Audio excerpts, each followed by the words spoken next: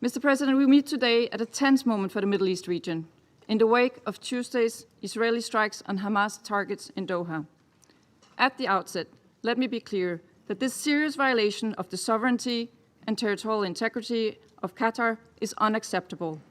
We condemn these strikes in line with the press statement agreed by all Council members.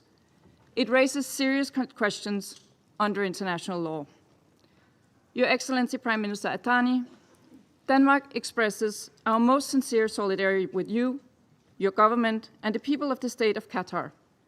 Thank you for your presence here today and for your commitment to peace, mediation, and multilateral dialogue.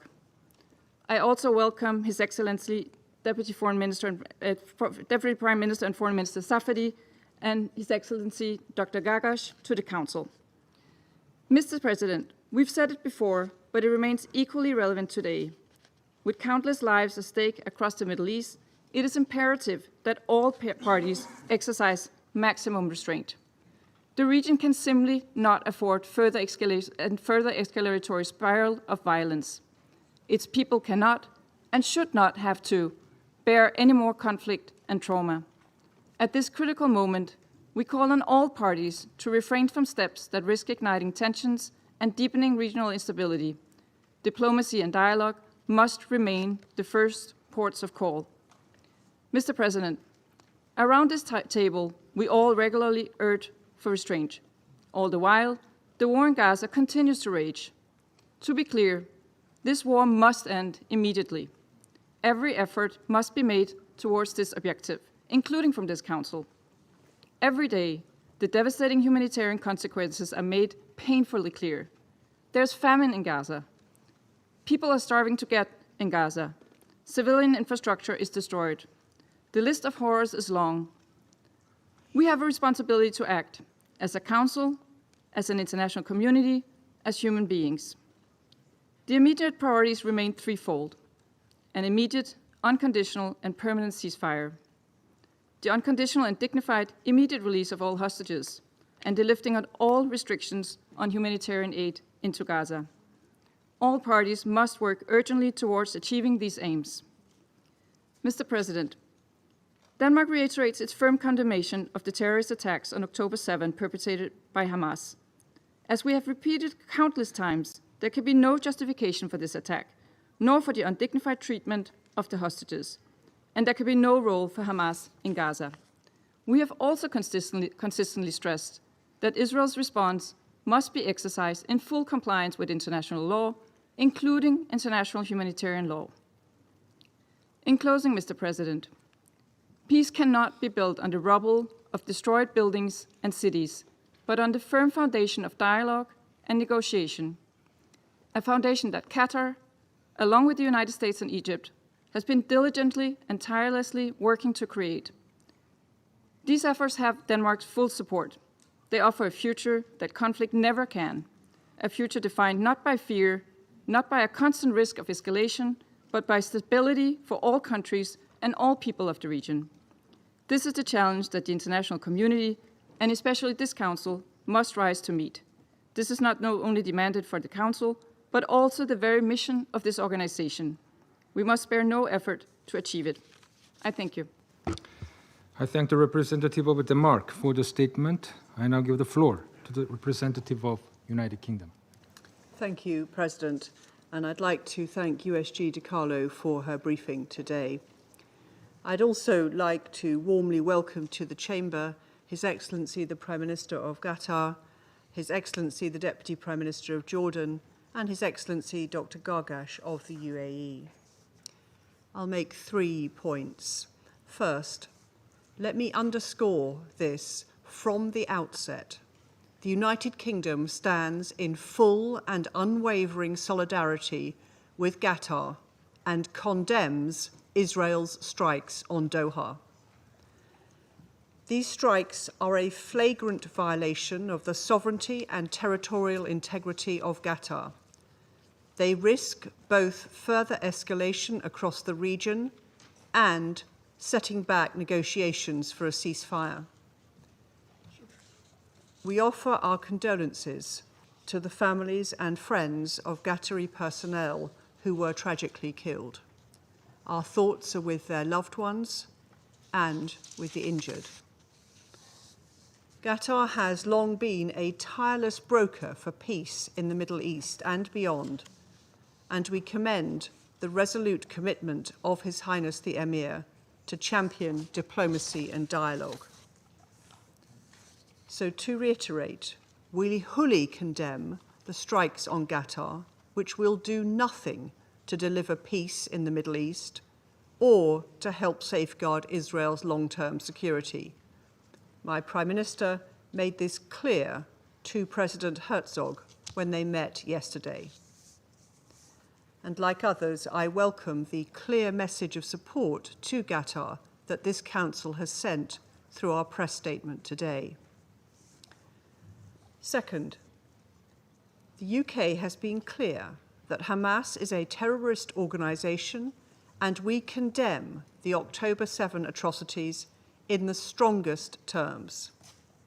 We reiterate that Hamas must release all the hostages, sign up to an immediate ceasefire deal, and commit to disarm.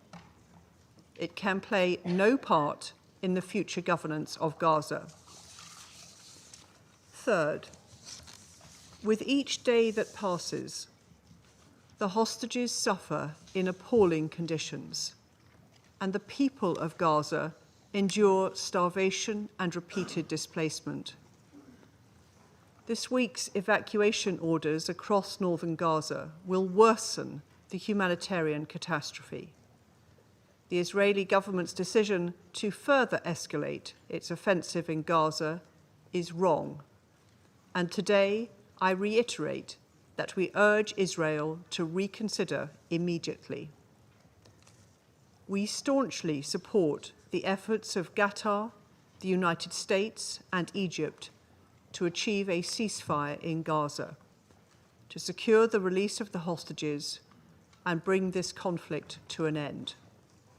We urge all parties to re-engage meaningfully to reach a negotiated deal. We also need an urgent surge of humanitarian aid into Gaza. It is abhorrent that famine is unfolding in parts of Gaza City, and we need immediate action to prevent it from spreading further. Israel must lift all restrictions on aid and allow the UN to deliver life-saving aid at scale. President, the only way to achieve lasting peace and security for Palestinians and Israelis alike is through a political solution. The UK will continue to work with our partners to develop a framework for long-term peace consistent with a two-state solution. Thank you. I thank the representative of United Kingdom for the statement. I now give the floor to the representative of Slovenia. Thank you, Mr. President, and I thank Under-Secretary General Di Carlo for her briefing. I welcome a number of high-level speakers, in particular Prime Minister of Qatar and Deputy Prime Minister of Jordan. Colleagues, sovereignty and territorial integrity of countries across the region violated. Security Council resolutions rejected. General Assembly processes ignored. ICJ decisions disregarded. Advisory opinions ignored. Civilians starved and killed. International mechanisms floated. The UN pressured. Humanitarian and medical workers, journalists attacked. Inhumanity and simply cruelty. A sense of complete impunity. And now, negotiators attacked on a foreign soil. I wonder, is this how peace is pursued? Is this really a way to bring hostages home? Slovenia is gravely concerned over the latest escalation in the Middle East. We strongly condemn the Israeli attack on the sovereignty and territorial integrity of the state of Qatar, and we stand in solidarity with Qatar. We once again call for full respect of the UN Charter and rules of war. Nobody is above the law, no matter how mighty one feels. We commend the crucial and constructive role of Qatar, a key mediator for a ceasefire in Gaza and for the release of hostages. We thank them for their efforts and urge them to continue. This Council has been unequivocal in our support to the role and work of the mediators, Egypt, Qatar, and the United States. Everyone around this table supports the process of mediation. What more can be said in this Council? How else can we say that all the red lines have been crossed and that enough is really enough? Colleagues, it's not the attempts of the Council members that are preventing solutions.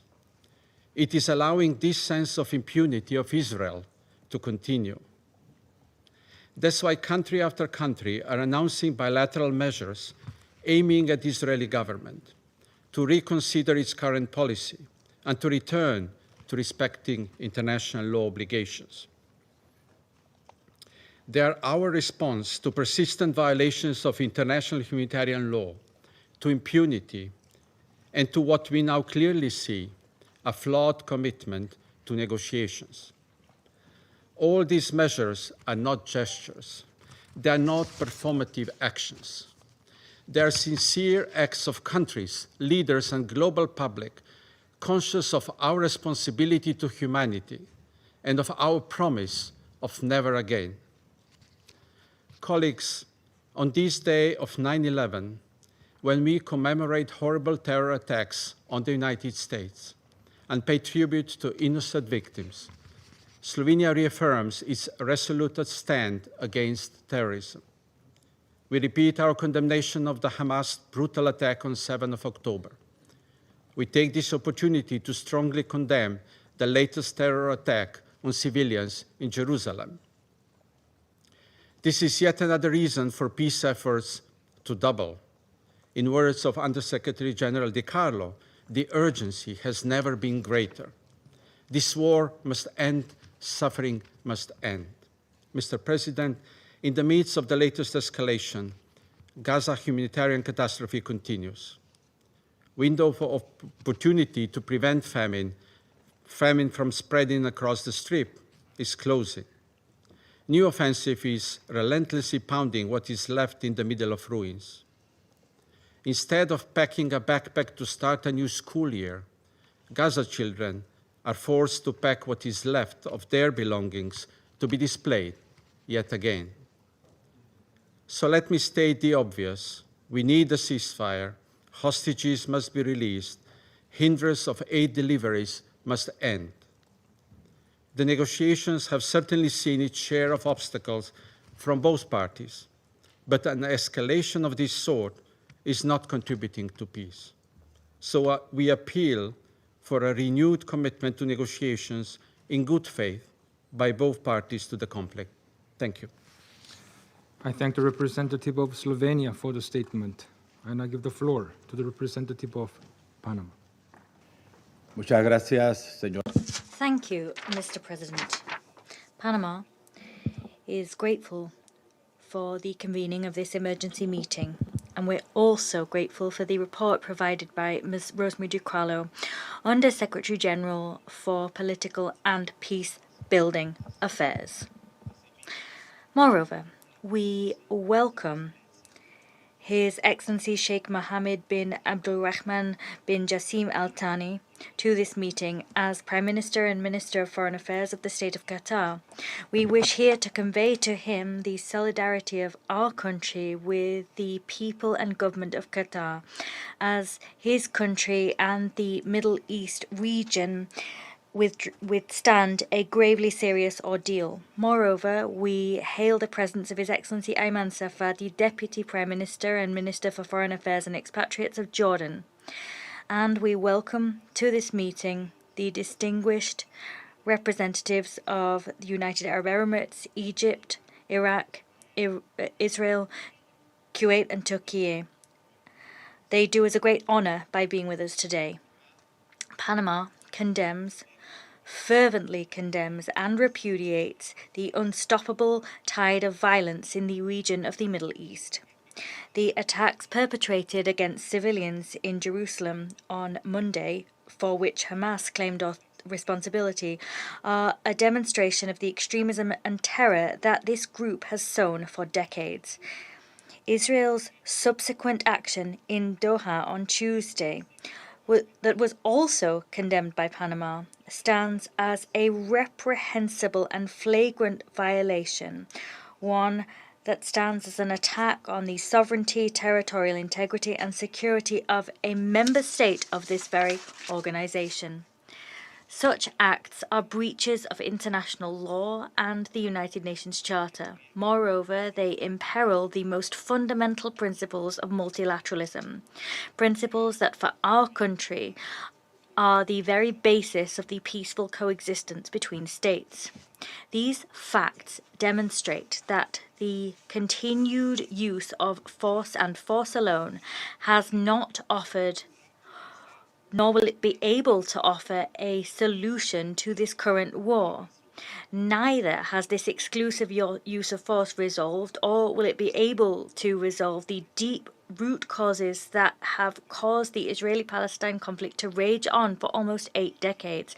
On the contrary, the use of force has simply seen the entrenchment of the logic of extremes. It has fueled a cycle of violence which hinders and indeed blocked any path towards a political solution.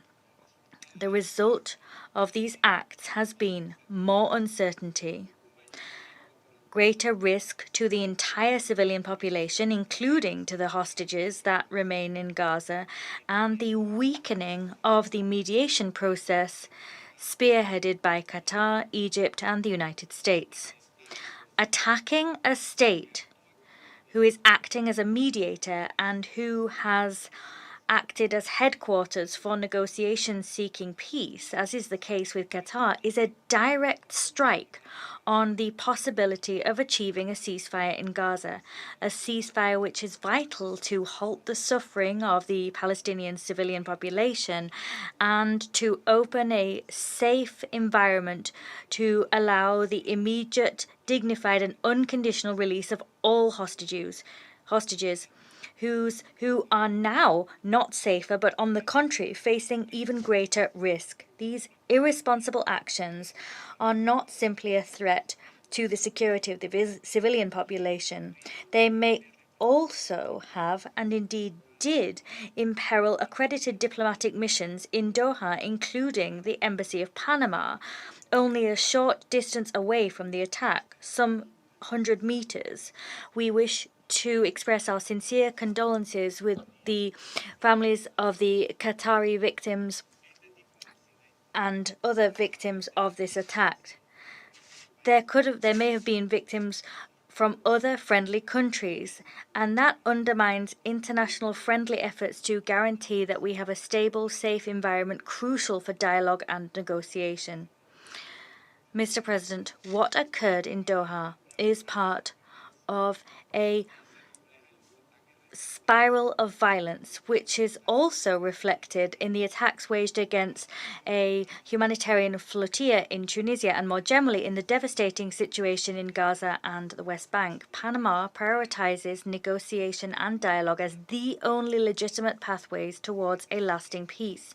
With that in mind, we invite parties to demonstrate in deed that they are seeking a genuine peace agreement and not seeking to extend the conflict. Moreover, we here underline the fact that no goal, as legitimate as it may be considered to be, can justify the use of means which violate international law or the principle of protecting human life. Panama asks the parties to exercise the utmost restraint. We urge them to step up their efforts to urgently achieve a sustainable ceasefire to facilitate the immediate and unconditional release of all hostages and to guarantee the safe, appropriate and sustained access of humanitarian aid, vital humanitarian aid to Gaza at scale.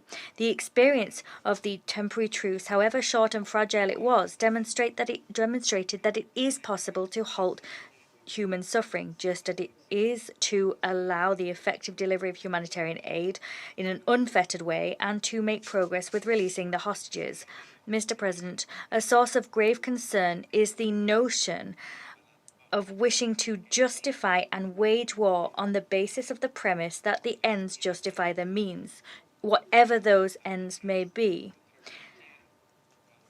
And this our principles must be upheld, whoever is concerned. The use of this ends justify the means logic will simply sow more destruction and suffering. The indiscriminate witch hunt of enemies does not lead to peace. On the contrary, it merely extends war and worsens the suffering of innocent people that are trapped in the midst of the siege. History has taught us that peace is something negotiated and made with our enemies. The time has come to choose restraint and to allow room for diplomacy before new actions further exacerbate the crisis. Panama reiterates that there is no military solution, only a comprehensive, just and lasting political process based on international law and on the relevant resolutions of the United Nations, as well as on the principle of two states and their peoples living in peace and security, will be able to guarantee the stability of the region and the safety and security of all. Thank you. I thank the representative of Panama for the statement. I now give the floor to the representative of Sierra Leone. Thank you, Mr. President. Mr. President, I thank you for convening this emergency meeting of the Security Council. And I also thank Under-Secretary General Rosemary DiCarlo for her briefing. Although in very difficult circumstances, I welcome to the Council His Excellency Sheikh Mohammed bin Abdulrahman bin Jassim Al Thani, Prime Minister and Minister for Foreign Affairs of the State of Qatar, and express not only the full solidarity of Sierra Leone, but also our commendation for Qatar's valuable global mediation efforts in conflict situations, particularly in the Middle East as well as in Africa. I also welcome to the Council His Excellency Mr. Ayman Safadi, Deputy Prime Minister and Minister for Foreign Affairs and expatriate of the Hashemite Kingdom of Jordan.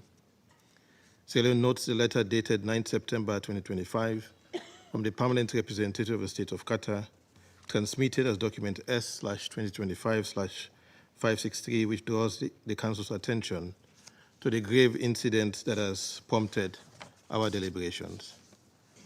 Sierra Leone has consistently upheld the conviction that the Middle East conflict, and in particular the Palestine question, must be resolved through peaceful means in accordance with the Charter of the United Nations. Article 2, Paragraph 3 oblige all member states to settle their dispute by negotiations, mediation, conciliation, arbitration, or other peaceful means while refraining from the threat or use of force, not to endanger international peace and security. It is in this light that Sierra Leone is deeply alarmed by the admission by the Prime Minister of the State of Israel of his government attack on Doha, the capital of Qatar, a state playing an active role as a mediator between Israel and Hamas in the ongoing escalation of the conflict in Gaza. Qatar's facilitation of dialogue has been indispensable to sustaining fragile ceasefire arrangements and preventing further escalation in Gaza. An assault on the territory of a mediator is not only a violation of its sovereignty, but also a direct strike at the very architecture of diplomacy. As the UN Secretary General has rightly stressed, all parties should be working towards a permanent ceasefire, not undermining it. Sierra Leone is gravely alarmed by this flagrant breach of international law. We strongly condemn Israel's attack in Doha, and we support the press statement just agreed by the Council members, which emphasizes the vital role that Qatar continues to play in mediation efforts in the region, alongside Egypt and the United States. We take note of the communication from the Gulf Cooperation Council member states, which described the strike, and I quote, as serious threats to the security and safety of Qataris and residents. Such actions constitute a grave breach of Article 2.4 of the Charter, which prohibits the threat or use of force against the territorial integrity or political independence of any state. Sovereignty and territorial integrity are cornerstones of our collective security system. As we strongly condemn the Doha attack by the State of Israel, we commend the restraint demonstrated by the State of Qatar. Sierra Leone calls for the continuation of the exercise of maximum restraint, the peaceful resolution of dispute, and full respect for the sovereignty and territorial integrity of the State of Qatar, in compliance with international law, the Charter of the United Nations, and provisions of relevant Security Council resolutions. States with influence must leverage such influence for de-escalation and peace in the region. Mr. President, beyond the violation of sovereignty, Sierra Leone is gravely disturbed by reports of targeted assassinations of individuals who should be considered protected persons under international law, particularly international humanitarian law. Equally troubling are reports of such assassinations in residential areas. The Geneva Conventions, particularly the Fourth Convention, and their additional protocols, clearly prohibit violence against civilians and all persons not taking a direct part in hostilities. The Geneva Conventions explicitly forbid violence to life and person, in particular murder of all kinds against those not taking active part in hostilities. Mediators, negotiators, medical personnel, journalists, humanitarian staff, and civilians remain under the protection of international law. Willful killing of such persons constitutes a grave breach of the Geneva Conventions and a war crime. We are appalled by the deliberate targeting of civilians and mediators under safe conduct, acts that undermine the distinction between combatant and non-combatant, including those not taking part in hostilities, with no continuous combat function, and outside areas of hostilities. We must be clear. International law does not recognize revenge. International law recognizes only lawful self-defense on the use of force against imminent unlawful attack or collective action authorized by the Security Council. Acts motivated by revenge, retaliation are illegal. No justification can excuse deliberate attacks on those who are not engaged in active combat functions. Colleagues, this development points to a larger challenge confronting the international community: the persistence of impunity in the face of serious violation of the UN Charter and international law. When such acts are met with silence or selective responses, perpetrators are emboldened to continue, eroding the credibility and weakening the rules-based international legal order. For the Council, failure to respond risks reducing this body to a bystander in the very crises it is mandated to address, and would amount to a referendum on the system we've built. Sierra Leone therefore urges this Council to affirm unequivocally the inviolability of the sovereignty and territorial integrity of Qatar and all member states to ensure that unlawful assassinations of protected persons are thoroughly investigated, to hold perpetrators accountable under international law, and to redouble efforts to bring the current conflict to an end through genuine good faith negotiations leading to a just and lasting peace. Mr. President, as we speak to the violations of the sovereignty of the State of Qatar, in the State of Palestine, in both the West Bank and Gaza, the inhumanity continues with ongoing hostilities. We remain gravely concerned about the humanitarian catastrophe in the Gaza Strip, with the declared famine, bombardment, and evacuation orders in Gaza City, mass displacement, act and rhetoric evincing genocidal intent. We are equally gravely concerned about the plight of hostages and recall with condemnation the 8 September attack on Israeli civilians at a Jerusalem bus stop, in which 6 people were killed and 8 others wounded.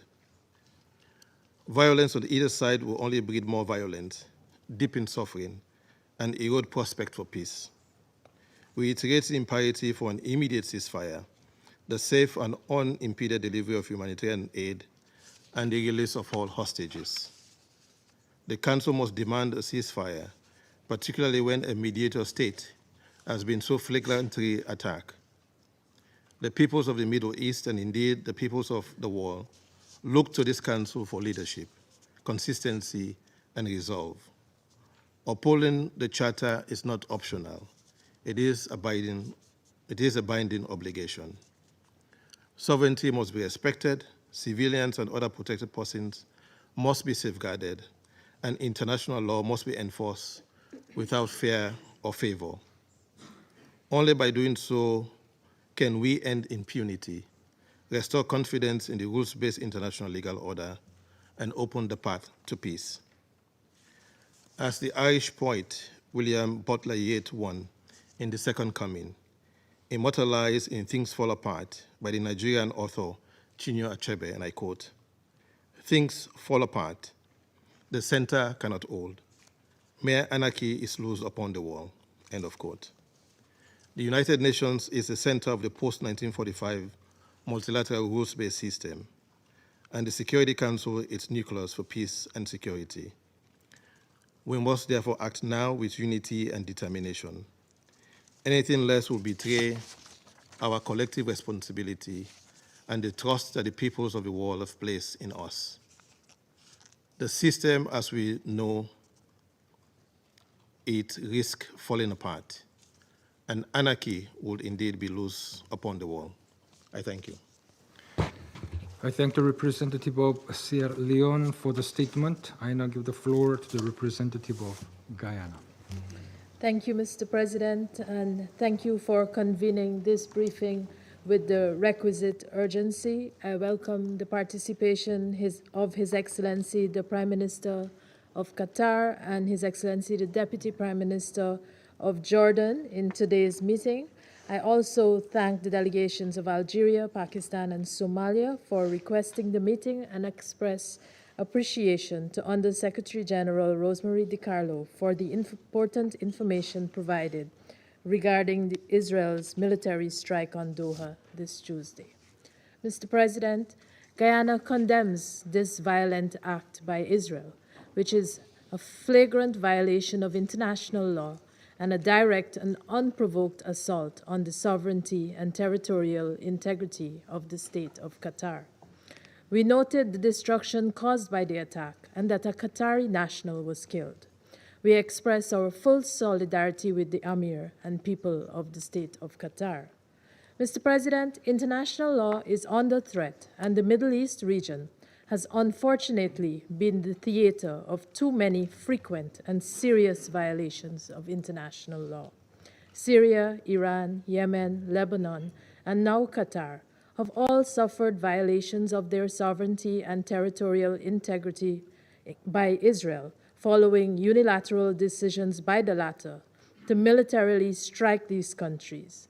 Just yesterday, we received reports of Israel's attack on Yemen involving strikes on civilian and residential facilities and the killing of several persons.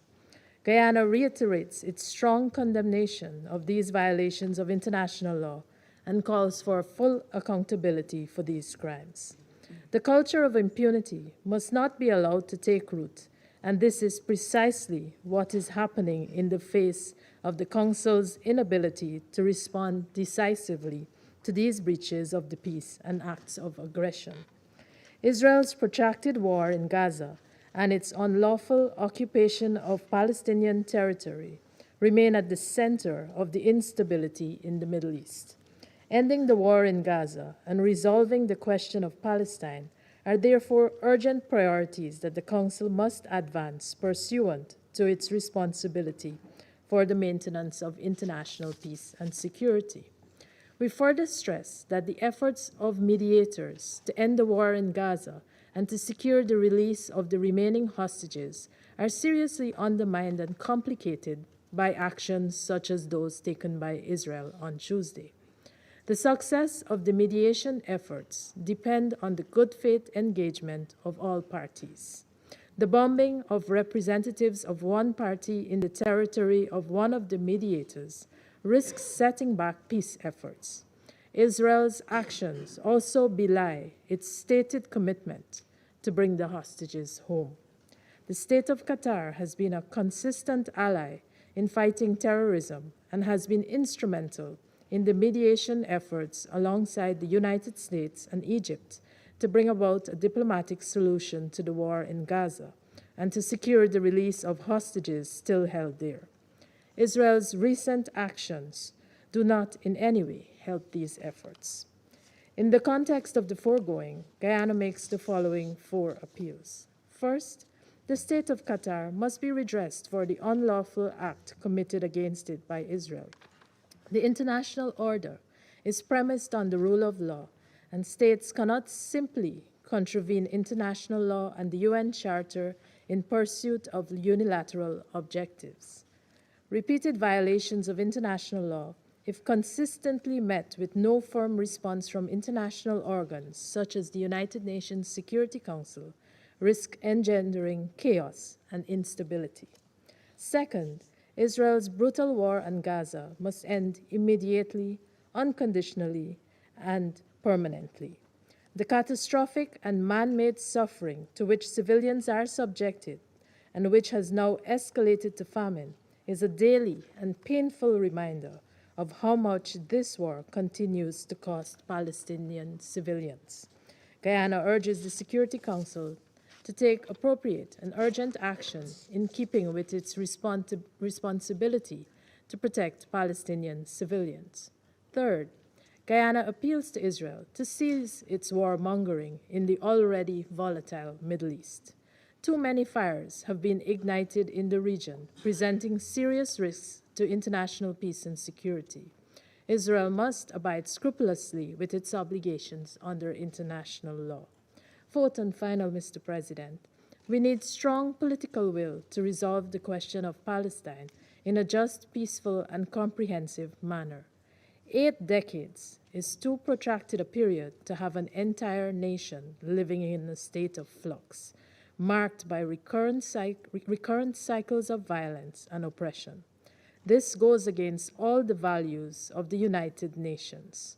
Until we settle the Palestinian question, our work will not be truly comprehensive in reach.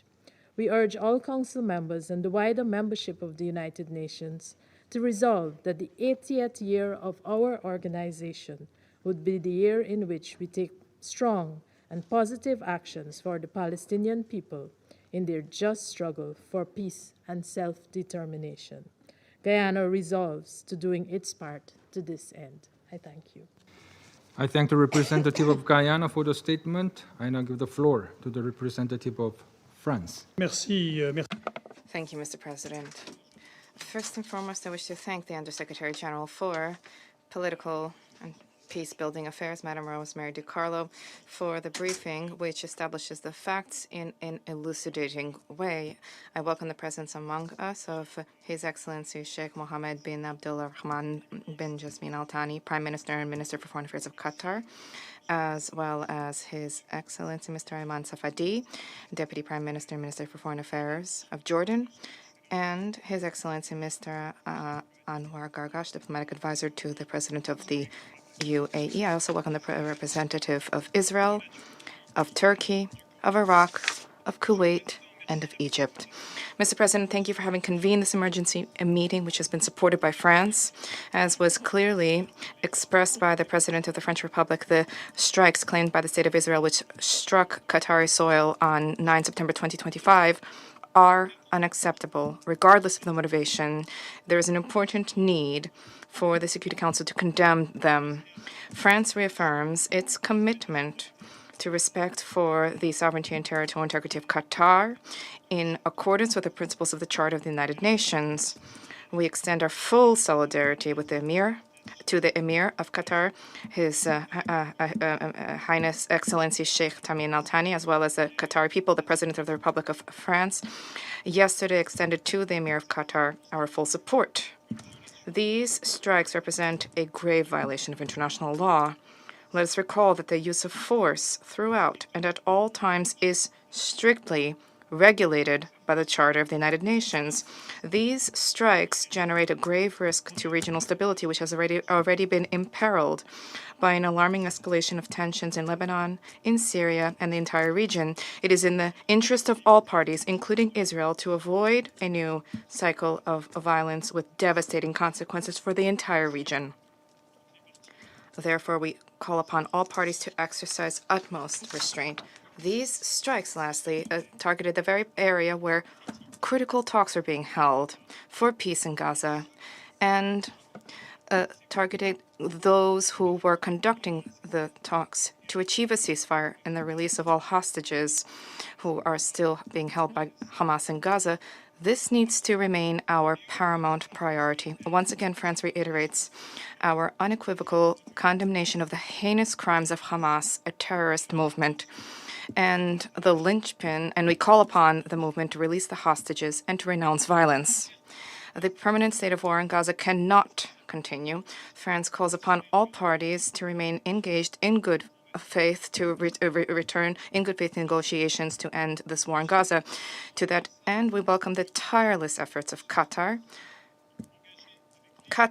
which alongside Egypt and the United States has been engaged in critical mediation efforts, and we are very much grateful to Qatar, a key mediator, and we call upon them to continue mediation to that end. Mr. President, there is an alternative to the cycle of violence. That is a political solution rooted in the two-state solution. This is the only way to achieve a lasting peace and security for the Israelis and for the Palestinians, as well as for the entire region. This solution hinges on the recognition of a sovereign Palestinian state with renewed and reformed governance. This solution hinges on the disarmament of Hamas, its exclusion for the future governance of Hamas, governance of Gaza, and the deployment of an international stabilization mission in the Strip. And this solution hinges on Israel's regional integration and the ultimate establishment and construction of a robust security architecture for the entire region.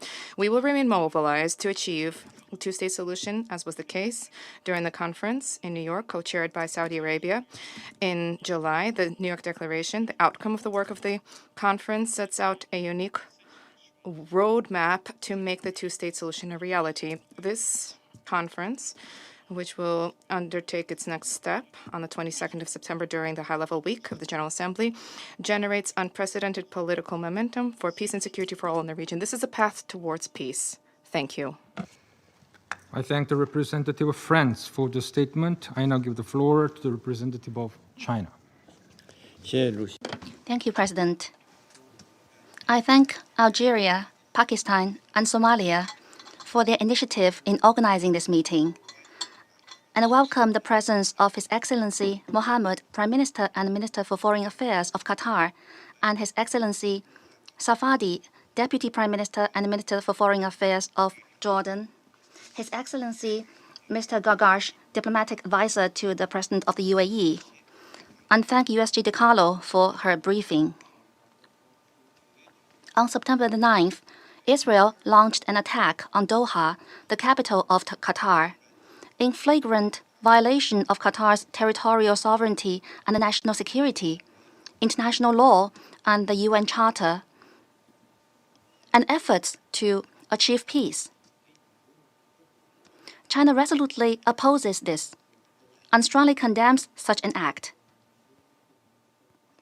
It is well known that Qatar, as an important mediator in the ceasefire negotiations, has made great efforts to promote the ceasefire and restore peace in Gaza, which has been highly appreciated by the international community. We note that on September 7th, the US put forward a new ceasefire proposal and claimed that Israel had agreed to it. However, just 2 days later, a Hamas delegation which was discussing the ceasefire proposal was attacked by Israel. Such an act of bad faith, irresponsibility, and the deliberate sabotage of the negotiations is indeed despicable. China is deeply concerned that the attack could lead to further escalation of tensions in the region. We must point out that this incident is closely related to the long-standing differing positions of some non-regional countries regarding the Middle East issue. We would like to advise these major countries, in the interest of regional peace and stability, to take a fair and responsible stance to play a constructive role along with the international community in promoting a ceasefire and cessation of hostilities and in easing tensions in the region. I would like to reiterate that military means and the indiscriminate use of force are not the way out of this problem, and that an immediate ceasefire is the right way to save lives and bring the hostages home. China strongly calls on all parties concerned, in particular Israel, to work harder to ease the fighting and resume negotiations, rather than the opposite. Israel must immediately cease all military operations in Gaza, fulfill its obligations under international humanitarian law as an occupying power, fully restore humanitarian access, and support the relief operations of the UN and other humanitarian agencies. President, the Gaza conflict has been going on for almost 2 years, resulting in a humanitarian catastrophe that is appalling and unprecedented in nature. During this period, we have witnessed over and over again the violation of international law and the undermining of the basic norms of international relations. The world cannot return to the law of the jungle, and the Middle East cannot remain in a state of perpetual war. As the primary organ for the maintenance of international peace and security, the Security Council has the responsibility to safeguard international order and the rule of law, and to promote regional peace and stability. The Council is now discussing a draft resolution on the humanitarian issue of Gaza. China supports Council's immediate action to end the fighting in Gaza and to ease the humanitarian catastrophe, and calls on the Council members and the international community to make joint efforts to this end. Thank you, President. I thank the representative of China for the statement. I shall now make a statement in my capacity as representative of the Republic of Korea. I also thank USG Rosemary DiCarlo for her briefing. It is deeply troubling that another unacceptable incident happened amid the ongoing instability and tensions in the region. The Security Council's press statement released today clearly exemplifies the collective voice of the international community.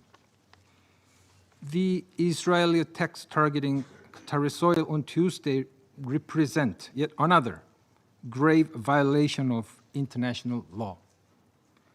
One of the core principles under the UN Charter is clear: sovereignty and territorial integrity must be respected in international relations. The Republic of Korea is appalled that the attacks allegedly targeting Hamas leadership, yet also killing a member of the Qatar Internal Security Forces, happened in the residential area of Doha, the capital of the key mediating country, Qatar. Therefore, the Republic of Korea calls for the full respect of sovereignty, territorial integrity, and political independence of every country, as well as immediate de-escalation in the region. International law can't be selective. It must be strictly observed by all states. More regional instability helps no one in the region at this vital juncture. Also unacceptable is that these attacks are hampering ongoing negotiations to secure an immediate ceasefire and release of all hostages brutally held by Hamas. And the attacks were committed just a few days after a new ceasefire proposal has been put forward. Hamas committed atrocious terrorist attacks against Israeli civilians, which we continue to condemn in the strongest terms. However, the Hamas attacks are not the only ones. Israel has also committed acts of terrorism against civilians, which we continue to condemn in the strongest terms. However, the Hamas attacks are not the only ones. Israel has also committed acts of terrorism against civilians, which we continue to condemn in the strongest terms. However, Tuesday's Doha attacks directly targeting its negotiation team does not help advance the talks, which stand at an inflection point. We reaffirm our full support for the efforts by the US, Qatar, and Egypt, and the unwavering commitment of Qatar for its diplomatic mediation undertakings, as reflected in the recent remarks by its Prime Minister. The instance was also grievous, as it may have significant negative impact on common efforts by the international community to ease the extreme humanitarian suffering of Palestinian civilians, as well as Israeli hostages held in Gaza. The international community, including members of this council, are seeking measures, either multilaterally or bilaterally, to expand the desperately needed humanitarian aid to those civilians in Gaza. It is lamentable that the government of Israel chose to pursue another act of hostility, rather than actively participating as a direct party to conflict in global humanitarian efforts to halt the famine. Colleagues, we all know the best solution to restore stability in the region: an immediate ceasefire in Gaza, the release of all remaining 48 hostages, as well as an urgent surge of humanitarian aid in Gaza, are all crucial for underpinning peace and stability in the region. Upon yet another dangerous escalation in the region, we now hear once again the desperate voice of the long-suffering hostage families pleading for the finalization of the deal. We must listen. The war in Gaza must end now. All hostages must be released. Civilians must be protected, and international law must be respected under any circumstances. We must chart a new path toward regional de-escalation and peace. I shall now make a statement. I resume my function as President of the Council. I now give the floor to His Excellency Sheikh Mohammed bin Abdulrahman Asim Al Thani, Prime Minister and Minister of Foreign Affairs of the State of Qatar. In the name of God, the merciful, the compassionate, may the peace, blessings, and mercy of God be upon you. Mr. President, allow me to congratulate you on assuming the presidency of the Council this month. We thank you for quickly responding to our request to convene this meeting. We especially like to thank Algeria, Pakistan, Somalia, the UK, and France that asked for holding this meeting on our behalf. We also thank Ms. Rosemary DiCarlo, Undersecretary General for Political and Peacebuilding Affairs, for her briefing. We thank the Council members for adopting the press release today. We appreciate your solidarity with Qatar that we heard in your statements after the unjust Israeli attack on Doha that the press statement has condemned. The attack occurred on the soil of a main mediator.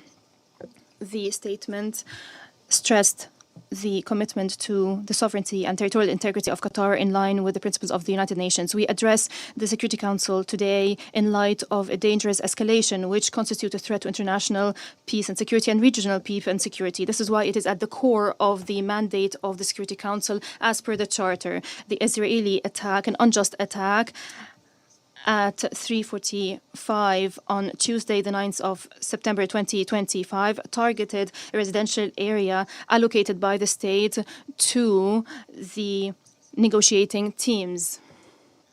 This is part of our ongoing negotiation efforts. These residencies house the negotiating team of Hamas and their families. The residential areas are known to all those who are engaged in negotiations, even diplomats and journalists that have held meetings with the negotiating team knows where these residencies are. We take measures to verify what happened, and it turns out that the casualties included Arif Bado, Saad Mohammed Ad-Dosi, who was 22 years old. He was martyred on duty. A number of civilians were also injured, and members of internal security forces working in the compound, they're receiving now medical treatment. We are trying to identify the identity of those affected.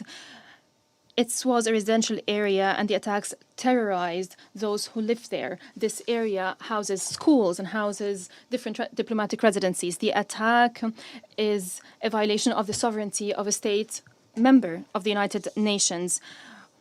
This attack is far away of the civilized behavior by states that believe in peace.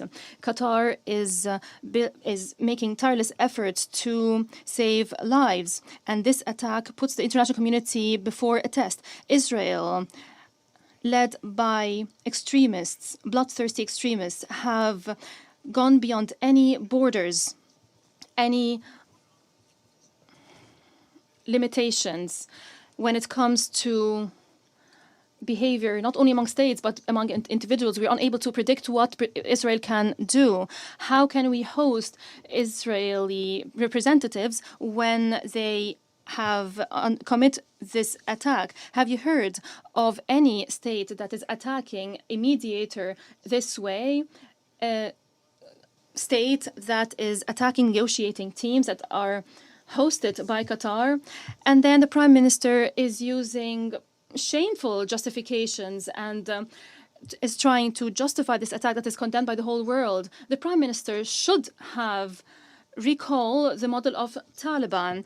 They had a political bureau in Doha, and we had a negotiation channel or a communication channel, and this channel led to reaching an agreement on Afghanistan that led to the end of the war after decades. The US have never targeted the negotiators over these years. On the contrary, the world has seen the success of these efforts in cooperation with the United States under the leadership of Donald Trump to end the longest war in the history of the United States in 2020. This is the approach we pursue. This is the approach that the Prime Minister of Israel is trying to distort. These continued violations of international law, this behavior that undermine all values, prove only one thing, that the current leaders of Israel are arrogant, and they believe that they enjoy impunity. In addition to the genocide in Gaza and the unprecedented humanitarian disaster in the Strip, and the international community has not acted yet, here we are. We can see that Israel is undermining the stability of the region impetuously. Israel is trying to rearrange the region by force. It is using fundamentalist ideas. That is the basis of Israel's behaviors. Israel leaders are declaring that.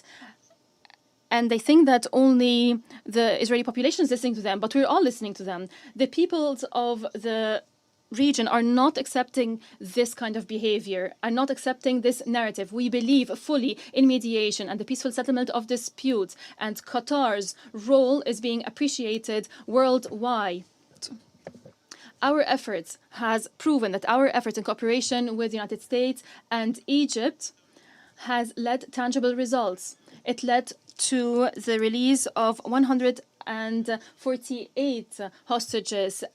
It has led to providing humanitarian aid to Gaza. It was a glimmer of hope, a rare glimmer of hope in this Gaza. But attacking our territories while we were busy with negotiations has uncovered the intention of Israel. It is trying to undermine any prospect of peace. It is trying to perpetuate the suffering of the Palestinian people. The Palestinian people is subjected to unimaginable suffering. It also shows that extremists that rule Israel today do not care about the hostages. This is not a priority. Otherwise, how would we justify the timing of this attack? Because the negotiations were looking at the latest US proposal. The negotiating team of Hamas have been getting together to discuss the US proposal, and the attack occurred. Mr. President, I stand before you today and I urge your august council to bear its historic responsibility. Silence before the law of the jungle and targeting a sovereign country this way undermines international efforts, undermines the prospects of any peace process in our region. The continuation of such attacks does not only target Qatar, it is a clear threat to target any country that is working on achieving peace, and that undermines the trust in the United Nations. The state of Qatar stresses, under the leadership of its emir, may God protect him, that we will continue our humanitarian and diplomatic role without any hesitation in order to stop the bloodshed. At the same time, we will not condone any attack on our sovereignty. We will reserve the right to respond through tools guaranteed by international law. We call for peace, not war. Peace is our approach, and we will not be deterred by those who call for war and destruction. Before your Security Council, we present these facts, and we recall that today we're discussing an attack on all diplomatic efforts to reach peaceful solution. The only way to peace goes through negotiations, and it starts with a ceasefire and the release of all detainees and hostages, and ensuring the unconditional entry of humanitarian aid and lifting the blockade. Allow me, on behalf of all peace-loving peoples around the world, I would like to be optimistic. We cannot succumb to extremists. We have to continue to pursue peace through the two-state solutions, through the establishment of the independent Palestinian state, fully sovereign on Palestinian national soil, according to international resolutions. We need two states, two peoples living side by side in peace. This will only be achieved through the adherence of the principles of international law. I thank you. I thank His Excellency Sheikh Al Thani for the statement.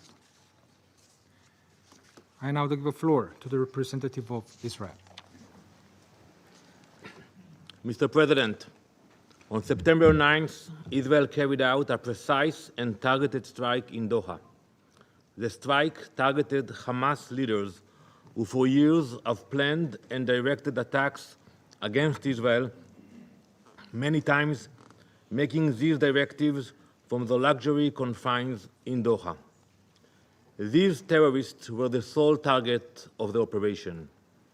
The men targeted were not legitimate politicians, diplomats, or representatives. They were the masterminds of terror. They orchestrated the massacre on October 7th, murdering civilians, kidnapping children, raping women, wiping out entire communities. As the smoke still rose from the massacre, even as the attack was still unfolding, Hamas leaders in Qatar appeared live on television, proudly broadcasting their celebration. While Israelis hid in safe rooms, fled from gunfire, and endured murder, kidnapping, and rape, Hamas's leaders feasted and congratulated themselves in real time. These are the same men who called for jihad to escalate the conflict. They called for blood, not peace. They wield terror, not negotiation. And the terror has not stopped. Just days ago, at Ramot Junction in Jerusalem, Hamas terrorists opened fire on a bus stop crowded with children and adults. 6 innocent people were murdered, among them a 25-year-old who had immigrated from Spain, recently married and building his future in Israel, a rabbi who had dedicated his life to teaching the next generation, 2 residents of the community struck down in their own neighborhood. Among the wounded was a woman 8 months pregnant, left to fight for her life and the life of her unborn child. These are not numbers. They are lives, families, futures stolen. When the gunfire stopped, the bus and the pavement around it were drenched in blood. This is what terrorism looks like. Mothers clutching babies, a bus stop turned into a battlefield, a community scared in seconds. This is a reality we face in Israel. Terror raising its ugly head almost every single day. And let this council be reminded, there can be no immunity for terrorists. Hamas immediately praised the killers as heroic and exceptional, later claiming full responsibility for the attack and calling the massacre of innocent people a natural response. There is nothing natural about this. It is terror, pure and simple. Today, 48 innocent people are still held hostage by Hamas. Their families live in daily pain. It has been more than 700 days that innocent people have been trapped in Hamas captivity. 700 days of cruelty and abuse. Hamas has used them as bargaining chips, turning their suffering into currency. But let me be clear, there is no immunity for terrorists. Not for those who commit it, and not for those who enable it. Israel has agreed to President Trump's ceasefire proposal. We are ready to stop the fighting, but Hamas refuses. They keep the world waiting. They are in no rush. They have the time. Indifferent to the human suffering that their delay causes. And who suffers from this refusal? Not the leaders of Hamas, living abroad in the Ritz-Carlton in Doha. They don't suffer, they have the time. But the hostages languishing in their cells and the people of Gaza used as human shields. From the start, Hamas's strategy has been to embed its weapons among civilians. They hide rockets in schools, command centers in hospitals, and tunnels under homes. They put their own people in harm's way, then cry crocodile tears when civilians are hurt. Our fight is with Hamas, not with the people of Gaza, not with the state of Qatar. Israel will continue to take precautions to protect innocent lives. That is the difference between us and those who glorify massacre and terror. Like in the Bible, like Cain in the Bible, who was marked for the murder of his brother, so too are Hamas's leaders marked for their crimes. It doesn't matter where they hide, whether in the tunnel in Gaza or in a luxury hotel abroad. The mark of Cain is upon them. For too long, Hamas leaders have been sheltered not only in Doha, but in Beirut, Tehran, and elsewhere, parading as politicians and statesmen while acting as terrorists. They are treated like celebrities, when in reality, they are commanders of massacre and barbarism. This false disguise of legitimacy gave them freedom to move, to buy weapons, to recruit through so-called humanitarian networks, and to spread propaganda on international platforms that should have rejected them. This strike sends a message that should echo across this chamber. There is no sanctuary for terrorists, not in Gaza, not in Tehran, not in Doha. There is no immunity for terrorists. And yet, here in this council, some members chose to give Hamas legitimacy, even protection. Israel will not. We will act against the leaders of terror wherever they are hiding. Mr. President, we have heard today in this council allegations about a breach of the territorial sovereignty of Qatar. But one must ask, where were these concerns when sovereignty was violated by terror itself? On October 8, when Hezbollah launched rockets across Israel's border, when Houthis fired a ballistic missile at Ben Gurion airport, or just days ago, when a Houthi drone crashed into the arrivals hall of Rabon airport, injuring civilians.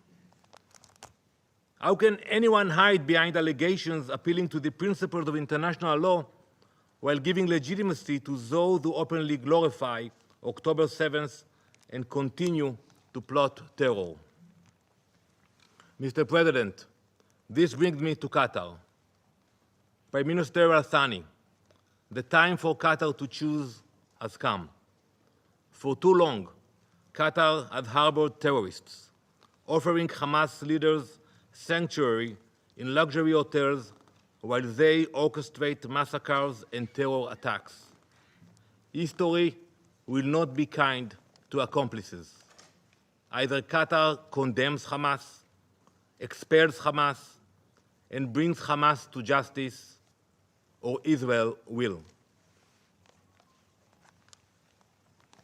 Mr. President, the world has faced moments like this before.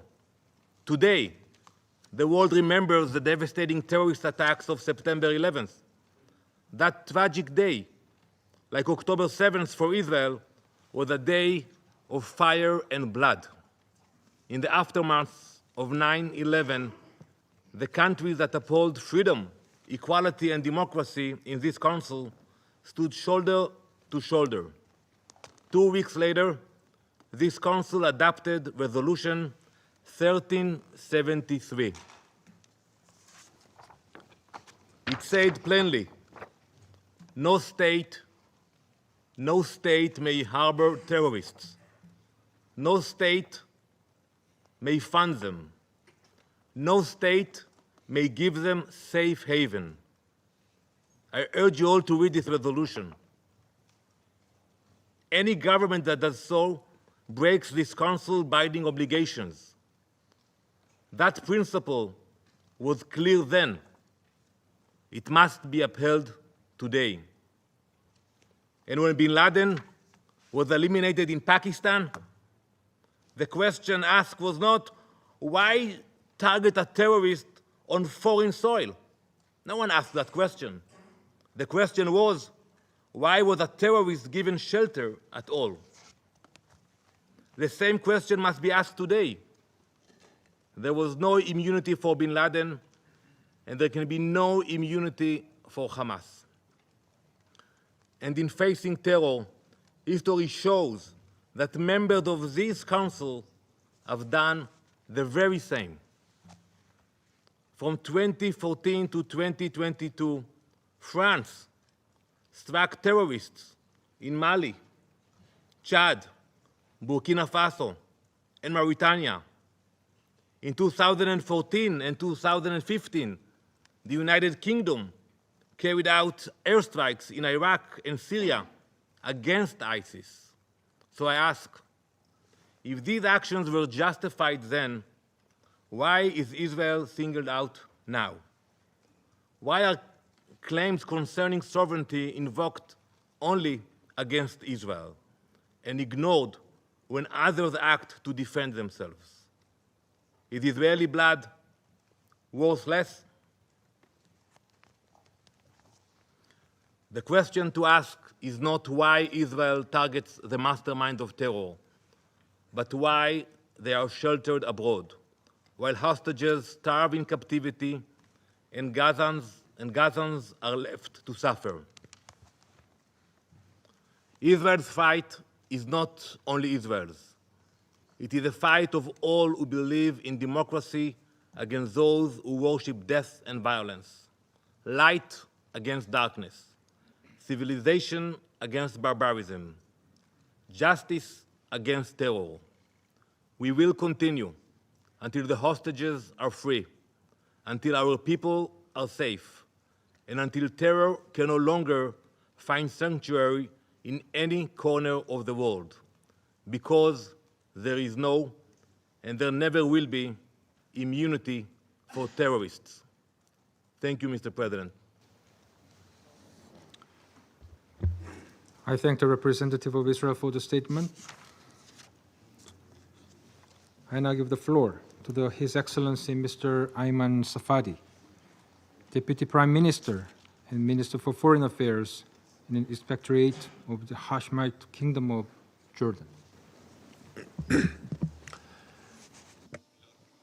In the name of God, the merciful, the compassionate, Mr. President, I congratulate you on assuming the presidency of the Council, and I thank Undersecretary General De Carlo for her briefing. Esteemed colleagues, a rogue government soaked in the blood of innocent people, imbued with extremism and hatred, does not care about international law, is not deterred by human values, considers itself above the law, uses brutality to impose a racist ideology and to achieve expansionist goals that threatens peace and security in the region and the world. This is the reality of the Israeli government. The international community must act immediately and effectively to curb its arrogance and to protect the whole region from its disastrous actions. Over the past 23 months, Israel has killed more than 65,000 Palestinians in Gaza. It claimed the lives of 540 humanitarian workers and 247 journalists. It has used starvation as a weapon. The famine that it created in Gaza killed 411 Palestinians, including 142 children.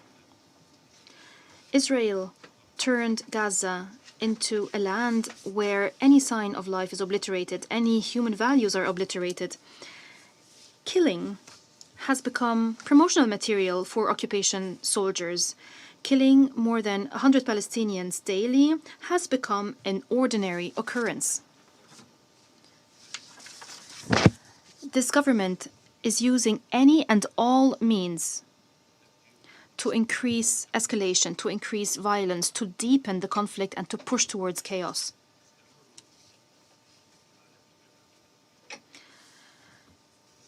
It continues to commit genocide in Gaza.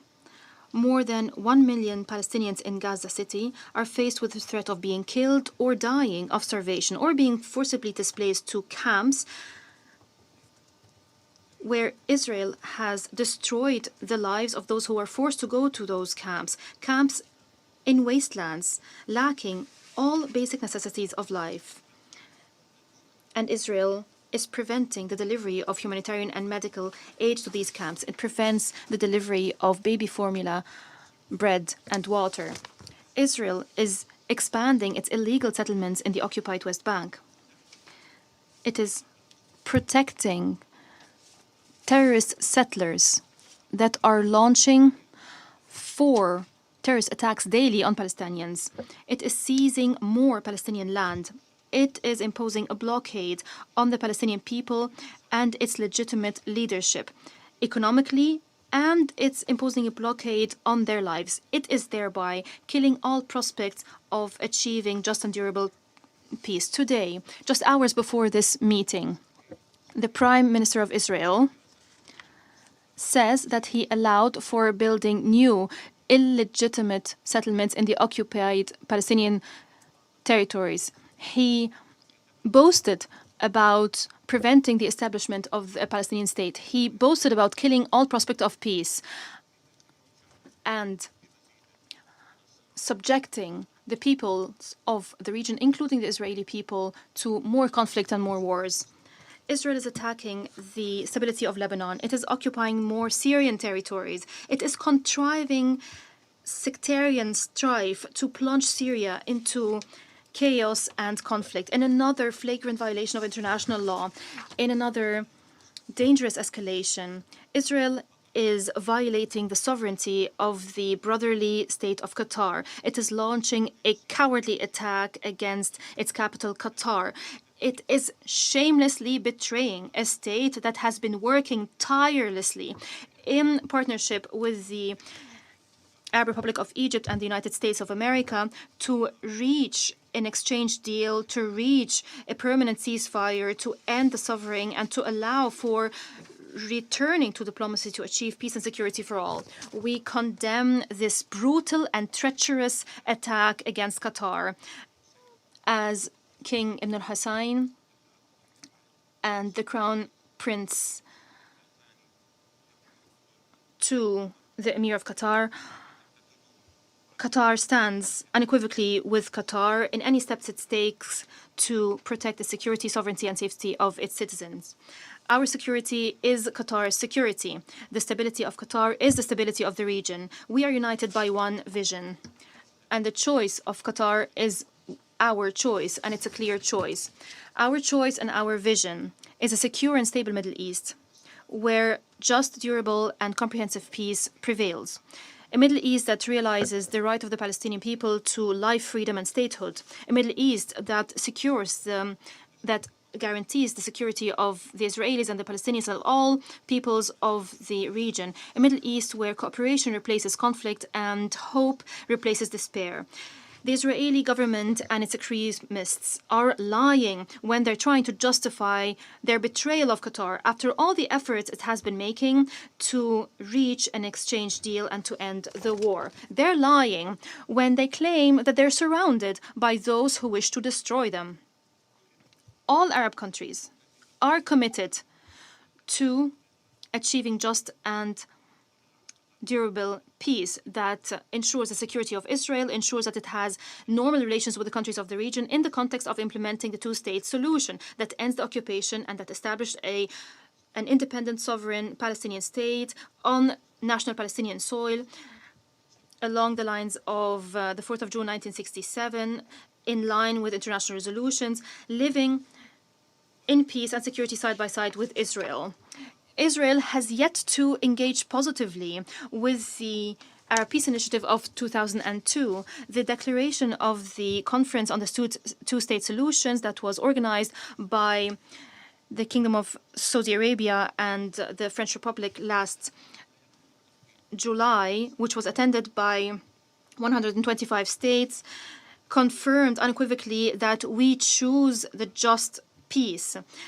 The meeting that will be held here in the United Nations as a follow-up to this conference offers an opportunity to all states to support peace efforts by recognizing the Palestinian state and by supporting the two-state solution as the only way to achieve peace.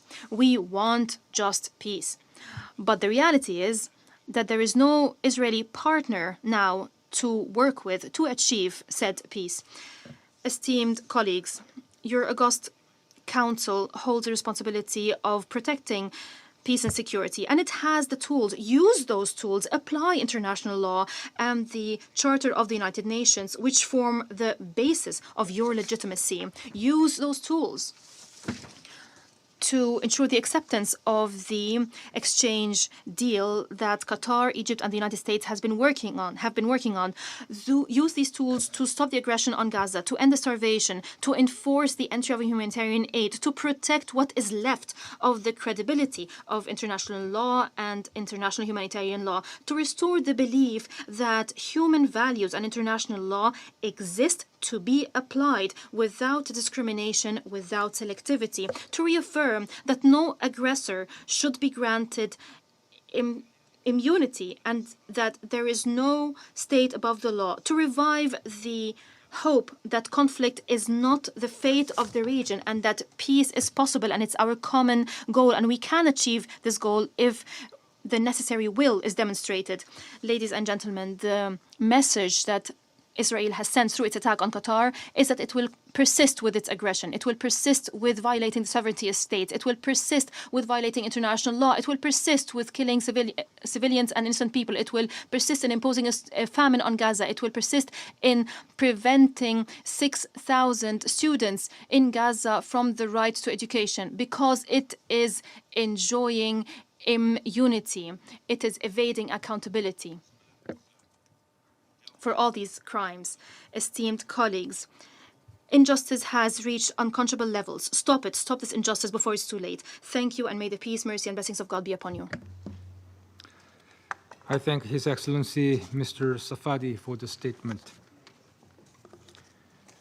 I now give the floor to His Excellency Mr. Anwar Gargash, Diplomatic Advisor to the President of the United Arab Emirates. Mr. President, I would like to begin by thanking the Republic of Korea for promptly convening this emergency session. I'd also like to thank Ms. Rosemary DiCarlo for her comprehensive briefing.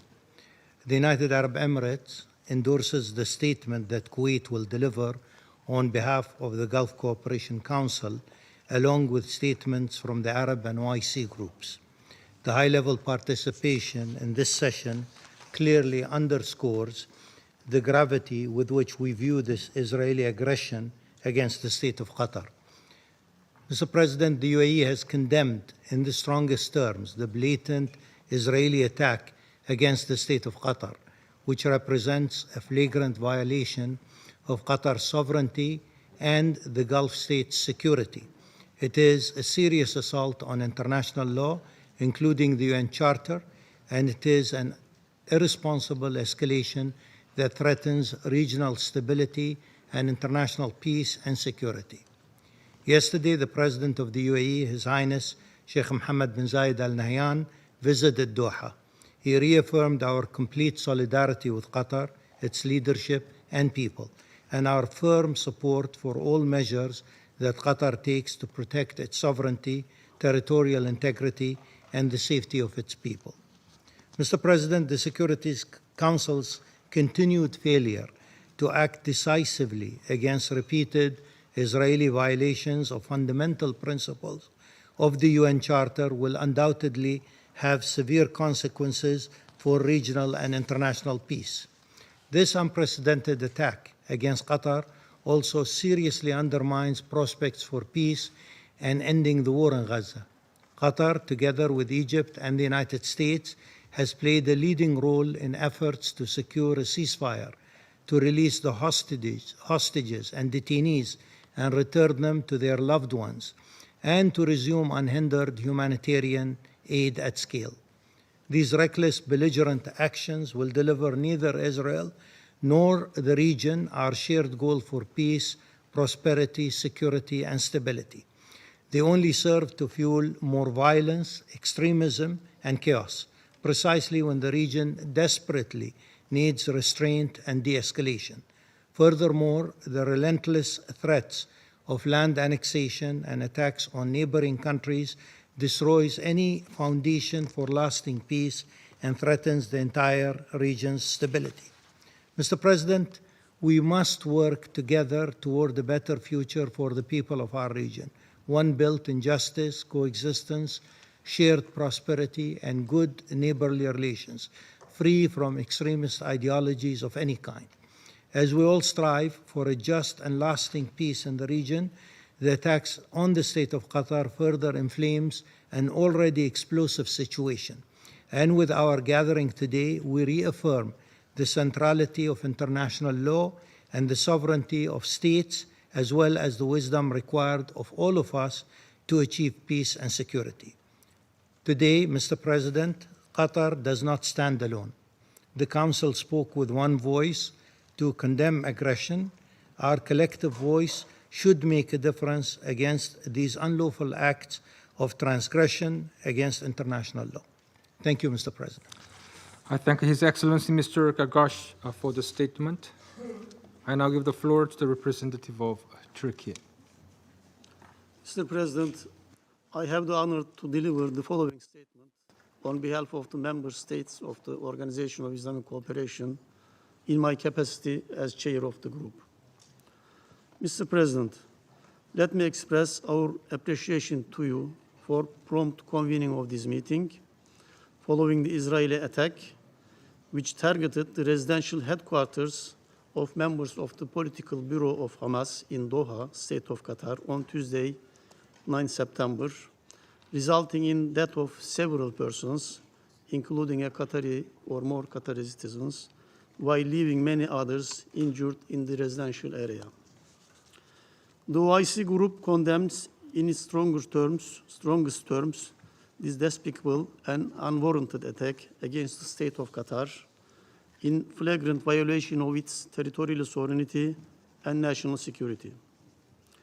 There is no doubt that this dastardly action constitutes a blatant violation of the norms of international law and certainly the Charter of the United Nations, much as it represents an overt threat to both the security of the Middle East region and indeed international peace and security.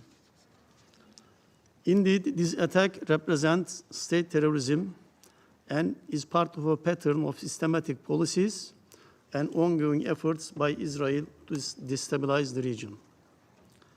We express our full solidarity with the state of Qatar during this critical period, while we stand united in support of the right and duty of the state of Qatar to respond decisively to any reckless breach or aggression that threatens its security and jeopardizes regional stability. We also support Qatar as it takes necessary measures to protect its citizens and defend its sovereignty and territorial integrity, including political, diplomatic, and legal measures. We commend the tireless and sincere efforts made by the state of Qatar under the leadership of His Highness Sheikh Tamim bin Hamad Al Thani, Emir of the state of Qatar, in the areas of mediation, de-escalation, and peaceful resolution of disputes in the region and beyond. These efforts are crucial to maintaining international peace and security in accordance with the Charter of the UN. We appreciate the commitment of the state of Qatar to continue its steadfast and constructive approach of standing with its brothers and friends and in advocating for just humanitarian causes, thereby strengthening the foundations of international peace and security. In this regard, OIC Group calls on the United Nations Security Council to take firm measures in the face of this unjustified use of armed force against the sovereignty of Qatar, an act that constitutes an obvious threat to international peace and security. Accordingly, we call on the Council to hold Israel accountable for this act of aggression. OIC Group recognizes that this latest act of aggression against a peace-loving, mediating state in our region is yet another example of the impunity which has continued to characterize Israel's relations with the countries in the Middle East.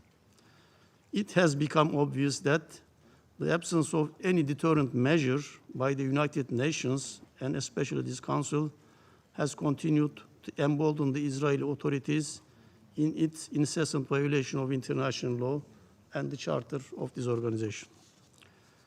We recall the unwavering position of the Organization of Islamic Cooperation pursuant to its charter, as well as its various summit and ministerial resolutions, which firmly reject any aggression against the sovereignty and security of any of its members. We call on the international community to strongly condemn this illegal attack against Qatar as a way of promoting, supporting, and defending the noble principles of peace and security within the global setting. I thank you again, Mr. President.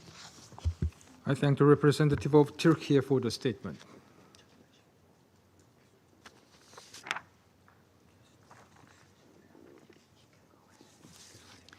I now give the floor to the representative of Iraq.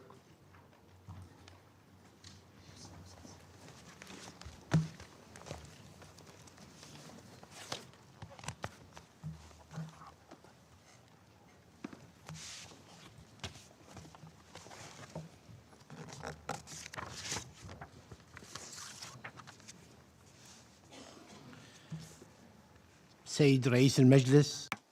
Mr. President, I would like to seize this opportunity to congratulate you on assuming the presidency of the Security Council this month. We also thank and express our gratitude to the Republic of Panama for assuming the presidency of the Security Council last month. We also express our deep appreciation for the efforts to convene this emergency session. Mr. President, the Middle East region is currently on a dangerous slope as a result of the reckless, ongoing actions of the Israeli entity. And at a time when voices are rising, demands are growing for calm and de-escalation, for intensifying diplomatic efforts, and for ending the ongoing bombardment of the occupied Gaza Strip and the series of crimes committed there, amidst all of this, the Israeli entity is once again deliberately trying to drag the region and the world onto a dangerous path by committing a blatant attack on Tuesday, September the 9th, 2025, targeting residential buildings where a number of members of Hamas political bureau reside in the Qatari capital, Doha. This attack resulted in the death of a number of people, including a Qatari citizen, in addition to a number of injuries. The attack took place in a residential area that includes also a school and houses. We reiterate that this attack constitutes a flagrant violation of all international laws and norms. It is a serious threat to the security and safety of citizens and residents of the state of Qatar. These repeated attacks by the Israeli entity are nothing but acts of aggression against the entire region and a flagrant threat to international peace and security. As such, we call upon the international community to shoulder its legal and moral obligations in the face of these attacks. We stress the need for firm and strict international positions, especially in the Security Council. This attack represents state terrorism and comes in the context of systematic policies and continuous attempts by the Israeli entity to destabilize security and stability in the region. It requires a policy of zero tolerance for such reckless behavior, this constant tampering with the security of the region, or the targeting of the security and sovereignty of states. Mr. President, the Arab group condemns in the strongest terms the Israeli attack on the Qatari capital, Doha, and the threat to the safety and security of its citizens, as well as the violation of the safety and sovereignty and territorial integrity of the Qatari state. We support the state of Qatar within the framework of its right and duty to act decisively against any reckless violation or aggression that undermines its security and threatens the stability of the region. We support Qatar in preserving its right to respond to this blatant attack and to take all necessary political, diplomatic, and legal measures to protect its people and defend its sovereignty and territorial integrity, including, as we said, political, diplomatic, and legal measures. We commend the tireless and sincere efforts undertaken by the state of Qatar in the framework of mediation, de-escalation, and the peaceful resolution of disputes in the region within the framework of maintenance of international peace and security in accordance with the UN Charter. We value Qatar's affirmation that it will continue this constructive approach, standing with brothers and friends and supporting the just human causes in a manner that would safeguard and bolster international peace and security. The current phase also requires the redoubling of our efforts, and that our top priority should be to stop the targeting of civilians and save the regions from the evils of war. Mr. President, the foundations of protecting regional and international security, which are your responsibility, require us to stand today to stop these attacks immediately, to hold accountable those who threaten our security and stability, to hold the Israeli entity legally and politically responsible for these irrational and reckless acts, and take all measures to stop these violations and ensure their non-recurrence. Thank you, Mr. President. I thank the representative of Iraq for the statement.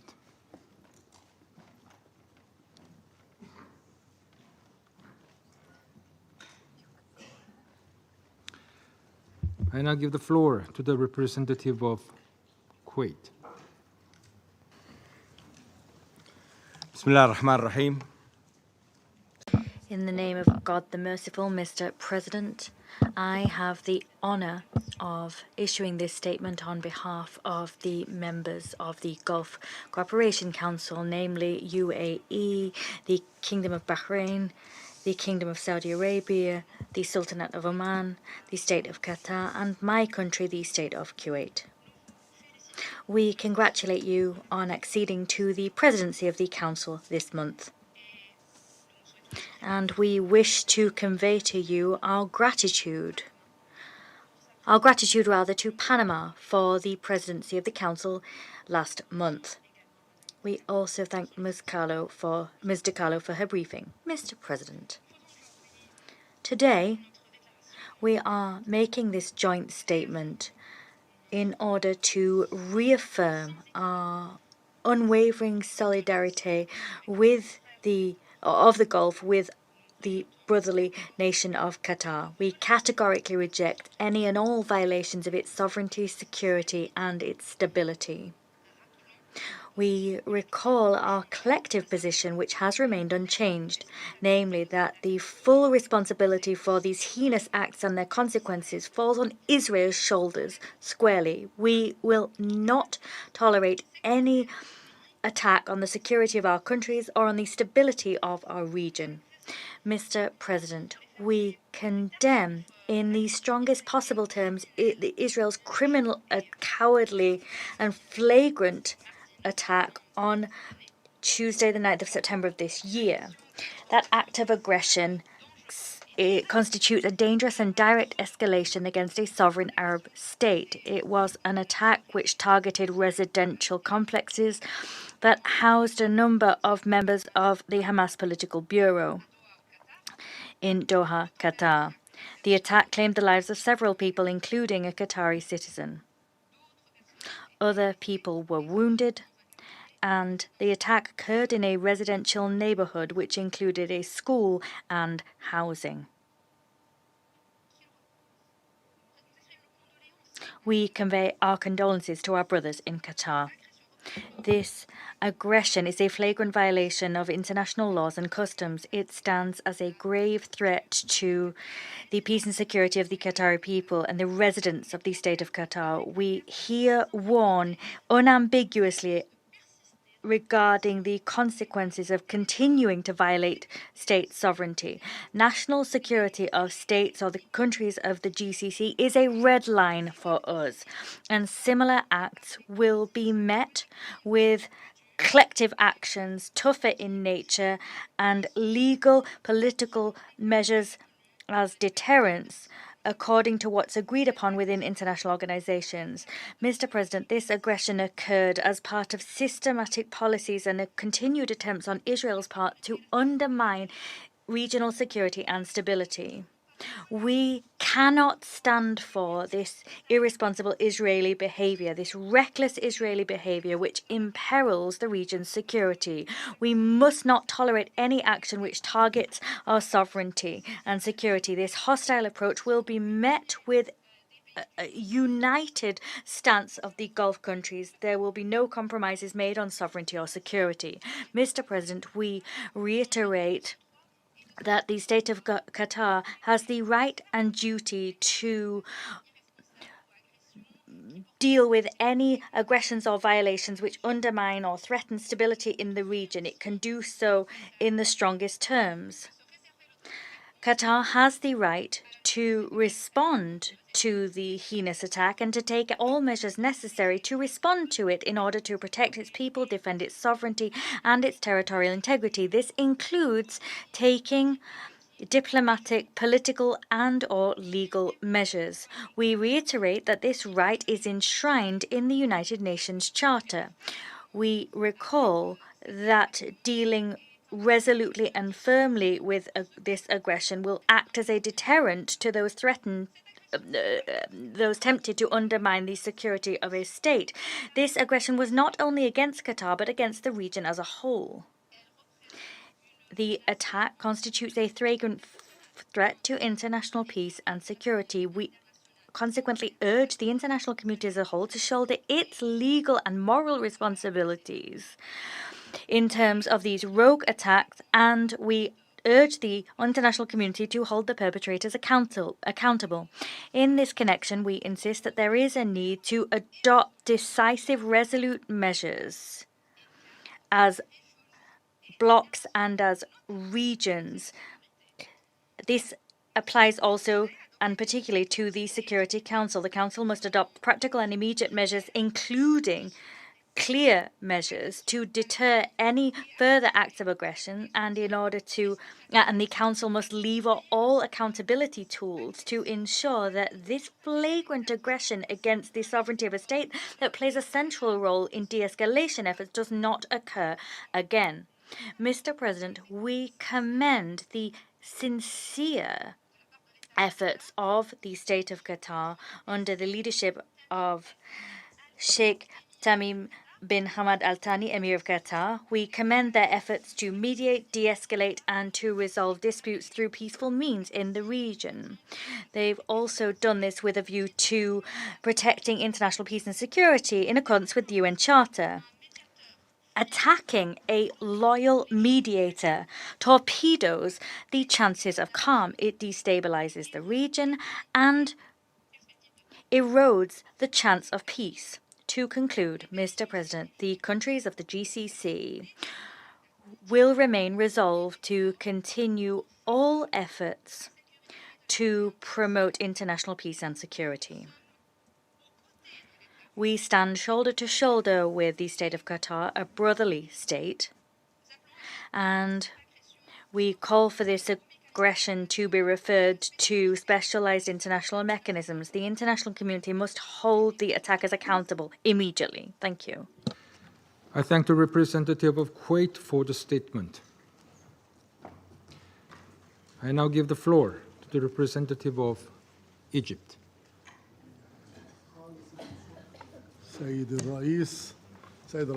Mr. President, Your Excellency, Mr. Abdulrahman Al Thani, the Prime Minister of Qatar, Your Excellency, Mr. Ayman Al Safadi, Deputy Prime Minister and Minister of Foreign Affairs of Jordan, Mr. Anwar Gargash, Diplomatic Advisor to the President of the UAE. We gather today to discuss the aggression that was unacceptable against the state of Qatar, that was making tireless efforts alongside with Egypt and the US to achieve ceasefire in Gaza Strip and achieve security and peace for the Palestinian and Israeli peoples alike. Israel's cooperation and appreciation of these efforts was a treacherous aggression on Qatari territory under unacceptable pretexts. Mr. President, Israel committed an aggression against an Arab country that was not the first of its kind and will not be the last since the beginning of the crisis in Gaza. It committed this aggression in light of a genocide committed against the Palestinian people that we must not overlook, and in light of the displacement of the Palestinian people and the occupation of their lands that must end.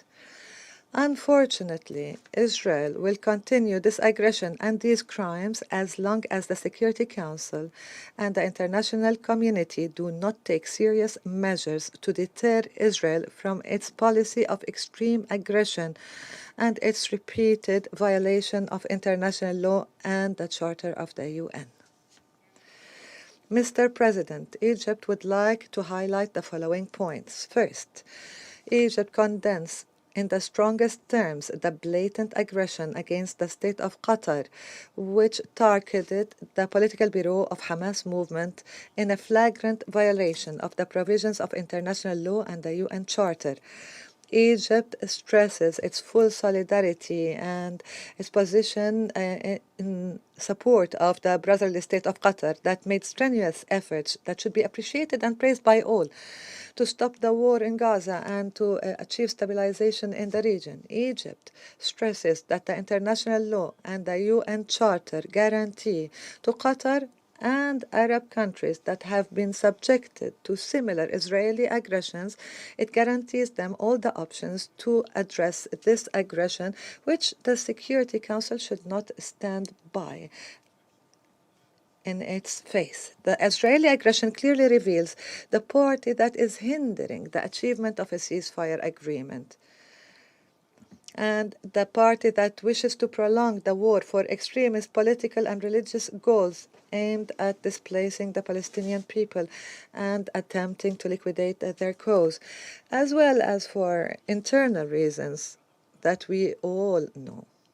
The aggression targeted Qatar, which is making tremendous efforts with Egypt to reach this agreement, and aimed at a meeting that was scheduled to discuss the latest offer to stop the war and proposals to do that, which of course will further cause difficulties and make it difficult to reach a solution within the negotiations. Third, this brutal attack clearly reflects the ideology of Israeli politics, which knows nothing but the language of killing, destruction, and aggression, an ideology that does not distinguish between right and wrong, and is even assaulting those who are helping it.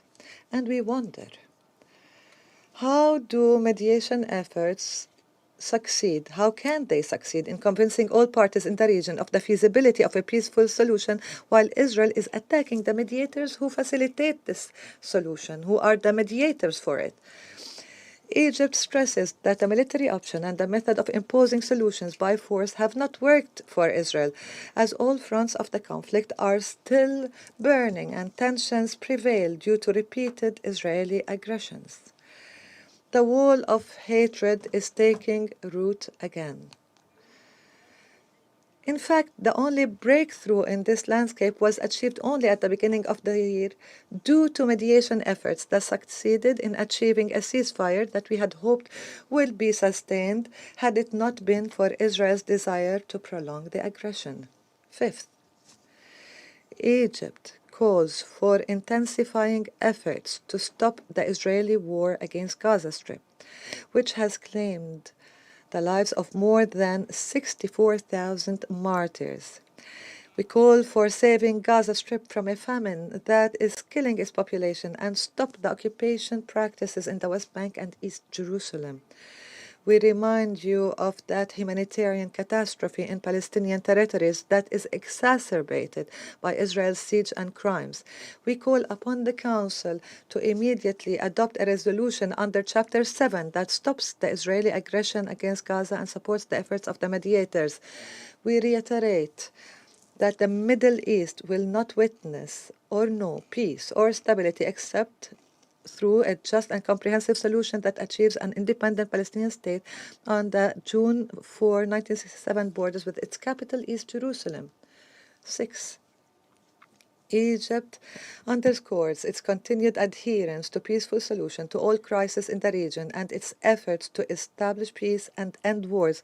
Perhaps our latest endeavors has been manifested in the success of our efforts to mediate between the state of Iran and the International Atomic Energy Agency, the IAEA, and the signing of the Cairo Agreement yesterday to resume technical cooperation in an effort to achieve calm and restore trust between all parties and create an atmosphere that is conducive to regional security and stability. In this context, we stress our firm determination to save the defenseless Palestinian people from the ongoing aggression against their land, especially in the Gaza Strip, and to help in the reconstruction of the Gaza Strip under the full supervision of the Palestinian Authority. In conclusion, Mr. President, we reaffirm our position to stand firmly with our brothers in the state of Qatar and to support any measures Qatar takes in defense of its national security. We call upon the Council to immediately take a decisive decision to deter Israel and stop its war against the Gaza Strip and the countries of the region, and to confront the state terrorism by Israel before Israel sends the region into a regional war that no one can afford. The time has come for the international community to have a unified position that is firm against Israel and oblige Israel to abide by the international law, renounce violence, and embrace peace as a path. Qatar is not alone Your Excellency Sheikh Mohammed, Egypt and national security are all at the stake, and thank you, Mr. President. I thank the representative of Egypt for the statement. The representative of Pakistan has asked for the floor to make a further statement. I give them the floor. Thank you, Mr. President. I am obliged to take the floor to respond to some comments. The representative of Israel perhaps did not listen attentively to all council members and other speakers in today's debate. And in our view, it is unacceptable, indeed ludicrous, for an aggressor, an occupier, a serial violator of UN Charter and international law, that is Israel, to abuse this chamber and disrespect the sanctity of this council. And this is not the first time. And by pointing fingers on others,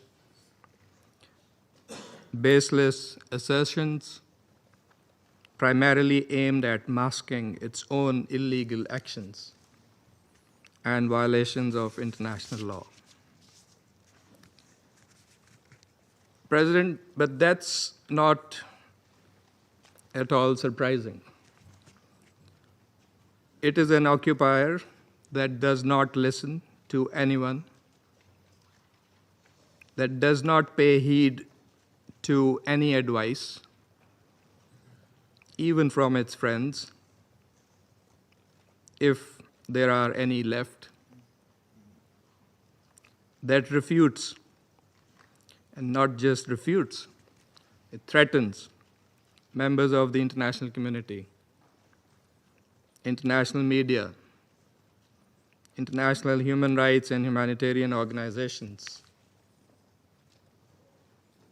doesn't listen to the ICJ or the ICC,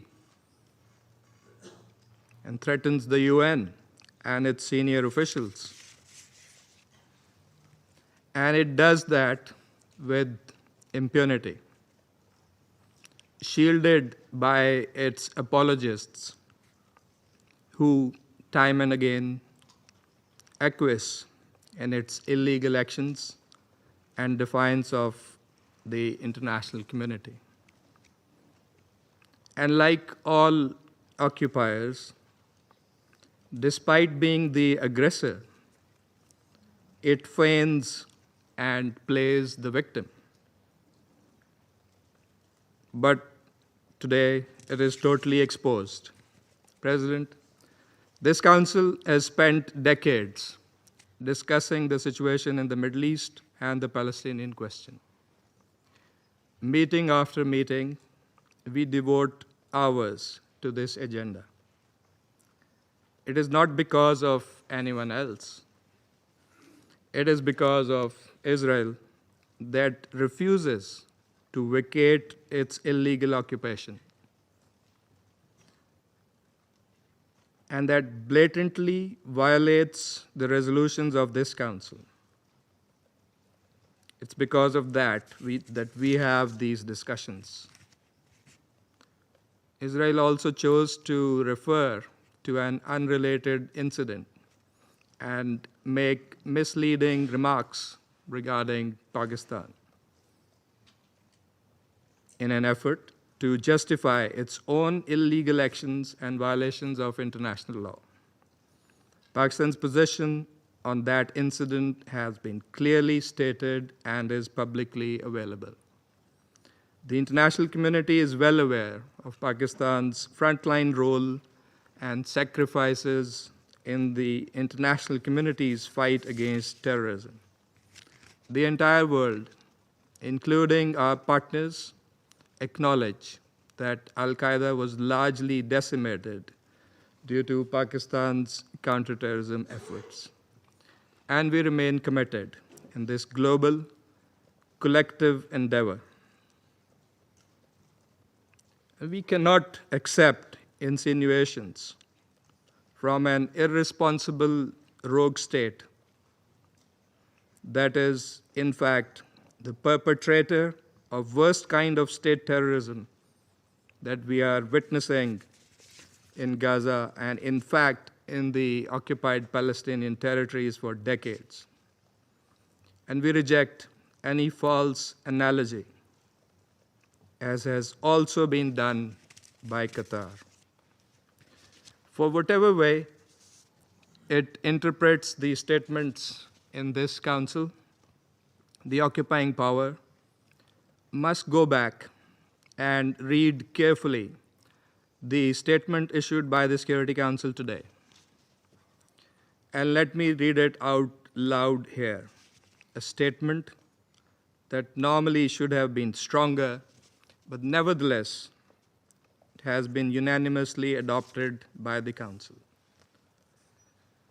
The members of the Security Council expressed their condemnation of the recent strikes in Doha, the territory of a key mediator, on 9 September. They expressed deep regret at the loss of civilian life. Council members underscored the importance of de-escalation and expressed their solidarity with Qatar. They underlined their support for the sovereignty and territorial integrity of Qatar in line with the principles of the UN Charter. Council members recalled their support for the vital role that Qatar continues to play in mediation efforts in the region and alongside Egypt and the United States.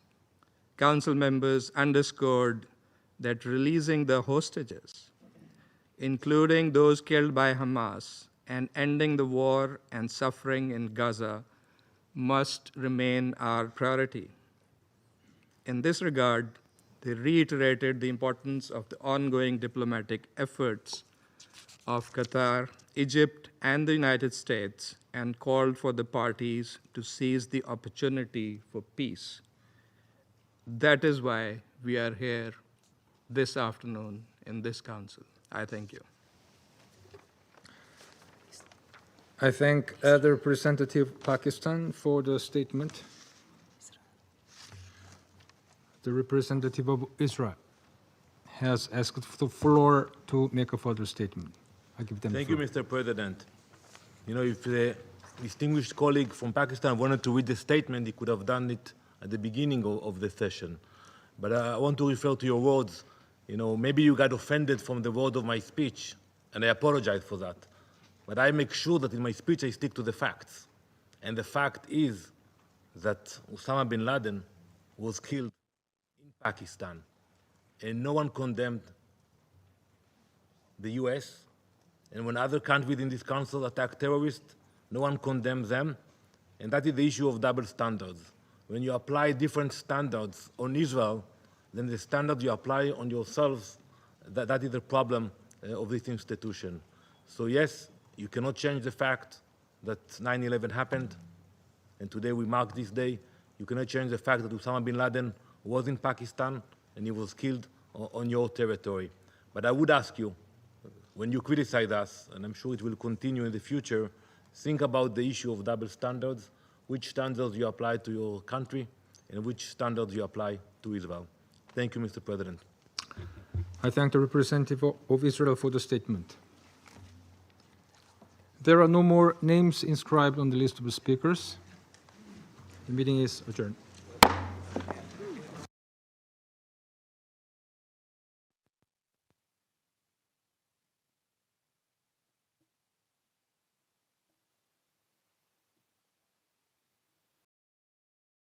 And overcome. Today, at another precarious moment for our world, many of you are doing the same on climate action, on women's rights, and on peace. The full promise of human rights is still to be fulfilled. The evidence is everywhere.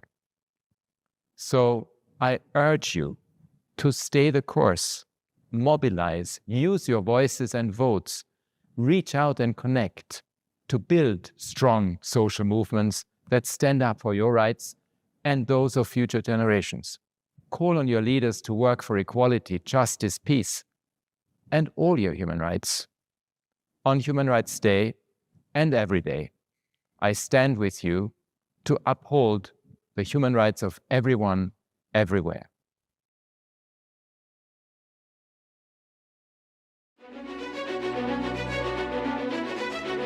Child trafficking is rising at an alarming rate, demanding immediate action. A child is sold, exploited, and lost to a system that thrives on silence. And the numbers? Despite ongoing efforts, they are worse than ever. According to the latest global report on trafficking in persons, children now make up 38% of all detected victims worldwide. That's a significant increase from just a few years ago, especially among girls. And the real number, it's likely much higher. Many cases go unreported, and countless child victims remain invisible. Why is this happening? Because children's vulnerabilities are growing. More children are being displaced, separated from their families, and left without protection. Right now, 47.2 million children are displaced due to conflict and violence. Another 3.1 million have been forced to flee because of natural disasters. And when protective systems break down, traffickers step in. Trafficking in children is a low-risk, high-profit crime. It's growing, it's organized, and it's evolving. Traffickers make billions of dollars every year. In 2024, the International Labour Organization, ILO, estimated that forced labor generates $236 billion annually, a 37% increase from just a decade ago. At the same time, traffickers are harder to catch. They use online platforms, encrypted transactions, and cryptocurrency to stay hidden. There's also a growing demand for child exploitation, both online and offline. An estimated 1.7 million children are in situations of forced sexual exploitation. Others are trafficked for domestic work, mining, agriculture, and street vending, hidden in supply chains around the world. Criminal groups are now targeting children for forced criminality, recruiting them into drug trafficking and other crimes. And while traffickers operate freely, many child victims end up punished instead of protected. So, what's being done? Governments, UN agencies, and law enforcement groups are working to stop trafficking networks. Organizations are trying to protect children on the move, strengthen laws, and prosecute traffickers. But it's not enough. Too many traffickers still go free. Too many child victims never receive support. If we don't act now, these numbers will only keep rising. But there is a way forward. To end child trafficking, we must act on 3 critical areas, among others. Protect children and reduce their vulnerabilities. We must tackle the growing demand and the misuse of digital technologies, cutting off exploitation at its source. And we must build a justice system that is fair and child-friendly. We need to hold perpetrators accountable and end impunity for this crime to deter traffickers. ICAT Call to Action provides evidence-based solutions on how to prevent and end child trafficking. Child survivors' experiences and suggestions shall inform solutions and responses. Every child deserves safety, justice, and a future free from exploitation. It starts with us. Share this video, talk about it, and help stop child trafficking before it's too late.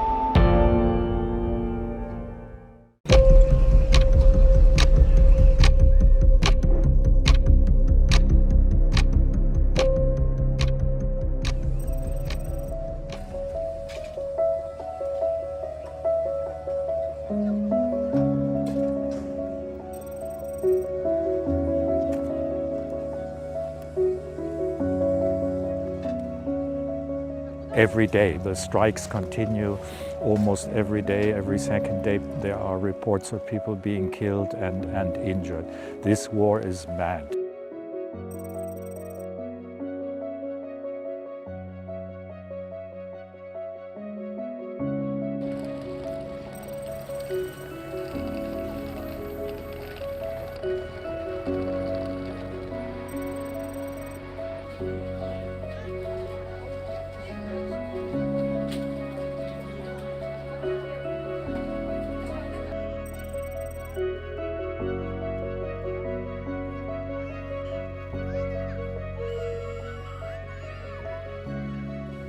As we urge the international community to continue to stand with this country in solidarity, to provide the support to continue the humanitarian work, to also continue some of the early recovery work, the message equally loudly has to be, let this war stop.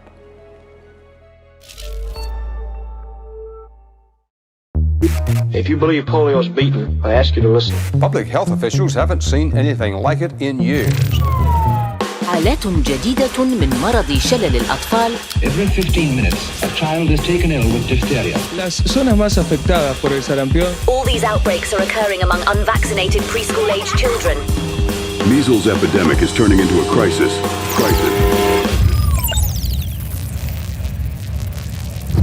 Polio has re-emerged. شلل الأطفال. El sarampión. Measles outbreak.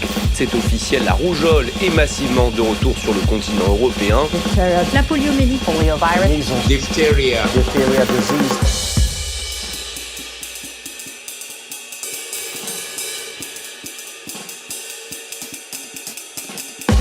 La inmunización es una de las intervenciones de salud más efectivas en toda la historia humana.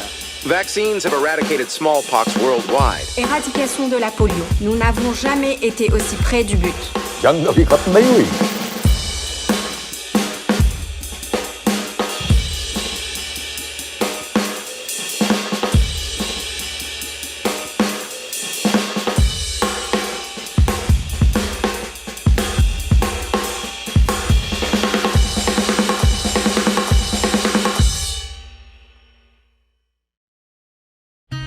100 days since the deadly earthquakes hit Turkey.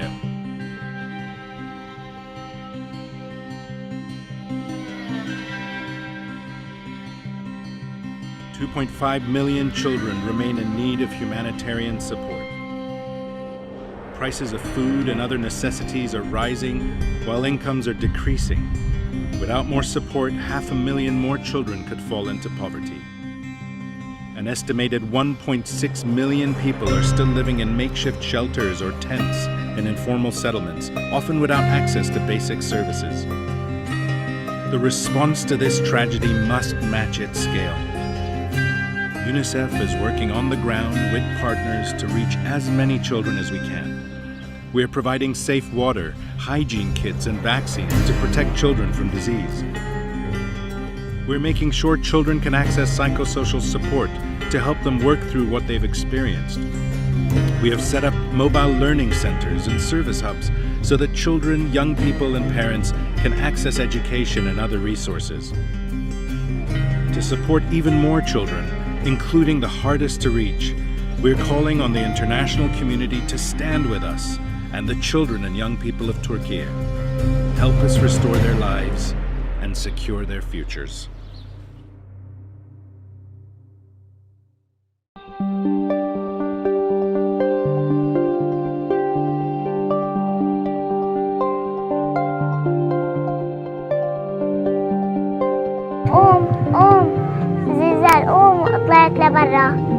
طلعت لبرا وكنت أنا كان استمي عموا علي.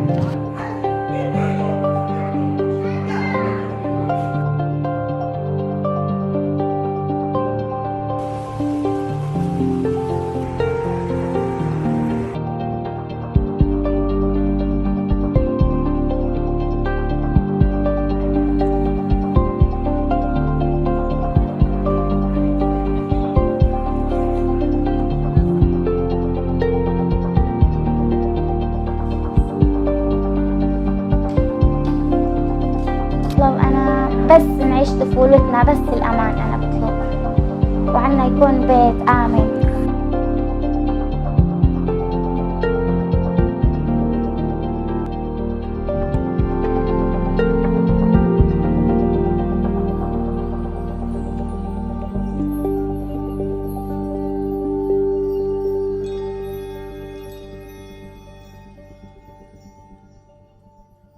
When we think about peacekeeping, it often seems like peacekeeping missions are failing. But if we looked systematically across the record, most of the time, peacekeeping works.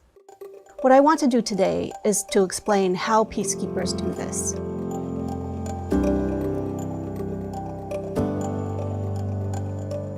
We have 16 peer-reviewed studies right now that all show the same thing. Peacekeepers save lives. They reduce the likelihood that civil wars will recur. They also help to achieve peace agreements. Where there's a promise of peacekeepers, we are more likely to see a peace agreement, and peace agreements that stick. If we look at the completed missions since the end of the Cold War, 2/3 of the time, peacekeepers have been successful at implementing their mandates and departing. That's not to say that in all of those cases, everything is perfect in the countries, but it is to say that they're no longer at war. This idea of using troops from lots of different countries, not to fight and win wars, but to help to keep the peace, was born during the peace negotiations in the Middle East in 1948. This idea was an innovation in human history. One of the main creators of UN peacekeeping is Dr. Ralph Bunche. Ralph Bunche was an American diplomat. For his work at the United Nations, he won the Nobel Peace Prize in 1950. He and others came up with this idea of peacekeeping, that what troops would do is they would deploy impartially, so they would not take sides. They would deploy with the consent of the belligerents, so the belligerents would actually ask peacekeepers to help them implement peace agreements. Namibia is a country that has experienced tremendous hardship. It's had multiple colonial rulers. It's had a genocide. It's been victim of regional war, of civil war. But surprisingly, Namibia has not fallen victim to this tremendously difficult history. At the end of the Cold War, there was a complex and highly innovative UN peacekeeping mission, 40% women, and the main form of power they exercised was persuasion. Peacekeepers were there to help reform the political system. Nobody had ever voted in an election before.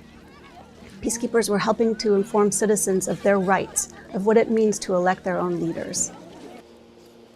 We are very proud. This is an important moment for us, but a historic moment for the Namibian people. That for the first time in 105 years, they are able to sit down, their leaders are able to sit down together and deliberate on the future of their country. In the complex missions in civil wars, peacekeepers are not only monitoring ceasefire lines, they are also helping to rebuild the basic institutions of the state. They're helping to demobilize troops. They help reform judicial systems, economic systems, so that when people have disputes, they don't have to resort to violence to resolve them.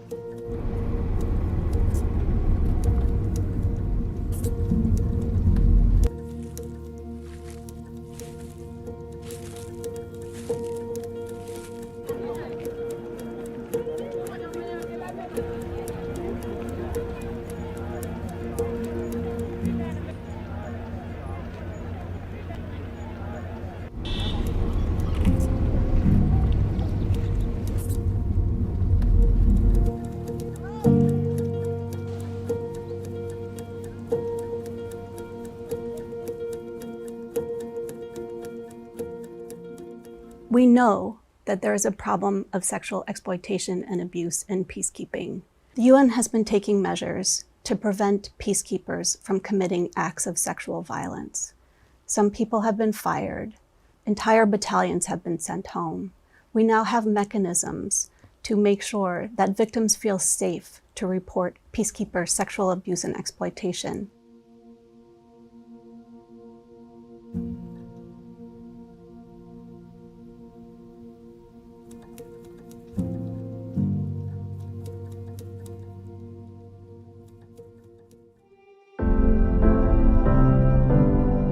If we look at Lebanon as another example, the primary form of power that peacekeepers exercise and continue to exercise today is inducement. On one side of the border, we have the Israeli Defense Forces. On the other side of the blue line, we have Hezbollah and other armed actors. And in the midst of all this, we have thousands of UN peacekeepers.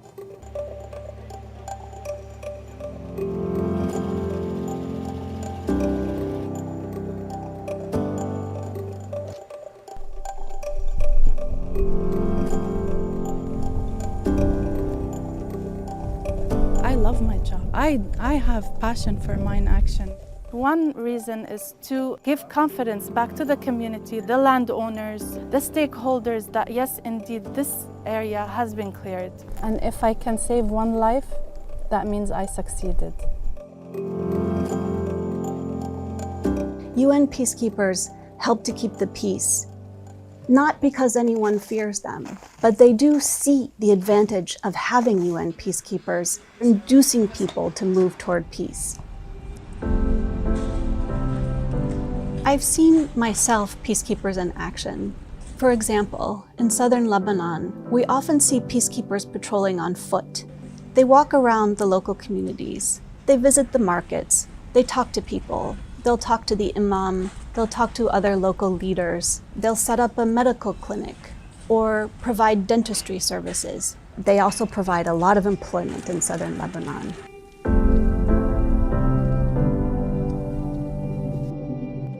If we look systematically across the cases, peacekeepers are helping people in their everyday lives move from a situation where there's war and violent conflict to a situation where there's more peace.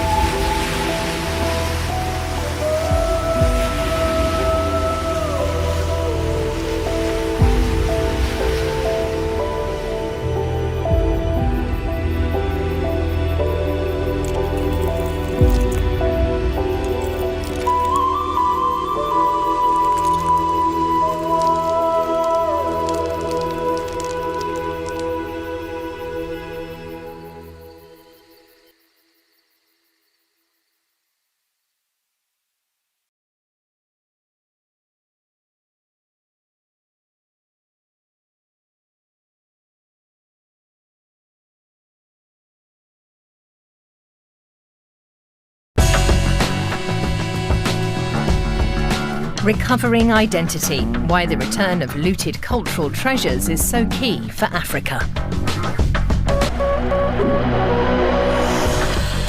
In from the cold. Turtles are being saved from hypothermia thanks to some unusual methods. And Safe Haven, a town in Bangladesh, provides refuge to those fleeing the effects of climate change.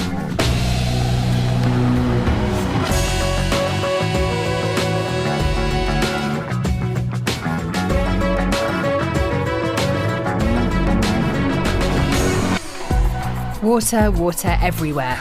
Torrential rain, floods, rising sea levels. When it comes to the climate crisis, Bangladesh is on the front line. Just half the size of Germany, the South Asian country is home to twice as many people. Relentless flooding is forcing millions of them to flee. Bangladesh's coastal town of Mongla is bustling with activity every morning. It's become a new home for many climate migrants. The driving force behind this migration is jobs. Across the river, giant factories in the export processing zone have created a surge in employment opportunities. 35-year-old Aklima Parveen is one of the internal migrants who left her waterlogged home 3 years ago. The single mother lived in Koira, just a few hours' drive from Mongla, and very vulnerable to natural disasters.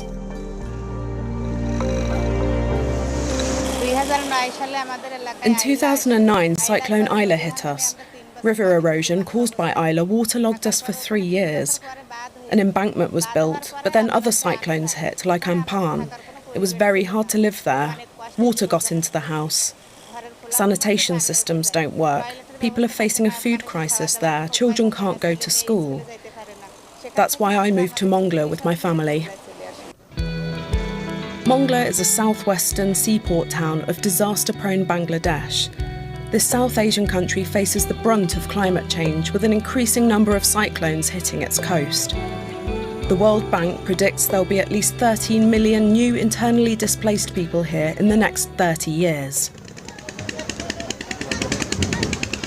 Aklima Parveen came to this town with her 15-year-old child. Many migrants head to already overcrowded and overburdened bigger cities for jobs and better social security, but Parveen chose Mongla. In my village, there were no job opportunities. Because of the export processing zone, we now have employment here. People can make a living. There's less suffering. We're much better off now. In Mongla's export processing zone, the employment opportunities have increased tenfold since 2014.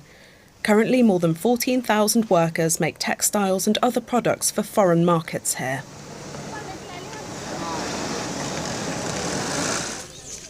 It's not just the promise of jobs that pulls people here. This town, with a population of 150,000, also offers a safer environment in the face of the climate crisis. City authorities have built an 11-kilometre embankment that stretches along a newly constructed road and 2 flood control gates. So far, 700 people have found a home in this new housing project initiated by the government. There are still many homeless migrants, and more housing is needed. Many live in informal, self-built houses. Safe drinking water is also lacking because of the infiltration of salt water. The mayor tells us there are rainwater collection projects that provide water to hundreds of families and various other initiatives, but together they're still not enough. We have 2 water reservoirs on 84 acres of land. During periods when the river water is non-saline, we store water in these reservoirs. Throughout the year, we distribute this water to the residents. Presently, we can meet the water needs of 2,700 families, although the demand exceeds our current capacity. The idea is to transform Mongla into a climate-resilient and migrant-friendly town through these adaptation measures. The driving force is a local NGO with big plans. The figure of 13.3 million new migrants by 2050 is no laughing matter. Without timely attention and investment in resilience, we could be facing an alarming situation in the future. Securing funding for a project of this scale poses a challenge, but the NGO is optimistic about getting support from both local and international sources. Aklima Parveen has returned home from her early shift in the factory. She's preparing food for her child, who will soon finish high school. I want my son to get a proper education so that he has a better quality of life. Mongla has become a new home for hundreds of people like Aklima Parveen and serves, despite all challenges, as a beacon for urban adaptation to climate change.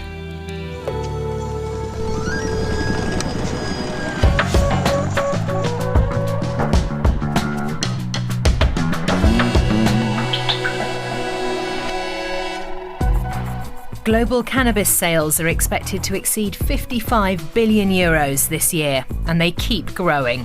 Along with the drug's potency. Up until the 1990s, cannabis typically contained less than 2% of the active intoxicant THC. Now, depending on the strain, it can contain upwards of 20%, posing ever greater risks to health. A cannabis bar in the heart of the legendary Khao San Road in Bangkok. Low-level grass-green lighting casts a glow on the smoky air. The bartender presents us with the menu. We have the indica and sativa varieties here with different THC levels depending on how strong you want the effect to be. Just choose and enjoy. German guests are also very impressed with the range. The selection and advice is much better than at home, where a dealer on the street could be giving you anything. You never know what you're going to get. I wouldn't go to a bar and just order alcohol. I choose exactly what I want. The allure of cannabis draws partygoers from across the globe. Weed is available on almost every corner. Legalization is often well received by tourists and has only added to Thailand's appeal. I think it's fantastic. They legalized marijuana, cannabis in California, America. It's great that they're doing that here too. A lot of more people are going to be spending money as well, consuming all the various marijuana products, you know. But the term legalization can be misleading. Shops in Thailand aren't technically allowed to sell ready-made joints, for example, or weed brownies or hash cookies. Smoking weed in public is forbidden, but since no one enforces the rules, people do it anyway. Kitty Chopaka doesn't like the way things are going. She sells cannabis and accessories in the trendy Sukhumvit district and thinks advising customers is important. These are the outdoor stuff. Have to be like, say, the cannabis rights activist advised the last government on legalization. Every 20 minutes. But she's unhappy with the final outcome. And sometimes, it's more of a, it sucks. I would like to see the rules that exist now enforced better, because it's not like it doesn't exist. Like, we know that edibles can be dangerous if it's not labeled and if it are sold without having proper testings and things. That's why they made it illegal. But without enforcing the shops that are selling it, people will get into, possible danger. And in the long term, some people find themselves seeking help at places like Wat Tam Krabok, a drug rehab monastery 2 hours drive north of the capital. It's become known as Thailand's vomit temple. The patients here fight their addiction the hard way.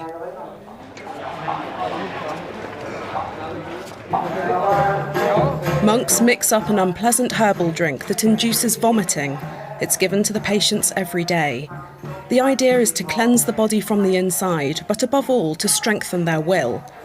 People have been coming to the therapy temple for decades, but since the legalization of cannabis in Thailand, the monks have noticed a change.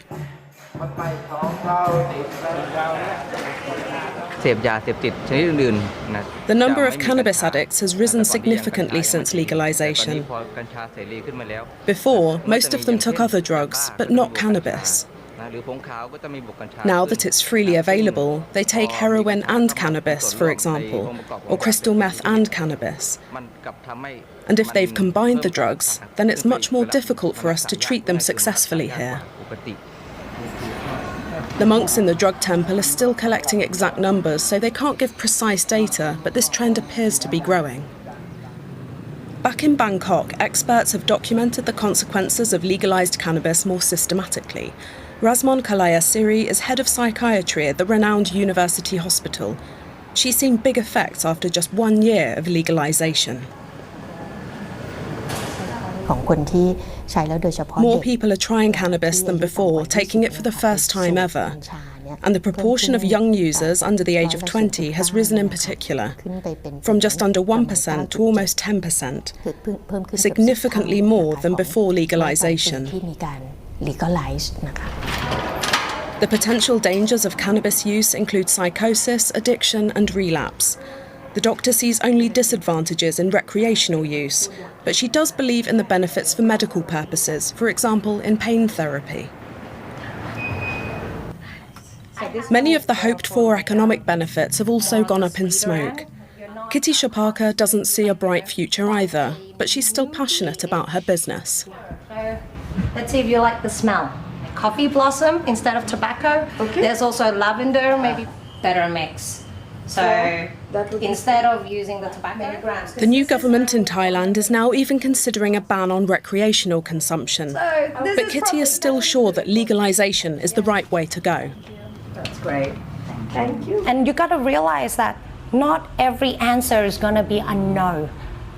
And if they choose to use it better, if you give them the proper knowledge of this is how I use it properly, this is how I should control myself, this is the amount, this is the process, and this is how I don't harm myself or others, rather than just go, no, it's bad. An ongoing and heated debate prevails in Thailand. For weed enthusiasts, the conditions here are nothing short of paradise. But medical professionals, lawyers and concerned parents see a dangerous trend emerging.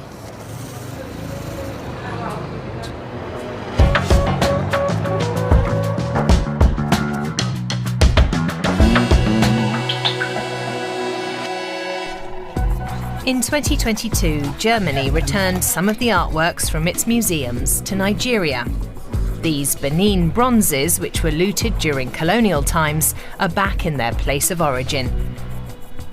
But European museums still house many cultural treasures from across the world. People from very different walks of life with one thing in common. A prince, a fish farmer, and a gallery owner. Their cultural heritage shapes their everyday lives, and they're proud of it. The colonial rulers stole valuable cultural assets from the former Kingdom of Benin in today's Nigeria, but the loss extends beyond art. Many Nigerians deplore being robbed of their identity. Nike Okundaye grew up in a village where she felt stripped of culture and history.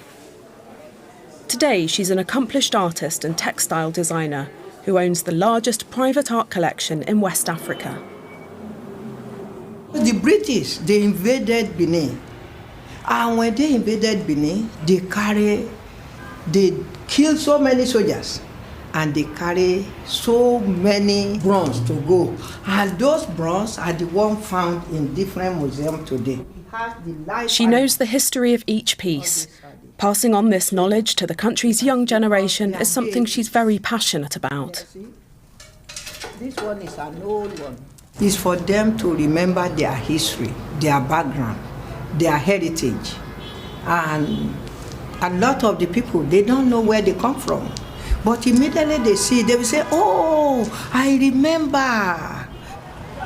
Returning looted cultural artefacts brings back the country's soul and identity, which is especially vital for the young. Nigeria is grappling with poverty and almost 20% youth unemployment. Other people profited from this stolen art, which is why Iyamu culture sees restitution as only the first step towards making amends. The 38-year-old fish farmer is also the chairman of a youth organisation. past 8 years, we have been able to train women and youth. And the money that they generated through the bronze should also be given to the owner of the artifact, because our throne is our soul. Iyamo Culture is an activist who fights for justice. He believes colonial rulers not only robbed Nigeria of its art, but also hindered its development. To empowering of the youth and women. But before such money will come, we have to start something. And this is what we are doing already by organizing a interpretive workshop, because we cannot be waiting. Because we are waiting, more problems will be created. Insecurity and an ongoing economic crisis are weighing on Nigerians. Money is practically worthless. The Naira currency is at a record low. There are fuel shortages, despite Nigeria being Africa's second largest oil-producing country. With only very few refineries, Nigeria relies on fuel imports. It's a country that's facing enormous challenges brought about or exacerbated by colonisation. For members of the Edo National Voice Youth Organisation, this underscores the importance of reclaiming the bronzes. Those who were not privileged, so to see how our artifacts were looted. Now, when in the returns of the artifact, we now have to tell them the real history of how it happened. This artifact you're seeing, this was how it came about. There are plans to build a new museum in Benin City. The 20 bronzes returned from Germany will also be housed here. A few kilometres away lies the historic royal site where in the colonial era, the British plundered the bronzes and other treasures and sold them worldwide.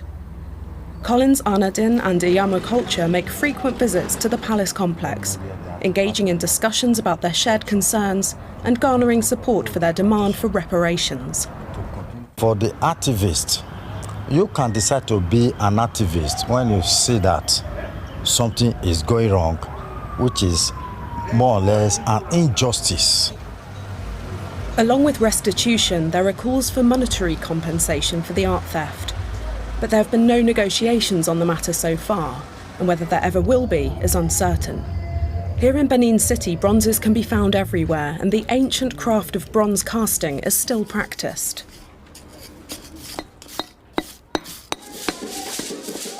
The bronzes are also spiritual companions.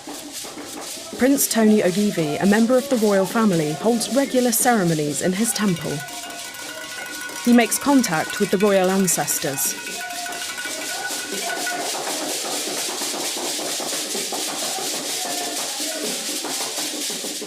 I was chosen by the gods. Benin, the Benin people, we believe in tradition.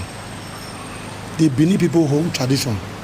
So I don't know, it's a big question that I would like everybody all over the world to come here, because I don't know what's happening, for the Almighty God to choose this place. If we don't know what our ancestors achieved, we lack inspiration for the future, he says. In the midst of political and economic turmoil, Nigeria is also mired in a long and slow battle for justice.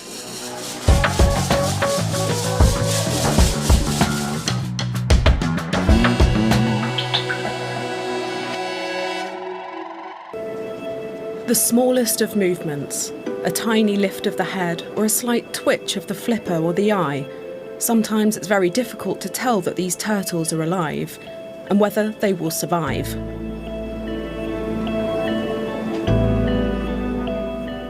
It's important that we treat every turtle as if it's alive, and we treat it with respect and handle it with care. Okay, so I won't go too high. I just get so warm inside knowing that I'm helping and everything we can to not let them get extinct. Unfortunately, the turtles are in this position because of the actions that we've done, so I felt really drawn to helping these animals. This is where they wash up, Massachusetts on the east coast of the US. The average sea temperature around the Cape Cod Peninsula is below 4 degrees Celsius in winter, too cold for the turtles that stray into the bay and freeze in the water. Sasha Milski takes me along on her patrol. Where the turtles end up depends on the wind and current. I mean, sometimes I like to say that we're turtle EMTs. We're out collecting these turtles and trying to protect them and keep them alive. If we didn't do this mission, then about 900 sea turtles would die every year stranded on Cape Cod shores. So, a network of volunteers patrols the beach. The turtles can wash up anywhere along a 100-kilometre stretch of coastline, depending on the wind direction and other factors. This morning, the volunteers are searching around 30 kilometres of beach. If they find turtles, they call Sasha. okay, great. So there should be 3 turtles that we are looking for. Is that correct? Besides the one at the end here. Yep. Okay. To save as many animals as possible from the cold as quickly as possible, Sasha has her sled with her. She takes new turtles to the car, one after the other. It's warmer and more sheltered there than on the beach. How is the turtle doing? So these turtles are in a state of cold stunning is what we call it, when they essentially, their body temperature drops so low that they're reaching a state of like what we would understand as hypothermia. Sasha takes the turtles to a sanctuary by car. They've found 25 animals today. Together with her team, she examines the turtles, measuring, weighing and documenting wounds. Some are so stiff that it's difficult to tell if they're still alive. Some days it can be really, really overwhelming. Some days it's like we're getting a turtle every 1 minute. I mean, the other day we had 88 turtles come in one day. Many of the turtles are in a life-threatening condition. They urgently need medicine, which they get here at the Turtle Hospital near Boston. When the animals arrive, the helpers have to quickly triage which turtles need help immediately and which ones can wait. Well, every second minute counts for the turtles, so it can be, very, very stressful. Adam Kennedy, who runs the hospital, is measuring the heartbeat of his new patient. Normally it's about 35 beats per minute. So it had heart rate of 11, which is slow, but not as slow as sometimes what we'll see. A lot of times when they come in, they have heart rates of 1 or 2 beats per minute. Sasha and the volunteers on the beach see themselves as first responders and Adam's team as an emergency room. The animals are given a patient number and patient file, a treatment plan and regular checkups.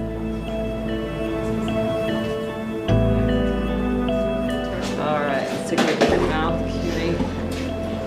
1, 2. The doctors can detect pneumonia on X-rays.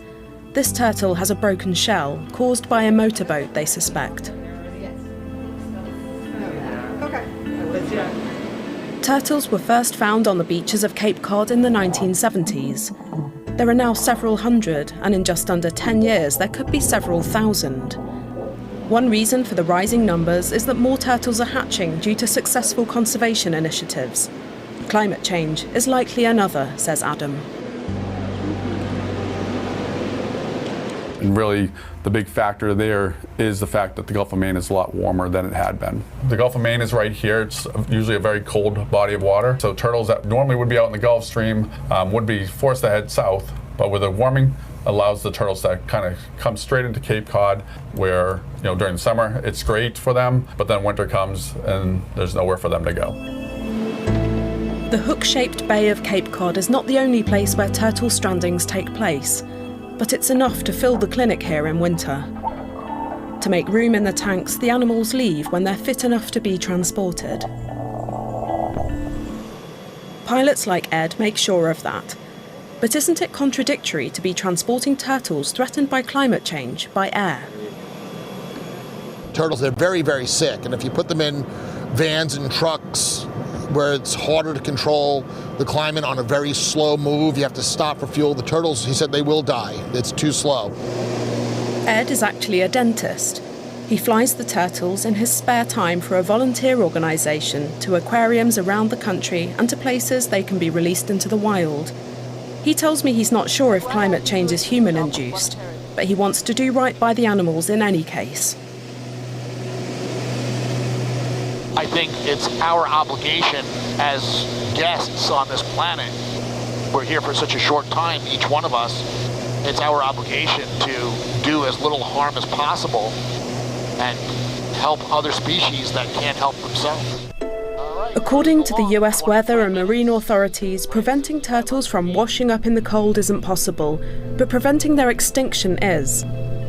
This network of first responders, aquariums, and volunteers like Ed are certainly doing their bit.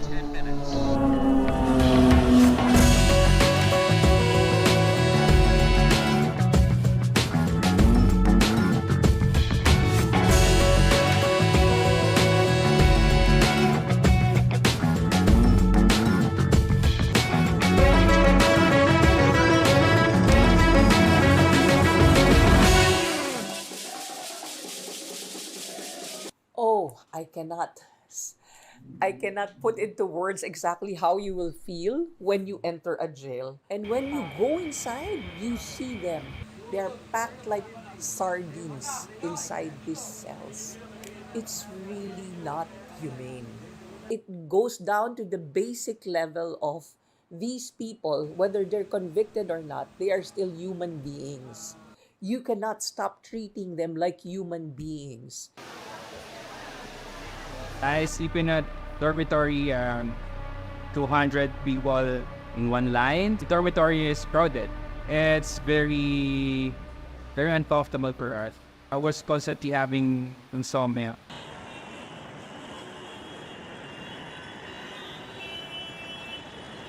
The average is 300% overcrowding, but in some facilities it goes to 1,000%. So there are 10 times more people than what are supposed to be in that specific facility.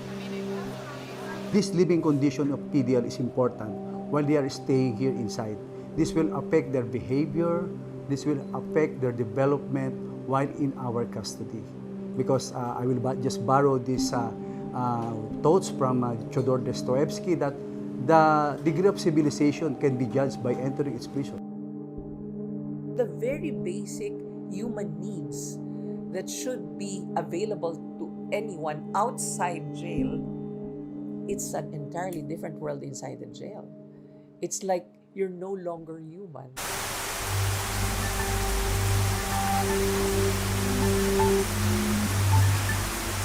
Because of the previous insurgency that happened in Marawi, the old jail was destroyed. The new facility is now built.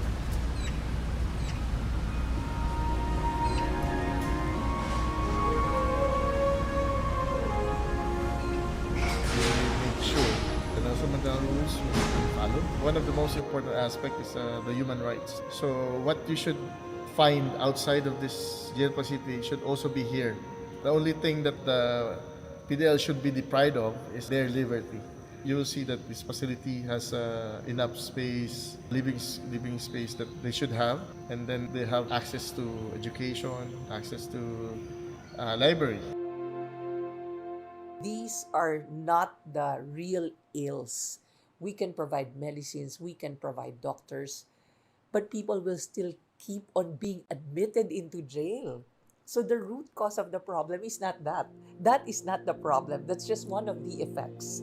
It is not about building infrastructure. It's really about changing the system, having less people incarcerated for minor offenses, having people also released more quickly, having alternatives to incarcerations, so using a system for treatment or rehabilitation, using the health system for people who use drugs and maybe are not connected with trafficking or these different type of crimes. For a very small quantity of methamphetamines that maybe worth, $5 on the market, you're putting somebody in jail for up to 12 years.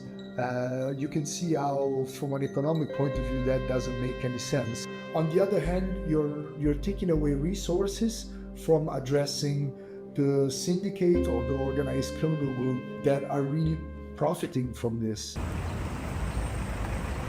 I have to go and visit the female jails because I want to see how they are being treated. And every single time I cry seeing how they are. These are mothers, these are daughters, these are wives who are there, and I relate to them. I try to tell them, do not lose hope, because there are people outside who are going to try to make things better for you. I have 4 kids. And I miss the most is the quality time of my kids when I am there with them outside. UNODC brings to the Philippine government the expertise or the experience of other countries. It has been, I think, very significant in supporting the Philippine government and prison reform. We have a series of meetings with the judges in Marawi City, and they committed to put a court here. So expediting the hearing of the cases will mean that cases will be solved faster, and then release will also become faster. One day, my Lord will reward me for my deeds. Even not in this jail, even outside when I get released. When I get out here, I want to start a new life with my kids, and I want to go back to my work.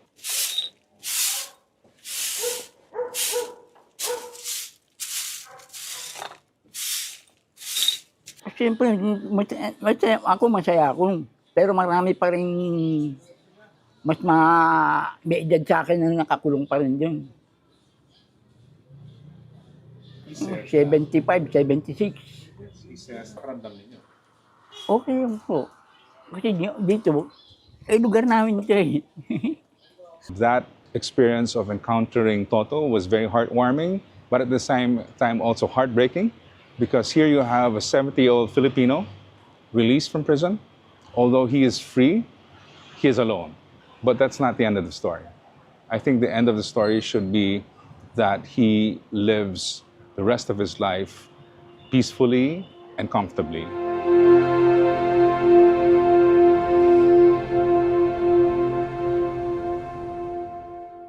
Among people aged 20 to 24 years old, for every 1 male infection, there are more than 2 female infections.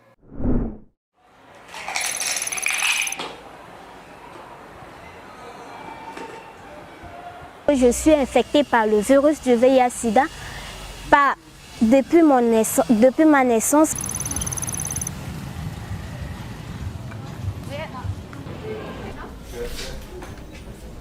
Pero en ese tiempo no habían tampoco médicos, enfermeras capacitadas y entrenadas para atender o dar el diagnóstico de una persona seropositiva.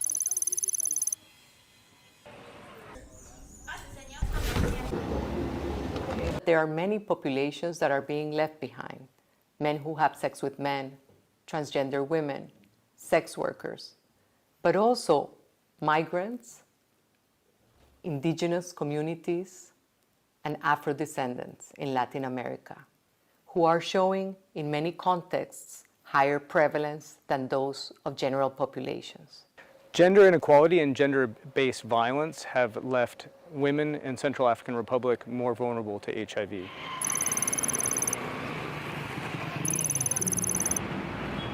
Sortir le préservatif.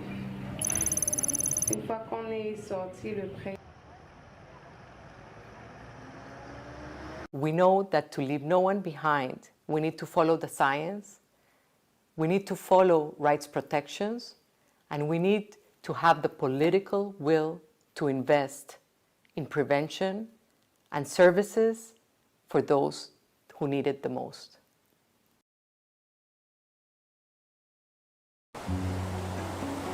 Instant yooyu moom géej gi instant yi daa kaayo quoi waaw mais bu ñu demee moom jàpp nañ tuuti rek ay walaar waaw mais bi mu ñëwee 1000 francs laa naru quoi.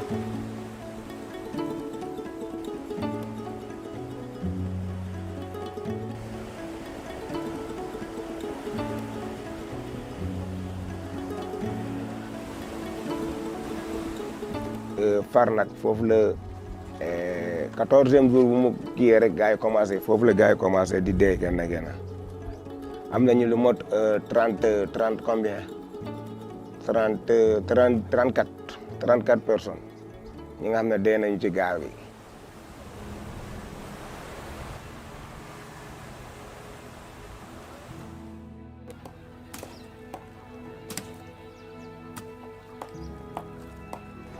waaw xam nga bu njëkk bi dama doon liggéey fii dama doon foraatu may foraatu bu ma ñëwee fii léeg-léeg damay xool di jën mais par la suite laa dem ba ma xam Agri Jeunes foofu la ma jëlee nag mu yóbbu ma Bignona ma dem formation de 15 jours mais dañ ma formé ci agroalimentaire comme que wàllu lekk la te ñu ne biir dafa sensible léegi lekk noo ko mënee defaral noo ko mënee protéger ba nit mën kaa lekk. bu njëkk bi lu ma mëntoon a def maa ngi koy def parce que fu mu nee ni sama jëkkër dama koy jàppale ci dépense dama koy jàppale ci lekk xale yi dama koy jàppale tamit ci inscription xale yi. Le projet, je me parviens à avoir 1,8 million jusqu'à 2 millions par an. J'ai gagné pour nourrir ma famille. C'est là où j'ai inscrit mes enfants à l'école. Grâce à Agri Jeunes, on a pu entreprendre dans notre territoire et rester ici à notre territoire en croyant au lendemain meilleur. Un jour viendra, on sera de grands entrepreneurs agricoles ici dans notre territoire.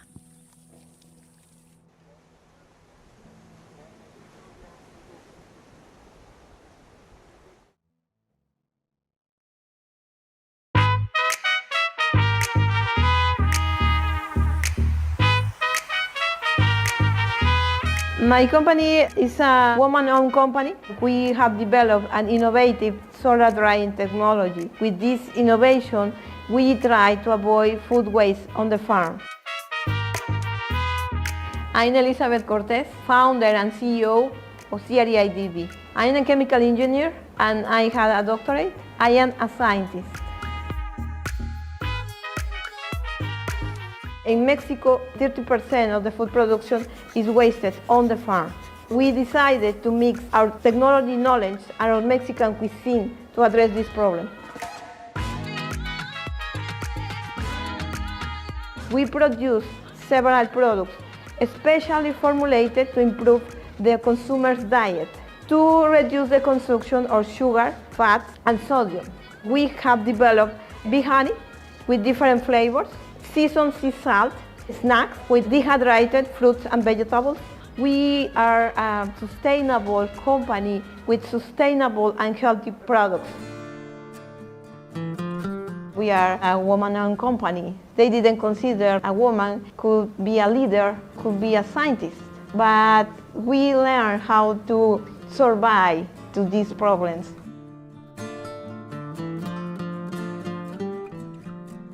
We started to work with Mexican farmers. They produce their own fruits and vegetables in their backyards, very ecological, organic.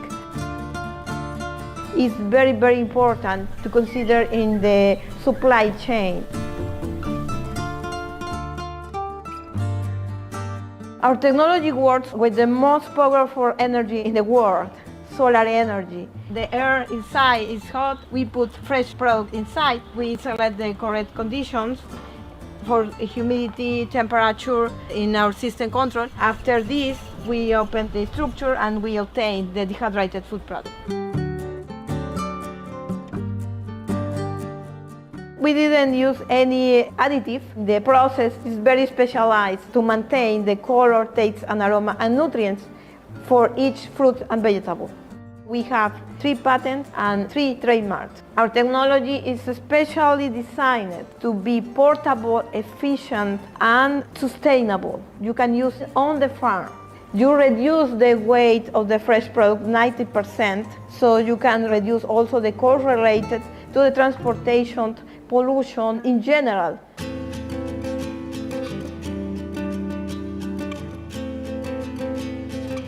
Here in Yucatan, I have the support to develop the company, to develop the technology too. And I have the inspiration of the Mayan culture because they use the solar energy. You can see the sun is very important in the city. And the Mayan culture is part of the flavors in our food products.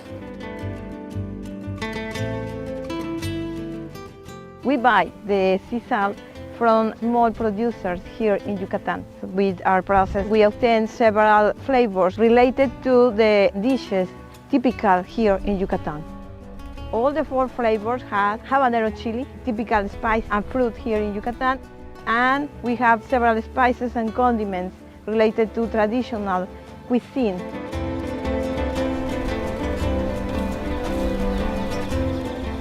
We here have natural bee honey. We combine fruits and vegetables dehydrated. We produce flavor for each honey.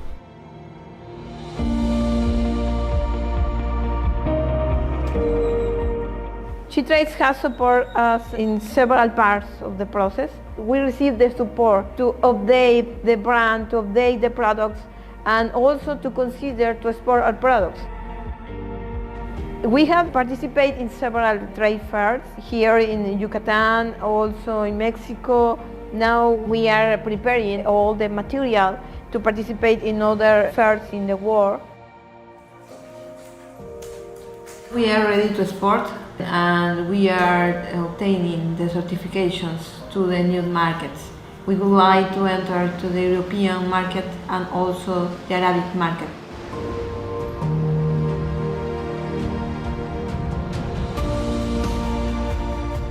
We are scientists, we are businesswomen, we are leaders too.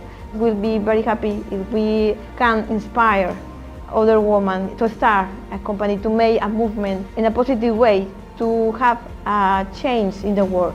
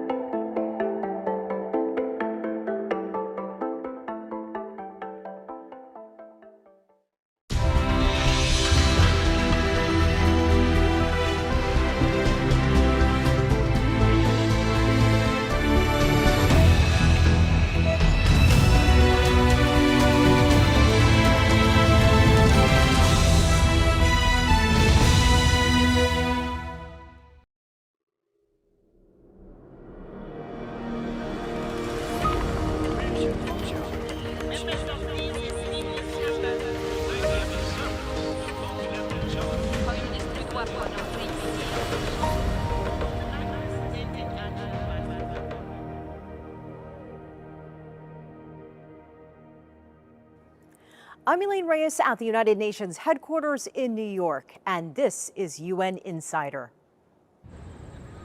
Coming up. I will focus on what we can do together instead of asking what divides us. Preparing to welcome new leadership and gavel in a new session of the General Assembly. I think that if the UN did not exist, we will have to invent it. Honoring the past and gearing up for the future. Diplomats reflect on 80 years of the United Nations. A special look at the earliest days of the UN and the document that serves as its foundation. Next.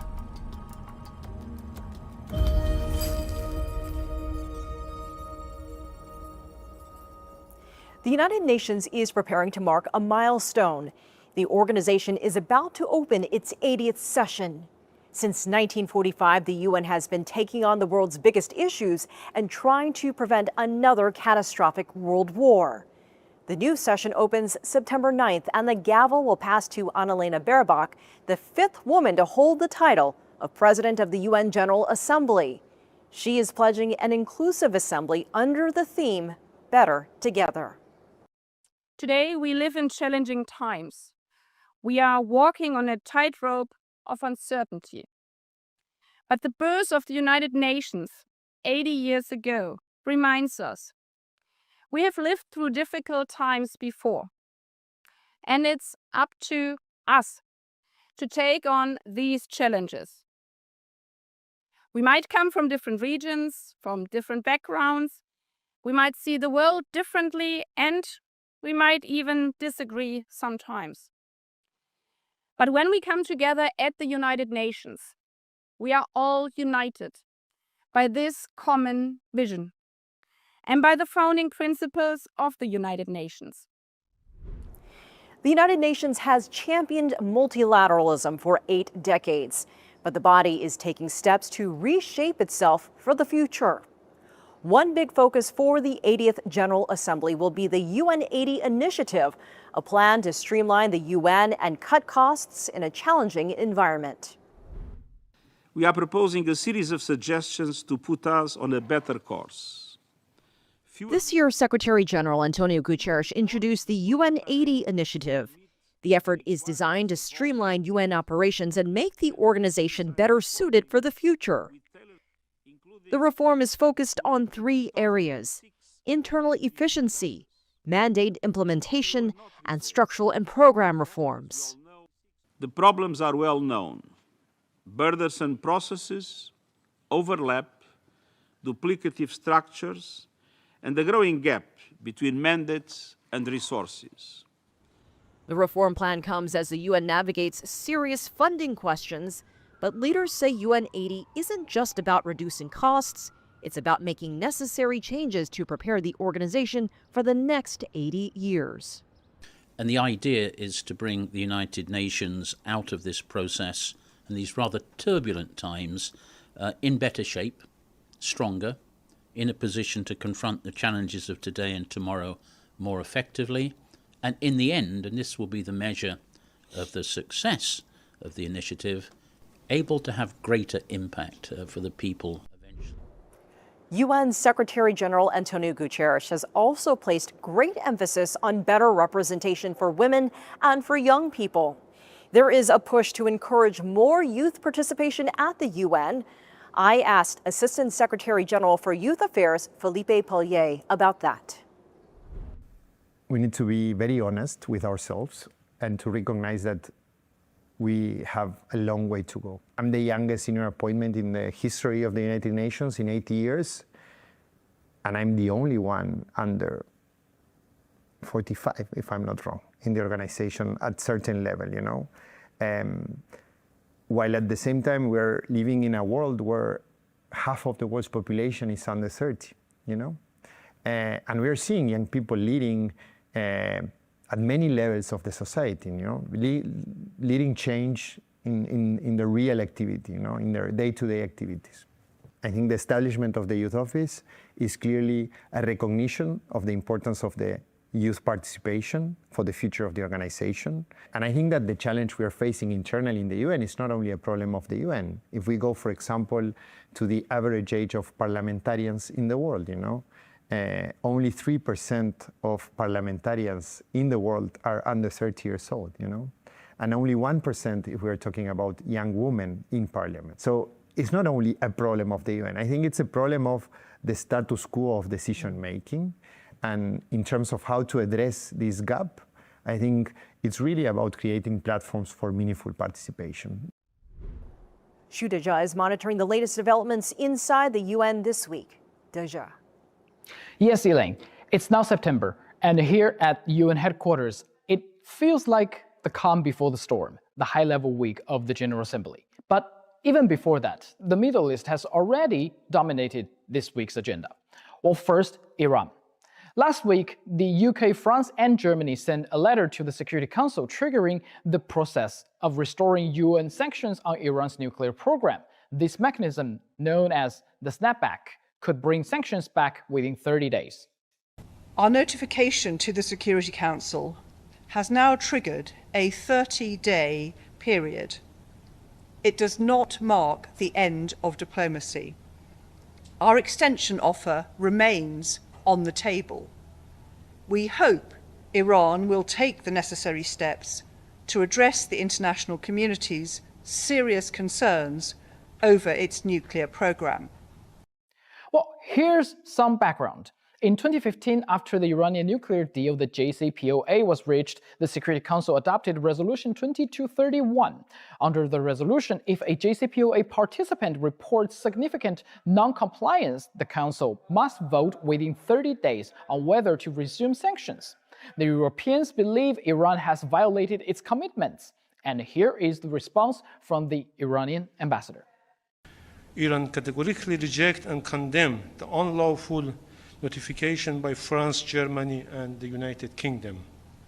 This action sidesteps the JCPOA dispute resolution mechanism. It is an illegal attempt to bring back terminated resolution. It violates Resolution 2231. The E3 have no legal or moral standing to use the so-called snapback. Their notification is null and void. Meanwhile, Russia and China have circulated a short draft resolution proposing to extend the 30-day period to 6 months, in hopes of finding a diplomatic solution. The option that proposed Russia and China today is a way that everybody should follow in order to avoid complications, in order to avoid problems, serious problems for international peace and security, in order to give some chance and breathing space for diplomacy. And the UN itself has called on all parties to seek a way forward. The Secretary General's message is for Iran and for the countries parties to JCPOA to use this window of opportunity to intensify their diplomacy. Now, to another issue. Also last week, the US State Department announced it would revoke or deny visas for members of the Palestinian Authority ahead of the General Assembly. Here's the reaction from the Palestinian ambassador.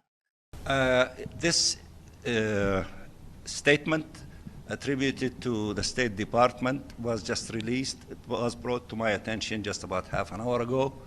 We will see exactly what it means and how it applies to any of our delegation, and we will respond accordingly.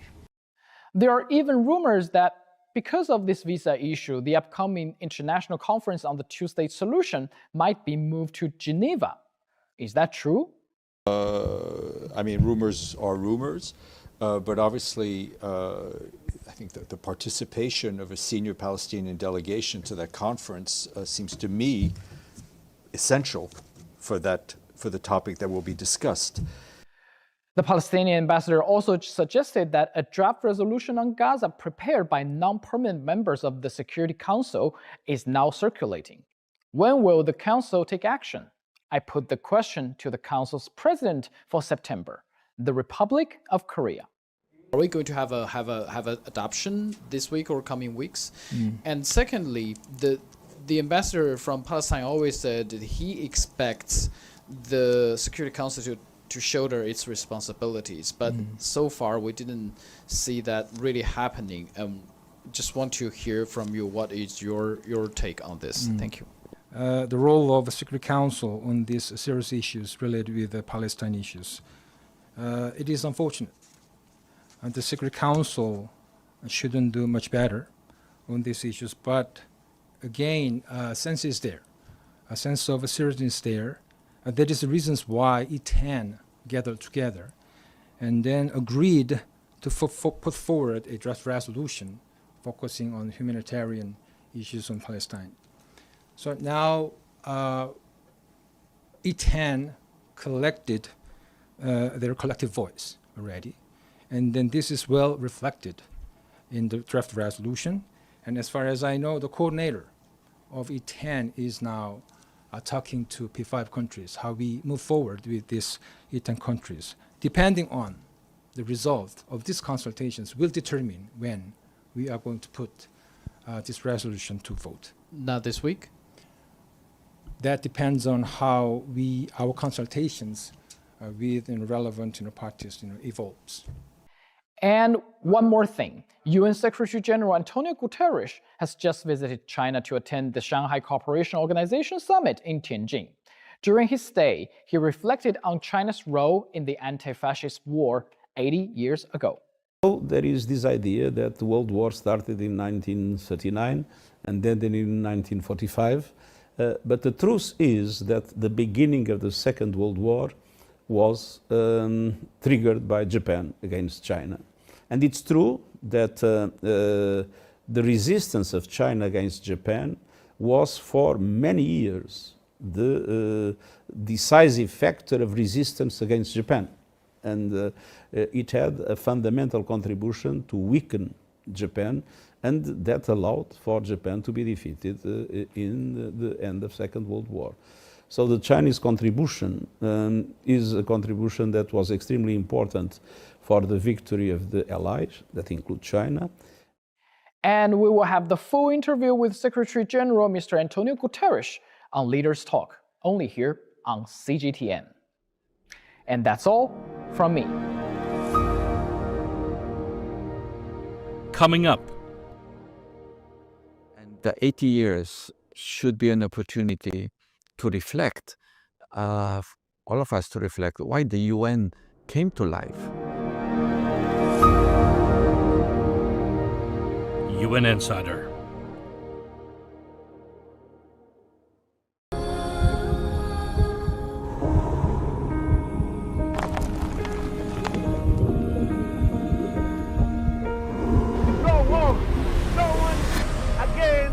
Holding guns.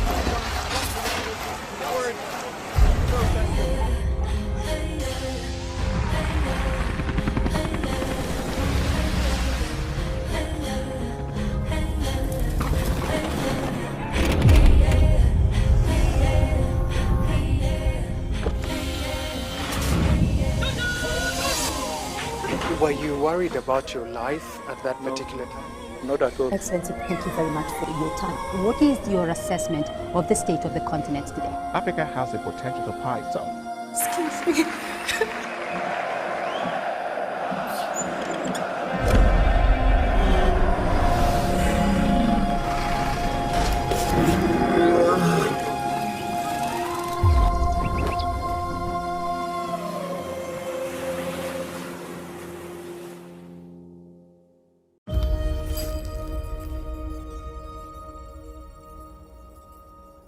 All year, we have been speaking with people around the United Nations about the 80th anniversary and asking them to reflect on the milestone. Here are some of their thoughts. The times are not friendly to the UN, and the 80 years should be an opportunity to reflect, all of us to reflect why the UN came to life 80 years ago.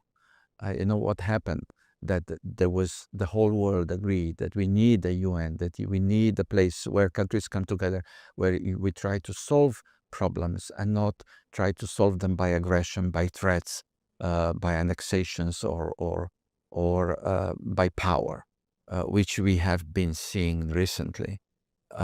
So that is the rules are ruling, not the might. You know, that not the might is right, but that it's argument of the rules, not argument of power, of might. That's why the UN came together, to keep the global peace and security, and was successful 80 years. Of course, there were regional wars, but there was no global war. And so far, I think UN was successful. We have to remind ourselves now at 80 years, why was this created and what's the use of the UN? And maybe then we will all see that we all need to keep the UN. Alternative to the UN is chaos and a rule of the might, rule of the big powers, who is stronger. That for the majority of the UN members, for the smaller countries, is not a good future. So for us, for Slovenia, and I believe for great majority of the UN, we see the value, and we need to work on how to reinvigorate, how to bring back the trust into the UN system. I think that if the UN did not exist, we will have to invent it.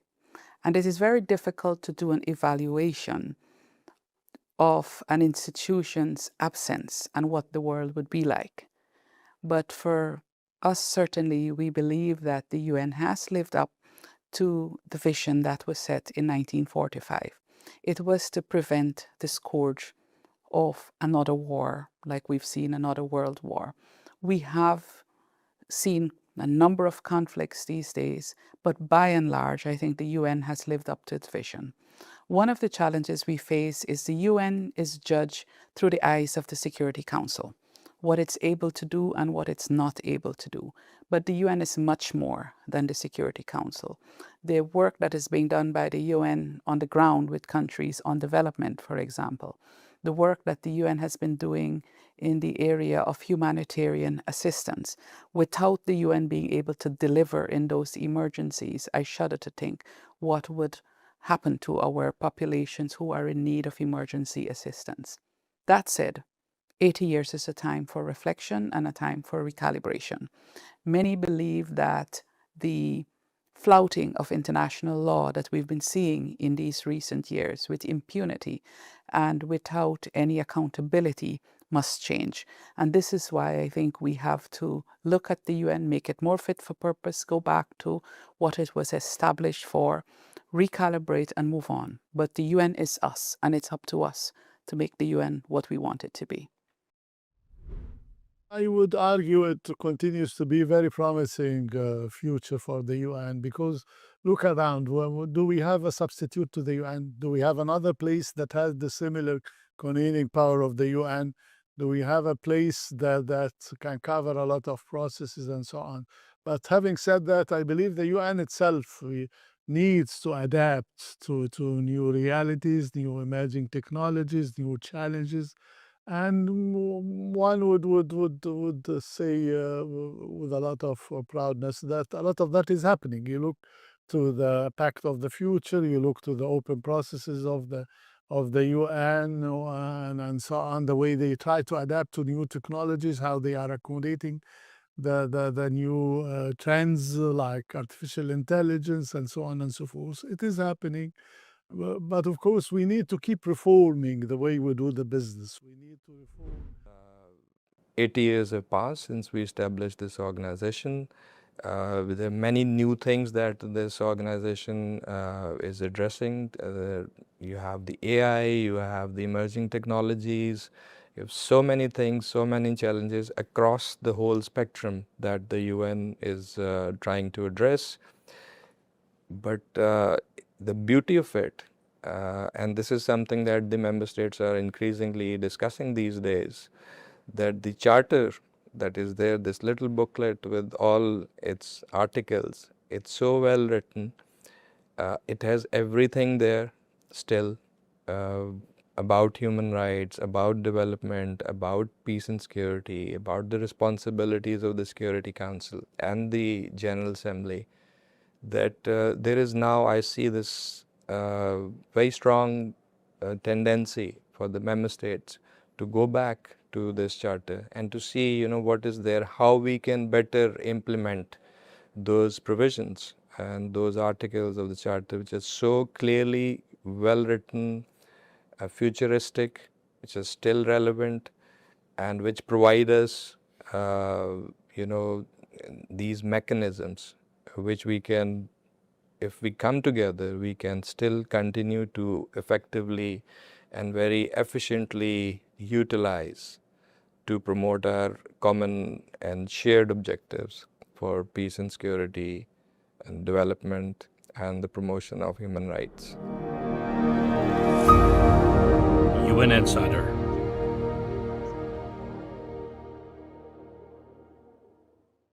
Introducing CGTN Now. Find award-winning documentaries and exclusive content from around the world. Latin America like you've never seen. Breakthrough films shining a light on important stories. In-depth discussions with fascinating people. Giving you new perspective on topics that matter. You also get live round-the-clock international news and headlines and so much more. Original content from CGTN's Global Bureau. Download the CGTN Now app and find the global perspective you've been missing.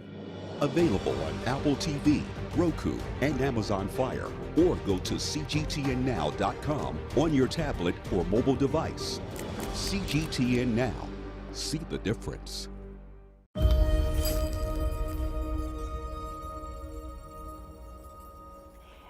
Years ago, the United Nations was born in the wake of World War II. The UN's founding document was signed in San Francisco in June 1945. Now, the original UN Charter is on display in New York as the organization prepares to mark a milestone.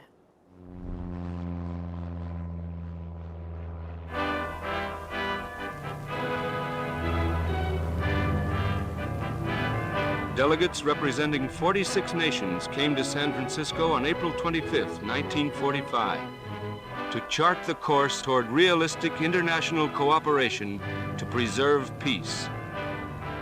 For 9 weeks in the spring of 1945, San Francisco was the center of men's hopes. The 1945 San Francisco conference galvanized the entire world. It was a huge endeavor. And it culminated with the Charter of the United Nations.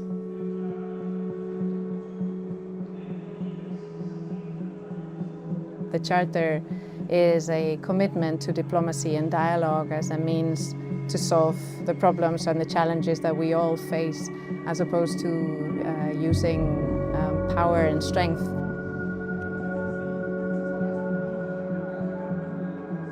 Reviving the Spirit of San Francisco is in an exhibition. The exhibition features a series of photographs and videos of the 1945 San Francisco Conference. We called it Reviving the Spirit of San Francisco against the backdrop that I think is evident to anyone watching us today, which is of division and deep geopolitical tensions.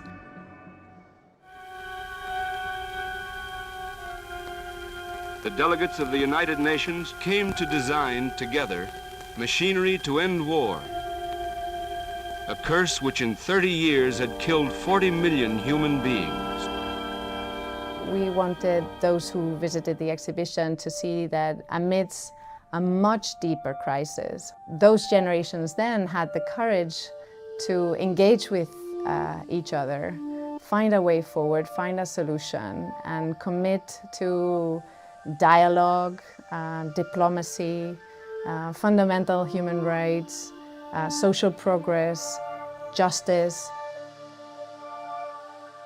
There was an enormous optimism, an expectation that this new international organization would be the solution to many of the problems that drove the world to the Second World War.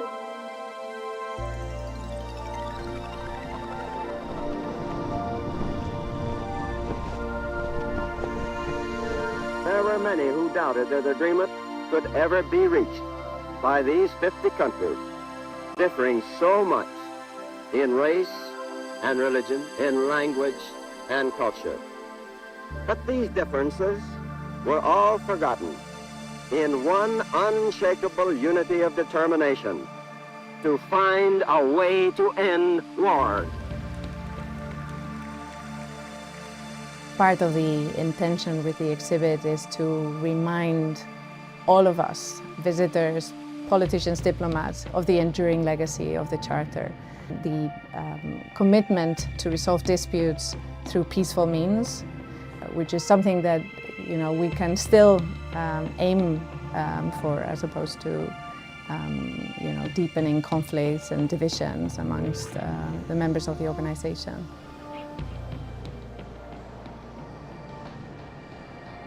The exhibition runs until the end of September, and it's open to everyone who visits the United Nations headquarters.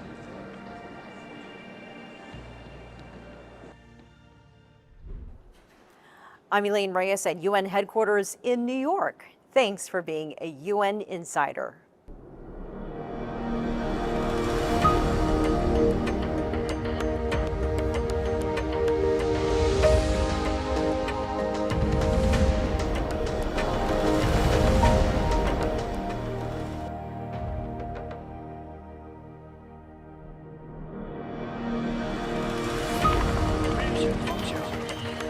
I'm Elaine Reyes at the United Nations headquarters in New York, and this is a special edition of UN Insider. UN Insider serves as an important window for the global audience to better understand multilateral diplomacy. It's very important for the media to cover the United Nations, to seek to understand and tell the story in ways that the average person in the street can understand. I think it's very important that the media should contribute to conveying important messages about the reality of today's challenges. UN Insider has come to the UN, and we at the UN are so grateful to have it here. It is the only dedicated TV program to what is happening in the UN, and it is reaching so many people with, as it says in its title, inside the UN stories. Media plays an important role in providing objective information across the world. We think that media has a strong power of uplifting, what we are trying to convey as messages as developing countries. We need the mobilization of all peoples, of whole government and whole of society, and media can help us to be informed so that we also can make our part. I think the media is fundamental to enable citizens across the world, first of all, to understand what is the rationale of having the United Nations. It's not that there is one place on planet Earth that will tell the rest of the world what to do. It is a much more complex story.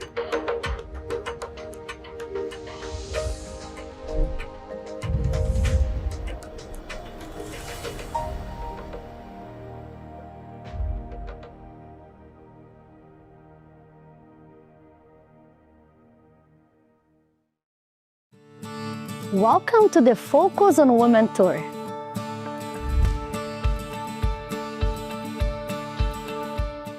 Focus on Women was created to shine a light on these amazing women that shape the United Nations. This is a special international organization that is working towards a better world, and equality is going to make the world better. So showing how women fought for women's rights and how women are fighting for gender equality now, and we highlight these agents of change.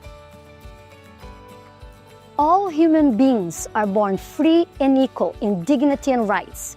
The original draft was all men. They changed to human beings so women and other minorities like children, immigrants, they all can be included. We highlight the problems that women face every day and how the United Nations is helping women. So it's a great balance to understand more how to support women around the world and a little bit more deeper into gender equality and women's rights here in the United Nations. This hall, so many men and women came and participate in meetings, voting for resolutions to support women's rights around the world. And we're still fighting to reach gender equality and empower women around the world. And now it's your turn to really see what can we do now to support and become an agent of change for this change.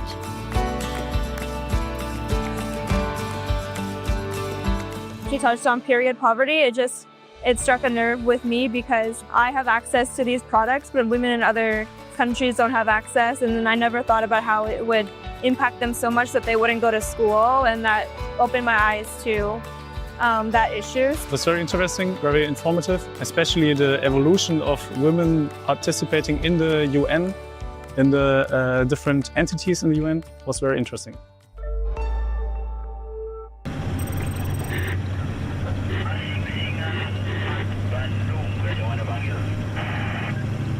We have been witnessing and monitoring a very fragile stability. The renewal comes after a long crisis and a 15-month-long conflict that has devastated the region, the south of Lebanon, that has destroyed most of the areas close to the blue line. And we stayed. So our presence has been important now to try to bring back stability. The goal of the mission has always been going away, moving, and hand over all our capabilities and tasks to the Lebanese army, to the Lebanese authorities on the ground and at sea. Is now the right moment? I don't think so. There is still a lot needs to be done. The work needs to be completed. We are in the process of doing it. And to have full stability, it's important to be more pragmatic on the timetable for the mission and also for the Lebanese army to be fully deployed in south of Lebanon.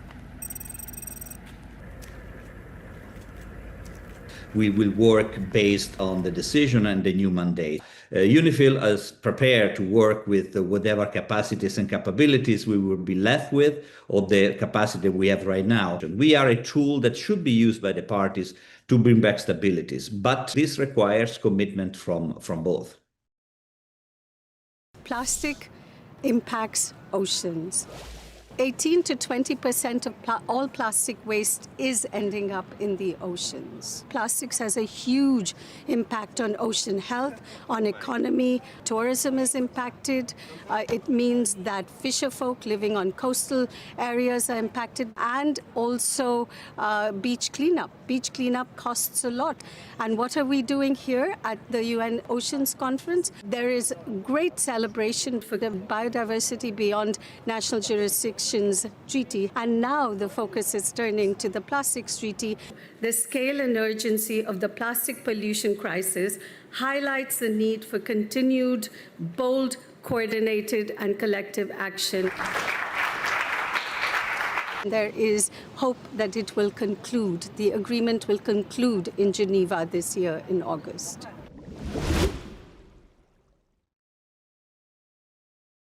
Over 17 million people, or nearly half of Yemen's population, are estimated to be acutely hungry.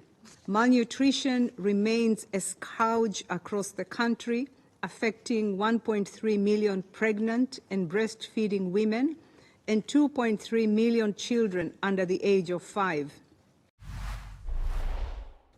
Without sustained humanitarian support, an estimated 6 million more people could end up in emergency levels of food insecurity. Despite an operating environment beset by multiple risks and serious challenges, humanitarian operations continue to forge ahead, and humanitarians remain committed and engaged. Peace in Yemen is so much more than the containment of a threat. It is first and foremost about the Yemenis. It is a country where there are incredible opportunities, a long and rich history, and lives full of promises. I want to again thank this Council for its unified and highly valued support, even when the overall situation remains so challenging to realize this potential for Yemen. We've seen a real momentum in terms of commitment to dealing with the problems that the oceans are facing.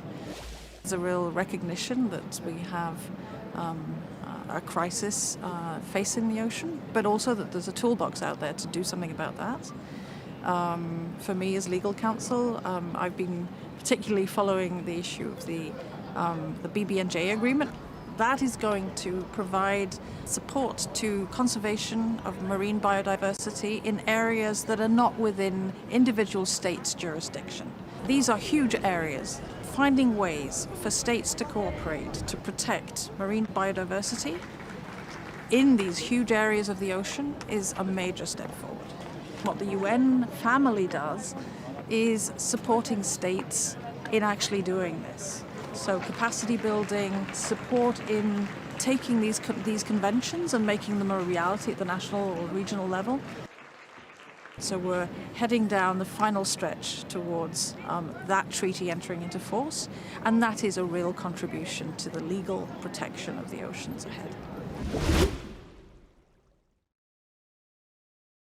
My name is Fabien Cousteau, third-generation ocean explorer, aquanaut, and voice for the ocean.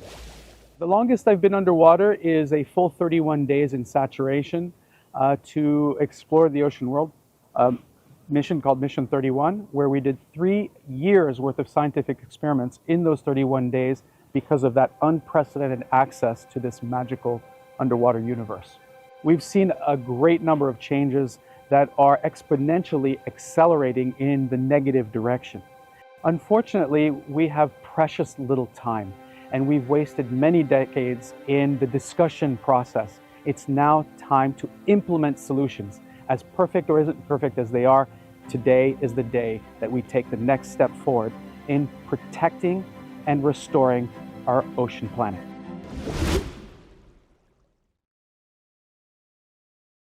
Today we are releasing a report that for the first time has information on the sustainability of 2,570 fish stocks around the world. And the main result of the report is that 35.5% of the fisheries out there are unsustainably exploited. That means that out of 100 fish stocks, all treated equally, 35 of them are overexploited, and there are very different patterns that we see in different regions. In Canada, the US, the Pacific side, more than 90% of the stocks have been sustainably exploited. In the Antarctic region, 100% of the stocks are sustainably exploited. So those are the positive. There are some negatives. For example, the northwest African coast down to the Gulf of Guinea, more than 50% of the stocks are overfished, and this is a trend that has been deteriorating over time. The Mediterranean and the Black Sea also in a difficult situation. 65% of the stocks in this sea are overexploited. The main lesson of the report first is that management works. It has to be effective management, but it works. And it is important to recognize this because we know how to rebuild populations. Do you think a coral is an animal, a plant, a mineral, or a microbe? And the actual answer is it's all four. The nature in the Seychelles is amazing. The marine life in some of the islands are quite pristine. It's only when we noticed the impact of climate change that we understood that everything was changing in the ocean. From plankton to sharks to tuna to coral reefs. Many of the reefs have died. Many of the corals are no longer with us. So it's quite important that restoration and then conservation takes place. At the moment, we've just been cloning corals. We've been cutting little pieces, growing them in underwater nurseries and planting them. So there's not a lot of genetic diversity in this. But the moment that you enter the world of sexual reproduction, which is what with the spawning lab we're going to do, you get a huge diversity of corals because they're sexually reproducing, and even within a species, there may be variants, there may be individuals that are stronger and more resilient to climate change. So that's the beauty of it. You can breed corals and you can create some novel genotype.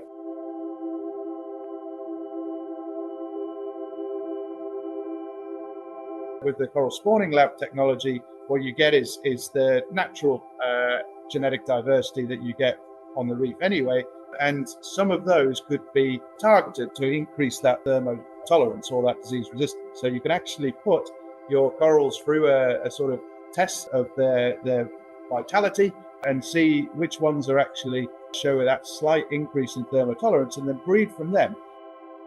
If you start pulling all this really cool science together and all this really cool technology and tools made all around the world, then you really start to find true solutions to really making a big change in our ocean.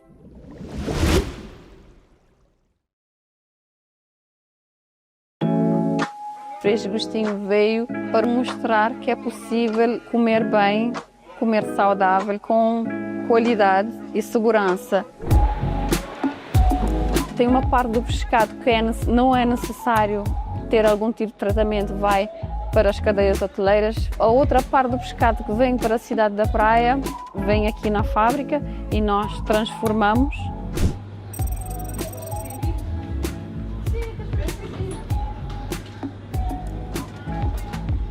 Existem algumas espécies que têm estado sob pressão. Na Agostinho escolhemos produzir tudo o que o mar nos dá. Através de filetes sem pele, a espécie toda bonitinha, o cliente já consome essa espécie e é isto que nos dá gosto.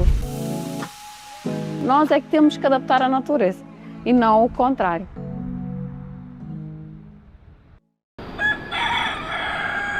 Minha pai levantava logo cedo. Ele piscava na beira-mar, acompanhava ele. Que logo amanhecer, o peixe estava na cardume. Aquela que era 7 horas, 8 horas, 9 horas, já está uma quantidade de peixe na terra.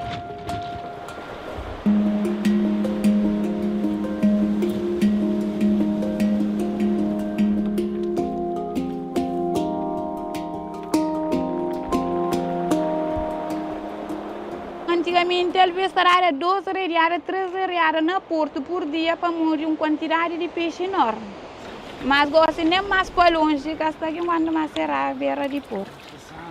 Ganha que 3 peixes ali de rasta-bote, às vezes vem mais. Hoje a pesca foi normal.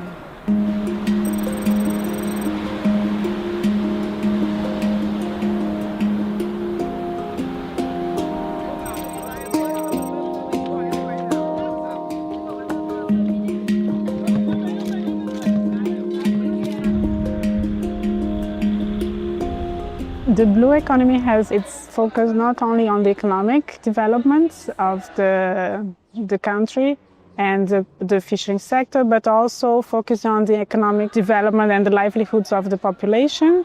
So it's a more integrated, more inclusive and a more sustainable approach.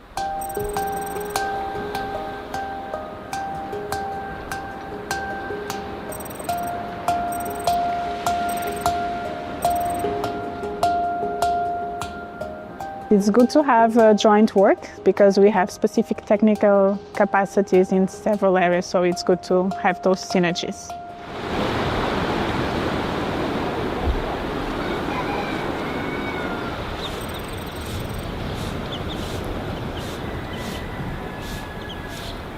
No assunto de embarcação que está parado, alguns é falta de isca. Para morrer esta época que está apanhado demasiadamente, fica estragado mais tarde, não está bem mesmo, que está tempo para morrer, que está respeitado.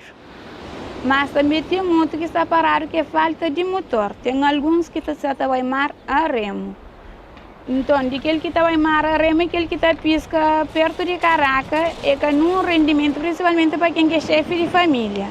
Então, a nós que lá é uma coisa disposta, quem está presidente da associação, já não entra com pedido no Ministério de Mar, prometendo que ele proposta de 50%, mas apoiando nós com o motor. Então, se vocês não apoiar com o motor, tudo quem é chefe de família tem que viver essa vida normal.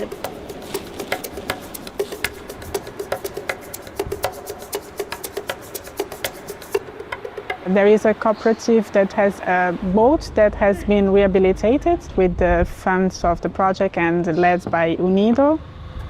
Desde 2013, quando eu criei aquela associação, foi no intuito de arrecadar peixe para abastecer a cantina escolar.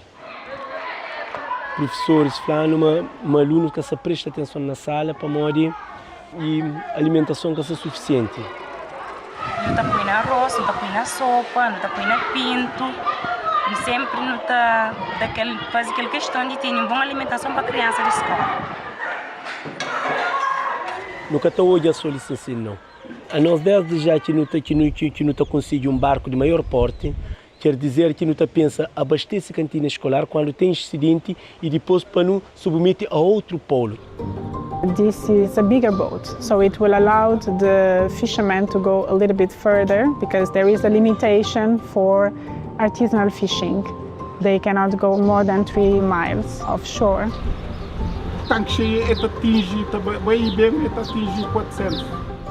This will allow them to go a little bit further, stay a little bit of time also in the sea, which will improve their capture.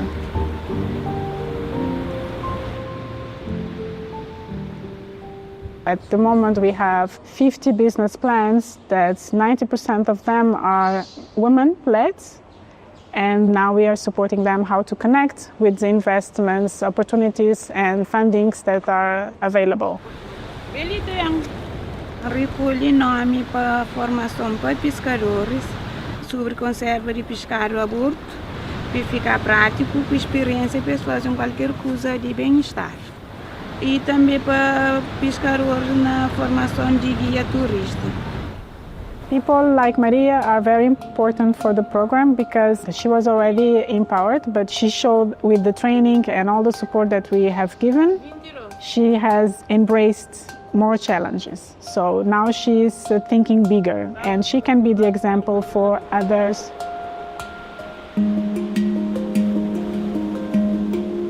Podemos para o quinta é formação, quinta é reunião, quinta fazer tudo por tudo, também tá para a comunidade também para ter uma hierarquia assim mamina onde quem vai para ficar missão de comunidade.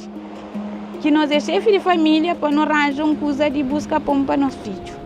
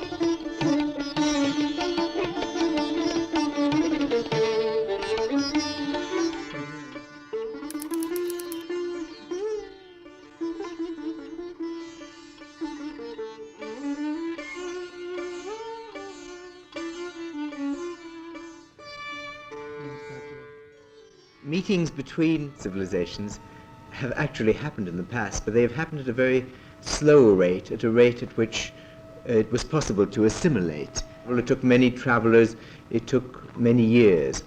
But today, everything happens more quickly. In fact, it is amazing to see how quickly you have been embraced by the whole of the American civilization and the whole world. As I say, mostly, it has also another side of it, especially for the very young people, they find it all of a sudden something very exciting and very interesting. We are different people and different civilizations, so that we can express different approaches to life. And the excitement is precisely because we are different. If we were the same, it wouldn't be at all interesting.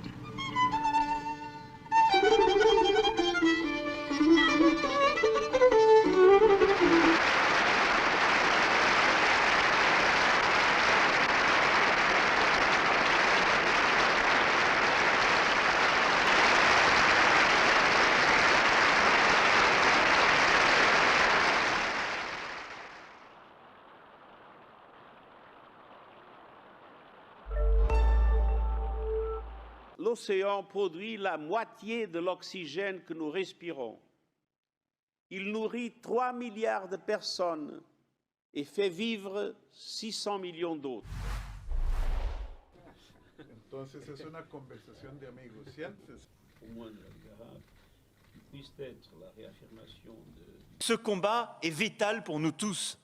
Et je le dis ici avec force, les abysses ne sont pas à vendre.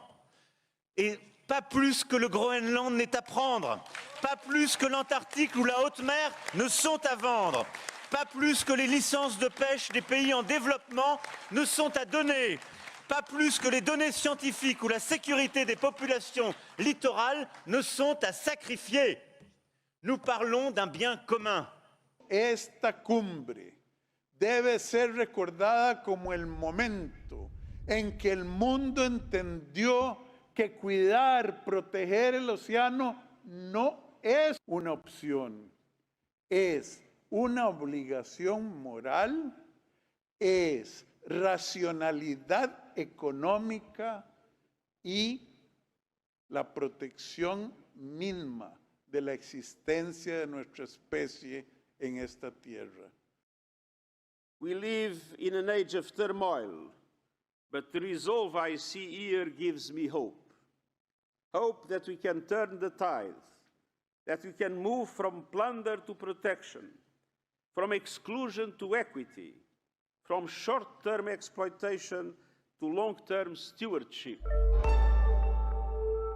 There's not one of us who isn't affected by new changes in data, artificial intelligence, digital transformation, innovations, foresight, and behavioral science. They are shaping all of our lives, and that is why the UN 2.0 Week matters to all of us.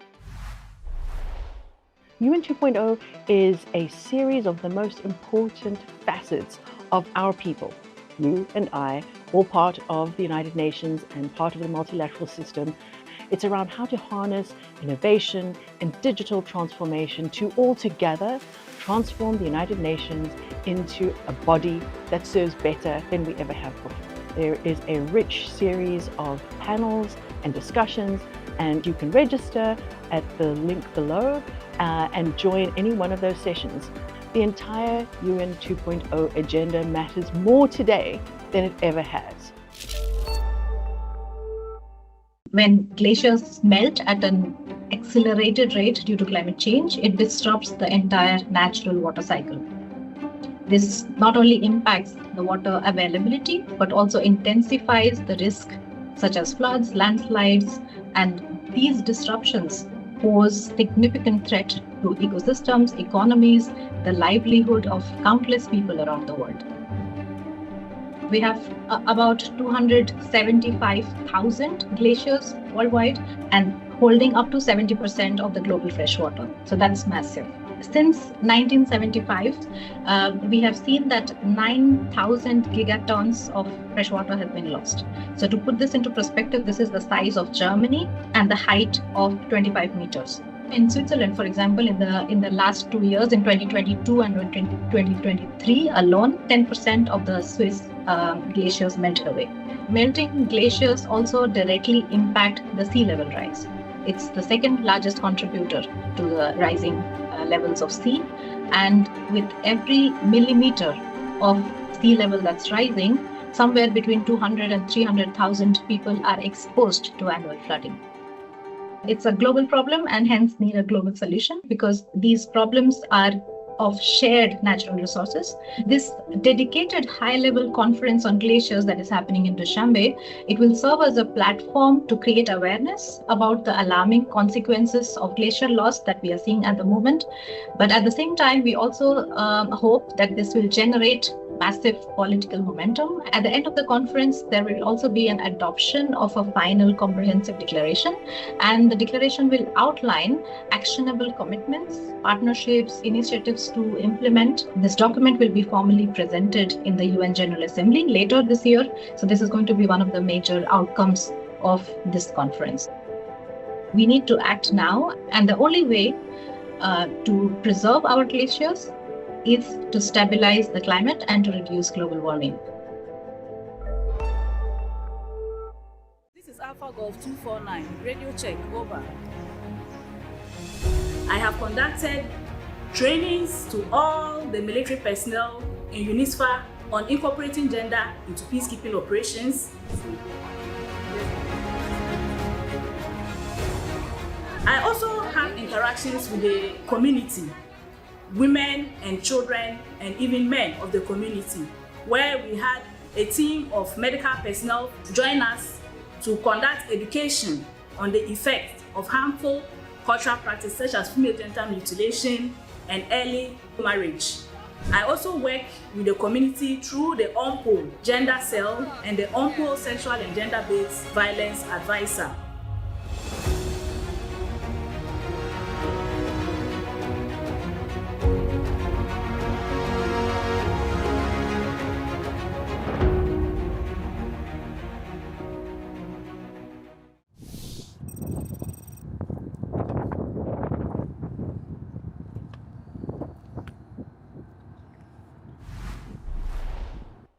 we will be planting 2 persimmon trees that were born out of the seas that survived atomic bombings in Hiroshima.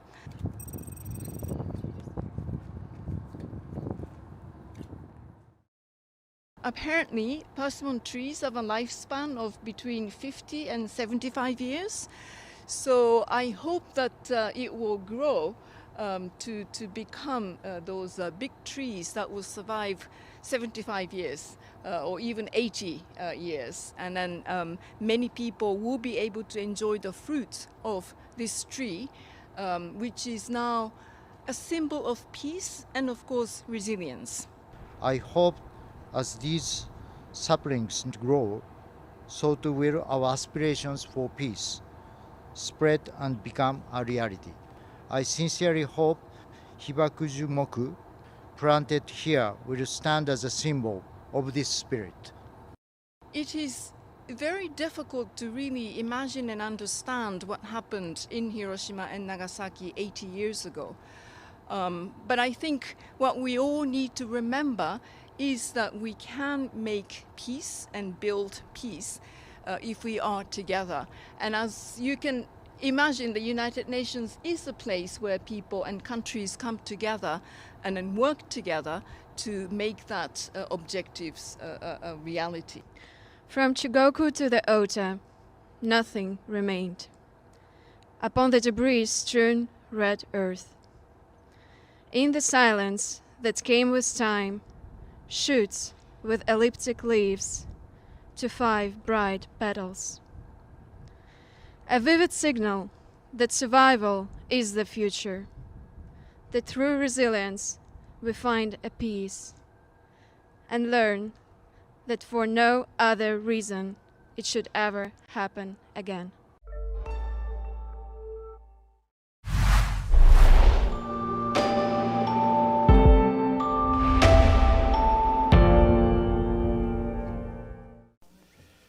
All right, good afternoon. In a short while, we will be joined by our guest, Sanda Ojambo, the head of the UN Global Compact. She'll be here to share with you in person an outline of what to expect at the flagship event on the Global Africa Business Initiative, which will take place during High Level Week. You'll hear more about that from her. Tomorrow morning at approximately 8:55 a.m., the Secretary General will participate in the annual ringing of the Peace Bell in the Japanese Garden, and that's on the occasion of the 44th anniversary of the International Day of Peace. This, of course, he and his predecessors have done every year, and he will pray for world peace. This will take place in the presence of representatives of permanent missions, officials of the Secretariat, and others. Today is, of course, September 11th, and as we mark 24 years since the horrific September 11th terror attacks on the city, the Secretary General's thoughts are with everyone who lost their lives on September 11th, and with all the people of our shared city. New York has hosted the United Nations for 80 years and has been home to many of our colleagues, as well as to diplomats, staff, and of course, all of the Secretaries General. We continue to stand in solidarity with the people of New York as we did 24 years ago. The United Nations once more underscores its commitment to never forget the nearly 3,000 people from over 90 different countries whose lives were taken out on that day, and the thousands who were injured or sickened. Turning to the situation in Gaza, our colleagues at the Office for the Coordination of Humanitarian Affairs say that nearly 1 million people are estimated to be in Gaza City, are facing daily bombardments and struggling to access the means for survival after the Israeli military placed the entire city under displacement orders. As the Israeli offensive on a famine-stricken Gaza City intensifies, people are once again being displaced with no safe place to turn. Our partners monitoring the movement of people in Gaza said that between Sunday and yesterday, more than 25,000 displacements were recorded. Some critical services have already been suspended in Gaza City as aid workers struggle to save lives. Severe damage has also been inflicted on some humanitarian facilities, disrupting operations and the delivery of essential services. Our partners working on health report that some of them have had to suspend activities at primary health care centers, while partners working on nutrition say that between 12 out of 49 outpatient therapeutic sites have halted services amid the ongoing airstrikes in Gaza City. At least 2 community kitchens have also suspended operations, and 3 others have had to relocate within the city. Our partners working on education have expressed concerns that 95 temporary learning sites in northern Gaza, serving about 25,000 children, may be at imminent risk of closure due to displacement orders and ongoing insecurity. UNICEF warned that today child malnutrition continues to worsen at an alarming rate, with the latest evidence showing a record proportion of children screened were identified as acutely malnourished in August. That's 13.5% of those screened from 8.3% in July. In raw numbers, 12,800 children were identified as acutely malnourished in August. That's what the latest figures are from the nutrition partners. UNICEF has also been working to scale up the entry of essential nutrition supplies and distribute them alongside nutrition partners at about 140 sites across the Gaza Strip. While stocks of ready-to-use therapeutic food have recently increased, the current quantity of other critical nutrition supplies for infants and pregnant and breastfeeding women are wholly insufficient. The World Health Organization tells us that almost half of all functioning hospitals are located in Gaza City, and includes half of all ICU beds for the Gaza Strip. With the Israeli offensive already underway in that area, WHO says the Gaza Strip cannot afford to lose any of these remaining facilities. Meanwhile, delays and impediments to humanitarian movements inside Gaza continues. OCHA tells us that missions will take long hours to complete, even when they're approved in advance by the Israeli authorities, and teams have no choice but to wait on roads that are often dangerous or congested. Recently, OCHA also observed an increase in denials of the participation of Palestinian staff in missions. This includes both drivers and program personnel. These denials are often communicated at the last minute, resulting in operational delays as teams quickly need to identify other alternatives. What we need is full facilitation of the work and movement of humanitarian actors into and throughout the Gaza Strip.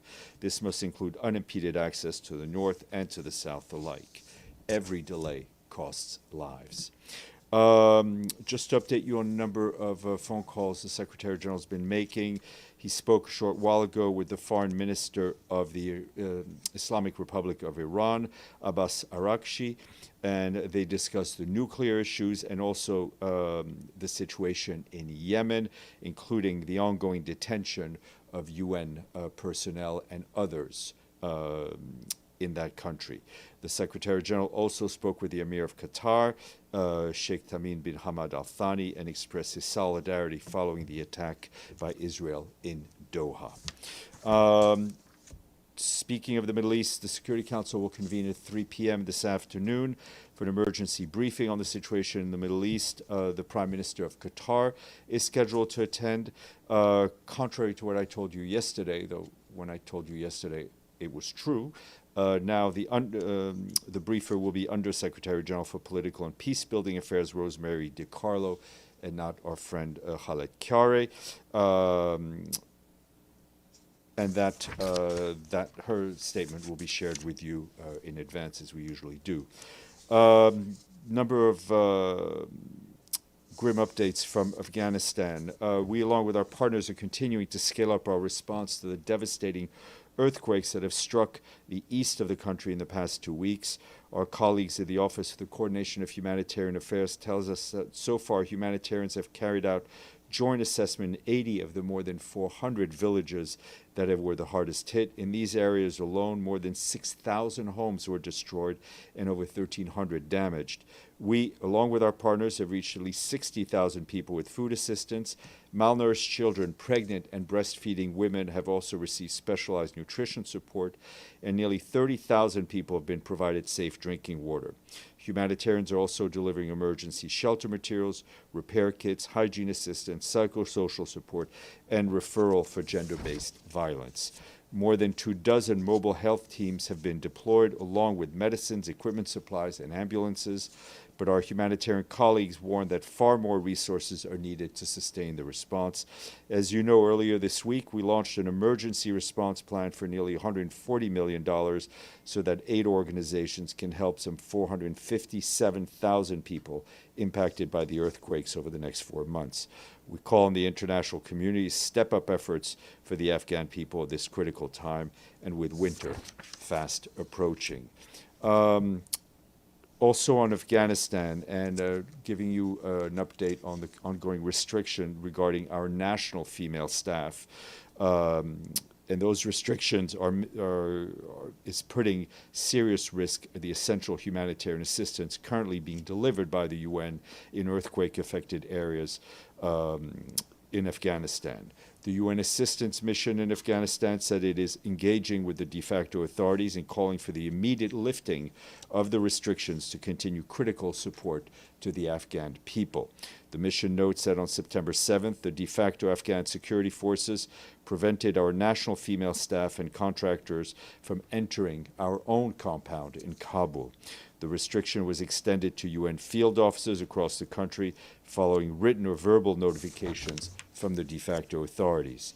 The UN mission in Kabul says that security forces are visibly present at the entrances of our premises in Kabul, in Herat, in Mazar-e-Sharif, all to enforce these restrictions. This is particularly concerning in view of the continuing restrictions on the rights of all Afghan women and girls. The United Nations has also received reports of the de facto security forces attempting to bar national female staff from traveling to field locations, including to support women and girls as part of our urgent earthquake response, which we've been telling you about. They're also blocking them from accessing operational sites for Afghan returnees who are coming in from Iran and Pakistan. The UN mission says the current actions disregard previously communicated arrangements between the de facto authorities and the United Nations in Afghanistan. In response to the serious disruption, the UN mission, UN agencies, funds, and programs in Afghanistan have implemented interim operational adjustments to protect staff, assess viable options for continuing their principled and essential work. Quick update from Ramtam Lamamra, who, as you know, is Secretary General's personal envoy for Sudan, as he intensifies his good officer's efforts to support the de-escalation of the conflict in advance of a political solution there. I can tell you that the personal envoy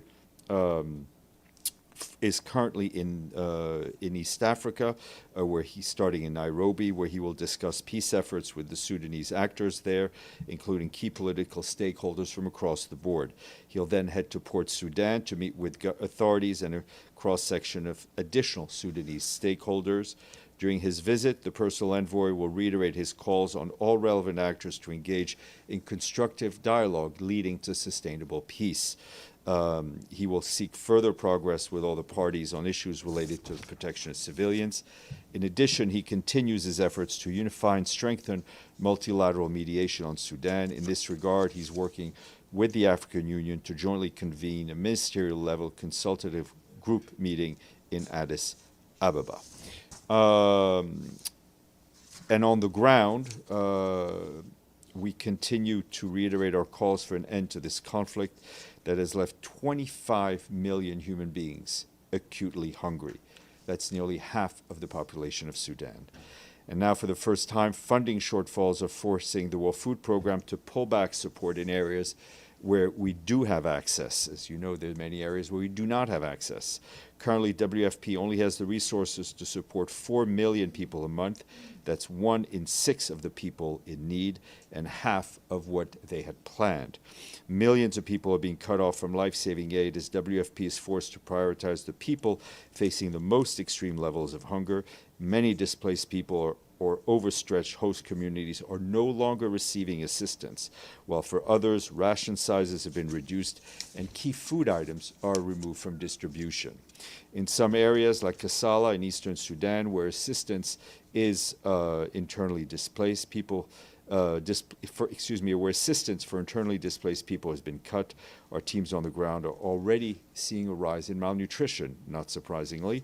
On top of that, access challenges and administrative impediments continue to hinder WFP's ability to deliver regular support to other areas, particularly in Kordofan and Darfur, as well as you well know, famine was first confirmed more than a year ago in Zamzam IDP camp and in North Darfur. WFP is warning that the crisis in Sudan is heading for another catastrophic peak as the lean season is underway and hunger will worsen through September, pushing millions of people into deeper and extreme hunger. We urge the international community to step up and fund our operations. And our colleagues in Central African Republic, our peacekeeping colleagues, that is, report that in Ndele, in the northeast of the country, they have handed over to the national authorities the newly constructed court building. This marks a first in the town of Ndele, which until now had no judicial infrastructure meeting the minimum standards. The local community will now have access to justice, while magistrates will be able to work in decent conditions.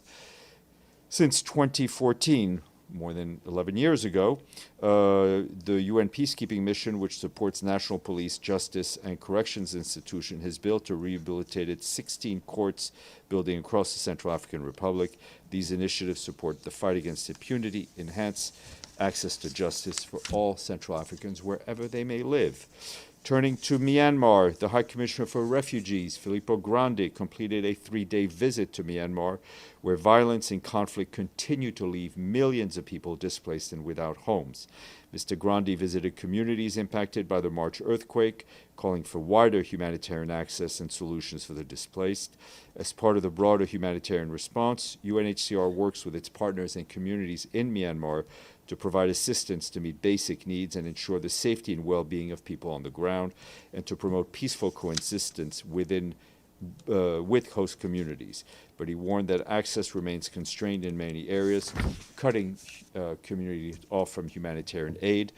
UNHCR urgently needs $88.3 million to fund its response in Myanmar this year and deliver support for Myanmar's most vulnerable people. And as you may have seen later this month, on September 30th, Mr. Grandi will join the high-level conference in New York on the situation of Rohingyas and other minorities, urging stronger regional and international action to enable safe and sustainable returns.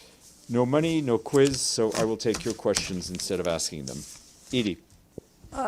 Thank you, Steph.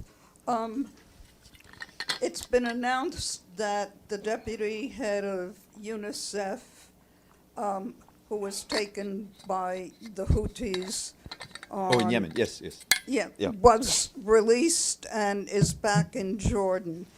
Was anybody else released, and when did this release happen, and are negotiations on the others still taking place? I can confirm that our colleague safely landed back in Jordan, and we're very happy that she has been released and was able to return home. Unfortunately, all of our national colleagues, including colleagues from NGOs, civil society, and diplomatic missions, remain detained arbitrarily. We continue to push through various channels to move for their release, and this is an issue, as I mentioned, that the Secretary General raised with the Foreign Minister of Iran, and he will continue to make phone calls, and others will continue as well. And was she released today or yesterday? It was today, earlier this morning. Okay, and a follow-up on Afghanistan and this new crackdown on women. Is Rosa Otunbayeva still in Kabul? I believe she is in Kabul. I'll have to double check, but I believe she's in Kabul. So this is only impacting our national female staff. Our international, UN international staff, regardless of gender, are able to work. Amélie and then Deji. Oh, you didn't have a question? Oh, okay. You should. Okay, Deji. Yeah. You didn't ask for anything? That's just. I may quote you back on that. Just a couple of questions. First, do you have any update on the humanitarian aid delivery in Gaza? I mean, yeah, some aid continues to come in. Yeah. I mean, you didn't really mention that. You talked about the situation in Gaza City, but yeah, no, I mean, some aid is continuing to come in, but not enough. So I mean, the situation has been enhanced a little bit. I mean, there's been an uptick in what has come in, but it remains woefully under the level that we need. Okay. Two other things. Does the Secretary General have anything to say on the death of Charlie Kirk, the U.S. political activist? Yeah, I mean, we saw it, and I can tell you that we condemn this act of political violence, as we condemn and stand against all acts of political violence, which undermines democracy. And we, of course, extend our condolences to Mr. Kirk's family and loved ones. And one last thing. Yesterday was World Suicide Prevention Day, and we know that nowadays suicide has already become one of the major cause for death. What message does the Secretary General have for member states and for public to prevent suicide? I think more resources need to be given to mental health networks, to mental health resources to help fight the scourge of suicide that we see across the world. Yes, sir. Nam Abdullah with Rudao. Syrian Democratic Forces published a statement earlier today saying that they have come under attack from forces affiliated with Damascus. Have you seen that statement, and does the Secretary General have a statement on that? Look, I think we are, of course, concerned anytime there continues to be internal clashes in Syria. It is incumbent on the government to ensure that all Syrians are represented and feel safe, and we'd encourage the Syrian government and encourage the Syrian government to continue to engage in discussions with other political forces in Syria to bring the country together. Yes, sir, and then Alex, and then Pam. Thank you, Steph. With the Qatari Prime Minister calling yesterday for a, quote, regional response from the Gulf states, and of course he's set to attend today's Security Council meeting. Just curious, does the Secretary General have any expectation for how the meeting will unfold? No, listen, far be it from us to predict what will be in a Security Council meeting, but obviously this is a meeting called following a very serious breach of the sovereignty and territorial integrity of a member state. I think the Secretary General condemned the attack very clearly and condemned the violation of Qatar's territorial integrity. And let's see what the member states have to say. Alex. Thanks, Steph. Firstly, a quick follow-up on Qatari Prime Minister. So will they meet in person? We're still trying to, I mean, I think the Qatar's Prime Minister's schedule is still being worked out. If something happens, we will let you know. But sure. Scheduling is always a challenge. On completely different topic, on tomorrow's meeting on Poland, do we know who will brief the Council? I do not know yet, but I will hopefully know before it happens. And lastly, on Belarus. So today Belarus has released 52 prisoners. Are you aware of that? Yes, I've seen the report. I think we welcome, we very much welcome this release. Pam, then Stefano. Thanks, and forgive me if I missed it, but have you made a statement about the Polish drone? Yes, yesterday. The incursions? Okay, and any update on that? No. Stefano. Well, it's a kind of follow-up. The Polish Premier Tusk, he just said that at the moment the risk of a war is the highest since the Second World War. Do you agree with that statement? We've seen those comments. I mean, it is clear to all that there are heightened tensions not only in Eastern Europe, but in the Middle East, in the Gulf region. And that is one of the reasons the Secretary General's message, both publicly and privately, is to avoid any further escalation, any further destabilization of the situations. Just a quick follow-up.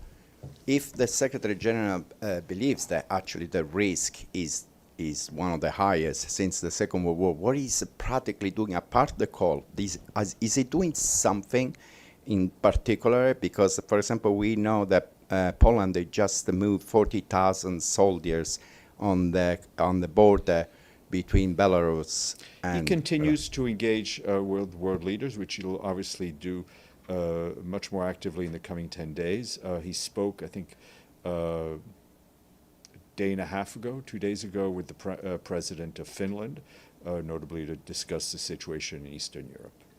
Edie. The Israeli military took a group of Western journalists to the Rafah area today to show them two new aid distribution sites. Does the Secretary General have any comment on this trip? Listen, glad some journalists were able to go in. I think it's important that journalists be able to go into Gaza not under the escort of the warring parties and be able to do their work and see what they want to see and see what they need to see and report back. I think the lack of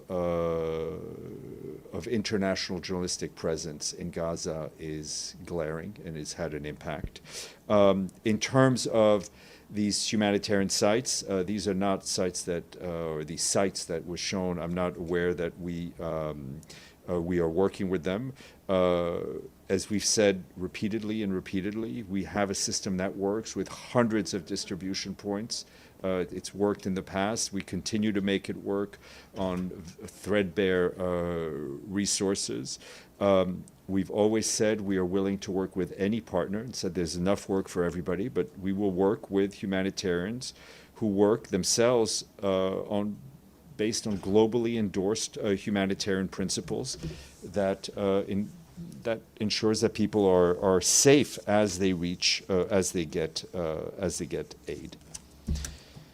Okay. Oh yes, sorry. Go ahead. Sorry, Steph. Just one more question. You said that the Secretary General shared some words with the Iranian foreign minister on the nuclear situation over there. Would you be able to share any specifics? Well, I mean, I think from that I don't have any more, but as I said to you, we welcome the agreement that was reached between the IAEA and Iran and his calls for continued active diplomacy. I see Iftikhar Ali either saying hi or wanting to ask a question, and then we'll go to our guest. Go ahead, Iftikhar. I see him. It's not working. Iftikhar. Yeah, apparently there's a problem with the Zoom. I apologize. Just send Fahan and I a question and we will answer it. I apologize. Okay, we will get our guest. Don't move out of your seats.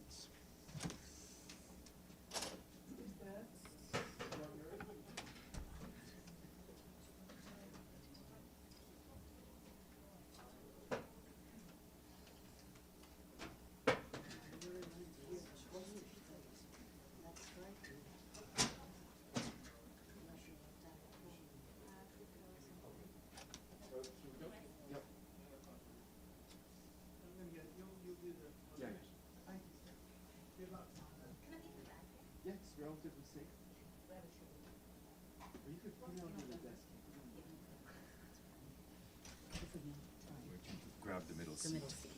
Some fresh water. All right, good afternoon. We are delighted to be joined by our colleague, Assistant Secretary General Sanda Ojambo, who, as you know, is the head of the UN Global Compact. She's here to preview the flagship event during the high-level week called Global African Business Initiative. I won't say any more because you're going to say it. So go ahead, Sandra, please. Thank you so much, Steph, and thank you for all of you for joining here present and also virtually.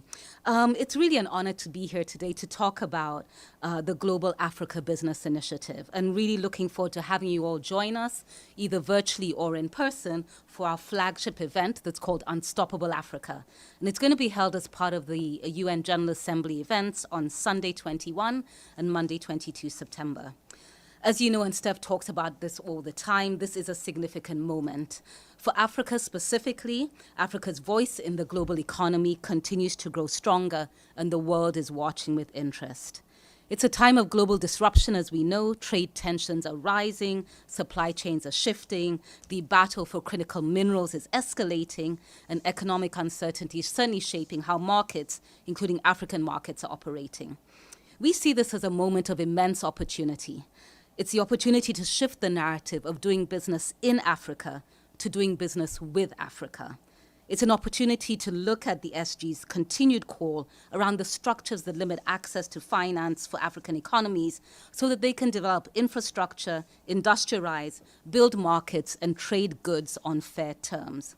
It's the opportunity to build resilience for African economies, but also to demonstrate that Africa has the solution for energy transitions, for climate action, for food security, for consumer markets, for critical minerals, and for digital transformation. So I come here today to really position our Unstoppable Africa as a story of progress, partnership, and possibility. The disruptions I talked about earlier are not cautionary tales, they're realities.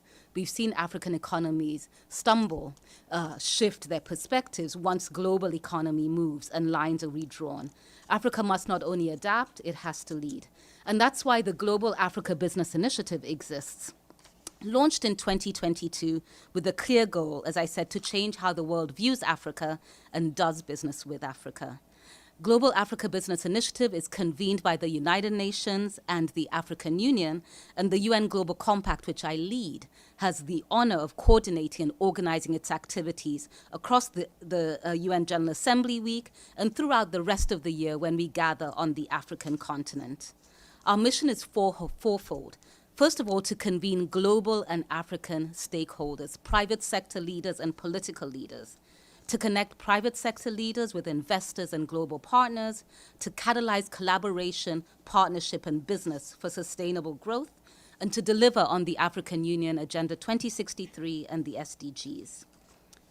Since its launch, our flagship event that we hold every General Assembly, Unstoppable Africa, has welcomed over 8,000 participants, including over 15 heads of state and business leaders, investors, artists, academics, and UN leaders. It has fast become the premier platform where African business, investment, and trade leaders meet the world and vice versa. We're excited to announce the 4th edition of Unstoppable Africa, as I said, co-convened by the United Nations and the African Union and organized by the UN Global Compact. It will take place on Sunday 21 and Monday 22 September at the Marriott Marquis Hotel in New York. The biggest themes that we're going to tackle this year, the overall theme is the big push, how Africa shapes markets. We're going to tackle a few critical topics. Building African-led global trade, investment, and business partnerships, maximizing the Africa Free Trade Continental Agreement for trade and value chains, strengthening digital technology and innovation, positioning Africa as a global investment hub, and supporting the sports and the creative sectors. Pleased to confirm already the participation of 4 heads of state, President Lorenzo of Angola, President Netumbo Nandi-Ndaitwah of Namibia, President Duma Boko of Botswana, President Julius Maada Bio of Sierra Leone, President Faye of Senegal, many others are joining as well. We have close to 100 captains of industry, creative and sports icons who are there to tell a renewed story by Africa and for Africa. To the media present, your role is crucial. Every day in your reporting, you tell the story of Africa's challenges. There's also a story of Africa's progress that you tell. We want to elevate that and amplify that. It's a story of innovation, resilience, and ambition. And we ask you to report on the strides made in building renewable energy access, scaling up digital and technology innovations, making the Africa Free Trade Continental Agreement work for Africa, building an infrastructure to harness the robust creative and sports industry. So as we count down to September 21, I invite you to stay engaged, share the journey, and join us at the Marriott Marquis for our event. For those who are not able to attend in person, you may also attend virtually. The dialogue will be dynamic. The action will continue beyond the UN General Assembly Week in partnership with the AU, the Africa CEO Forum, and all of our captains of industry from around the world. Thank you very much, and I'm open to take questions. Thank you. Thank you very much. We'll start with Edie.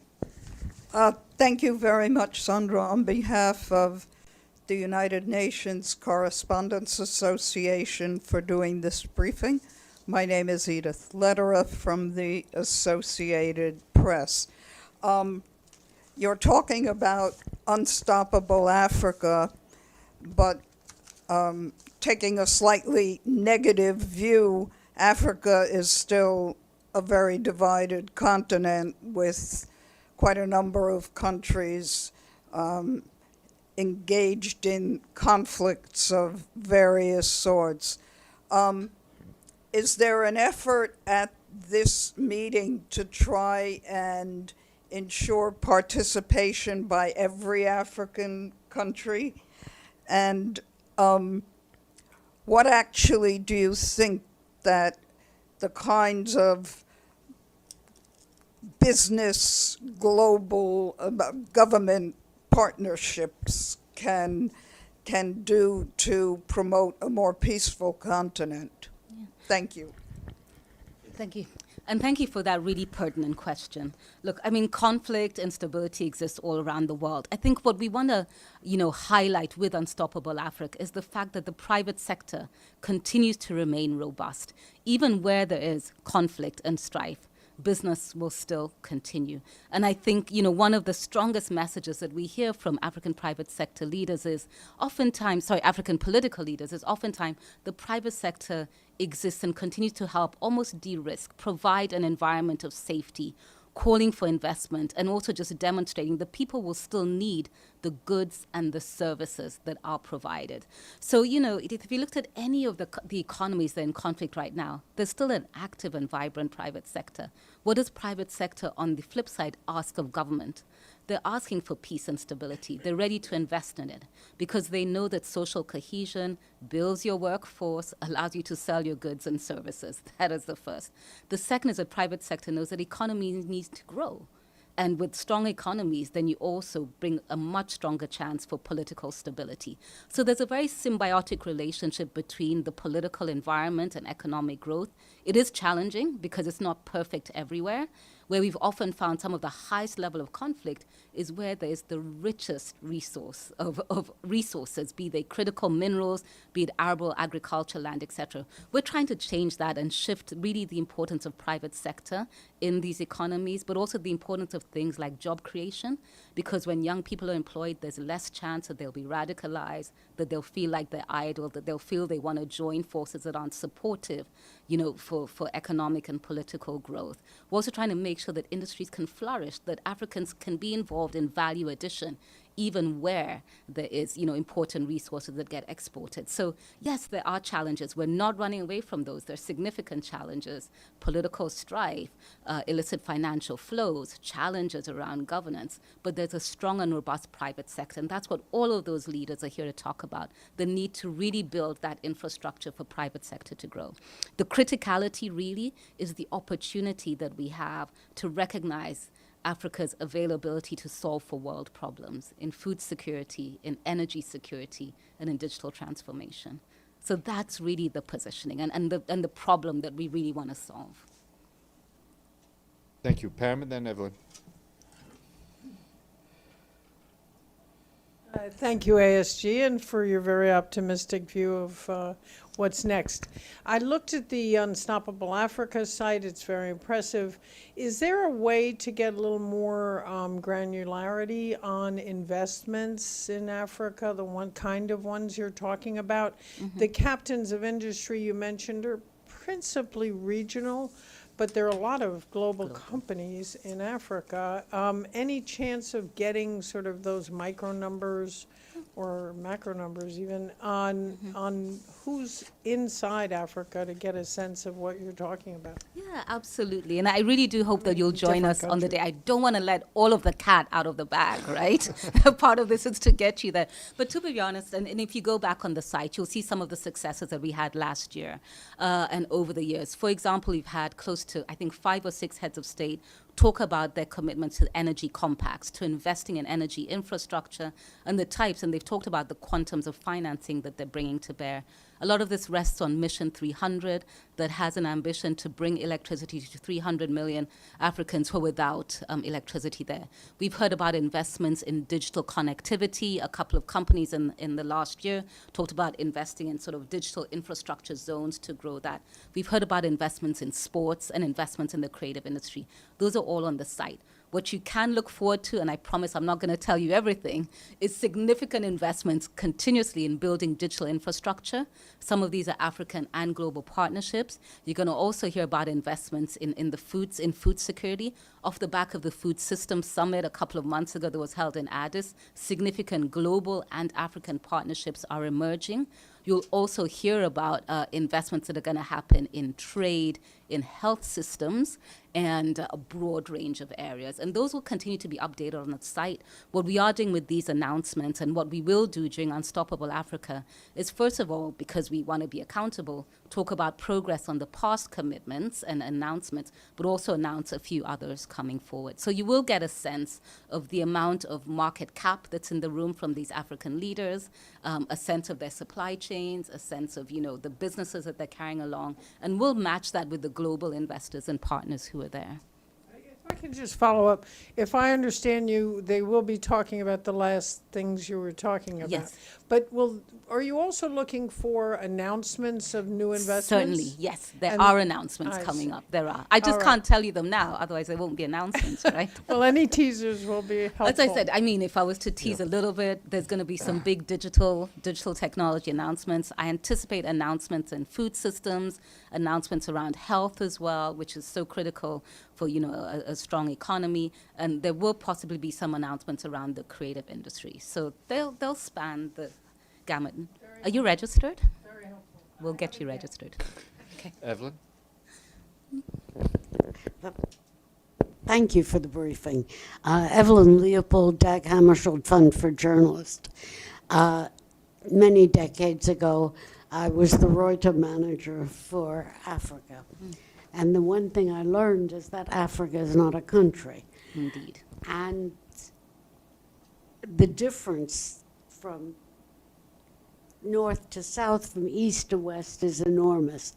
When you give your analysis, can you distinguish by countries or at least by area? Because otherwise people will think Africa is a country, which you and I know it is not. That's not. Certainly so, and I wish I don't have the statistics here. We're going to put them up on the site so you actually see the breadth of representation that Unstoppable Africa is bringing on September 21 and 22. So we have representatives from, I'd want to say, pretty much all areas of the continent, north, south, east, west, and central. So important.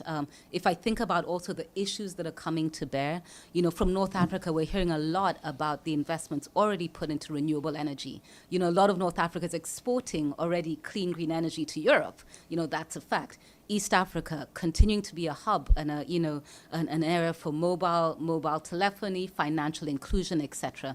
Southern Africa also looking at a lot of key innovation, driving creative industry, driving digital and others. West Africa, again, creative industries, the hubs. Central Africa, lots of agriculture, but also sort of the home for a lot of the critical minerals that the continent has. So, we're very clear that there is a nuanced view to the continent. It's certainly not, one country. That is a very clear narrative. But also the world trades with Africa and the different regions of Africa in different ways. There's a lot of work to do around harmony and harmonization, both of tariffs and trade between countries and also between these various countries and the world. So the AFCFTA plays a central role in that narrative. But you'll see we're going to have conversations in English, in French, in Portuguese, lots of, diversity in the African continent, and lots of diversity as well in its culture, sports, and you'll see that on the day. Definitely not one country.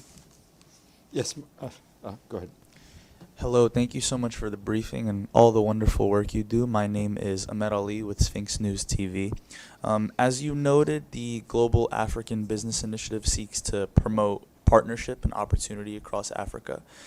Since 2022, as you are probably well aware of, Burkina Faso's president, Ibrahim Traoré, has advanced an anti-Western revolution with a narrative that echoes themes of Pan-Africanism and economic cooperation among local governments.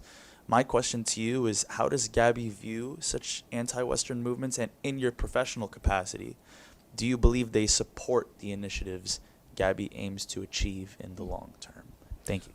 Well, look, I mean, Gabby, first of all, is private sector led. You know, in all of the economies that you've talked about, what we put at the center is the private sector. And what I hear from private sector leaders, most of all, is what they want is stability, predictability, the ability to do business, trade, and also to attract investment. So what we'll see at Gabby is not so much, you know, where Africa lies politically, or, you know, it's not a tussle between sides. It's really about how do we grow economies and what makes the best sense for economies at the stage that they are. You know, I think a lot of our discussions that we've had, even where there is civil and political strife, have really focused on what do you need to have a cohesive and strong business environment, because without a robust economy, countries cannot thrive. And so that's why we put our effort and our focus in Unstoppable Africa. As I said earlier, we don't do this you know, in ignorance of larger political forces, but we do this understanding that the private sector is so critical to overcome a lot of the challenges that we see that play out in the political sphere as well. Yes, please. Yes, hi. My name is Eva Ramelow. I work for a bunch of Dutch language media. So development, economic development is often hindered and held up by human rights. Human rights standards. Are those human rights, in your view, up for discussion? Is there sometimes you need to prioritize certain rights over others? How do you view that from your point of view? Yeah, sure. I mean, and this is really at the bedrock of some of the work that the UN Global Compact does. At our heart, we are a sustainability organization, and we work with businesses to advance principles around human rights, labor, the environment, and anti-corruption. That is, you know, the space in which we work. All of our discussions will take certain elements into consideration. I mean, there's key issues, as we say right now, around supply chains, transparency within them, workers' rights, how workers are treated, and across a wide range of industries, rights to be able to also have a job, a well-paying job, and to be able to have a workplace that is dignified. And so we address all of those with our businesses. A lot of our businesses are highly advanced and, you know, operate at par to many other businesses around the world. But I think what is really important, and this lesson actually is more for multinationals who come to do business, as we say, in Africa, not with Africa, is how you then treat your offshore business interests on the continent, because that's where often people want to take advantage of possibly lower wage rates, differing work circumstances, you know, not looking properly at workers' legislation. And it's important, and our call to businesses that do business with Africa is they must respect the same high standard and regard for rights. There's also rights around things such as value addition and export, and what we do to promote countries' continued I'm going to use the word exploitation of its resources. So we look at it from that angle, really. You know, businesses must be fair to workers around the world. Where we see violations, frankly, is where people use the continent to offshore, to dump, to treat, you know, the African economy in a different way. And that's why we insist that Africa must be at the table. And it's about doing business with Africa and not in Africa.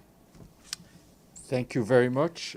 Sandra, thank you so much. We look forward to an exciting outcome Thank you. of the Thank meeting. you so And, much. and the Secretary General, of course, will be there. Yes, and the SG will be, there along with the African Union chairperson and many other captains of industry. Excellent. Thank you you so very much. much. Take Thank care. you. Thank you.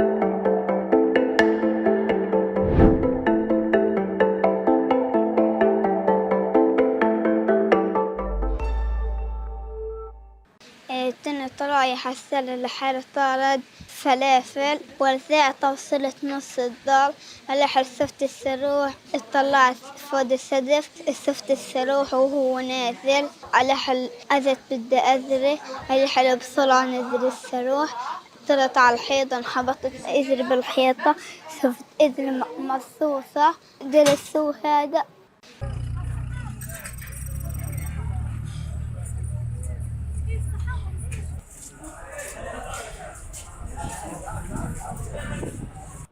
أخذت هويتي ورحت على المساعدات عند العلم. أول ما وصلت غادي أكلت طلق متفجر في رجلي، انبطت رجلي على المطرح. ضليت أنزف تقريبا ساعة ونص، وأنا أنزف ما حدش شالني ولا حد يشيل. ليش؟ عشان الوضع صعب على الكل، كان الكل يسيبنا، إحنا المصابين يسيبنا ويتوجه على المساعدات عشان يجيب أكل وشرب. طلعت من المستشفى وجيت وقعدت في خيمتي عادي، بطلع حوالي بلاقي كل اللي حوالي بروحوا بيجيبوا مساعدات. حتى أولادي أجوا وقعدوا عندي، يا بابا ليه ما تروح تجيب لنا مساعدات؟ لما الأولاد كانوا يقولوا لي ليش ما تروح تجيب لنا مساعدات، كنت أنا نفسيتي برضه تزيد صعوبة وتزيد خلص أتألم، يعني من داخلي أنا أتألم إنه يا بابا مثلا فيش عندنا طحين. جاتني فكرة أنا وزوجتي إن أنا أعمل طرف صناعي من أبسط الإمكانيات عشان أقدر أروح على المساعدات، وأقدر لو أحط على ظهري كيس طحين وأمشي فيه عادي مش هيأثر عندي، إن أنا بس أقدر أجيب أكل وشرب لمرتي ولأولادي.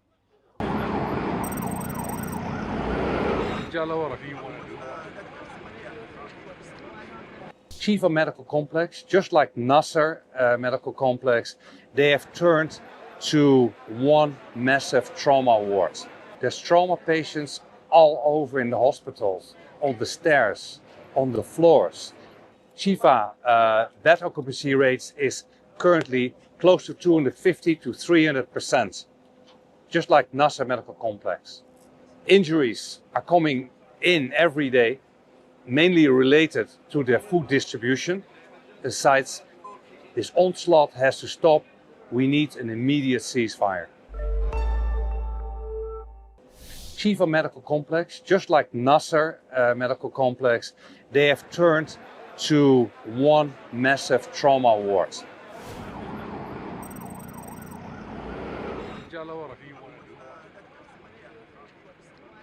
There's trauma patients all over in the hospitals, on the stairs, on the floors.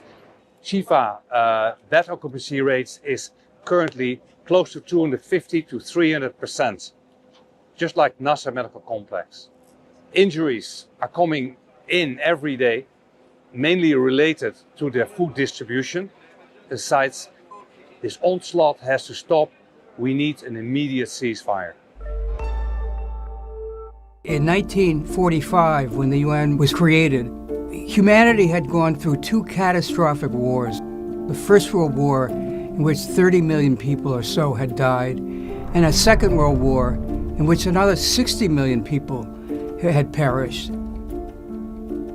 So the demand by the states to have some sort of security in the future to prevent the outbreak of a Third World War was so insistent that when President Roosevelt of the United States proposed creating this body called the UN, there was an immense attention given to the idea and great enthusiasm among the states that had won the Second World War to come together and actually put together this unusual organization that would stamp out the possibility of conflicts in the future. And that's what brought them together in San Francisco in 1945, and they drafted the UN Charter. And it is now my duty, my honor and my privilege in the chair to call for a vote on the approval of the Charter of the United Nations. The UN Charter was the sum and substance of humanity crying out for some sort of world order. They created a charter which reflected the aspirations of humanity for peace, for negotiating settlements, for handling food shortages and dealing with health issues and transportation and all the features that go into living a life on the planet. And that was the notion behind the UN. And frankly, the spirit was very enthusiastic at that time. Of course, we now know today that the UN has survived for 80 years through many different crises, and ones that sometimes it helped settle and sometimes was not able to help settle. Nonetheless, the aspiration to have this organization around is so deep in the human spirit that I just think that had the UN dissolved yesterday, it would be reinvented today. It's just so necessary, and we still look up to it as the place to get peace in this world. The world of today is better off, frankly, than it was in 1945.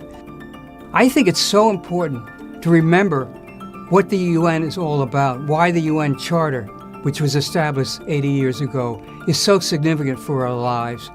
It has helped give the ground rules about how people should live their lives, how states should work with each other, how disputes can be settled. So it's almost a kind of guideline for how lives should be lived and how the earth should be governed. The UN represents symbolically the idea of collective security, the idea that we are all together in the plight of humankind, and that we cannot act separately. We have to be unified. Remember, the Charter, the UN Charter, is something we should all treasure for future generations.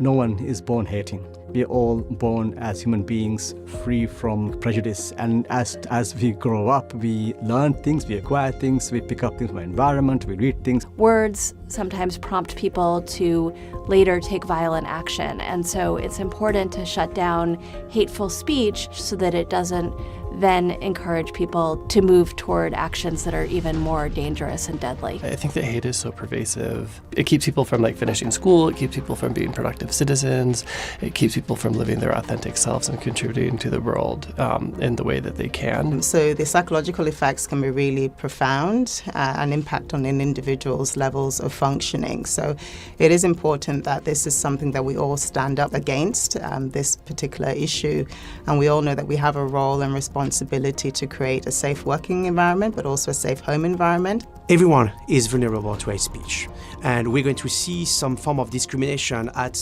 any age. If you're a victim of hate speech, if you're a victim of bias or discrimination, there is no age to be hurt. So the idea is to really, learn about the other, have the opportunity to interact with them frequently, so you know them as individuals, as human beings, rather than as labels or as groups as such.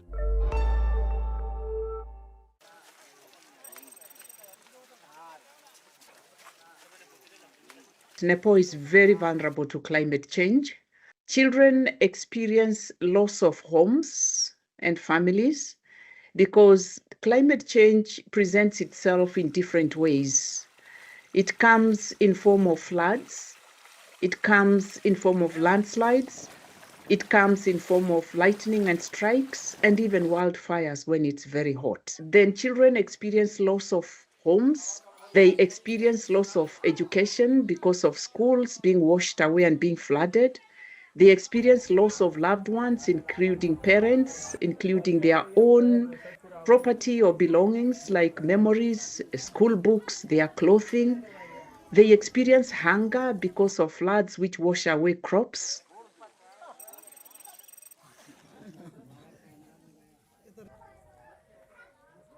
And we do believe that when children are equipped with awareness, but also given the opportunities to champion some of these efforts at school, at communities, and within the surroundings, then they can become powerful climate actors, even in terms of bringing about change, and ensures that children are not disrupted in any way, but they can continue receiving those services and continue learning despite what is happening, and they can adapt and be able to continue with life despite the effects of climate change.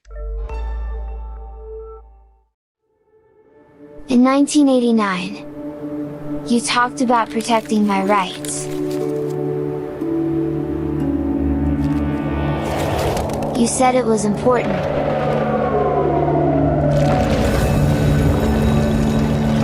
You adopted the Convention on the Rights of the Child.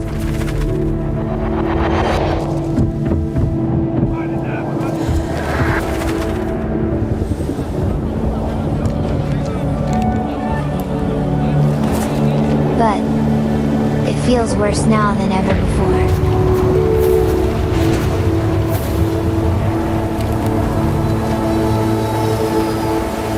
If this message ever reaches you,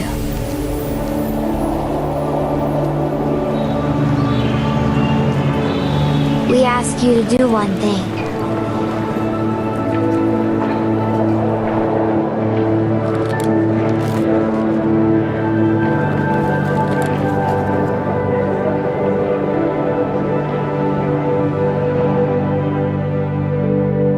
Listen and take action.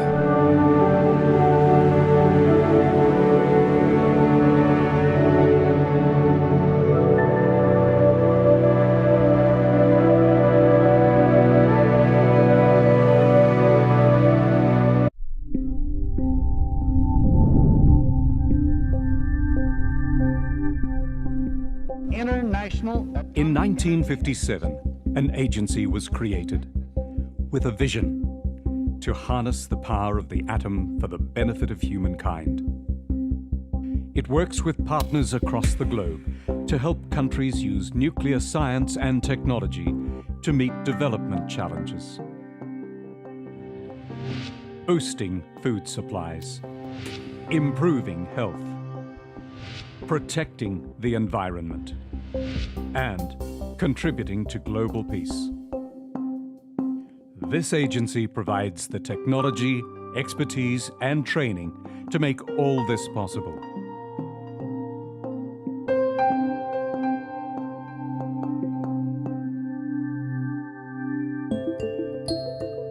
Through nuclear science, it helps countries to develop high-yielding crops that can thrive in extreme conditions, breed healthier livestock, and protect fruit and animals from harmful pests. The work of this agency supports the conservation of our oceans and coastlines, protecting the marine resources that ensure the livelihoods of millions of people. It promotes the use of nuclear technology to fight cancer and improve human health.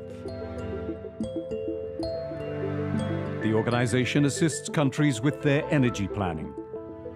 If they choose nuclear power, it offers expertise to ensure facilities are run safely and securely. It provides standards and assistance to ensure the safe use of radioactive materials, guidance on the management of the waste generated by the use of nuclear technologies, and helps nations to prepare for and respond to incidents and emergencies. It's an agency that prevents the spread of nuclear weapons by helping to make sure that nuclear materials remain in peaceful uses. It's the global platform for cooperation in nuclear security, advising countries how to guard against nuclear terrorism and prevent the theft and smuggling of radioactive materials. Providing technology and expertise, promoting safety and security, assisting sustainable development. This is Atoms for Peace and Development. This is the IAEA. Plastic impacts oceans. 18 to 20% of all plastic waste is ending up in the oceans. Plastics has a huge impact on ocean health, on economy. Tourism is impacted. It means that fisher folk living on coastal areas are impacted, and also beach cleanup. Beach cleanup costs a lot. And what are we doing here at the UN Oceans Conference? There is great celebration for the biodiversity beyond national jurisdiction treaty, and now the focus is turning to the plastics treaty. The scale and urgency of the plastic pollution crisis highlights the need for continued, bold, coordinated, and collective action. There is hope that it will conclude. The agreement will conclude in Geneva this year in August. The The Declaration on the Rights of Indigenous Peoples was adopted by the United Nations in 2007. The draft resolution A/61/L67 is adopted. It took more than 20 years of negotiation. It's a specific and the first of its kind within the United Nations that recognize the historical injustices that indigenous people suffered from, that sets norms and principles for redressing those injustices. It also contains very strong rights for indigenous people, notably the right to self-determination, which is, I would say, the core or the pillar of indigenous rights, recognized internationally to indigenous peoples as nations and as peoples to determine their destiny, to decide on what their education system will be, their health system will be, and how they want to project themselves in the future. There has been some progress. Implementing an instrument is, first of all, for states to domesticate the instruments. It means you bring that international law into your domestic legal system. Many countries across the globe has done that, but the number is not really enough.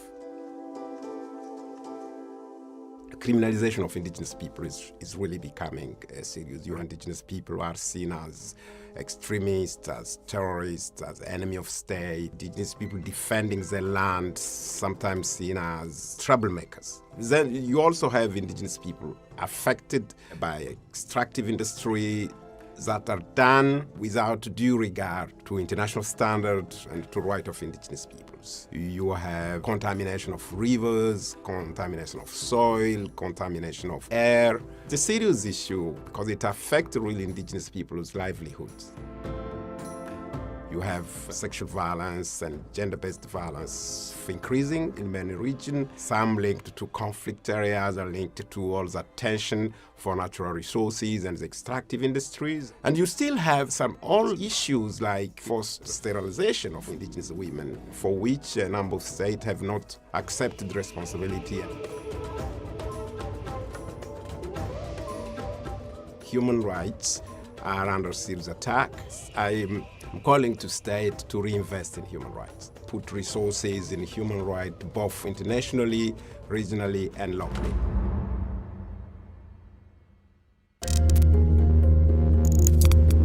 The scenes or landscape in the battlefields are dramatically changing. If you look at the news from Ukraine or in the Middle East, I mean, you hear very often about UAVs or armed drones. It has basically become a weapon of choice. The most common ones are UAVs, uncrewed aerial vehicles. And they come in different shapes, sizes, and forms. The small ones, very simple ones that you can basically pick up from your local toy shop, to very sophisticated UAVs that are developed and produced for military purposes. And that is a dramatic sort of changes in the way in which the war and conflicts are fought. The nature of warfare for the major powers who have been investing in weapon systems has been increasingly remote, right? Greater distance from the battlefield, but still with human control over the identification, the selection, and the firing on targets. If those functions are no longer ones that are undertaken by humans, but are undertaken by machines, it raises a whole host of questions, not least are the current laws of war fit for purpose, because they were written for humans and not for machines.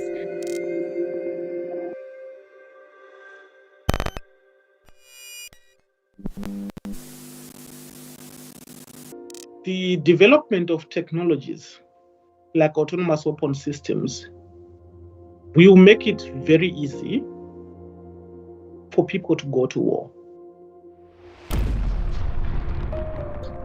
These systems, once activated, have the ability to go and search, select, target an individual.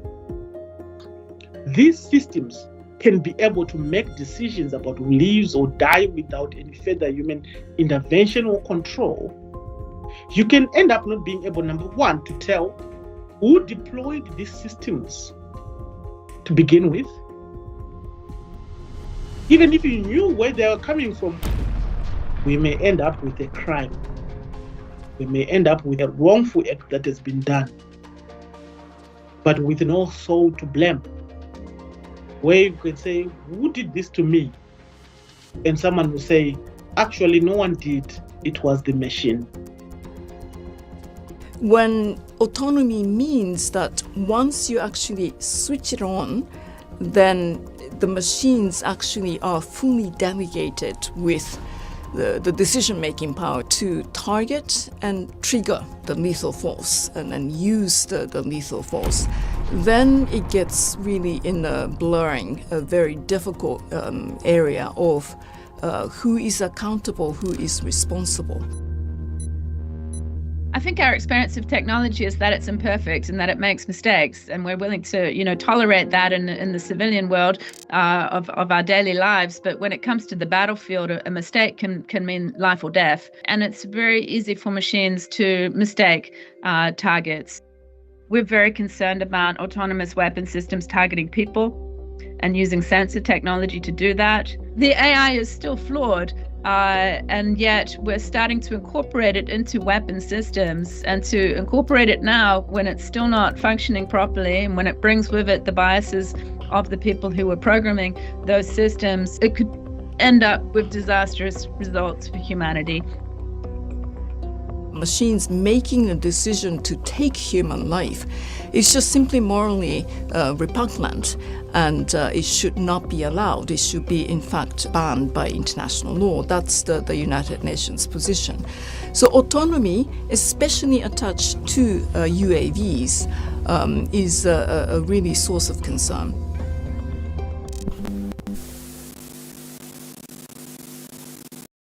In terms of international humanitarian law, you are only authorized to target and kill people who are directly participating in hostilities or who are members of a certain state armed force. And I would say you can precisely target a wrong target. So the question is, can these systems be able to lawfully identify legitimate targets? In a conflict area where things are rapidly changing, where it's completely unpredictable, I doubt that a machine would be able to make the decisions needed to spare civilians, and that they could actually really also make a legal analysis of who is a combatant and who is a civilian in a very short time frame. When it comes to use of force, especially lethal force, the international law framework is based on the human accountabilities. You can't hold the machines or the AI or algorithms accountable.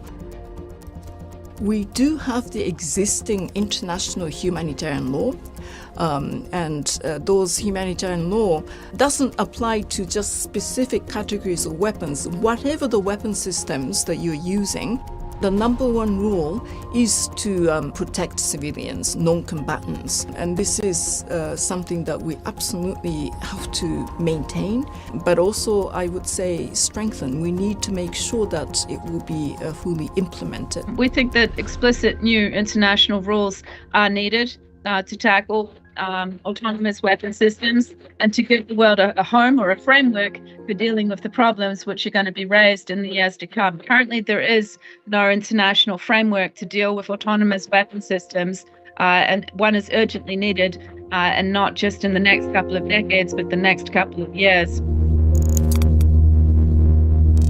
Left unregulated, uncontrolled, then I'm sure it will become an existential question. We are still at the beginning of the AI use in weapon systems, and that's why the discussions and negotiations really require urgency.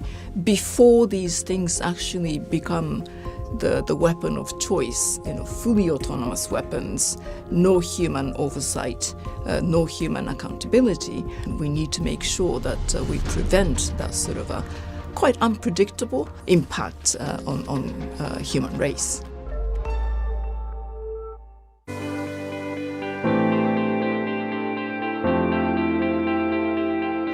deployed in UNISFA in April 2023 as a gender officer in Tajale team site.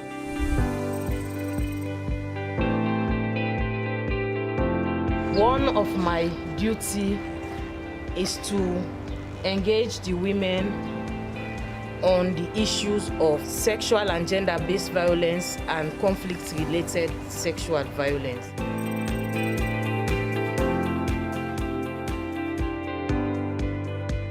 My initial meeting with the people was very alarming. I saw children roaming in the streets aimlessly. I knew I had to do something.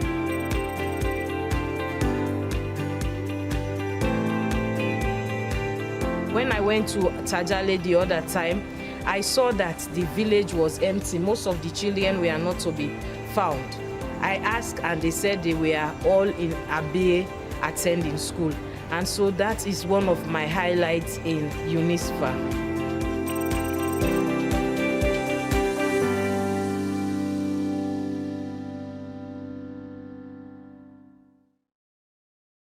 Origins is the beginnings. It means the roots. Talk about people who have been forcibly taken away from the continent. Talking about where I was born, Nigeria, the culture I was raised in. So for me, this piece is drawing from the different symbols and different themes that have to do with the place I was born.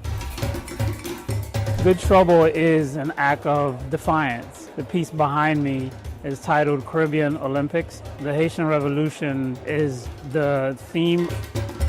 By addressing the work through a swimming competition, in this case, Haiti is first, waving his hand in the air, symbolizing liberation and the first island to gain independence. We're so excited to be here at the United Nations. All human beings are born free and equal in dignity and rights, and that's what the Stories of Us is all about. We believe that if we're going to make those ideals a reality, then we have to truly know each other, because we are our stories. We are the stories we hear, we are the stories we tell. This year, we're going into the second decade for people of African descent. We also invited them as part of the Transatlantic Slave Trade and Slavery Outreach Program. It speaks to the origins of enslavement, and then it traces emancipation, those struggles that happened, and then it really lands in this area of asking us to reimagine the world that we want to live in with much more justice and dignity. For me, having this piece here, the United Nations, in this time, is very important because as a talking drum, I like to drum up the attention that Haiti really deserve and need, especially right now. Artworks like this help to show the complexities of what makes us human. This is just an amazing thing to have this experience. We walk into this place and see the different sides of what makes us unique and what makes us beautiful, and that's what makes us human.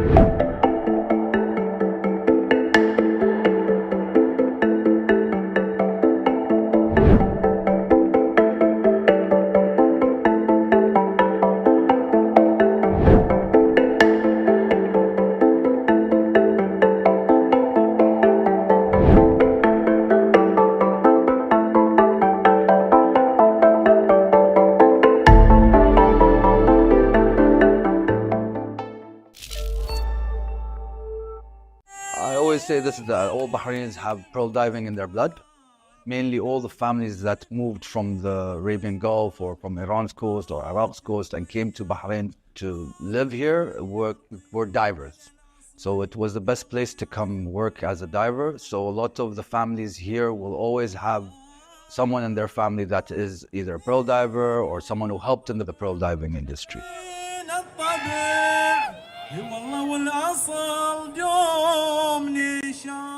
Bahrain has always been the pearl hub in this region, mainly because it's one of the most shallowest areas. It's an island. Most of the people who resided here were working in the pearl diving industries.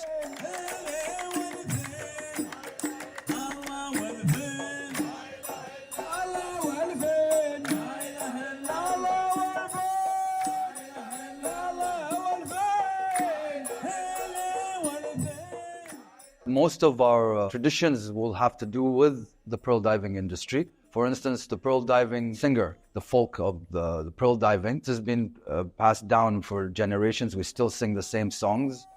It was mainly done to create morale on the boat.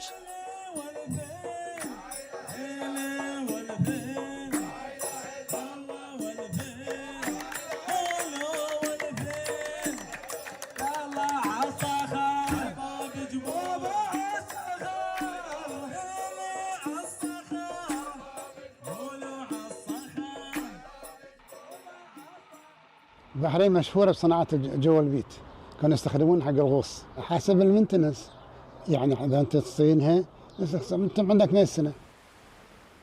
هو جلسات البحرية يتكلمون عن اللؤلؤ، عن الصيد، عن مصطلح البحر كامل. المهنة هي طلب رزق مثل ما قلت لك البداية، لكن أنا بالنسبة أقول الحمد لله، ولكن هي بعد طبعا رزق وفيها حيوية ونشاط وصحة حق الجسم بعد كمان. In taking out tourists, I always used to ask people, who are you finding the pearl for? And when the answer was, for my mama, the pearl gets bigger for some reason. I'm one of the people who, without having guidance from my parents or my family to fall in love with pearl diving, I wasn't taught by anyone, because the generation before us were not allowed to dive when they were young, because since the oil was discovered, all the jobs moved to the oil industry. The risk of diving and pearl diving was very high, so it was not recommended or not wanted from the parents that you say, I'm going to go work in the sea. It was one of the no-nos for our parents' generations and probably even like our granddads. There was a gap, a very long gap, maybe from the 50s till probably 2010, 12.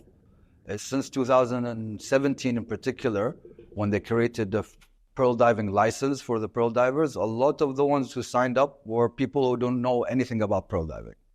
Now, 7 years down the line, the majority of people in Bahrain have gone back and got in touch with that aspect, and it wasn't handed down by their parents. It was us wanting to create a new system. Even our diving techniques have changed compared to the old ones. Even the way we sell pearls has changed. So the new system is created by the new generation. A lot of Bahrainis are into the pearl diving. There's more than 1,000 divers now registered and pearl diving on a daily basis to create an income for themselves. A lot of people are worried that the new generations are depleting the beds because they have new technology, for instance, scuba diving, and so that people think that they will be able to collect more oysters and find more pearls. It's actually the opposite. Because of us using the scuba diving, and it refines you on a certain time, you're only allowed 3 dives a day due to decompression sickness and other problems that could occur. Hopefully, if God gives me the health, I will definitely try to go back to pearl diving as a regular basis, as it's very fulfilling.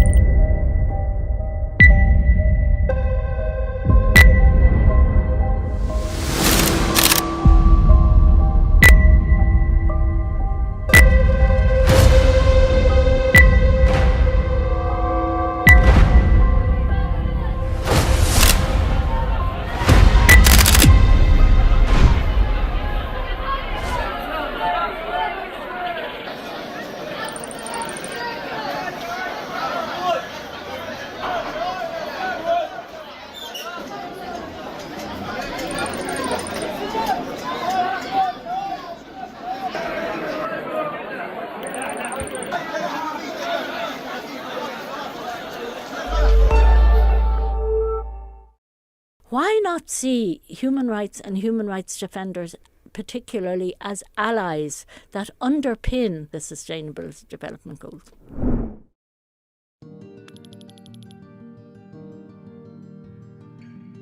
We, traditional people, are part of the front line in the fight against the climate crisis that is shaking the world.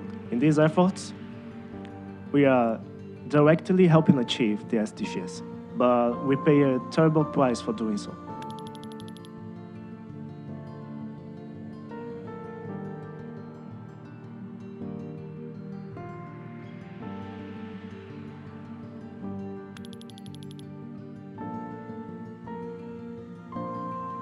I was there. There was nothing I could do but hear the shots and smell the burning gunpowder in the air. The solution to most of the problems we face lies in justice in all its forms, but we cannot do it alone. We need strong allies. That's why we are calling on the United Nations.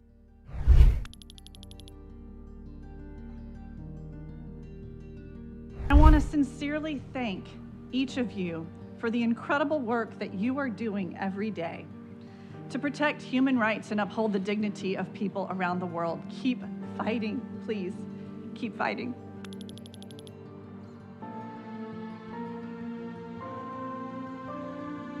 When you take away our right to have access to information, our right to clean drinking water, when we've been contaminated without our consent, these are huge violations we felt were occurring, and that is why we decided to take the fight to the UN level. And we need to always remember that when we stand together united, that we can win. Human rights defenders are our lifeblood because they work with the people on the edges of society. If no one is to be left behind, as the Sustainable Development Goals say, we need to reach those people and we need to protect those who are reaching them. En Chile vivimos alrededor de 2 a 3 millones de mapuche. Una característica especial es la lengua. Una lengua viva, una lengua que a pesar de la colonización, la invasión y la homogenización del Estado, ha sabido resistir, ha sabido sobrevivir y reivindicarse con el tiempo. There's a lot of things that I love about being Chamorro. One of them is the fact that we occupy multiple islands. I think that has allowed our culture to develop in ways where we live very intimately with both the land and the sea.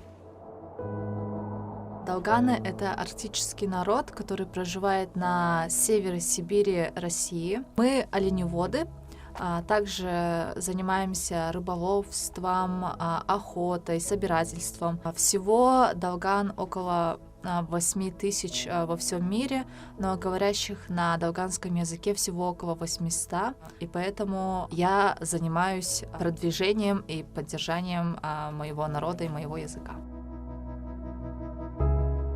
En el norte de Chile se encuentran las grandes mineras de litio, cobre, que están amenazando no solamente la vida y la cultura de los pueblos andinos, de los pueblos de las montañas, sino que también los ecosistemas y la vida.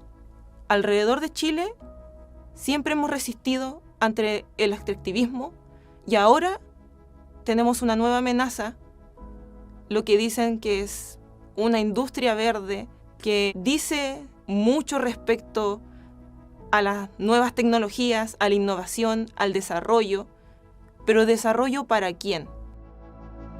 We are a colony and have been one since the 1500s. There are larger powers that put a pressure on us as a community and change the ways that we live among one another. Будучи малочисленными, мы находимся под угрозой исчезновения как и физическом, так и духовном.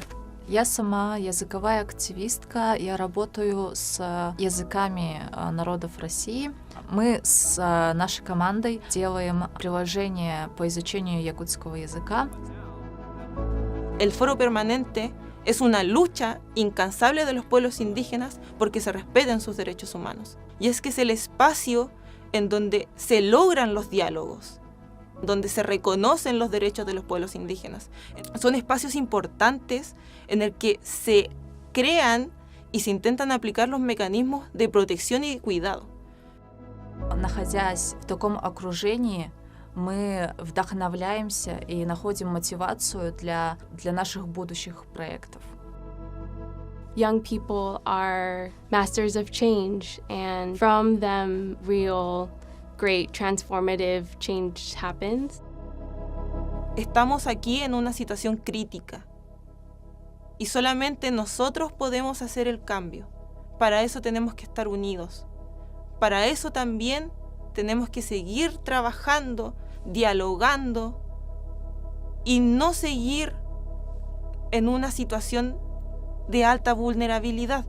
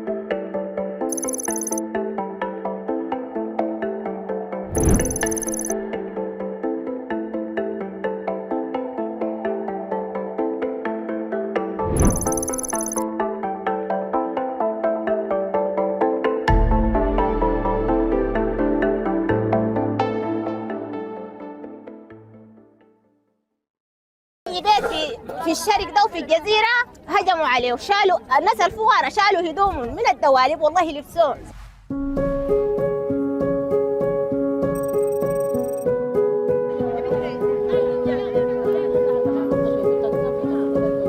Over the past year, we have seen 3 waves of displacement of IDPs who have moved from Algeria and Sennar State, increasing the number of people, I think, threefold in Eastern Sudan alone. الأمة اللي انتم شايفينها قدامكم دي كلها جاية على الأقدام الناس الماشيين 3 يوم والماشيين أسبوع واللي توفوا في الشارع من كثرة المعاناة والتعب والعطش. أنا محمول على أكتاف أولادي 40 ساعة وبهذه العجلة. Thousands of people that have been displaced from Al Jazeera have come into Gedaref, have come into Kassala, and they are quite in some deplorable and vulnerable states.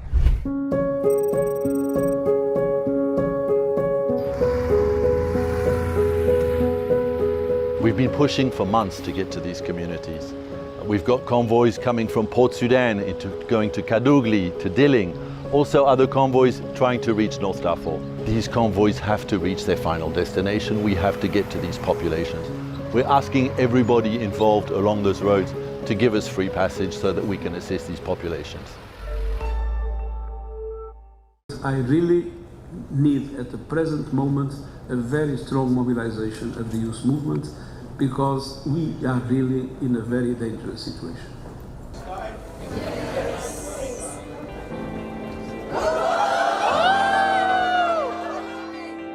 Meeting the Secretary General today is such an incredible honor. Having the Secretary General acknowledge our shared but unique and localized struggles, it meant a lot to me. Depuis mon jeune âge, je rêvais quand est-ce que je pourrais un jour avoir l'occasion de discuter avec les leaders du monde. Et aujourd'hui, je serai en face du tout-puissant secrétaire général des Nations Unies. Et pour moi, ça me donne espoir. Les personnes handicapées sont touchées d'une manière disproportionnelle par des effets de changement climatique.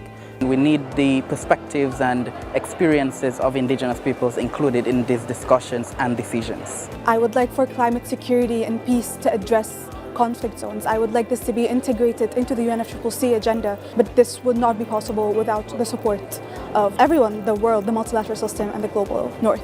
We have all the tools to keep to 1.5 degrees. The only thing that is missing is political will and the capacity to confront the interests that put our planet into question just to serve a very small amount of people that are the richest. Ça me permet de me donner encore de la force et du courage de continuer à faire le travail que je fais. I count on you, but you can count on me. I'm entirely at your side.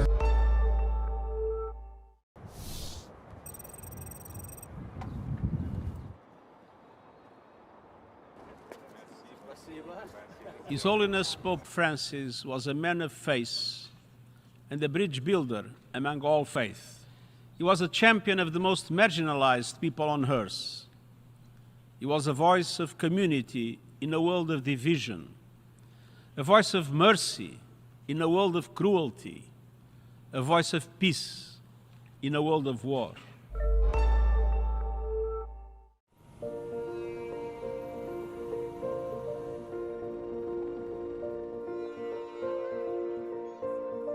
There was no food in the country at the time. Half of the city was burnt down completely.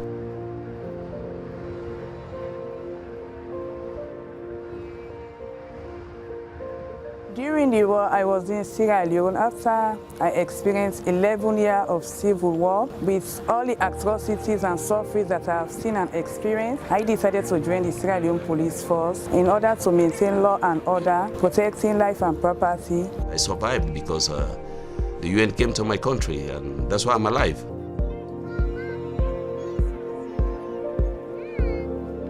People from other countries, they went there for peace in my country, and today I'm saying thanks to God because there is peace in Sierra Leone. Sierra Leone today is the example of peacekeeping. 24 years later, from a failed state, today we are a member of the Security Council. When you see that flag coming to your village or to your town, you know that you will live to fight another day.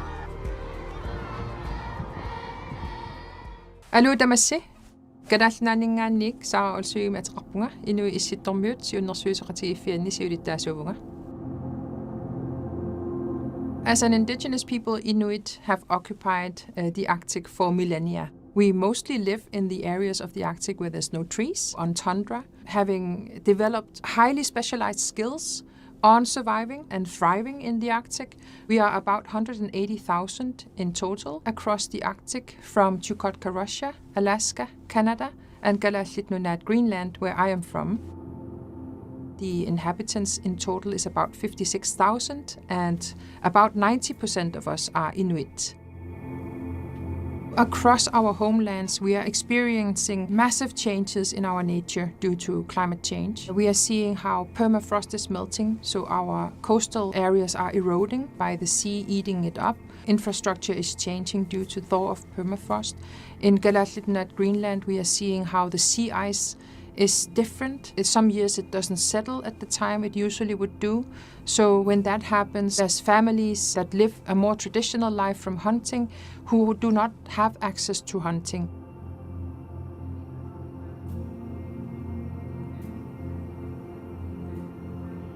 It was important for me to do that work. We know that more than half of the known deposits are on or near indigenous peoples' lands. And we know that this huge pressure to transition away from fossil fuels by the use of critical minerals is going to also put pressure on indigenous peoples. So we need to do this right. We need to do this with full implementation and respect for the rights of indigenous peoples to be self-determining about their own lands and territories and resources. I'm very, very happy to see that the Permanent Forum has put indigenous women's rights at top priority. It's unfortunately still so that indigenous women, and especially Inuit women, are overrepresented in the statistics on violence against women. This is exactly the reason why it is so important that we continue focusing on the implementation of the rights of indigenous women and girls based on the instruments we have, both the Convention on the Elimination of All Kinds of Discrimination Against Women, the UN Declaration on the Rights of Indigenous Peoples, the very important General Recommendation number 39 on the rights of indigenous women and girls. There is basically no negotiation that is not relevant for indigenous peoples. We are affected by all decisions taken in this world, and it should be so that we naturally have a seat at the table, that our voices are heard, that our priorities are taken into account, and not least that our rights are upheld in developing new treaties and new agreements and new resolutions.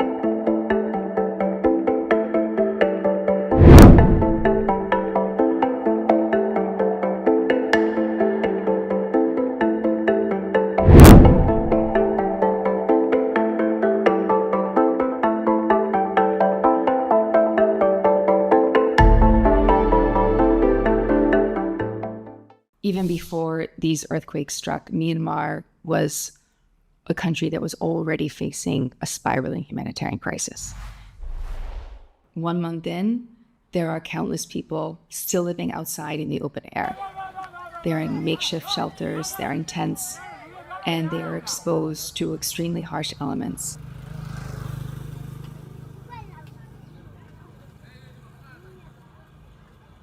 The people seeking shelter in these areas are those of whom whose houses have been completely collapsed or partially destroyed, and that they are concerned that the aftershocks will also destroy the remaining parts of their houses. That's why they do not dare to go back to their home and seeking shelter there. So that's why they are seeking shelter over here. So despite all of the destruction that they have witnessing that their loved one have been killed, witnessing that their neighboring got injured because of the earthquake, they are standing strong for themselves. The UN and NGOs have been on the ground working very closely with local organizations to deliver this aid. And since the earthquakes hit, we have reached at least 600,000 people with water, sanitation, and hygiene support, close to 500,000 people with various forms of food assistance, and well over 100,000 people with essential relief items. This is some of the support that has been provided so far, but much more is needed. We know that people are hungry and that malnutrition rates are rising, but our warehouses are empty.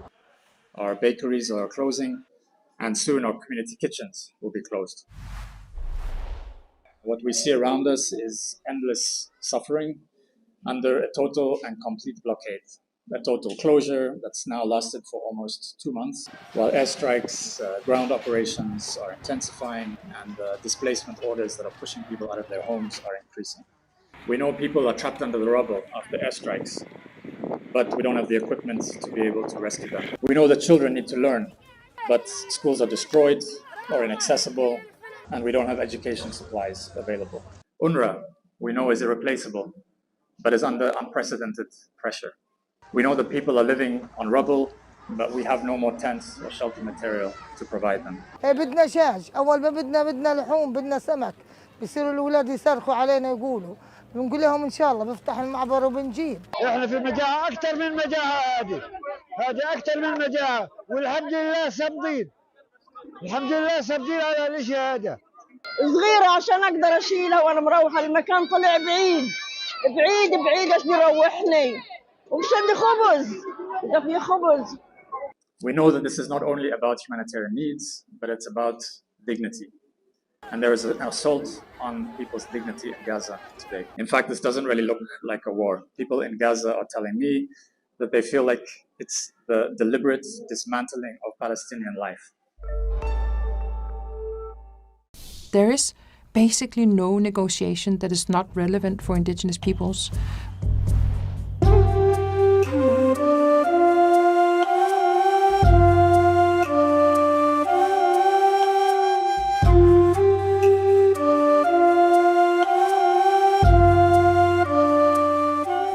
UNDRIP is not a document to be celebrated once a year.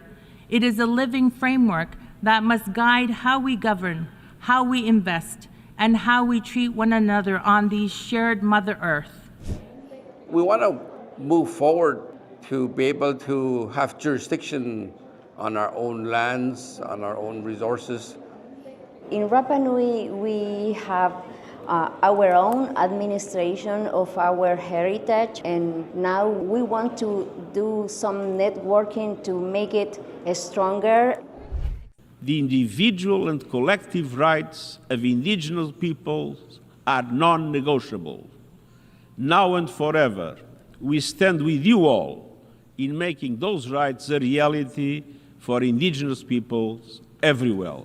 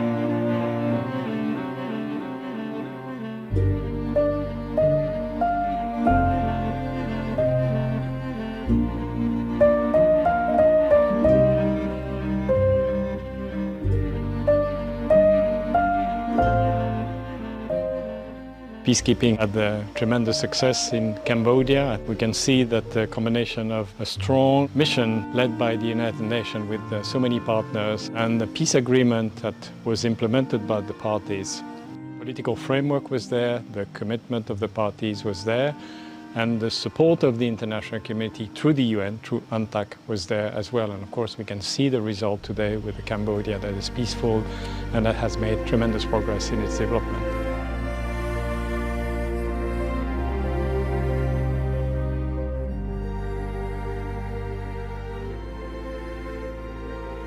There is a special area in which Cambodia has transitioned from being a recipient to being a provider, and that is mine action, where the expertise of Cambodian entities and Cambodian experts are extremely high, and now it's serving other people.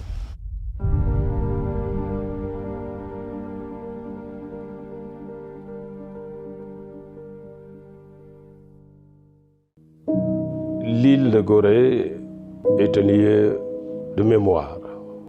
Les ruelles, les bâtisses, les forts. Chacun de ces éléments raconte à sa manière l'histoire de l'île.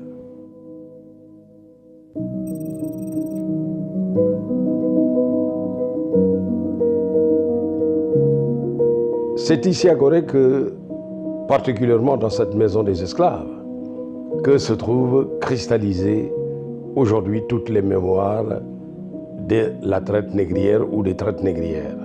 Cet espace mémoriel n'existe également que par le souci de préserver les mémoires des victimes, mais également de rappeler au monde la fragilité des libertés. Le discours doit être réadapté. Aujourd'hui, les Africains de la diaspora n'acceptent pas qu'on dise on parle d'esclavage à partir de l'île de Gorée. Parce qu'ils estiment que, et ils ont raison, que ici à partir de Gorée, ils n'étaient pas encore esclaves. Parce que nul ne naît esclave. Ce sont des captifs. C'est une fois partis, arrivés de l'autre côté, évidemment, qu'ils ont été vendus comme esclaves. Et évidemment, nous veillons sur ces aspects de la manière évidemment la plus responsable.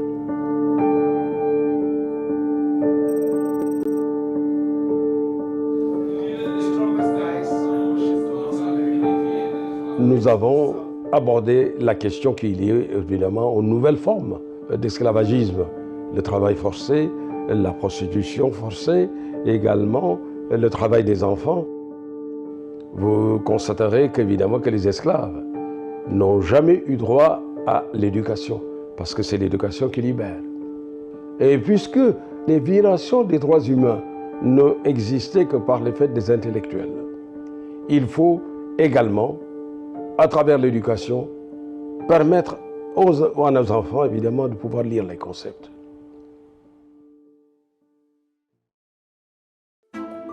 Iceland, once a land defined by its towering glaciers, is now home to the world's first glacier graveyard, a symbol of the accelerating climate crisis. This graveyard stands as a reminder of what's at stake. 15 icy tombstones mark the extinction of glaciers worldwide. But this is just the beginning. Without swift action, many more will follow.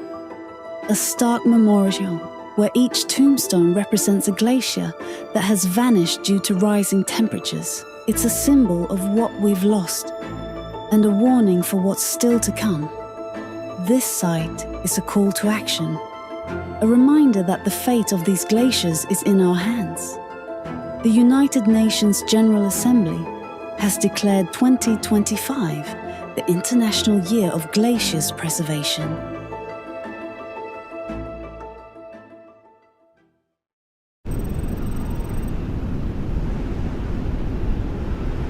Many of the glaciers are melting very fast because of the raising of the temperature, because of global warming, because of climate change. We are seeing an unprecedented change in the glaciers, and many of them are irreversible.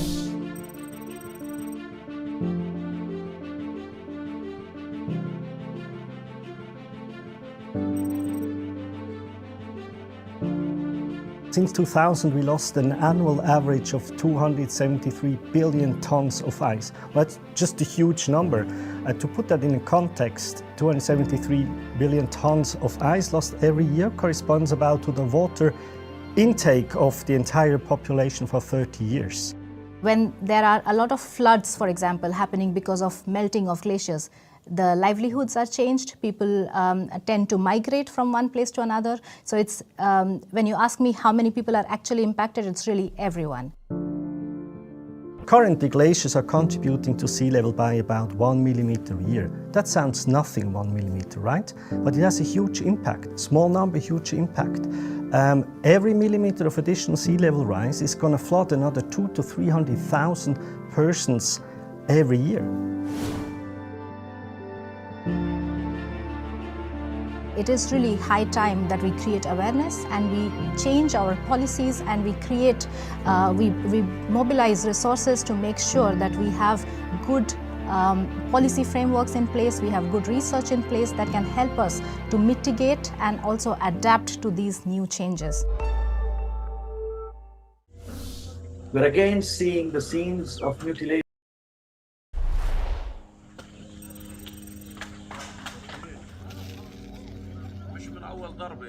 After 15 long months of brutal war, again, no place is safe for children and their families in Gaza. Families who, this night, were woken up by very loud explosions and heavy bombardments across the Gaza Strip, including here in Al-Mawasi. It is unacceptable, even unimaginable, to once again find ourselves talking about this instead of supporting a path towards meaningful recovery and sustainable peace.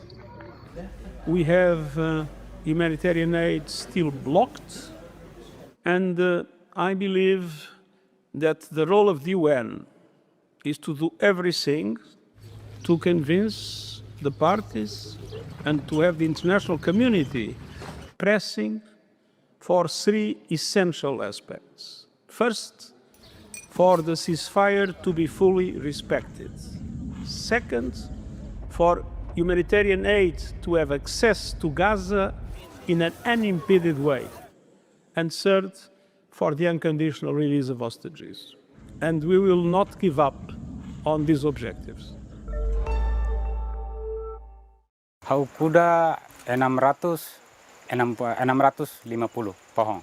Agora todos primero 660 pohon, todos segundo 26, total hamutuk 1850 pohon.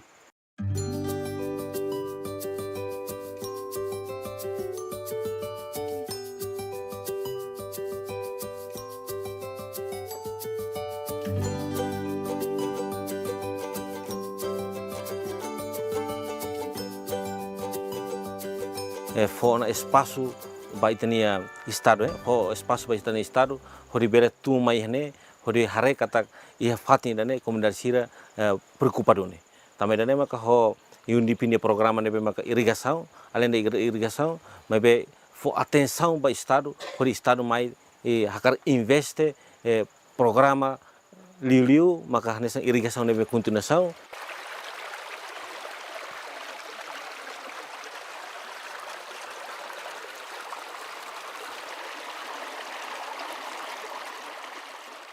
O programa UNDP programa nebe estabelece irrigação iha área dane ita ba produção ne dararua tinene dararua além de danemos iha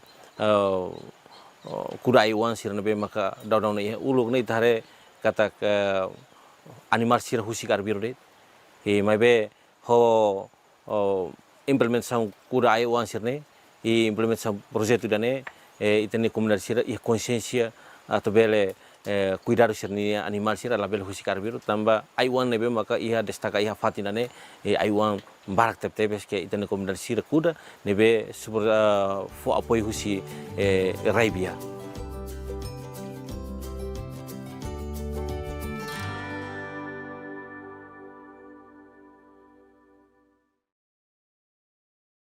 Last year, more people were newly displaced as a result of climate change than conflict.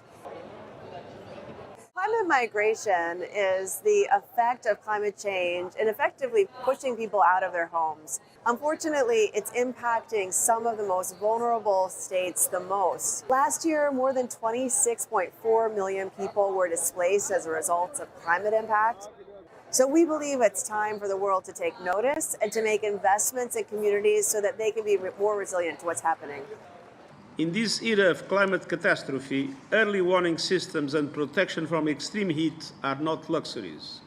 They are necessities and sound investments. If the global community wants to ensure more resilience, if they want to have more sustainable development, and if they want to avoid more large-scale displacement of vulnerable communities, investing in those communities, ensuring that they are more resilient to the impacts of climate change, and enabling them to move safely and with dignity when they have no other options is absolutely critical. بدنا شكل بدنا شرب ولا بدنا هاي أكل وشرب بدنا يكون العدوان عنا نعيش بسلام هذا حرام على مسويهم. We have finally managed to reach Gaza City after 5 attempts. We are here to assess the needs of the population newly displaced after the beginning of military operations in northern Gaza, especially in Jabalia camp.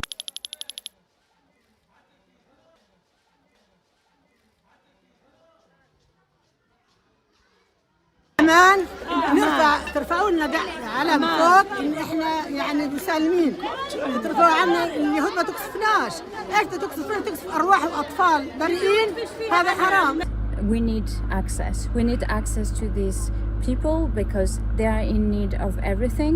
It's a responsibility as human, it's a responsibility as humanitarians.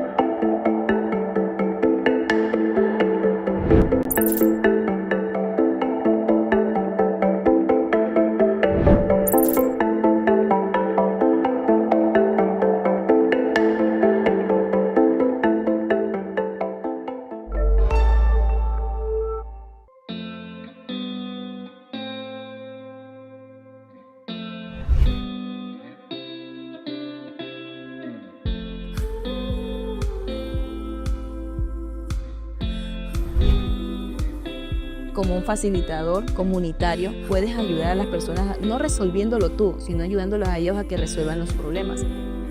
Estas actividades que nos enseñaron me ayudó a arreglar una circunstancia aquí en la comunidad. Me enseñaron a hacer una pecera, donde como facilitador uno nunca debe de olvidar que debe poner las reglas y las pautas a la hora de empezar. Siempre tiene que haber una secuencia, un inicio, un desarrollo, un final.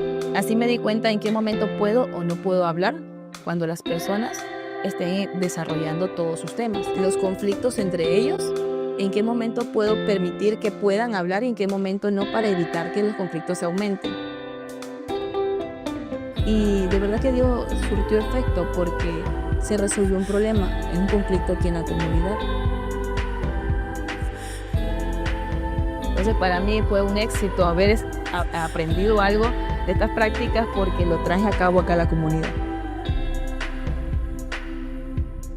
Me he dado cuenta que me he convertido aquí en un espacio seguro para la comunidad.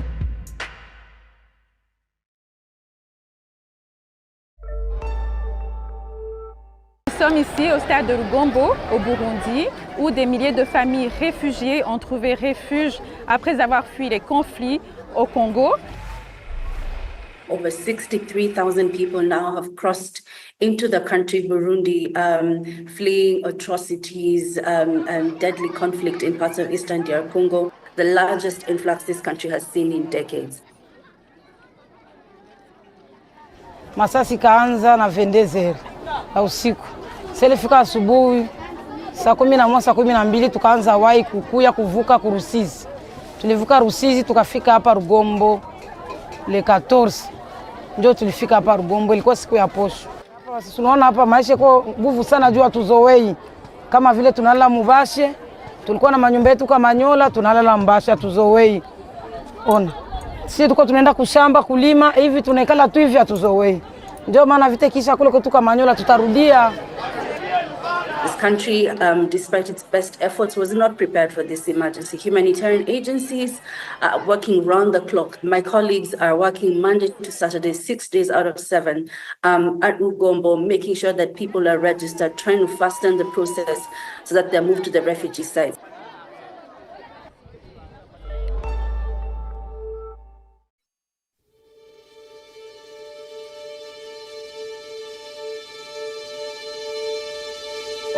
In a world that is experiencing the first impacts of climate change, one of the most significant transformations is occurring in the cryosphere. Glaciers, once emblematic symbols of snow's timeless accumulation, are now disappearing at an unprecedented rate, leaving a profound impact on our environment and communities. As global temperatures continue to rise, these ancient ice formations are receding faster than ever before, and the consequences reach far beyond the cryosphere alone. Glacier retreat contributes significantly to rising sea levels and threatens the delicate balance of our ecosystems. The rapid loss of glacier mass disrupts global water resources, leaving entire communities facing water scarcity as they rely on glaciers for their freshwater needs, and living downstream communities facing an escalating risk of glacial lake outburst floods.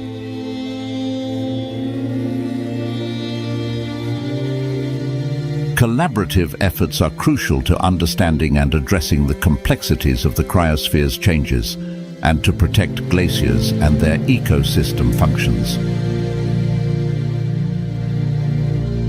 UNESCO World Heritage Sites are already witnessing this accelerated melting, with glaciers in a third of the sites set to disappear by 2050. In December 2022, the UN General Assembly declared 2025 as the International Year of Glaciers Preservation, accompanied by the proclamation of the 21st of March of each year as the World Day for Glaciers. This International Year marks a global initiative aimed at raising awareness about the critical role of glaciers, snow and ice.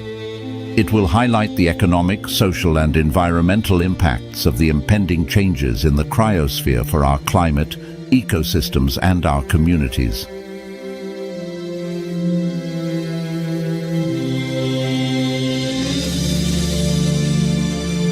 UNESCO and WMO are invited to coordinate the International Year, which aims to advocate for more ambitious mitigation, convene countries and communities affected by glacier loss, and mobilize the international community to share knowledge and best practices for preservation and adaptation.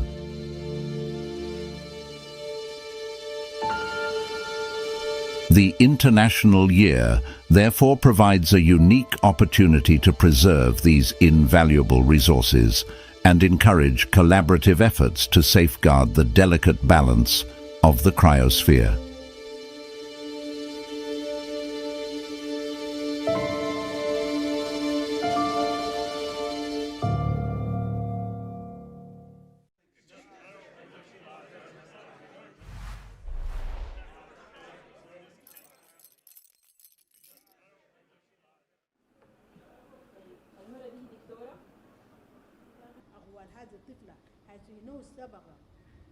في عدد كبير من المتهمين كانوا داخل السجون لفترات طويلة. عشان يحددوا لك الجلسة أنت بتكون الليلة كاملة ما نمت. فنحن برضو بنجي نتكلم معاهم وبنطمنهم إنه الحاجة اللي ربنا كاتبها لك ما بتفوتك، وأنت قعدت زمن طويل ومنتظر اليوم ده. الليلة اليوم ده جاء وأنت خليك جاهز له، والزمن اللي بديك له القاضي ده زمن محدد. أنت حاول تذكر فيه كل الأحداث واحكيها بنفس تفاصيلها عشان القاضي يقدر ياخذ قرار في الحاجة دي ويقدر يساعدك.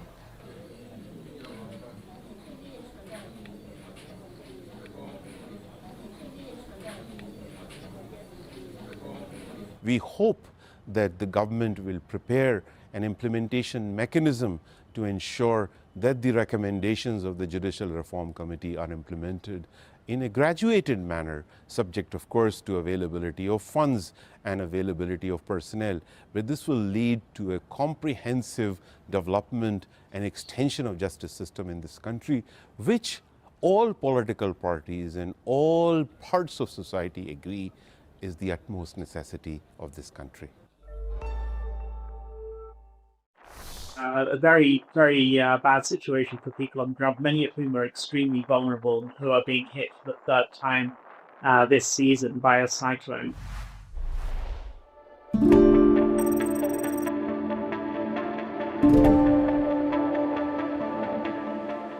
Nearly all of the river basins and dams in Nampula province and many parts of Zambezia province are already full. So this is going to create inevitably some very serious flooding. That brings a risk of waterborne diseases like cholera, diarrhea, malaria, diseases that are really killers of children. This cyclone is really hitting a part of the country where the population density is very high. Nampula has the highest number of children out of any province. We've moved a lot of supplies into position so that they're ready to distribute as soon as it's possible, as soon as the wind and the rain dies down, and we're able to get out to those affected communities.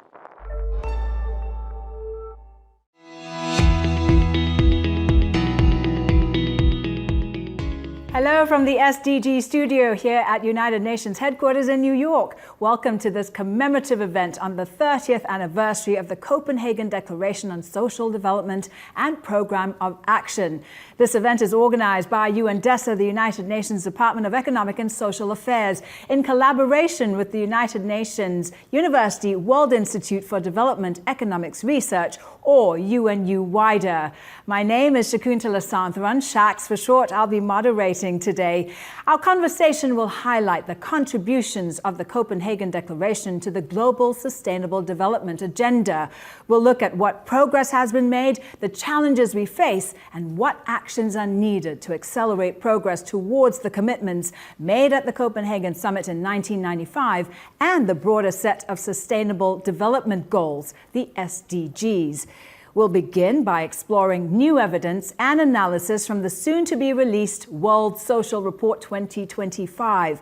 And then we have a high-level panel to talk about two major UN events later this year: the 4th International Conference on Financing for Development in Seville, Spain, and the 2nd World Summit for Social Development being held in Doha, Qatar. How can these events help strengthen the social dimension of sustainable development and accelerate progress towards the SDGs?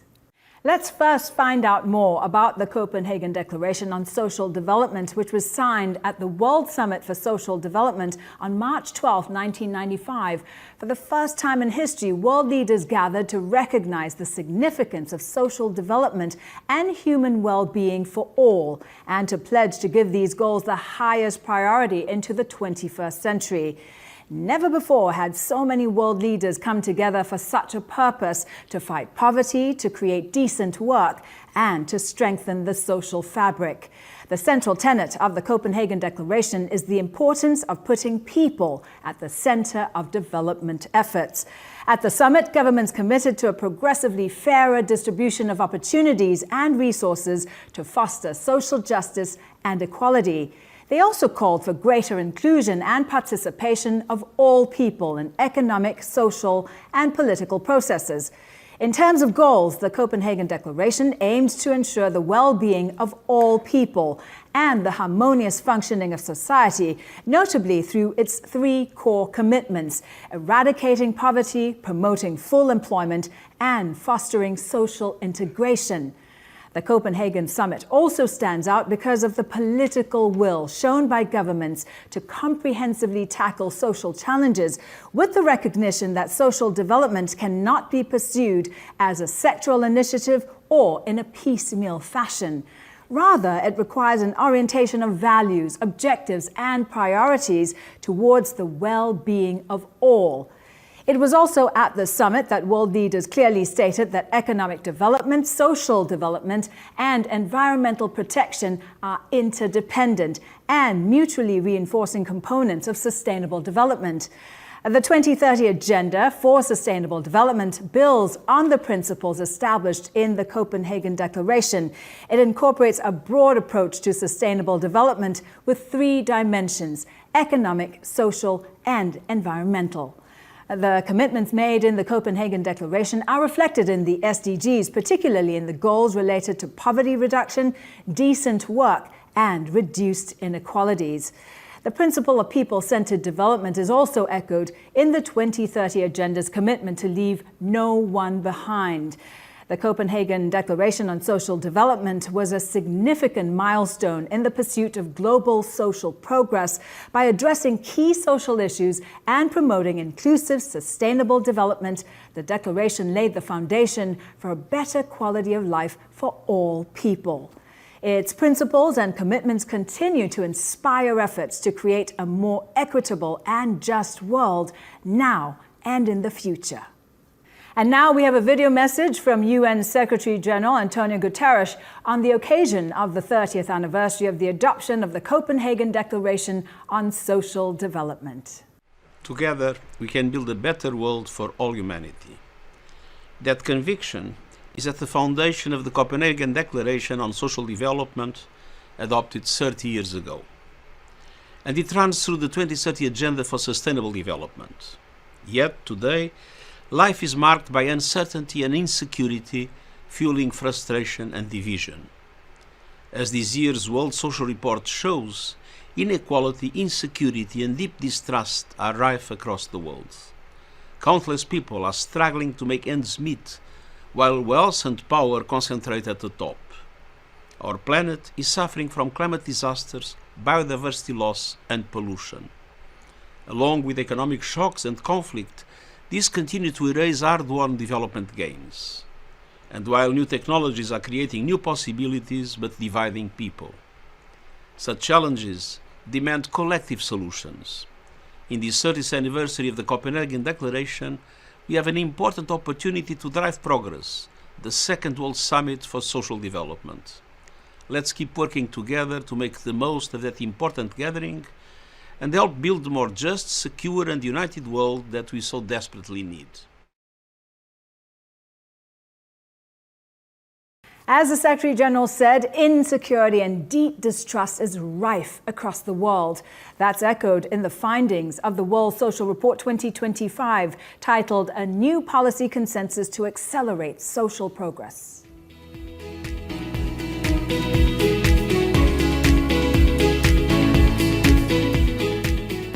Let's dive into the World Social Report now, which is UNDESA's flagship publication on social issues. For the first time, the 2025 edition is a joint product of UNDESA and UNU-WIDER. We have its lead authors with us today to talk about the report's main findings and messages. Here in the studio with me is Marta Roach, Chief of the Emerging Issues and Trends in Development section at UNDESA.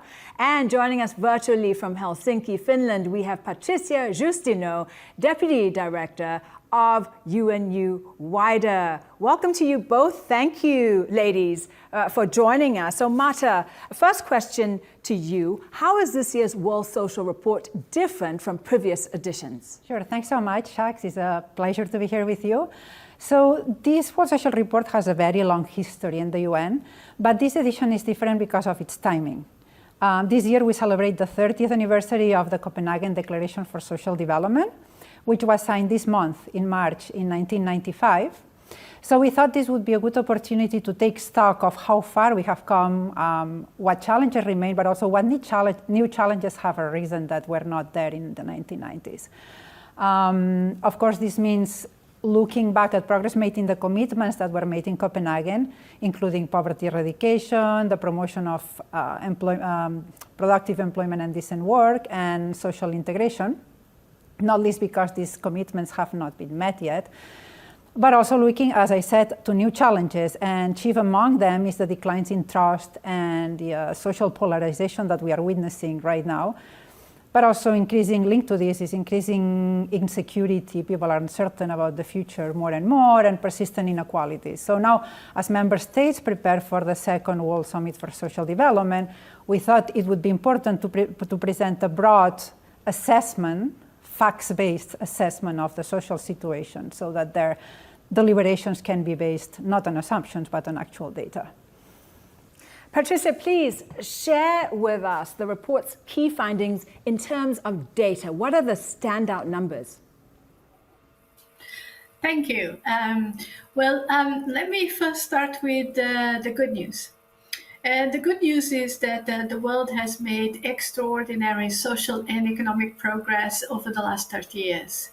And this is especially so in the fight against extreme poverty. Since 1995, more than 1 billion people have escaped extreme poverty. This is a very impressive number. And even so, when we think about all the setbacks that we faced since 1995, more recently the COVID-19 pandemic.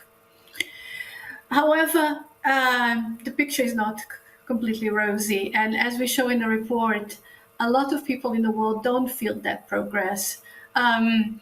Around 40% of the world's population believes that life is worse now than it was 50 years ago.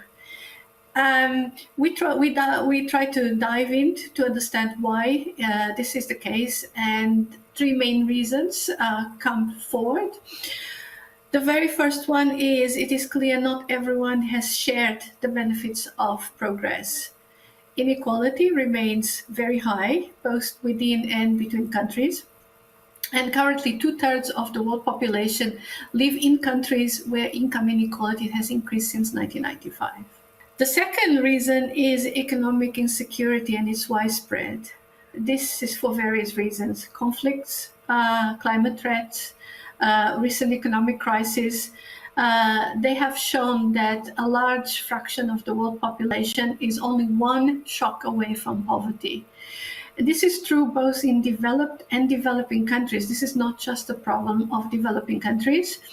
And across the world, millions struggle to make ends meet.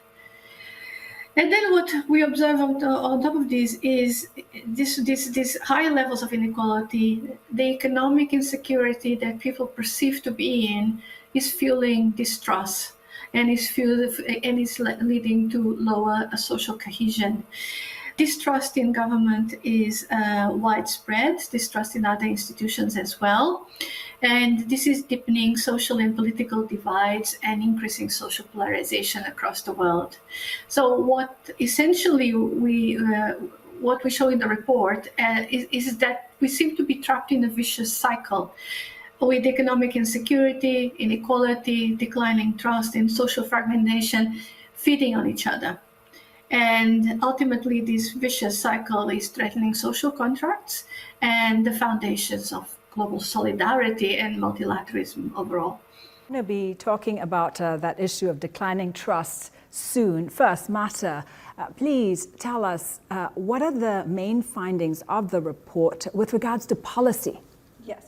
So many see these social challenges that Patricia has described, or let's call it a social crisis, because we are facing a social crisis, as the result of the recent wave of shocks, mostly the pandemic, but also other economic shocks that came as a result of the pandemic and then recent geopolitical conflicts. A key message of the report is that these social challenges have been a long time in the making. That the rapid process of globalization and the pace of technological change as well benefited for sure many people, but also unsettled lives and societies and even the planet itself. So another key message of the report, though, is that the social crisis was not inevitable. That in fact, policy choices on occasion, instead of making things better, made things worse. That, of course, yes, technological change has pushed inequality upwards, but there have been certain policies that have made the effects of technological change even worse, to put an example.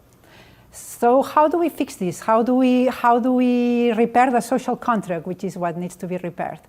The key message from the report is that small fixes won't be sufficient, that we cannot just patch holes with small programs here and there until the next crisis hit, that we need a complete shift in policies and even in norms and mindsets. So a deep rethink of policy frameworks so that we can strengthen resilience instead of going from shock to shock, from crisis to crisis. We're going to look at what to do very shortly. Let's go back to what you were telling us about that decline in trust, Patricia. This fall in trust is an issue as far as governments go, how people see their governments, but also between people, right? What's going on? Yes, so this is one of the big messages of the report. We observe a decline in trust almost in all regions in the world over the last 20 years. And obviously, this is a problem. Trust is a key pillar of social cohesion. So without trust, without social trust, people are less likely to comply with the rules of society. Things like anything from paying taxes to obeying the law to recycling are affected by changes in trust.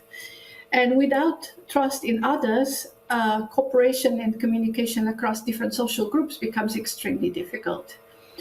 What we show is today, more than half of the population in the world have little or no trust in their governments. And what is more concerning is the fact that this number has been increasing from cohort to cohort, so from one generation to the next generation. About a quarter of people that were born in the 1990s, which are now in their 20s, early 30s, have no trust whatsoever in their governments.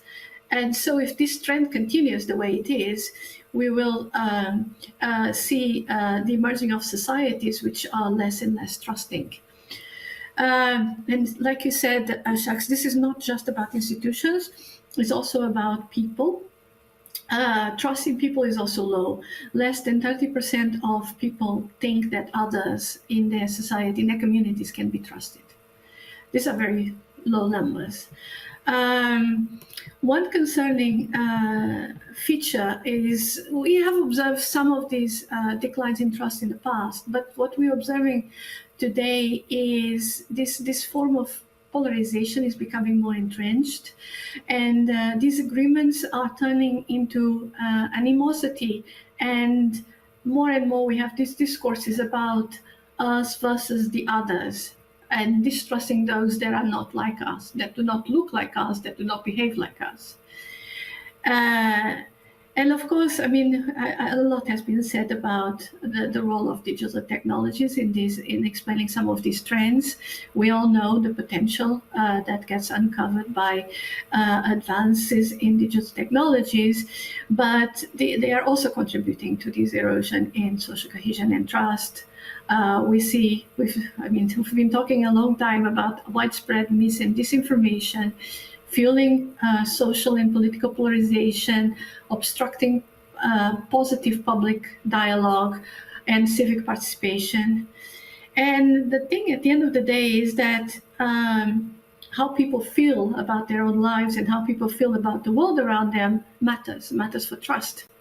And this also includes how they perceive their institutions and their governments to be delivering on their promises.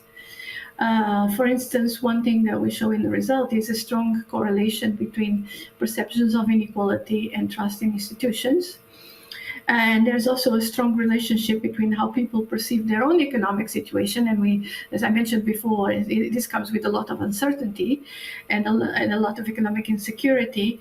And the relationship between that and trust is there. And we can't claim, and we're not making claims of causality, but we show very, very strong correlations between how people feel and how that gets translated into their levels of trust.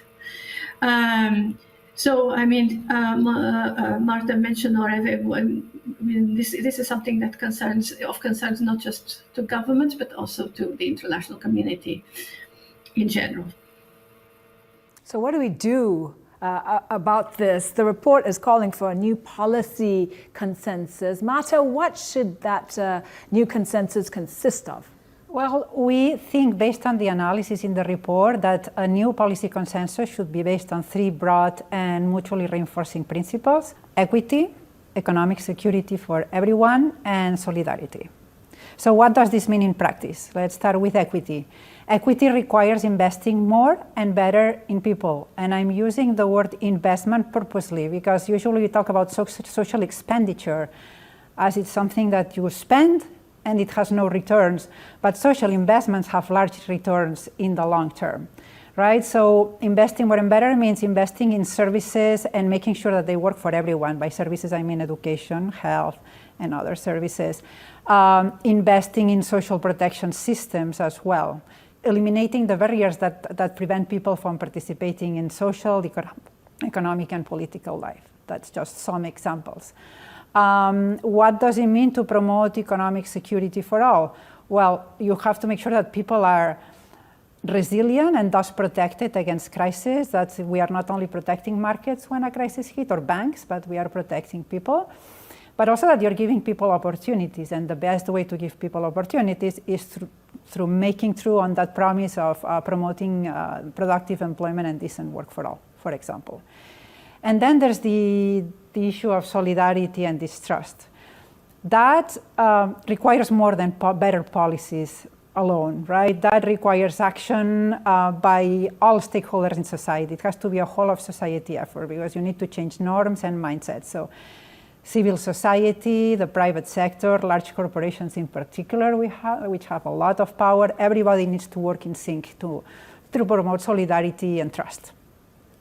So overall, maybe the main message from the report here is that social policies are extremely important in this new policy consensus, but by themselves are not sufficient. What you need is a whole of government integrated policy framework, which Copenhagen already promoted 30 years ago and which still haven't made true, to make sure that all policies work together, that we don't have microeconomic policies that are undoing the effect of social policies, for instance. Because everything is linked.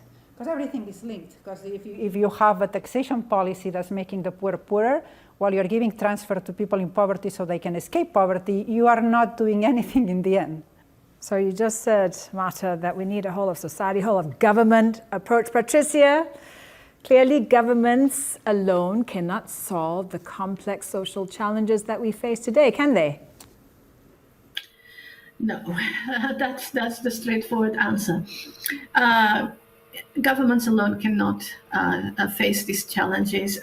We're talking about climate change, conflicts. I mean, the numbers show that the period between 2020 and 2023 was the most violent since the Cold War. Pandemics, economic recessions. These are global challenges that require global solutions. There's not a single government that will be able to address this on their own. And these are challenges that are not contained within borders. They affect us all, independently of borders. But sadly, what we're observing is instead of striving to find global solutions that work for all, what we're observing is the rise of nationalistic policies, inward-looking governments across the world. And this is not helping, and the challenges are becoming more entrenched and difficult to address. And what it does show is, at the moment, the international community is really at a critical juncture. We now know that the world is off track to achieve the Sustainable Development Goals by 2030. And we will not be back on track if we do not find ways of increasing, essentially, global cooperation. In the recently signed Pact for the Future in September at the UN General Assembly, member states have recommitted to urgently accelerate progress towards achieving the SDGs. The member states have pledged to a new beginning in multilateralism, I'm quoting, based and striving for a stronger multilateral system. I do hope that this pledge takes place, even though what we're observing in the world today seems that we are moving away from it, even though this pledge was made 6 months ago, or less than 6 months ago. So, but this is not just a pledge made by governments in isolation. This involves us, the United Nations, the global international community, but also every single citizen in the world. Everyone needs to play their role if we are to get back on track and in achieving the Sustainable Development Goals by 2030. I have a question for you both. How do you think international organizations, including the UN, should support national efforts to tackle inequality and social fragmentation? Marta, we could start with you first. Sure. So we are presenting findings from the World Social Report. That's one way in which the UN can help through the production of data, knowledge, and policy guidance that can help governments, implement more effective policies. That's one. The other one is obviously coordination and cooperation. As Patricia said, many of today's challenges are global. And let's not think only of the most obvious ones, such as climate change, but even inequality within countries. Many of the drivers of inequality within countries are global. Global financial flows, trade flows, labor regulations that don't depend only on one government, but are at the end are set in a global context, right?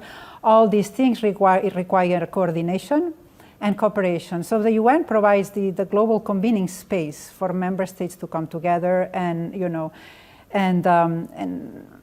align their efforts, or at least discuss disagreements and agree to disagree.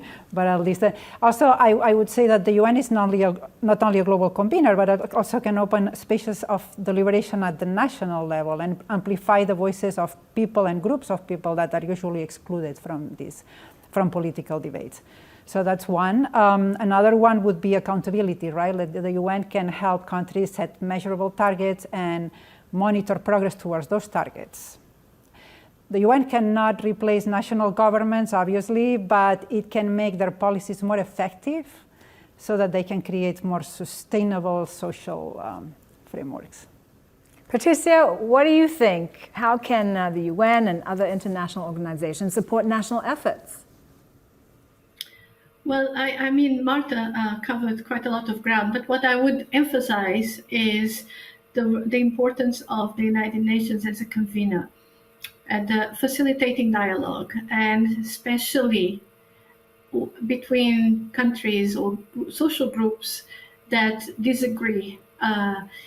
What we're observing through whatever the reasons this is happening, whatever the pathways we're seeing whereby this is happening, mistrust is becoming more and more entrenched, social polarization, this idea that I mentioned before of us versus the others. These problems cannot be solved unless dialogue happens.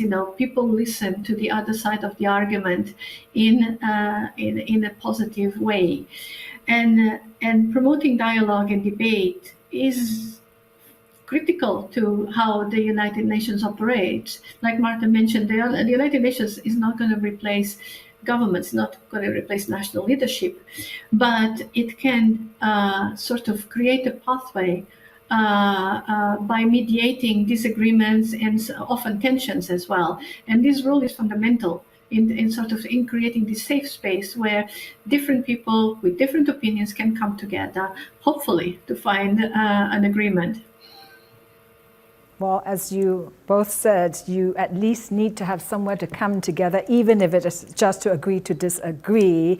Now, we know that accurate data is so important to sound decision-making. Marta, how can this year's World Social Report help inform the discussions that are taking or will take place at the second World Summit for Social Development being held in Doha in November? Sure. So actually in the report we include some concrete proposals or recommendations for the World Social Summit. But let me say first that the objectives set in the first Copenhagen Summit in 1995 and those in the Agenda 2030 are as relevant today as they were when they were set. And they have not been met. And the same with the principles that were agreed to in those two summits. So we have the how, the what, sorry, we have the what. We have the what, we have the objectives. What we need to figure out is the how to accelerate progress, but not only to accelerate progress, to make sure that progress is sustained in the long term. Because there have been periods of accelerated progress in the past, but then we go back to zero when the next crisis hits. So we need to make sure that progress is sustainable. So what recommendations do we make in the World Social Report? In a few words, one is, I had talked earlier about investing better in people. So one way to do so is by making sure that services are not only accessible, public services accessible to people, but they are of good quality. The summit can provide a platform to agree on financial and also technical cooperation that is needed to strengthen the institutions that can provide these services. That's one. Another one is the long-standing commitment to promoting decent work, which is a very, very important one. One government alone has limited power to improve the working standards and working conditions of workers in their country. You need this global platform to coordinate action, to agree to invest in labor market institutions, right? And to agree on a certain labor standards that should be met by all countries. So that's another one. A third one is social protection. We are still far from the goal of universal social protection. Some countries can finance universal social protection systems by their own. They can bridge the gap with domestic resources, but maybe many low-income countries cannot. So hopefully the World Summit can result in concrete commitments to help these countries that cannot provide social protection on their own, and maybe concrete commitment to debt relief, which is so important for these countries also to move forward. There's two other recommendations that we make, and thus are even more important than this. We need integrated whole of government policies to address the social challenges we face today. We cannot stay at sectoral policies. Yes, health policies are very important, educational policies are very important, but we need a whole of government approach. to address these challenges. And we need more than that. We need a whole of society approach, as we said earlier. Every individual must be involved. And the last thing is that what's important about policy is not only how policies are designed, what policy agreements we make here, but how policies are implemented, right? And here, what we need to make sure is that the people affected by the policies that will be put in place, affected or who will benefit from them, have a say on how these policies will be implemented, that at least they are on board with them, that the policies, when they are implemented, will not lead to large protests because they have unintended impacts. So hopefully the World Social Summit can open spaces for deliberation, not only here at the intergovernmental level, but at the national level as well. I have one last question for you both. What is one big takeaway from the report that policymakers and other stakeholders should pay attention to? Patricia, over to you first. Okay. Well, we have talked about very difficult issues, and the report and this discussion has not painted the brightest of pictures, right? But we should not lose sight of the reasons for the Copenhagen Declaration in '95 and the 2030 Agenda. These challenges, these global challenges, cannot be solved if we lose our sense of equity, of security, of solidarity to guide policies and institutional transformation alike. But the things we're talking about, inequality, insecurity, social fragmentation, etc., people often think about that as abstract issues. And it's difficult to grasp, but most people, if asked, will find it very difficult to say how much inequality is there in their country. And this has been shown. But the fact is, all these factors shape our daily lives in very real ways that sometimes are not quite grasped. And but at the end of the day, what I think one of the key messages of the report is, despite all these abstract discussions, despite all the tremendous challenges we face, we cannot lose sight of the individual.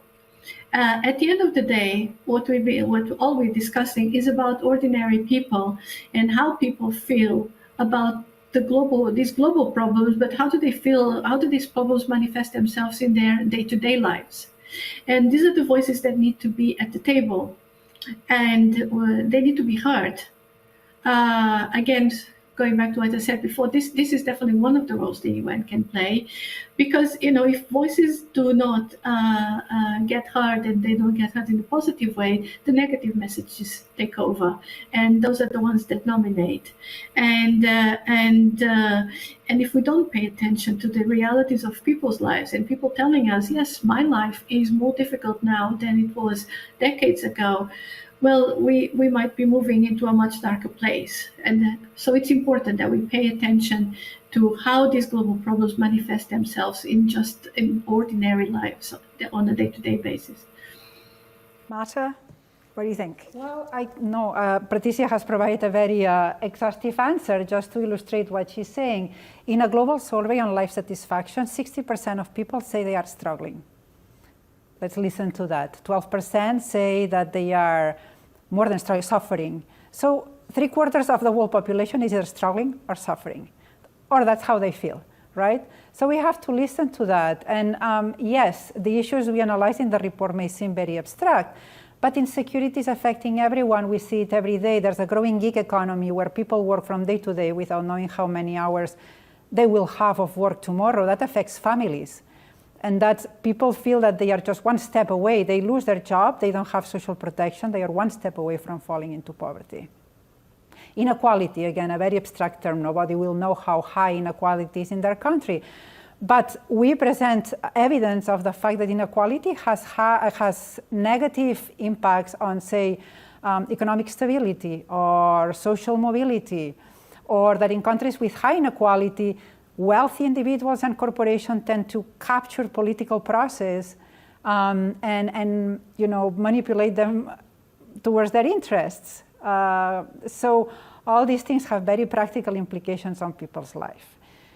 I would just say what Patricia said, that the vision of the Agenda 2030 and Copenhagen remain within reach, but only if we have equality, economic security, and solidarity at the top of the policy agendas of every country. Ladies, thank you both very much indeed for that very illuminating conversation.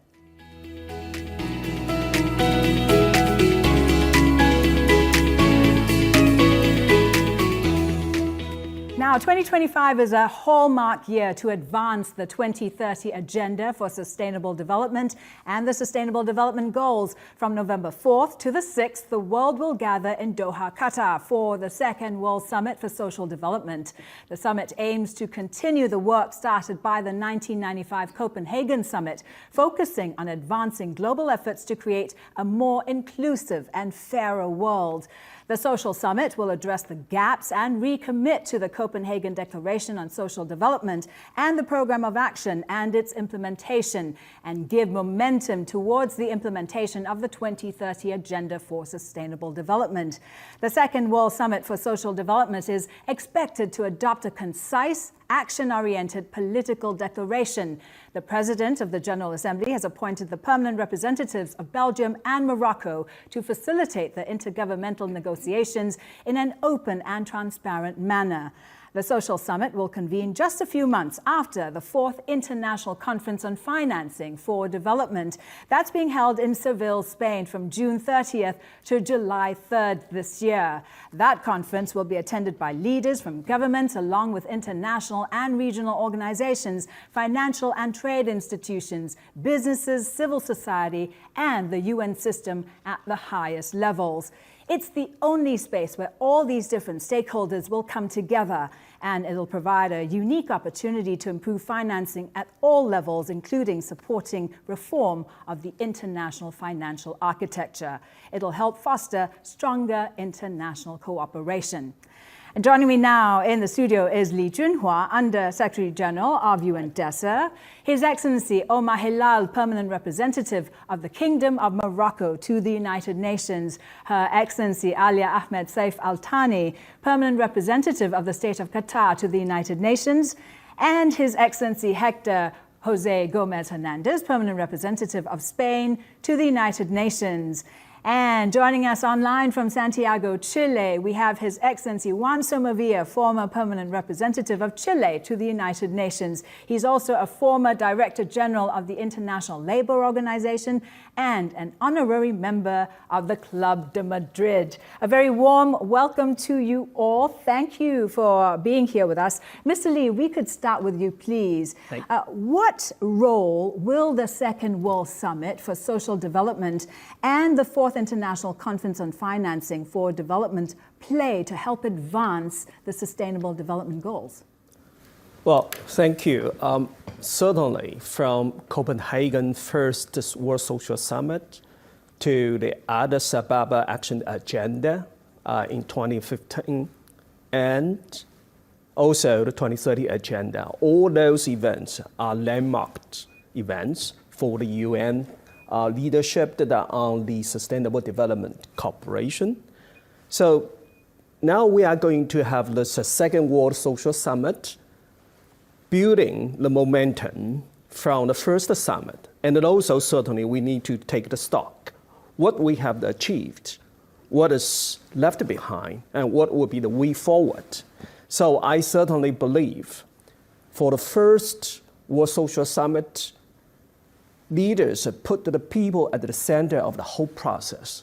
And then for the 2030, we definitely follow that, quarter of the core.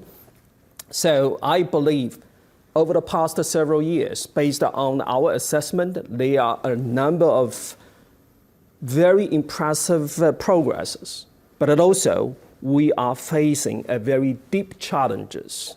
For instance, like the insecurity, the sense of the insecurity. For instance, like the economic uncertainties. For instance, like the lower trust on the government and public institutions. And then also, we need to talk about how we could further generate decent jobs for our people, particularly for young people. So all those things need to be further elaborated at the leaders level, at the ministerial level, to integrate the policy from every link of the social agenda. So I'm definitely believe that when the leaders adopted this political declaration, then they are going to map out the new chart for all of us to move the needle forward in all those dimensions, from the sense of the security, from increase the social trust on the public institutions, and then also to mobilize the more investment on social pillar. And since we are moving from the Sevilla to Doha, then I definitely believe those two landmark events will be intertwined with each other. Success for the Sevilla conference was certainly laid on the very solid foundation for the success in Doha. Vice versa, the success in Doha will be further amplified the success in Sevilla. So that's why we certainly call on all stakeholders to engage with the UN to launch this landmark process, to recommit ourselves to multilateralism and to reshape the course of the action. Ambassador Al-Thani, Qatar is hosting the Second World Summit for Social Development. Why is this summit important to your country? Thank you so much. Pleased to be here with dear colleagues. Of course, for the last 3 decades, the state of Qatar has invested a lot in the socio-economic part of the UN agenda. And of course, we have offered the space and the resources to achieve these objectives. 5 major UN conferences were held in Doha, from the second United Nations Conference on the Financing for Development in 2008 until the most recent UN conference we have hosted in Doha in 2023, which is the 5th United Nations Conference on the Least Developed Countries. We're very proud, of course, that Doha is the host of the Second World Summit for Social Development. This is a very important moment. The last summit on social development was held in 1995 in Copenhagen.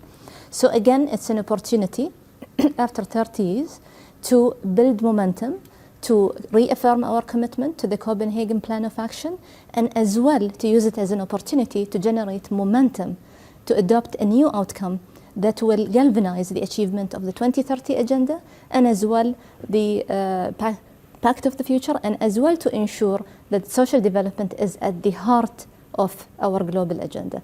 We're very much excited and engaged closely with the UN Secretariat under the leadership of the Secretary General, Deputy Secretary General, my dear friend Under Secretary General Lee Genoa, to make sure the summit in Doha is a big success. We are expecting over 14,000 people to participate. This will be among the class of the most major UN conferences to be held. The participation will be from member states, civil society, NGOs, UN agencies, academia, and the private sector. For us, it's very important that the Doha summit delivers a result-driven summit. This is a key objective for us in the lead-up to the summit in Doha. Ambassador Hilal, you and the permanent representative of Belgium have been appointed to facilitate intergovernmental negotiations for the summit in Doha. In your opinion, what is the value of the Copenhagen Declaration and program of action for that upcoming summit? Thank you very much. First of all, I would like to thank my good friend Lee and his department for celebrating this 30th anniversary.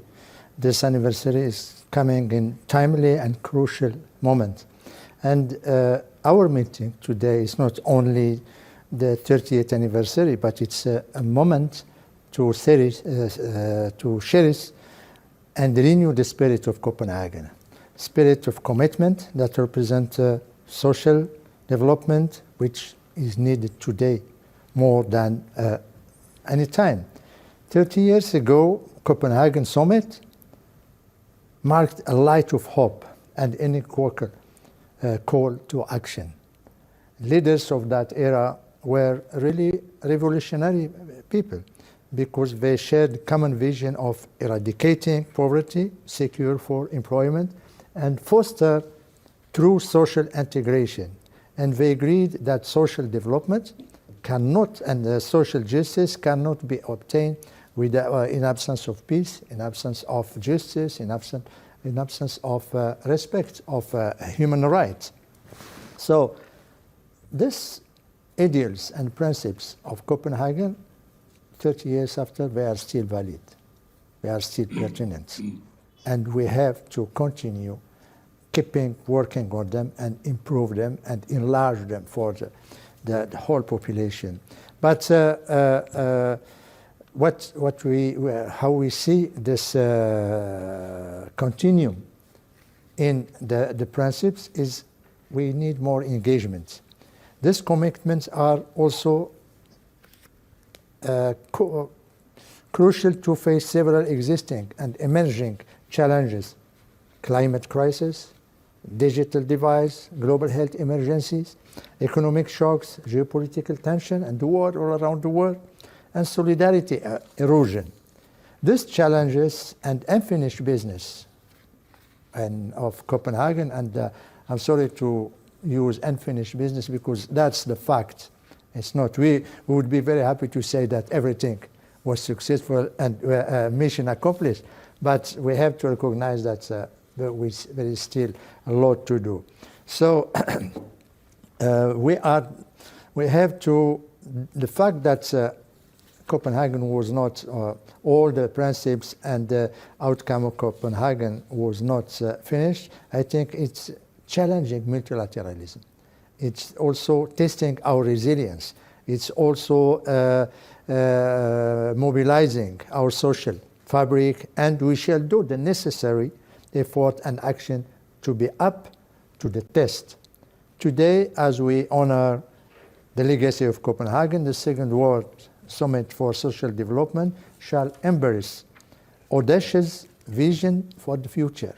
We need collective commitment. We need political will. We need more solidarity.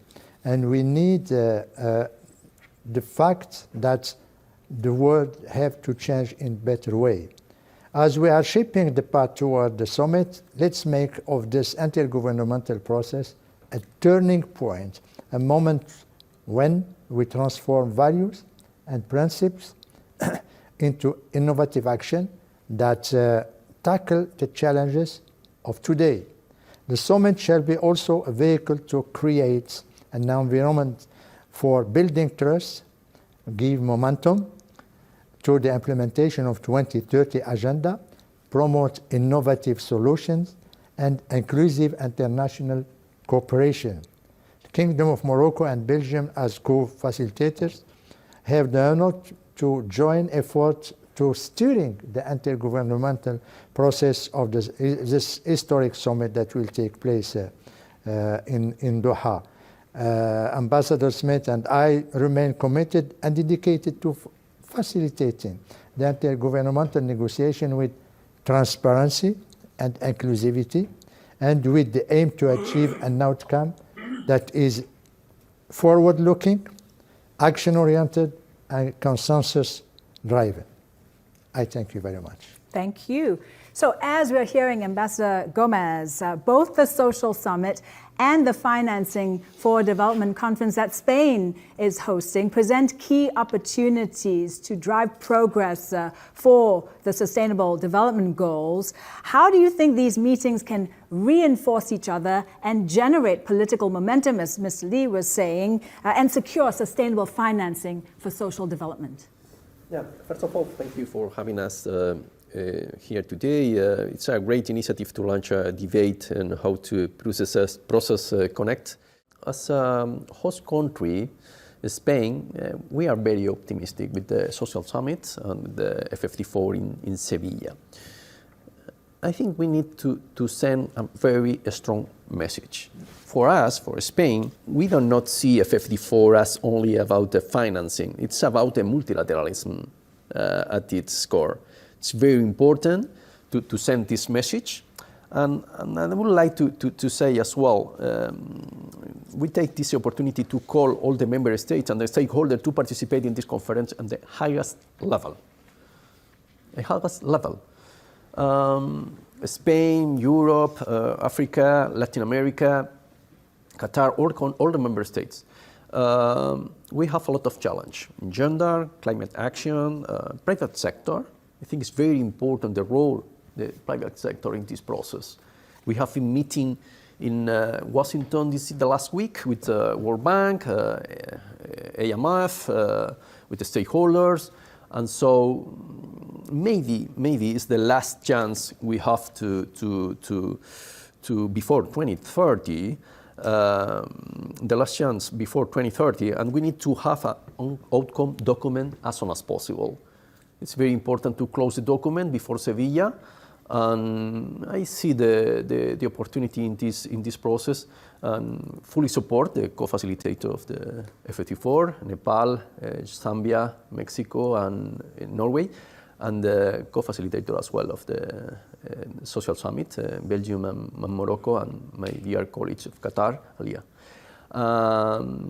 We must I think this opportunity is very important for UN.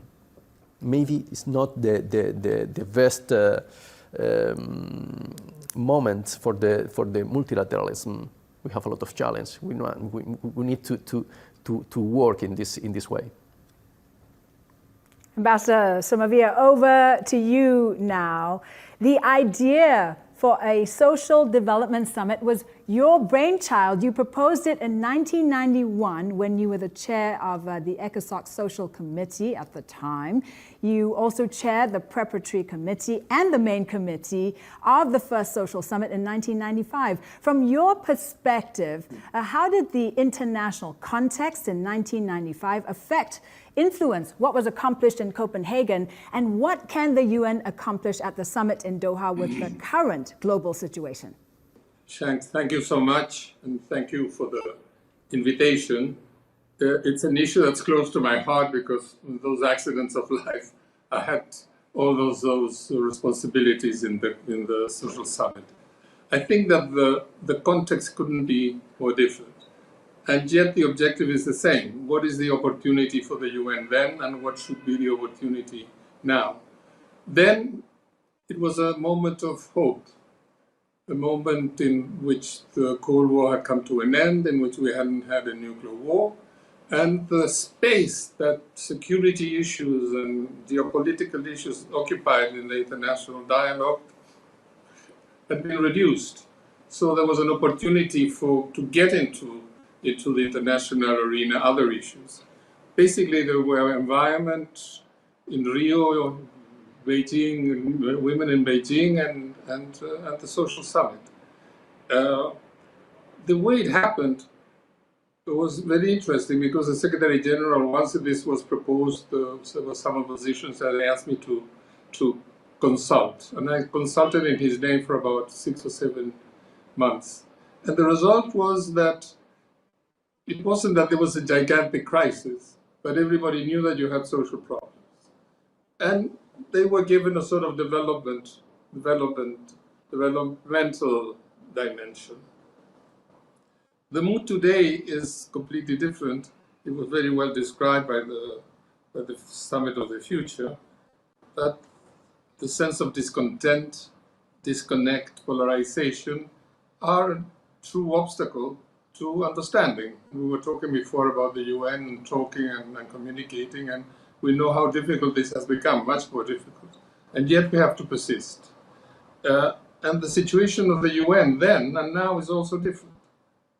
Then there was the notion that we could be thinking about social development.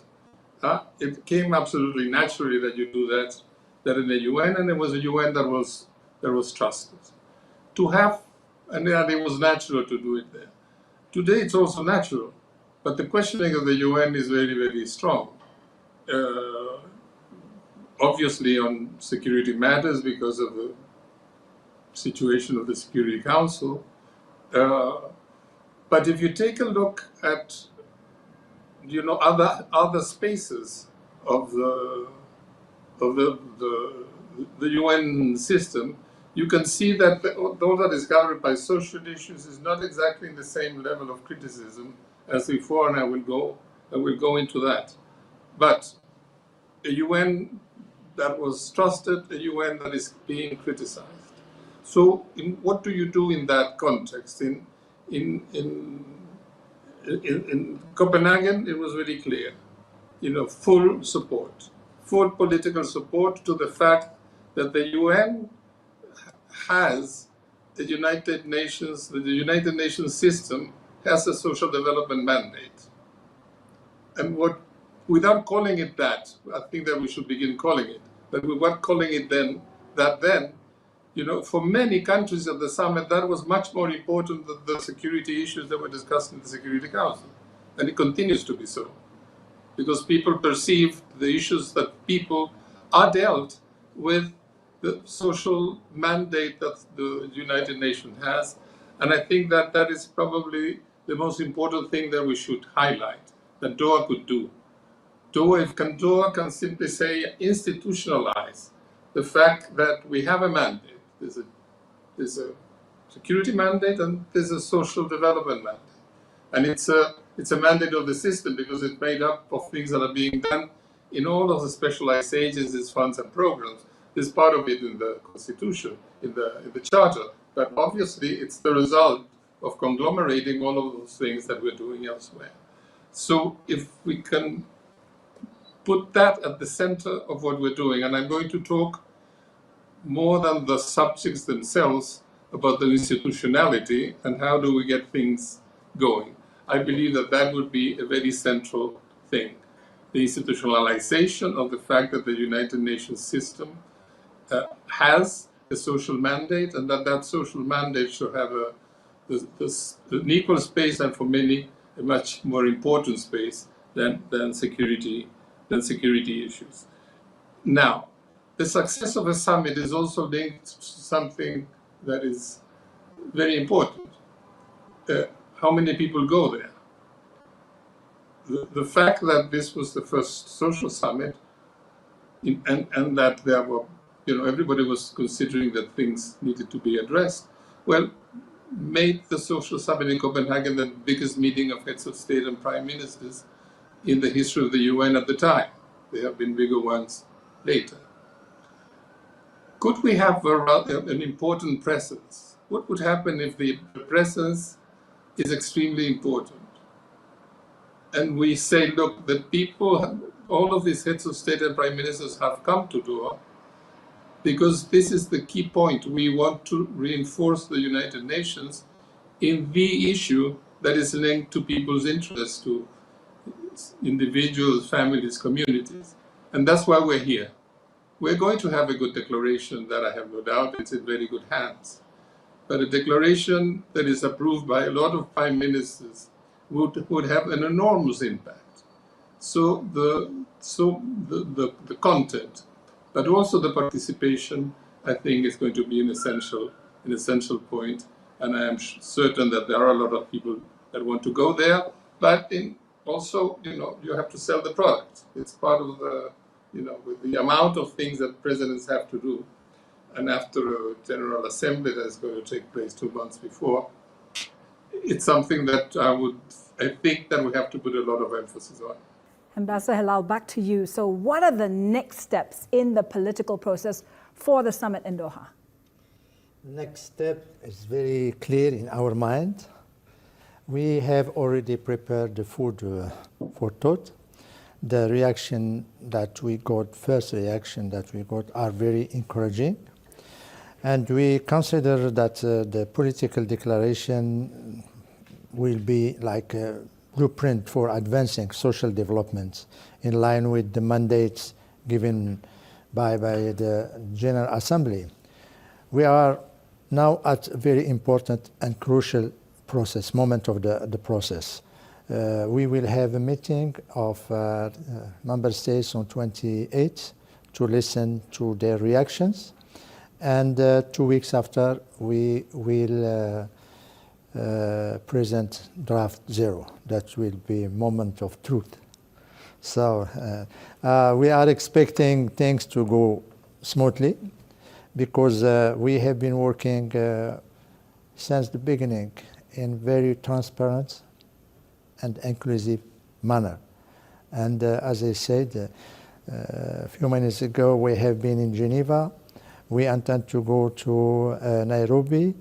We will go to Paris to meet with UNESCO, Nairobi with the Habitat, because all the UN agencies that are handling one of the aspects of the social development will be visited, and we will meet their members, and we will listen to their advices and recommendations. And of course, the civil society is included in our conduct, because we want to listen to the whole component. For example, in Geneva last week, we met with the High Commissioner for Refugees, because refugees are very important element of the puzzle. We met with the High Commission for Human Rights. By preparing the food for thought, we have taken the decision to not let anything aside or to consider any issue as taboo. That's why I think we got very positive reaction. And of course, we believe that we are just co-facilitators.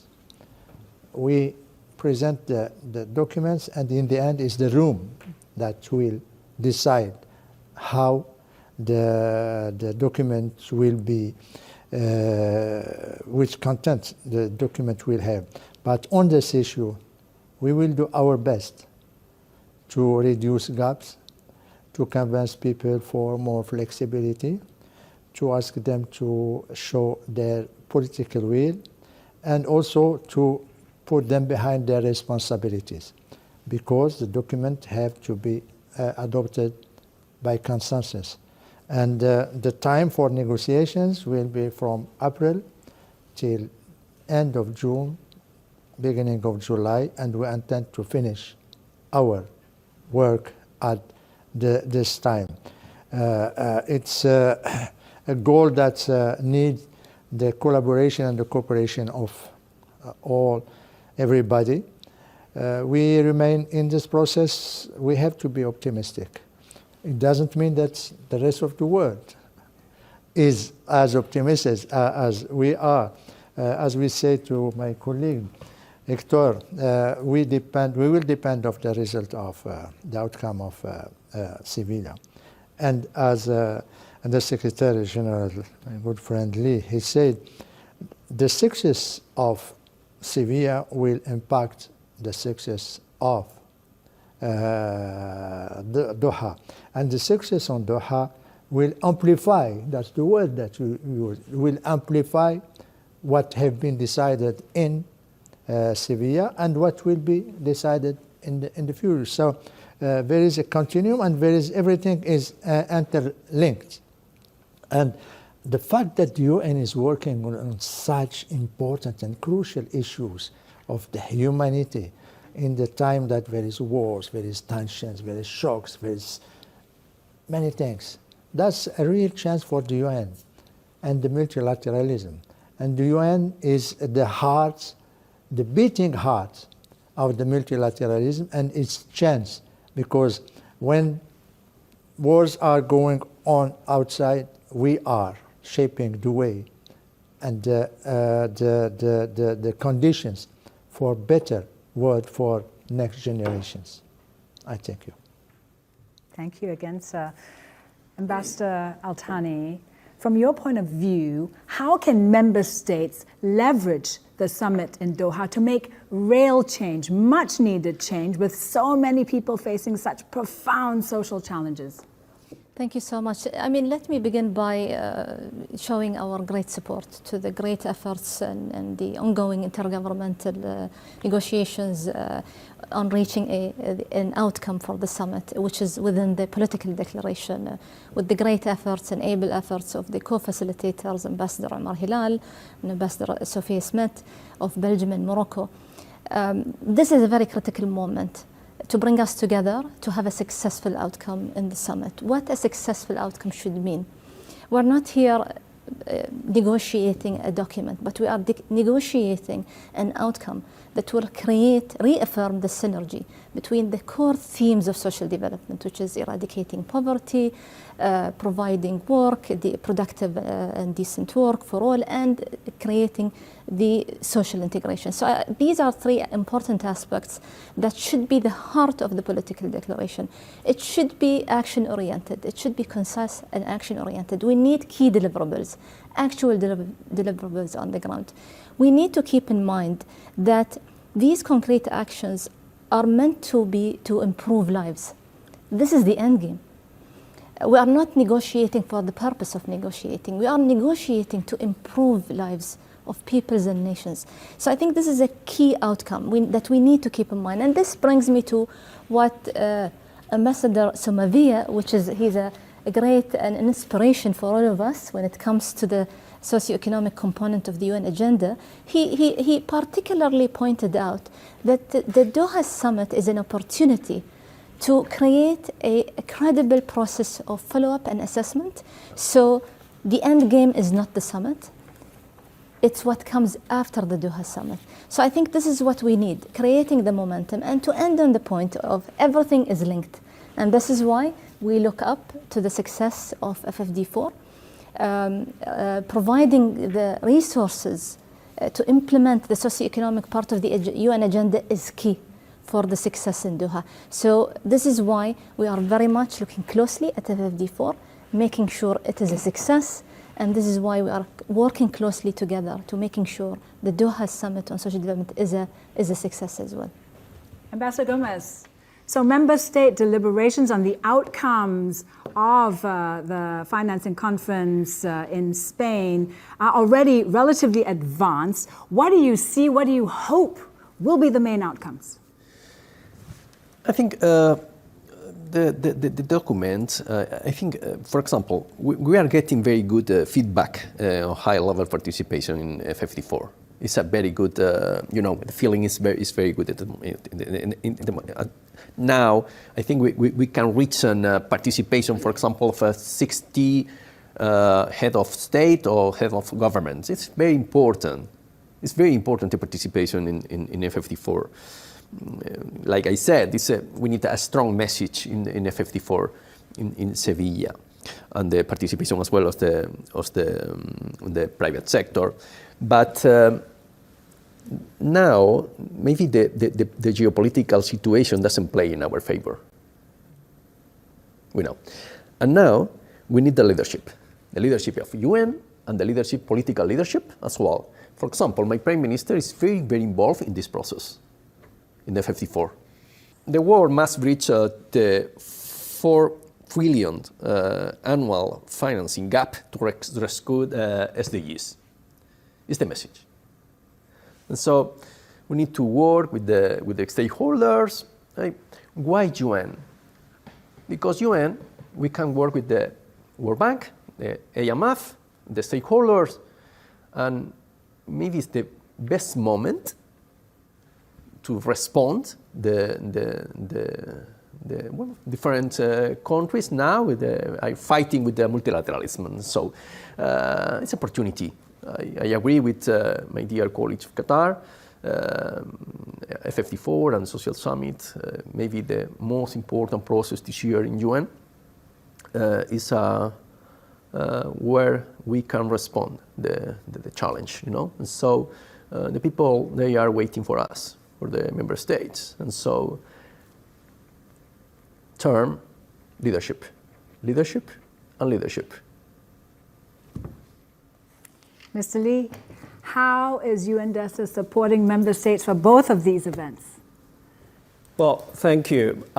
We are very grateful to the political leadership demonstrated by the member states. And also we are very grateful to the partnership demonstrated by the whole UN system. DESA actually is doing a secretariat support, coordinating the whole UN system to provide our professional, analytical, and intergovernmental support first to the member states, led by the co-facilitators, and then also negotiations, and it's definitely also to our hosts. And within the secretariat, we actually have launched interagency task forces chaired by the Deputy Secretary General. Within these task forces, we conducted a cross-cutting discussions, brainstorming to consolidate inputs from the various UN entities, from the country level to regional level to global level, to inform the member states, to enrich their scope on the discussions and also define the final outcome. For instance, the latest version we are going to launch for the World Social Report, based on our assessment, up to now, even though we achieved enormously for the poverty eradication, but the picture is very mixed. We are not going to eradicate all of the hardship for the people, and that actually there are 10 million people who are living within the extreme poverty to the poverty lines, and there are 2.8 billion people who do not have access to the social protection. So that's the harsh reality. And with regard to the financing, with regard to the debt, we know, globally speaking, there are a huge gap, like the $4 trillion annually in SDG financing. So that's the harsh reality we are facing. I fully echo the ambassador's remarks that for these two events, we need the political leadership with a vision and also with action. So that's why we do our best to support the member states, co-facilitators, to develop a full-fledged outcome document with vision, with action, and we hope that we can land it with a very impact and ambitious outcome. But we are not going to stop there. What makes things more even pressing is to implement all those commitments, all those actions with the mechanism, with a follow-up. On that, definitely, again, we count on the leadership by the member states with the vision and with their absolutely partnership to drive the needle forward. Last question to you, Ambassador Somavia. How do you think the UN should follow up on the outcomes of the summit in Doha? Well, I'm going to take a little bit of time because I think that there are a number of things that need to be done, but I'll begin with the leadership issue. Leadership is very often seen as leaders, individuals, but often leadership is collective. And what we're now facing is the possibility of a preparatory process led by two ambassadors of experience and with a group of people that, if we take a look at the food for thought paper, have to find the basic structures of the issues that need to be addressed. So that's where the leadership is now and should stay, and I'm certain that this will happen because we're going to have a declaration that has the worth. The problem is, what do we do with it? And this is what I would like to address. The first one goes in the sense of what Ambassador Hilali was saying. He's mentioning that he's visiting the different agencies that have a social mandate. That is probably going to be the biggest institutional change that the Doha summit can generate. What do I mean? When you talk about the United Nations system of social, there's a mandate, the United Nations system of social development. That mandate, yes, it's in part in the Constitution, paragraphs 2 and 4 of the preamble, ECOSOC, it's there. But the nitty-gritty is in individual organizations, in the ILO, in UNESCO, in FAO, in WHO, in UN Women, in UNICEF, in UNDP, and might add a couple of more, but not much more. It is those organizations that represent the mandate and represent the UN, the social UN, plus the bodies that go with it. And so what you need to do is make them work together much more than they do now.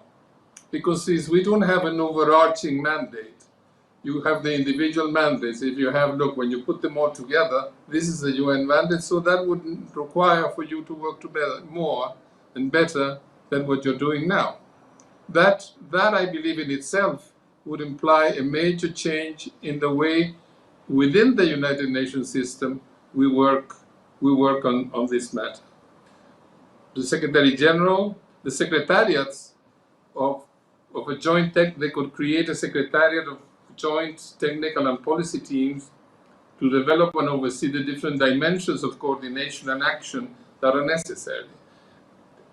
So the follow-up, inevitably, the follow-up will have to include a structure in which this world is present and operate obviously in the context of ECOSOC and the social committee of ECOSOC.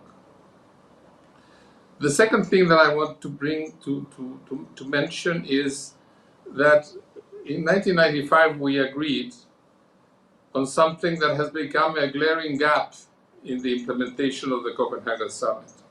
I refer to the need for integrated thinking, for policy integration, for the capacity to generate policy coherence among the different dimensions of the United Nations system and social development mandate, as well as among the 17 goals of the 2030 agenda. In the last 30 years, in all our major statements on economic, social, and environmental issues, we have dutifully repeated the call. Some progress has been made in the notion of multidimensional poverty and gender issues, but we are still stuck in a basically sectorial analytical framework perspective and the analytical perspective. And the institutions of government and the UN are sectorially oriented. So we have a knowledge and an organizational challenge. I think that the time has come to bite the bullet, to unpack the problem, and for the United Nations to take the initiative to say, we are going to say, and it's very well said in the Food for Thought, but now we have to act on it. And what the summit could do was to push towards the types of decisions that need to be taken in order to be able to work in a different internal context. It won't be easy because we have little experience. It's not as somebody came and said, no, but let me tell you how it's done. No, we've worked sectorially for a very, very long time. We think sectorially and we operate sectorially. And if we do not change that, we're going to miss on having efficient and effective social policies. And this is a national problem. This is exactly as it is. But in doing this, apropos of national problems, we also have to help countries. This system has to help countries develop their own priorities. Countries, all of this is, social development is country specific and regional specific. We set general rules and general objectives, but they happen at the region and they happen at the country. So the linkage of the UN to the real life work of saying, look, okay, you decided that in Copenhagen and in Doha, but for me, these are the priorities and these are the major problems. And that may be very different and very varied. By the way, I recommend a report that the regional commissions just produced in relation to the position, the issues as seen from the different regions and the areas in which they coincide, the things that are different, extremely useful and very practical document to look at. That sort of thing will need to be done very clearly in the future. The second, what can we do? That's the objective. The Secretary General can launch a whole of UN institutional process of integrated thinking to develop the analytical foundations and the methodologies in diverse areas of social development policy integration and the assessment process, because you change the integration, you have to assess differently. Second, involve the regional commissions, the resident coordinators and country teams in helping developing policy integration, considering that implementing policies to address social problems and priorities is very regional and country is specific. And finally, I want to mention the following. We are very good at the UN at being bold and daring and ambitious on what to do. And that we propose, and the propositions that we make as a result of our negotiations. But not so much on how we do it, and very little on the obstacles ahead. And consequently, naturally, there is unfinished business, as Ambassador Hilal, my friend, was saying. So at some point in time, we will have to make those three analyses together. And you can say, well, let's do this. And okay, but what would be the obstacles? What are the problems? It doesn't mean that you don't do it, but that you move into proposing something with some clarity as to the difficulty and complexity of it. And that can be extremely useful when you come to the implementation process. But if you're left to a situation in which you have to find out the concrete obstacles that you have, and not much discussion has been had about that, but we do have a great plan and a great objective and a great commitment to do something, it's much more complicated. I think that all of the things that I'm saying are things that the United Nations system, the secretariats, and by system I refer to the secretariats on the one hand and the governments on others. And things that are a knowledge challenge and things that are organizational challenge are right before us, and I think that we're in a situation of tackling them. Let me finalize by saying that in 1995 we were entering in an era that excited us because of the multiple opportunities it brought with it. And in 2025, we're exiting an era with high levels of uncertainty and insecurity with what lies ahead. Ambassador Hilal made a reference to that. And that's why I think that we have to think of Doha as a summit of hope. Copenhagen was called the Summit of Hope. Copenhagen was called the People's Summit. Why shouldn't we have the hope that these sort of things can get going? That we will remember the moment in which at a certain moment the United Nations first of all affirmed itself and said, look, tell me where else in the world do you have an institution that is capable of thinking about social issues at the United Nations? Yeah, come and criticize it. Now you go ahead and do it somewhere else. Where? So we have to talk with a lot of self-certainty. Of course that all of the institutions can be modified and changed and gotten better. But that we have the mandate and we have the instruments to carry out that mandate, it's a reality. Doha can be a moment in which we make that very strong, and there can be a very strong institutional implications for the UN of the Doha process. Thank you very much. Thank you, sir. Thank you all for your time here today, for sharing your vital insights with us.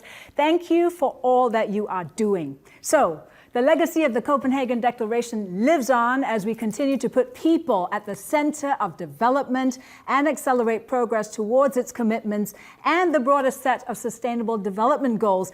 As we just heard, the 4th International Conference on Financing for Development and the 2nd World Summit for Social Development offer important opportunities to continue this work. We invite you to stay up to date and engaged in these discussions. Do look out as well for the World Social Report 2025. You'll find that at social.un.org in April. Many thanks once again to all our brilliant speakers and to you for tuning in. On behalf of UNDESA and UNU Wider, goodbye for now.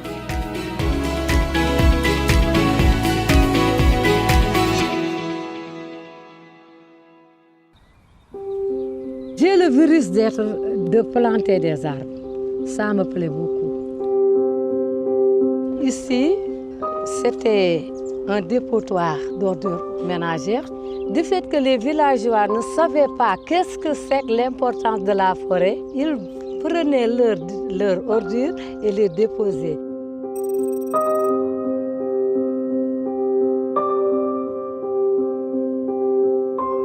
En ce moment, je leur ai sensibilisé de leur dire que l'arbre doit vivre comme nous, donc il ne faut pas salir l'arbre. C'est ce que nous a donné l'impact positif pour avoir ici un périmètre pour cultiver. Le 2 mai 2005, on a allé voir les eaux et forêts qui nous ont attribué 500 mètres carrés. On a initié, intégré les femmes dans un AGR. Et avec ça, on a choisi le maraîchage. On était à 3 hectares, mais on ne cultive pas sous la haute tension. Et on nous a déguerpi et on est à 2 hectares.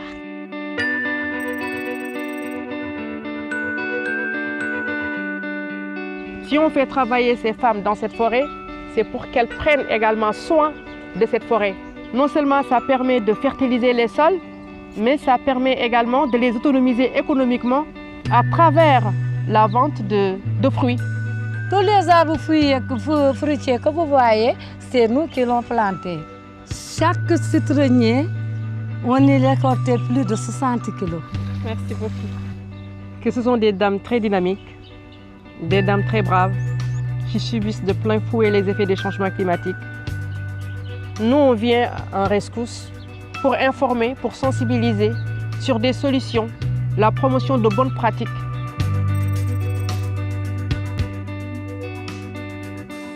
Pour les cas pires, c'est également l'apparition de nouveaux parasites. Et ça, on le vit ici au quotidien et un peu partout au Sénégal. Ça participe également à la dégradation des sols. Justement, c'est la raison pour laquelle nous, on essaye de trouver comme solution prioritaire aujourd'hui le reboisement massif dans les périmètres maraîchers avec des espèces qui sont répulseurs aussi. Notre projet d'avenir, si les femmes l'acceptent, on veut faire un projet de pépinière dans les alvéoles pour alléger les travaux. La femme est à l'image de la terre. Ce sont des vrais écoféministes qui sont là, qui sont engagés pour la protection et la préservation de l'environnement. La forêt, c'est nous et nous, c'est la forêt.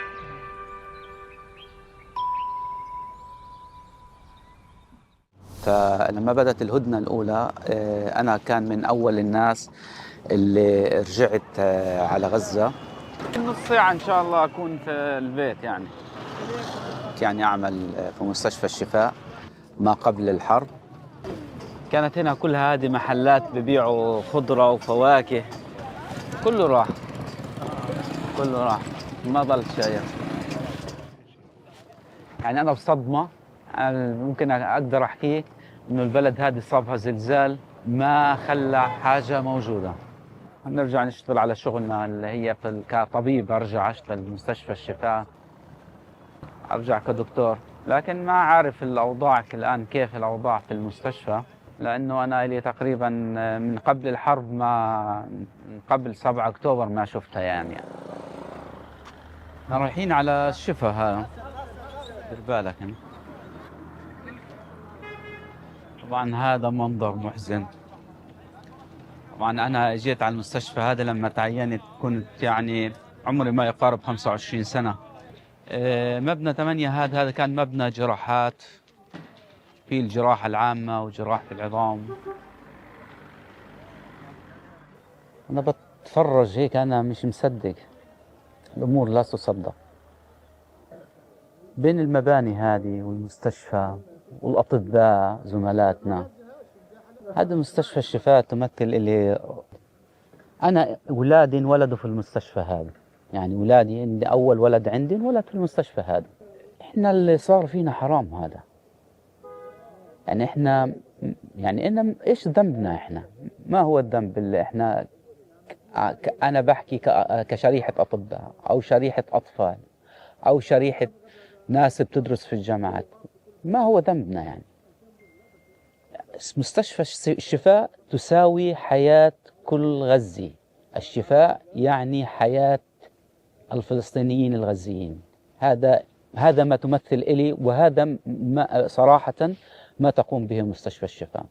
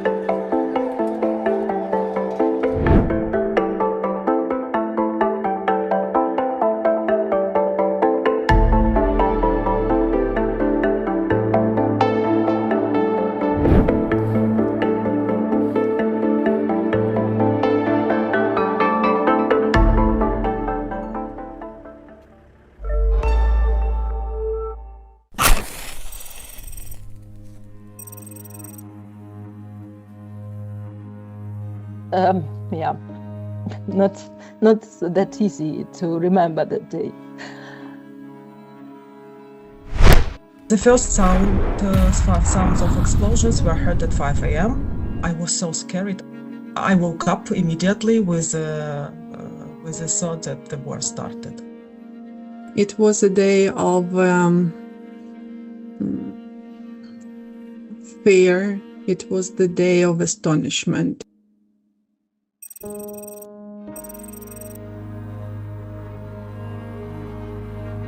My task was just to plan and allocate the needed resources to those frontliners who were serving the families on the move, who were serving children with disabilities, who were serving those the most affected.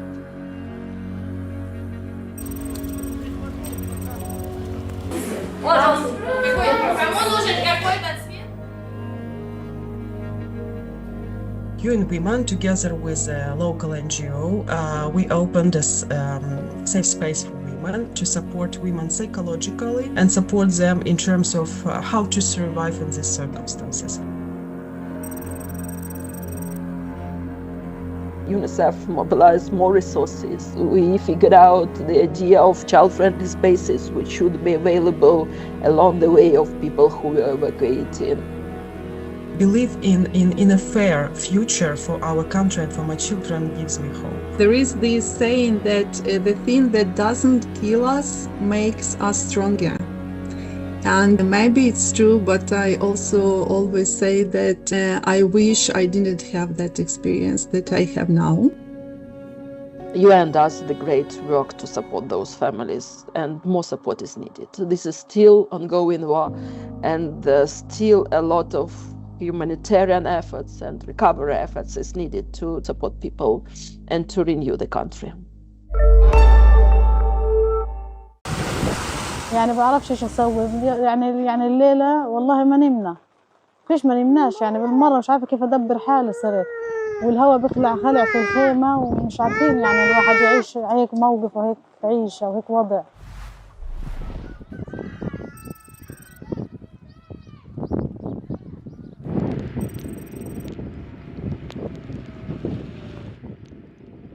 أختي الصغيرة بتعاني كتير من الأمراض الجلدية يعني أمراض جلدية مش طبيعية بسبب المياه المتلوثة عنا كتير بنجيبها من الآبار المائية كتير متلوثة بسبب عنا أمراض تلبك معوي. سابقة إنه كان البرد كتير الجو بارد على الأطفال والأم يعني بتتغلب في أشياء كتير الأم تتغلب فيها البرد كتير لما نيجي نغير للطفل لما نيجي نحممه لما نيجي الحمام لأنه خارج خيمة وكله مكشوف يعني زي كأنه في الهواء الطلق. في كتير أطفال ماتوا من هذا البرد يعني لأنه الغاز شحيح والوقود شحيح وفيش كهرباء فيش تدفئة مركزية فيش إشي يعني يدفوا فيه الأطفال الحرامات معدودة على الأطفال.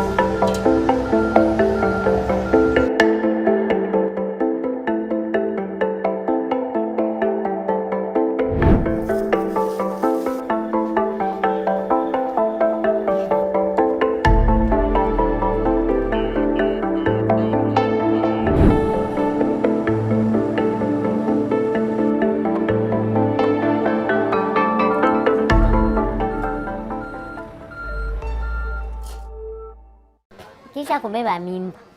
Bwana akaendaka, wakati yenye aliendaka na ndio vile akaendaka aglote, hatukuonanaka tena, na ndio vile nikazala na mpaka hivi.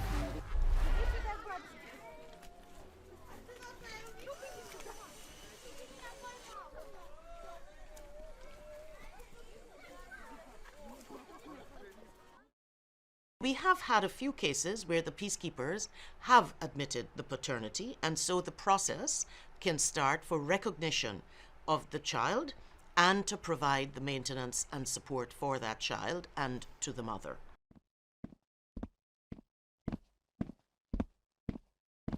Member states, many of them, have national legislative frameworks that make it difficult for them to take on the responsibility of paternity, because many of them view the situation of paternity as a private obligation. From the UN side, we view that differently. Because the member state has provided personnel to peacekeeping operations, we think the member state also has responsibility, and it is their responsibility to have the peacekeeper acknowledge this paternity.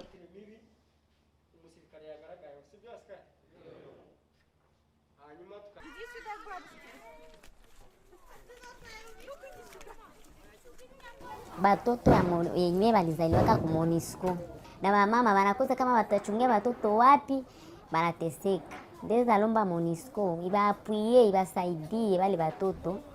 Kesho yake wale watoto nao watasaidia nchi, na babasaidie watafute bababo wenyewe biko wakamate muzigo wa watoto yabo. Moi je plaide aussi auprès des États membres pour une mesure temporaire, parce que ça prend beaucoup de temps, tous les enjeux légaux pour adresser une requête de paternité. We have not always given the focus and attention over the years to this particular aspect of our work on improving conduct and discipline, but we now have a focus on this because these are children left behind.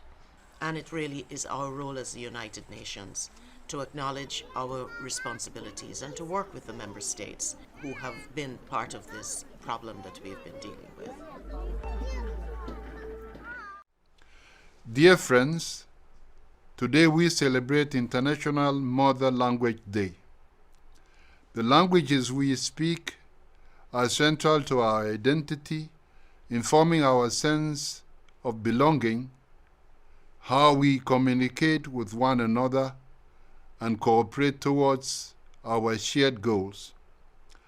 As a native of Cameroon, where over 200 languages are spoken, the value of multilingualism resonates with me on a deeply personal level, which is why I have made it a priority of my presidency. Priority reflected in the composition of my team, which is comprised of individuals from over 24 nationalities, speaking over 27 languages between them. On this International Mother Language Day, I invite you to hear from my team as they share a few words in their mother tongues. اليوم نحتفل بالتنوع اللغوي في عالمنا. Elle nous relie à nos communautés, à nos cultures et à nos identités, de génération en génération. दुनिया के एक खांखोल तक गागन कंग अंहास तिनसते का सव्वीस बाहकुम वाहक दक्का.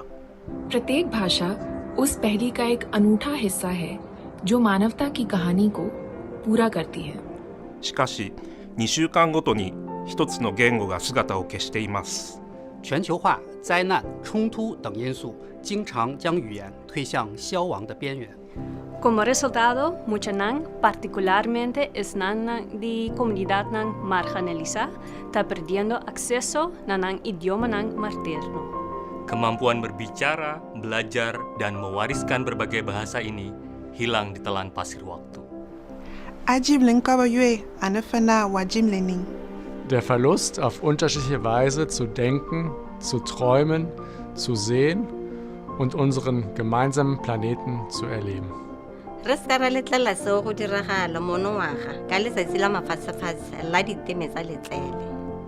Ohranimo zgodbe naših prednikov, ker so te izročilo človeštva.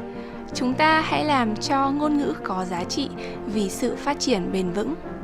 Let us celebrate the stories, the songs and traditions passed down in every language. आइए इस बात को यकीनी बनाएं कि हर बच्चा अपनी मातृ ज़बान में सीख सके. Panalamuno mishina nderanambie. Nomirando de longo. Ciana ithomithio na rũthiomi rwa aciari na irekire kurumenya na kurwenda. Leikdoing na haxfani riachtnachta, ANS2, Konchangaka atá amwel a Afiakon. Gəlin yerli icmaların səsini dəstəkləyək. र उहाँहरू जसले आफ्नो भाषा जोगाउन सङ्घर्ष गरिरहनु भएको छ. Katika kufanya hilo, ni jukumu letu kuhakikisha ubunifu, historia na maarifa ya wanadamu yanavifikia vizazi vijavyo. Yumi must look after them good islands, place and customs belong Yumi, for making place belong Yumi everyone good for stop long hem, clean and look nice. Beskyttelse af den sproglige mangfoldighed er beskyttelse af den menneskelige værdighed. Juntos asegurémonos de que ningún idioma quede atrás. And let us celebrate our unity in our diversity.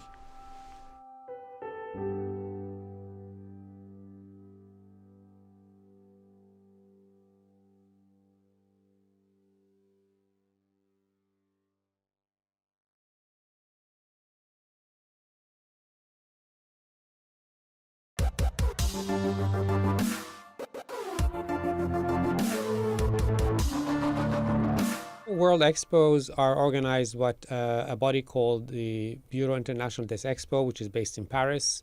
They have been taking place since 1851. You see different national pavilions, and these countries are showcasing why should you visit or what do you need to know about their country. And then the host country usually includes also a number of specialized or programmatic pavilions. World Expo in Osaka is going to be held under the theme Designing Future Society of Our Lives, with 3 sub-themes: saving lives, connecting lives, empowering lives. Our presence is really focused on the people that we serve. It's an attempt to showcase the history over 80 years. 2025 is the year that the United Nations will turn 80. The first part is a time horizon. It's looking at the back. What happened in those 80 years? Then the second part of the pavilion is showcasing how the UN is part of people's lives today. The United Nations system is part and parcel of every activity we do. When we use a cell phone, many of those international arrangements and agreements are facilitated by the International Telecommunications Union. World Postal Services, there's the UN Postal Union. It's part of that service. The vaccinations that we take, World Health Organizations, UNICEF, the supporting, advocating for children. So whichever way you look, the UN is actually part of your life. And the third part of the pavilion, it's a future. What could the future look like if we commit and really achieve the SDGs? Our own pavilion will be under the theme United for a Better Future. We, as a UN system in this case, are united in presenting and showcasing the visitors how we are working to create a better future. And the sub-theme with that is saving, empowering, and connecting lives together, which really delineates how some of the UN organizations are focusing on saving lives. And this is, you look at the work of humanitarians. At the same time, we have a very intensive program in the 6 months with other pavilions, promoting the SDGs, promoting human rights, promoting peace and security, promoting equality. And these are issues that we'll continue advocating for. We have also created and will be part of the virtual expo. So for those people who cannot come to Osaka, they can actually visit and see the UN and experience the UN pavilion through the virtual expo.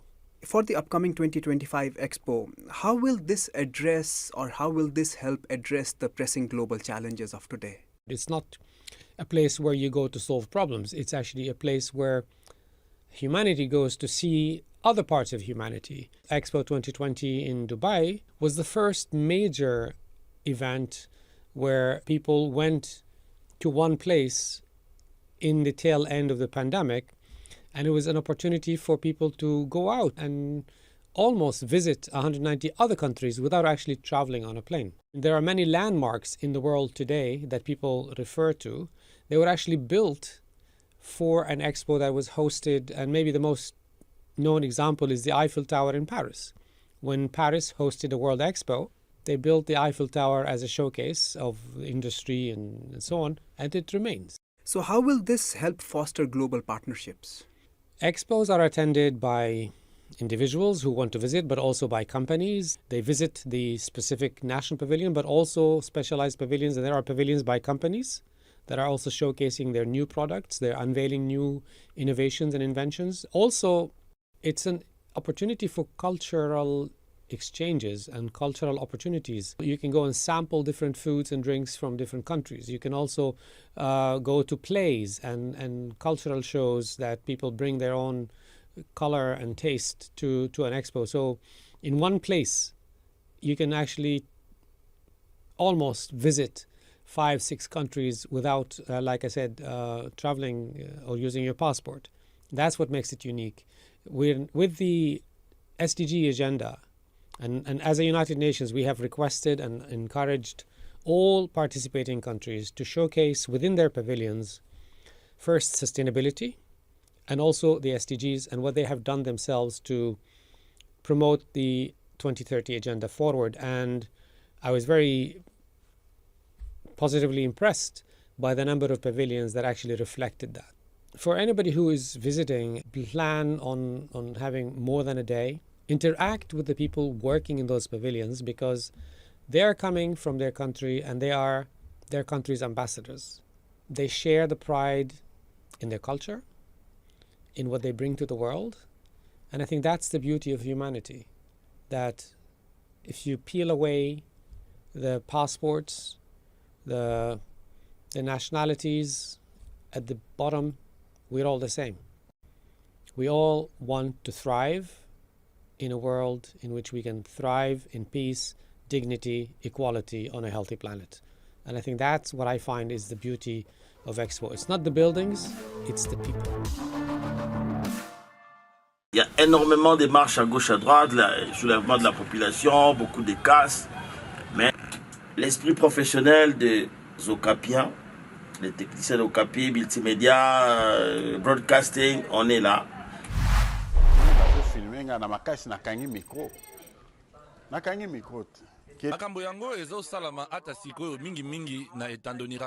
Il faudrait que l'élite congolaise, l'intelligentsia congolaise puisse apporter sa contribution à la recherche des solutions. Ce n'est pas la première crise, hein. Ça fait 23 ans que Radio Okapi existe et Radio Okapi a survécu à toutes les crises en respectant la déontologie, l'éthique journalistique.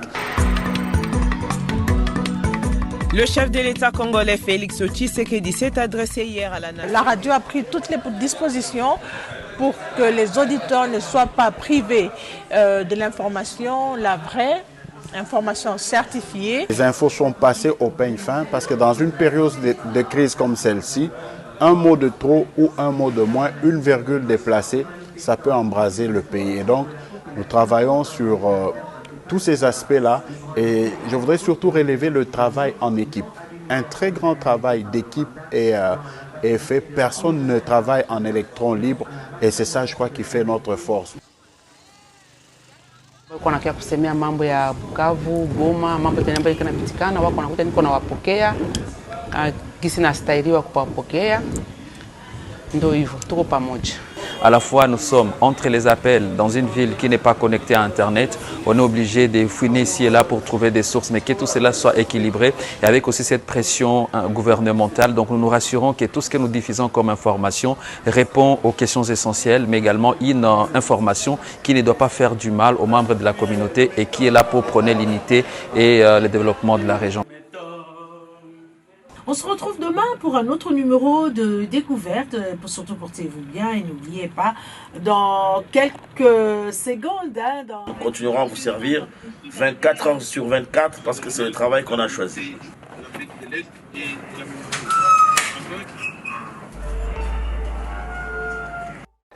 You can start to see where certain types of weapons were employed, certain types of ammunition in those weapons, and the impacts that they had on people, on property.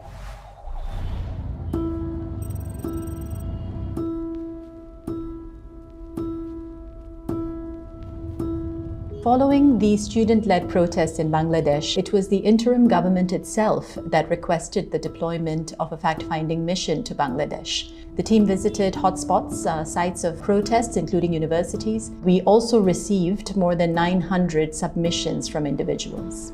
In terms of expertise, we need traditional human rights experts and investigators who conduct interviews and look at the information received. We have zoomed in on certain key areas here. For example, we have a shooter and trying to triangulate and cross-check the information to see exactly what happened. Understanding how the security forces themselves consider their roles and their functions and their powers in a crowd control situation is very important.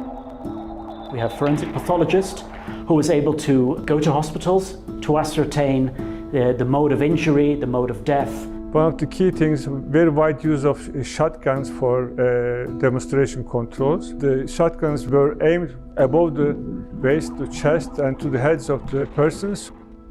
The testimonies and the evidence that we gathered paint a disturbing picture of rampant state violence, targeted killings that are among the most serious violations of human rights and which may also constitute international crimes. These violations were carried out with the knowledge, coordination, and direction of the former political leadership and senior security officials, with the specific goal of suppressing the protests and keep the former government's grip on power. The nuclear energy has been the backbone that has sustained the economy through a very, very difficult time, which is the hardest any country can have, which is war.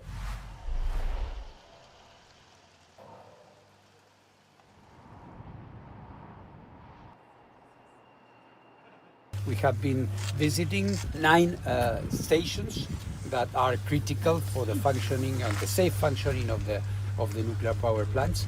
And of course, the situation is quite dire.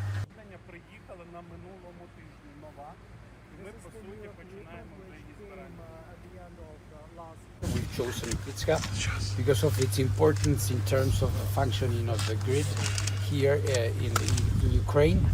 It has a strategic value, and as we see, it has been damaged quite significantly.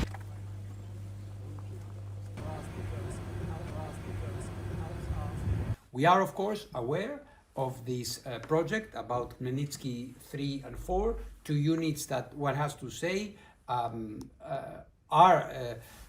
have started, the construction has started. In the case of the 3rd unit, 80%, as I learned today, of the construction is completed. In the case of the 4th unit, 25%. So there is quite an effort and an investment that has already been done. The agency is, of course, ready, and we have already started some analytical work on the specific areas where we could provide a safety assessment.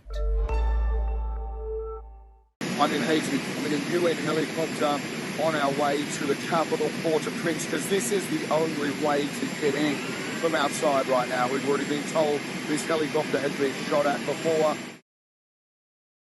Haiti's children, particularly here in the capital, Port-au-Prince, they're engulfed by violence and armed groups.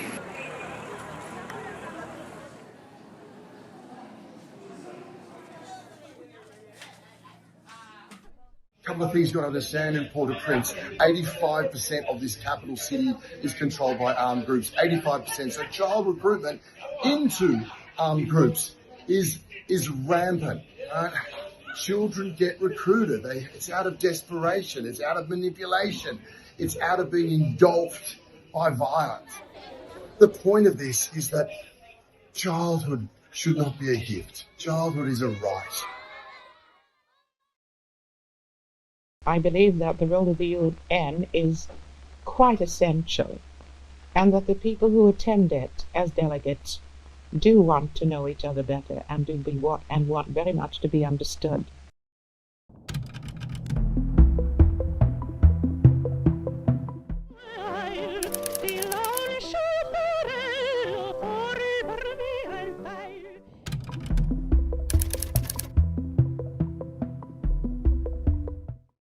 Mr. President, we are very pleased that it has been possible for the General Assembly to adopt a resolution on the Somali border question, which is acceptable to the parties concerned.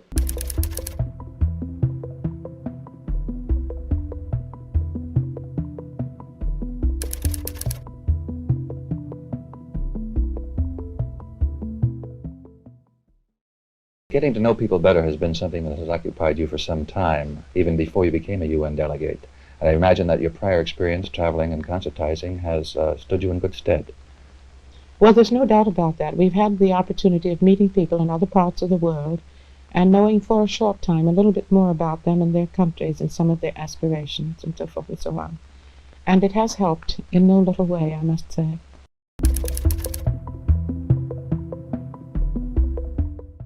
The true ambassadors of art and true ambassadors also of humanity. I introduce to you with her accompanist France group, Miss Marian Anderson.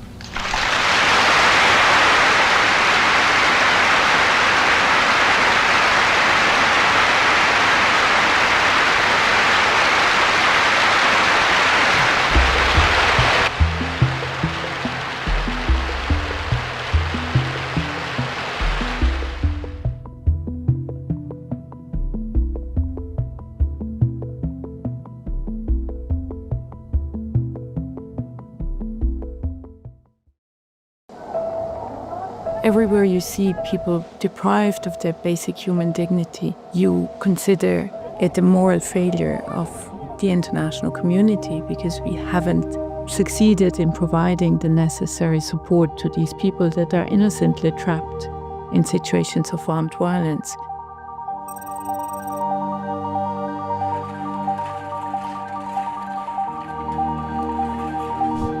It's our core responsibility to do our best to reach these people, but we also need the agreement and the active support of the warring parties to allow us to access these trapped civilians wherever they are. The ICRC has been present in the region for many, many decades, including in Gaza. We have held these dialogues both with the authorities of Israel and with Hamas for many, many years.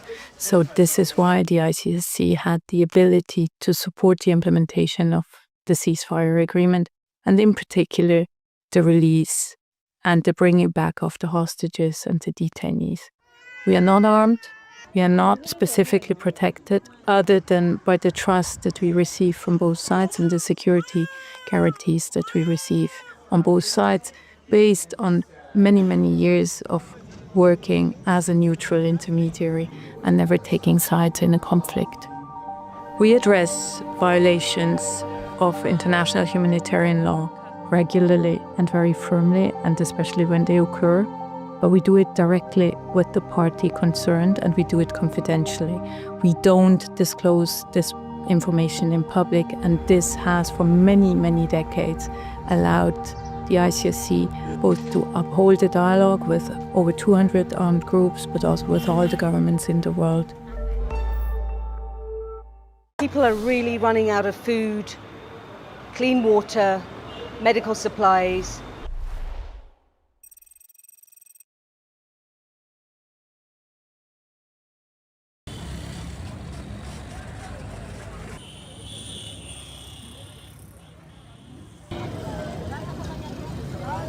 The supply chain has really been strangled at the moment. If you think about land access, air access, when everything is closed down.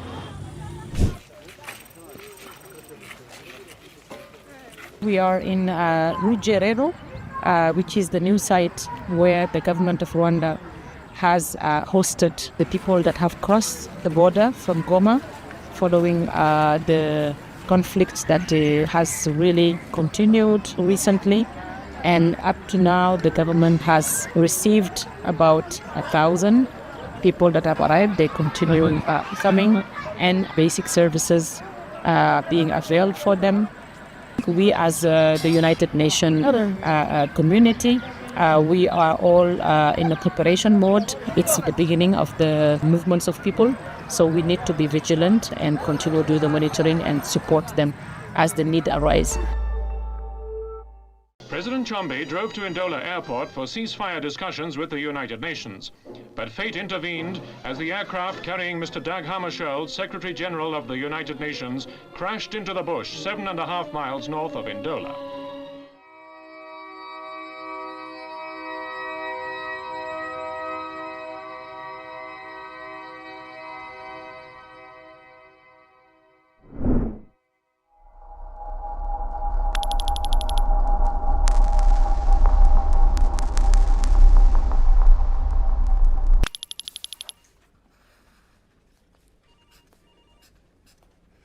At this juncture, the eminent person assesses it to remain plausible that an external attack or threat was a cause of the crash. The eminent person notes that the alternative hypotheses that appear to remain available are that the crash resulted from sabotage or unintentional human error. The Secretary General notes that the eminent person considers that it is almost certain that specific, crucial, and to date undisclosed information exists in the archives of member states. The Secretary General further notes the eminent person's assessment that he has not received, to date, the specific responses to his specific queries from certain member states. With significant progress having been made, the Secretary General calls on all of us to renew our resolve and commitment to pursue the full truth of what happened on that fateful night in 1961.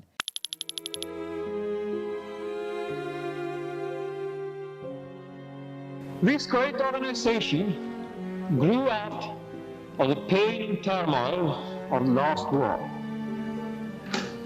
It welded together in what should be a continued cooperation for world peace, all those who had fought against oppression. By all who have sacrificed themselves, by all sacrificing themselves in the fight for freedom and peace.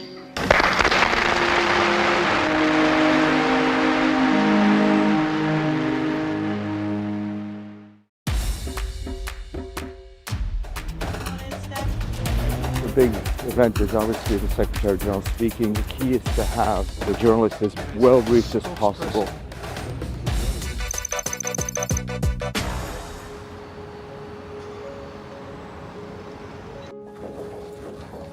The office of the spokesperson for the Secretary General is really the point of contact between the Secretary General and the global media. This office, which issues press statements, speeches, comments on events, we're the last line before things go out.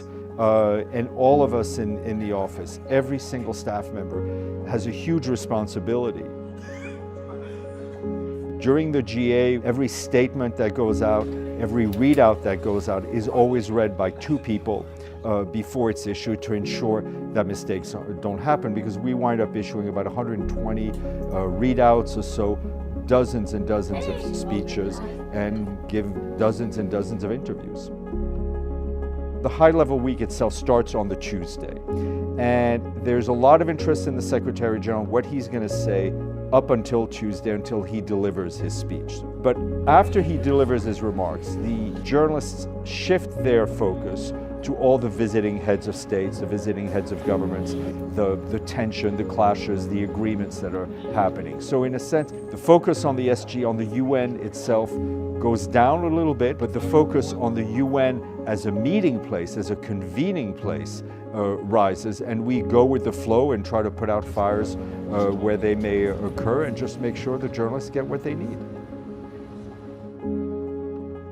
This year we are in a period of great uncertainty, a period of conflict throughout the world, a period of great tension. So I think this will be a particularly interesting General Assembly to see what messages the world leaders come with, where they're willing to find agreement, and sadly also where we're seeing it is impossible to find agreement. But I think this GA is going to be particularly interesting.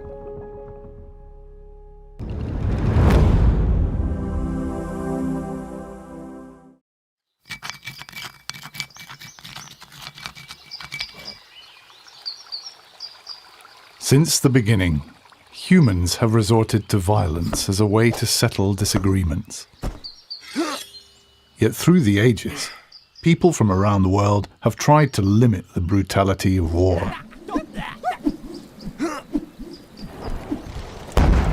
It was this humanitarian spirit that led to the first Geneva Convention of 1864 and to the birth of modern international humanitarian law. Setting the basic limits on how wars can be fought, these universal laws of war protect those not fighting, as well as those no longer able to. To do this, a distinction must always be made between who or what may be attacked and who or what must be spared and protected. Most importantly, civilians can never be targeted. To do so is a war crime.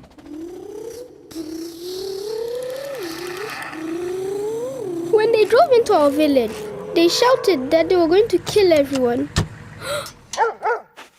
I was so scared. I ran to hide in the bush. I heard my mother screaming. I thought I would never see her again. Every possible care must be taken to avoid harming civilians or destroying things essential for their survival. They have a right to receive the help they need.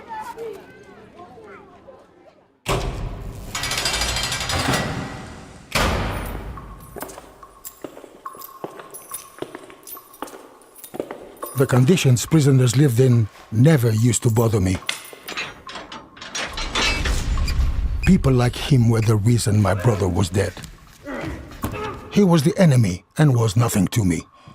But then I realized that behind bars, he was out of action and no longer a threat to me and my family.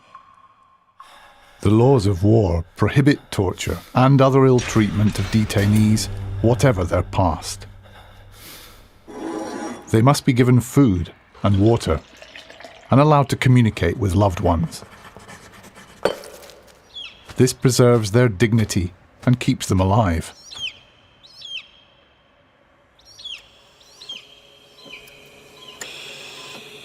Medical workers save lives, sometimes in the most dangerous conditions. Fighters from both sides were wounded in a deadly battle. We were taking them to the nearest hospital.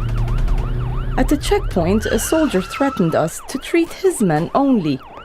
We were running out of time, and I was afraid that now all of them were going to die. Medical workers must always be allowed to do their job, and the Red Cross or Red Crescent must not be attacked. The sick or wounded have a right to be cared for, regardless of whose side they are on.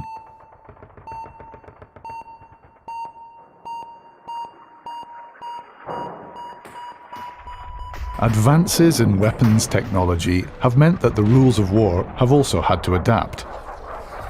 Because some weapons and methods of warfare don't distinguish between fighters and civilians, limits on their use have been agreed.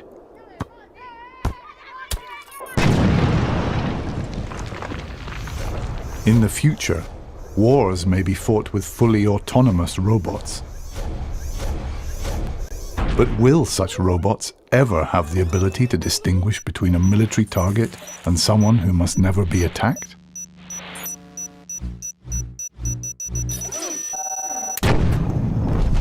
No matter how sophisticated weapons become, it is essential that they are in line with the rules of war. International humanitarian law is all about making choices that preserve a minimum of human dignity in times of war and make sure that living together again is possible once the last bullet has been shot.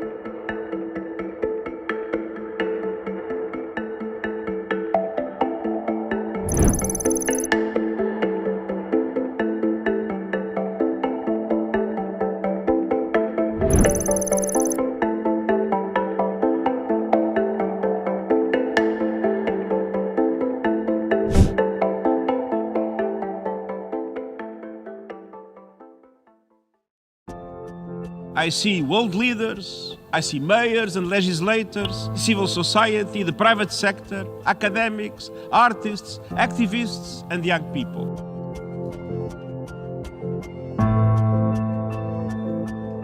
We will not solve today's global problems without contributions from all of society.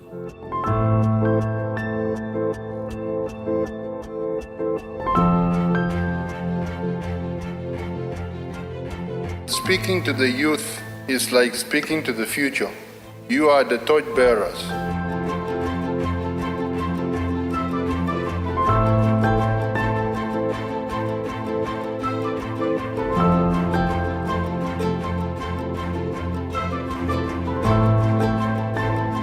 The Summit of the Future is a once-in-a-generation opportunity to reshape multilateral system and to put young people at the center. Give them the space and the freedom to participate meaningfully in finding the solutions. We need to decentralize and localize financing so that communities can step up and take action for themselves. If you are not including persons with disabilities, you are missing 1.3 billion people around the world. It's going to take transformative change, systemic change, underpinned by feminist principles to make sure that young people, especially young women and girls, are at the center of multilateralism. Las mujeres con discapacidad seamos vistas. The smart bet is always on the youth. Not just youth consultations or youth-informed decisions, but young people at the table. An agreement is nothing without action. To recommit to multilateralism through the United Nations to resolve disputes peacefully. Action must be taken now to safeguard the SDGs and sustainable futures for all. None of this is possible without innovative, inclusive, and multi-stakeholder partnerships. I believe that it is possible for us to have a win-win. What I can promise you is that we will carry your insights and ideas forward into the summit of the future. Friends, this is what effective, inclusive, networked multilateralism must look like. Let's shape our future together. We have to find the resources and the support from the international community.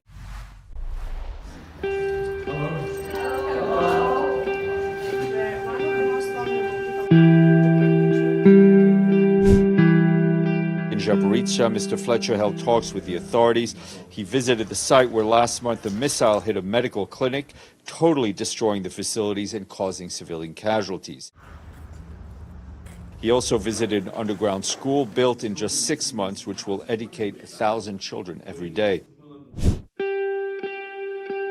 I've been visiting a reception centre where the people who are being evacuated from the front lines are being looked after. They're being given shelter, a warm meal, getting access crucially to their documents. I've just been with Tamara, who's been waiting for her passport. Her house was destroyed. Пів-шостого ранку, я прокинулася, дивлюсь, все, вікна летять, оце хатка маленька, Шевченкова хата. Earlier today I was in Donetsk region and I was there on the front line as I saw people coming across the lines and being met by the people who are on the front lines of humanitarianism, helping those escaping from the war. As a humanitarian movement, we have to be with them at every step in that process.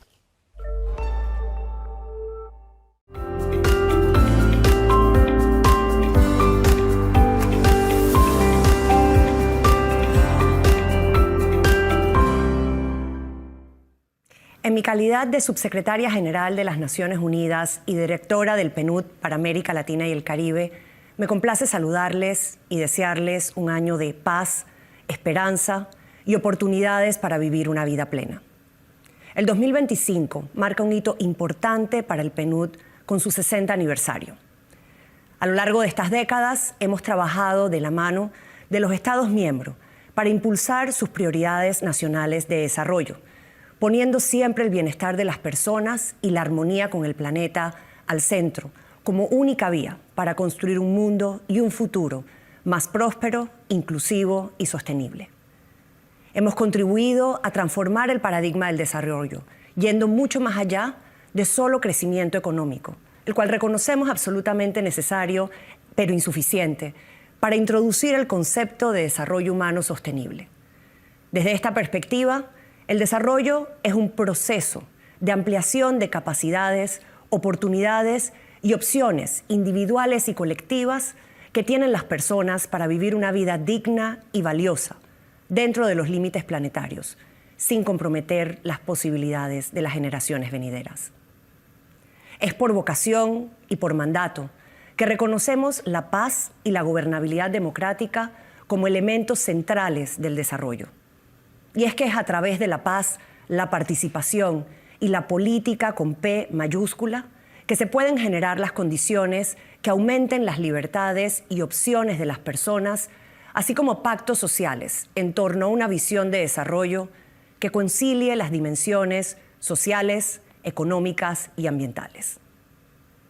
Vivimos hoy en un mundo más interdependiente que nunca, en el que los retos, pero también las oportunidades compartidas, solo continuará intensificándose.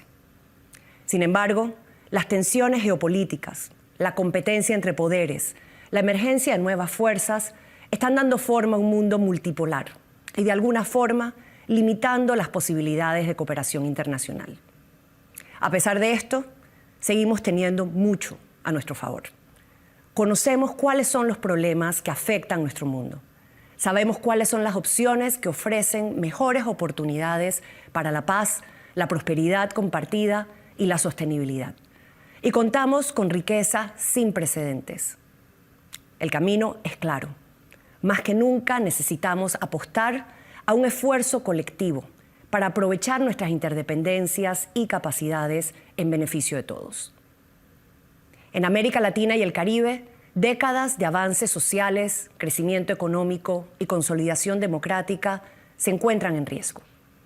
Desafíos estructurales persistentes se entrelazan con un bajo crecimiento, una alta polarización política, eventos climáticos extremos y la rápida evolución de nuevas tecnologías.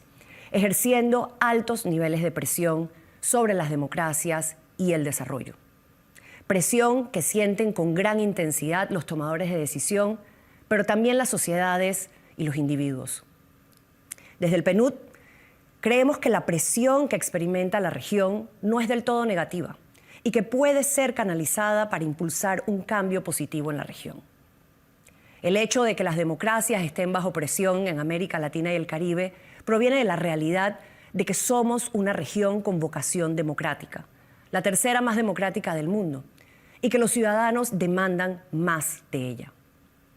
De manera similar, las vulnerabilidades y los riesgos que ejercen presión sobre la trayectoria de desarrollo humano provienen en parte de la necesidad de preservar los logros alcanzados y de construir resiliencia a todos los niveles.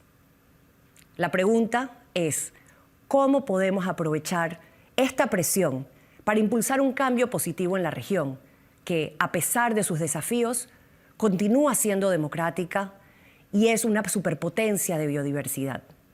¿Cuáles son esas válvulas de escape, instituciones, políticas públicas, habilitadores y procesos que necesitamos recalibrar para gestionar los riesgos, integrar todas las dimensiones del desarrollo y canalizar la presión hacia la construcción de un futuro mejor?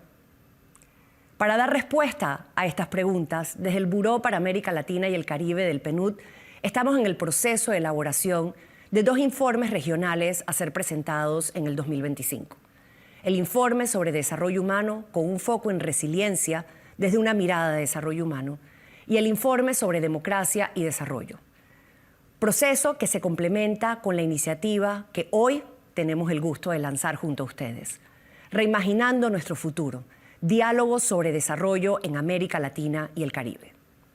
Esta serie de diálogos que lanzamos hoy permitirá profundizar en esos puntos de presión que afectan a la región, desde el rápido cambio tecnológico hasta la fragmentación social y los desafíos climáticos, proponiendo válvulas de escape que integren las distintas dimensiones del desarrollo, revitalizando el diálogo y la capacidad transformadora de las políticas públicas para promover la acción colectiva y ofrecer soluciones hacia un desarrollo humano sostenible, un crecimiento económico inclusivo y una gobernanza democrática más efectiva. En estas conversaciones nos acompañarán tomadores de decisión, especialistas, actores sociales, socios de organismos internacionales, para juntos reimaginar y construir juntos el futuro del desarrollo en América Latina y el Caribe. En esta sesión de lanzamiento, María del Carmen Sacasa, subdirectora regional del PNUD para América Latina y el Caribe, liderará una interesante conversación sobre tendencias y perspectivas que impactarán el desarrollo en América Latina y el Caribe en el 2025. Con esto, deseo invitarles a que sean parte de este esfuerzo colectivo y a seguir de cerca estos diálogos, que espero despierten esperanza en el futuro, esperanza en nuestra propia capacidad de cambiar el curso de la historia, porque el desarrollo es, en esencia, una agenda de esperanza. Muchísimas gracias.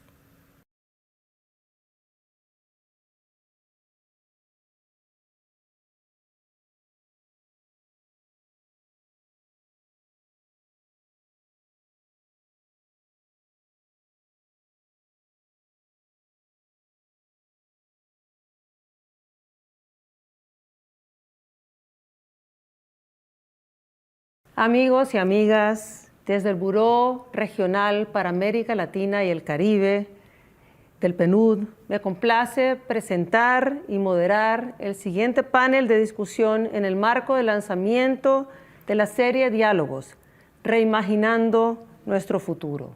Diálogos sobre el desarrollo en América Latina y el Caribe. Y para ello en el panel nos acompaña Almudena Fernández, economista jefe del PNUD, para América Latina y el Caribe, José Cruz, que es el coordinador del informe sobre democracia y desarrollo en América Latina y el Caribe, y José Vicente Troya, gerente del Centro Regional del PNUD para América Latina y el Caribe, que se encuentra ubicado en Panamá. Tengo el gusto entonces de comenzar con Almudena, contigo, para que nos puedas comentar sobre las tendencias de desarrollo en América Latina y el Caribe en el 2025. Adelante. Muchísimas gracias, María del Carmen. Creo que queríamos empezar un poco hablando de lo que vemos que se viene en la región en este 2025 y un poco usando el análisis que hicimos en el 2024 en nuestra serie de blogs que se llama Graph for Thought, ¿no? Entonces, queremos discutir 5 tendencias que, si bien no son nuevas, creo que son importantes de resaltar porque son lo que creo que van a ser un poco el contexto en el cual vamos a tener que trabajar en la región, nuestro trabajo de desarrollo este año, ¿no? Entonces, la primera, y como digo, no es nuevo, es algo que venimos viendo en la región hace mucho tiempo, es que se prevé que este año va a ser otro año de crecimiento económico muy modesto, ¿no? Se espera que la región va a crecer alrededor de 2.5% en el 2025. Esto es un poquito más que lo que creció en el 2024 y un poco por debajo del promedio global. América Latina y el Caribe tiende a seguir bastante de cerca las tendencias de crecimiento global, pero una característica interesante de la región es que es bastante más volátil que el crecimiento global. Es decir, cuando hay un shock a nivel global, la región lo siente un poco más de cara al crecimiento económico y, bueno, la recuperación hay un rebote más amplio, ¿no? Entonces, se espera que es lo que vamos a continuar viendo en este año y, bueno, en el corto y mediano plazo. Y esto va de alguna manera a marcar la pauta o limitar la capacidad de los gobiernos y los países de seguir en sus esfuerzos de reducir pobreza, ¿no? Esto va a tener un impacto importante en qué tanto podemos progresar y seguir avanzando en estos esfuerzos de reducción de pobreza. Y creo que algo importante de resaltar ahí es en un contexto donde vemos que la cara de la pobreza va cambiando en la región, ¿no? La región, solo por dar un ejemplo, es una región que se ha urbanizado muy rápidamente y si bien la gran parte de la pobreza todavía es rural en América Latina y el Caribe, a medida que el mayor porcentaje de la población es urbana, vemos que la población urbana pobre crece y eso tiene implicaciones de política en cómo hacemos política pública para la reducción de pobreza. Entonces son tendencias que creo que son importantes de tener en mente de cara a seguir avanzando en el 2025. Otra tendencia que de nuevo no es nueva, pero creo que es muy importante y que está muy relacionada a esto es que uno de los mayores obstáculos para el crecimiento económico en la región es la baja productividad, ¿no? América Latina desde hace muchas décadas tiene una productividad muy baja y relativa a otras regiones emergentes, se ha quedado muy atrás en términos de incrementos de la productividad. Y eso es particularmente importante en este momento en que hay como una revolución tecnológica que está aumentando la productividad en el mundo y de alguna manera América Latina se está quedando atrás, ¿no? Ya vemos que en otras olas y otras revoluciones tecnológicas la región no necesariamente pudo aprovechar esas olas tecnológicas para dar un salto de productividad, como lo hicieron, por ejemplo, otras regiones como Asia, etcétera. Y no queremos que esta sea otra vez con estas nuevas revoluciones tecnológicas, con la inteligencia artificial y todas las nuevas tecnologías que están saliendo, donde la región pierda esta oportunidad. Pero, sin embargo, para que la aprovechemos hay que tomar acciones concretas, ¿no? Y una de ellas, y pasando a la siguiente tendencia, es abordar las desigualdades persistentes que continúan en la región y que se están manifestando hoy en día en un acceso muy desigual a la capacidad de usar estas nuevas tecnologías, ¿no? Por ejemplo, vemos en lo más básico un acceso muy desigual al uso de Internet en los hogares, ¿no?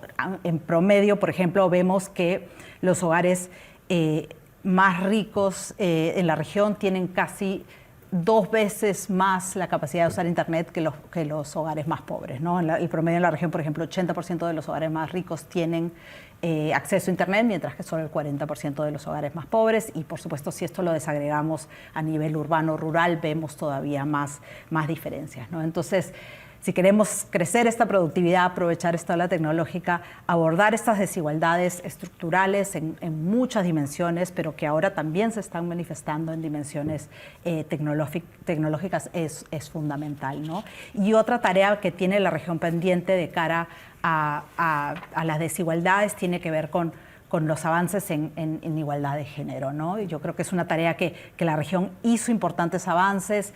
Hay algunos retrocesos, pero es muy importante seguir empujando hacia eso.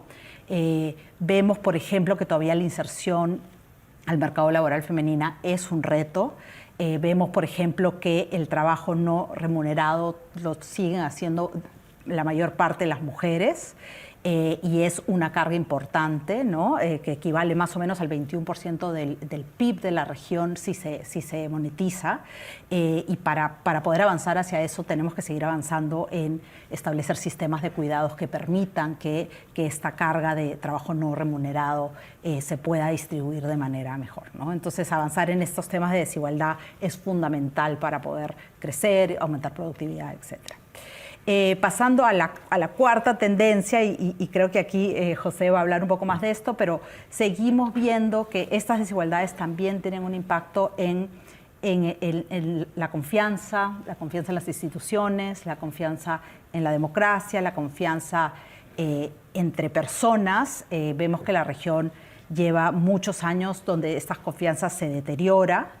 Y se profundiza una fragmentación social, ¿no? Que es importante revertir de alguna manera para poder generar consensos y generar cohesión social que nos ayuden a crear coaliciones para poder avanzar en los temas de desarrollo que nos interesan, ¿no? Entonces aquí la generación de espacios públicos, la generación de diálogo, establecer espacios de encuentro donde la gente pueda dialogar es fundamental, ¿no? Y creo que por eso estos diálogos son tan importantes también.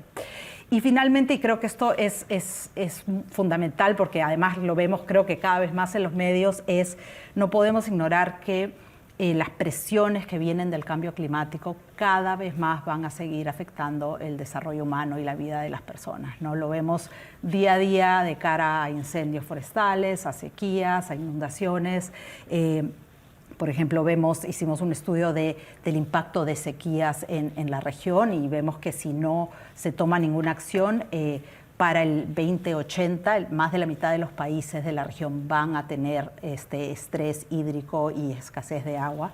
Entonces es importante no seguir avanzando en los temas de construir infraestructura que permita de alguna manera aliviar esta presión que viene con un clima que está cambiando y que no podemos ignorar, además de, por supuesto, seguir avanzando en la reducción de emisiones y en desenredar de alguna manera el crecimiento económico de estas emisiones, ¿no? Entonces, paro ahí con estas 5 tendencias. Muchísimas gracias.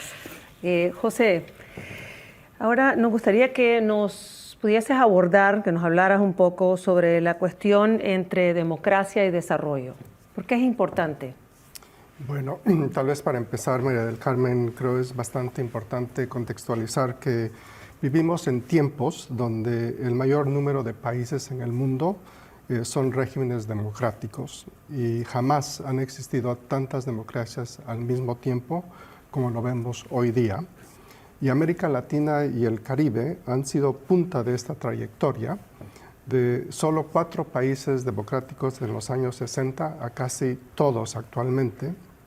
Y amerita resaltar sobre todo al Caribe, que desde su independencia del Reino Unido y de Holanda, tiene una orgullosa tradición democrática que coincide precisamente con esos procesos de independencia.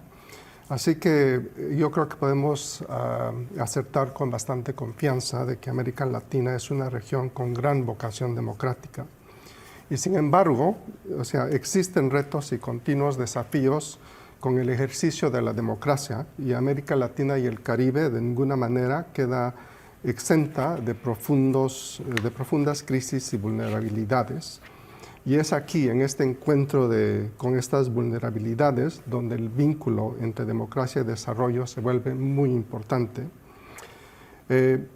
También yo creo que es importante resaltar que la historia de la democracia y de sus problemas insatisfacciones es milenaria y como lo planteó Winston Churchill en su famosa frase, la democracia es el peor sistema de gobierno a excepción de todos los demás que se han inventado.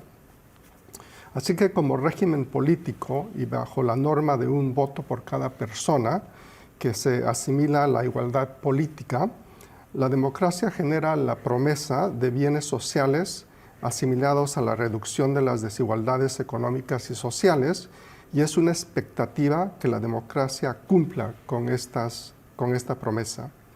Por lo tanto, los dos tipos de dificultades que la democracia ha enfrentado en toda su historia milenaria son de dos tipos. Por un lado, la integridad y la justicia de sus procesos, y por otro lado, su capacidad de realizar los resultados que los votantes valoran.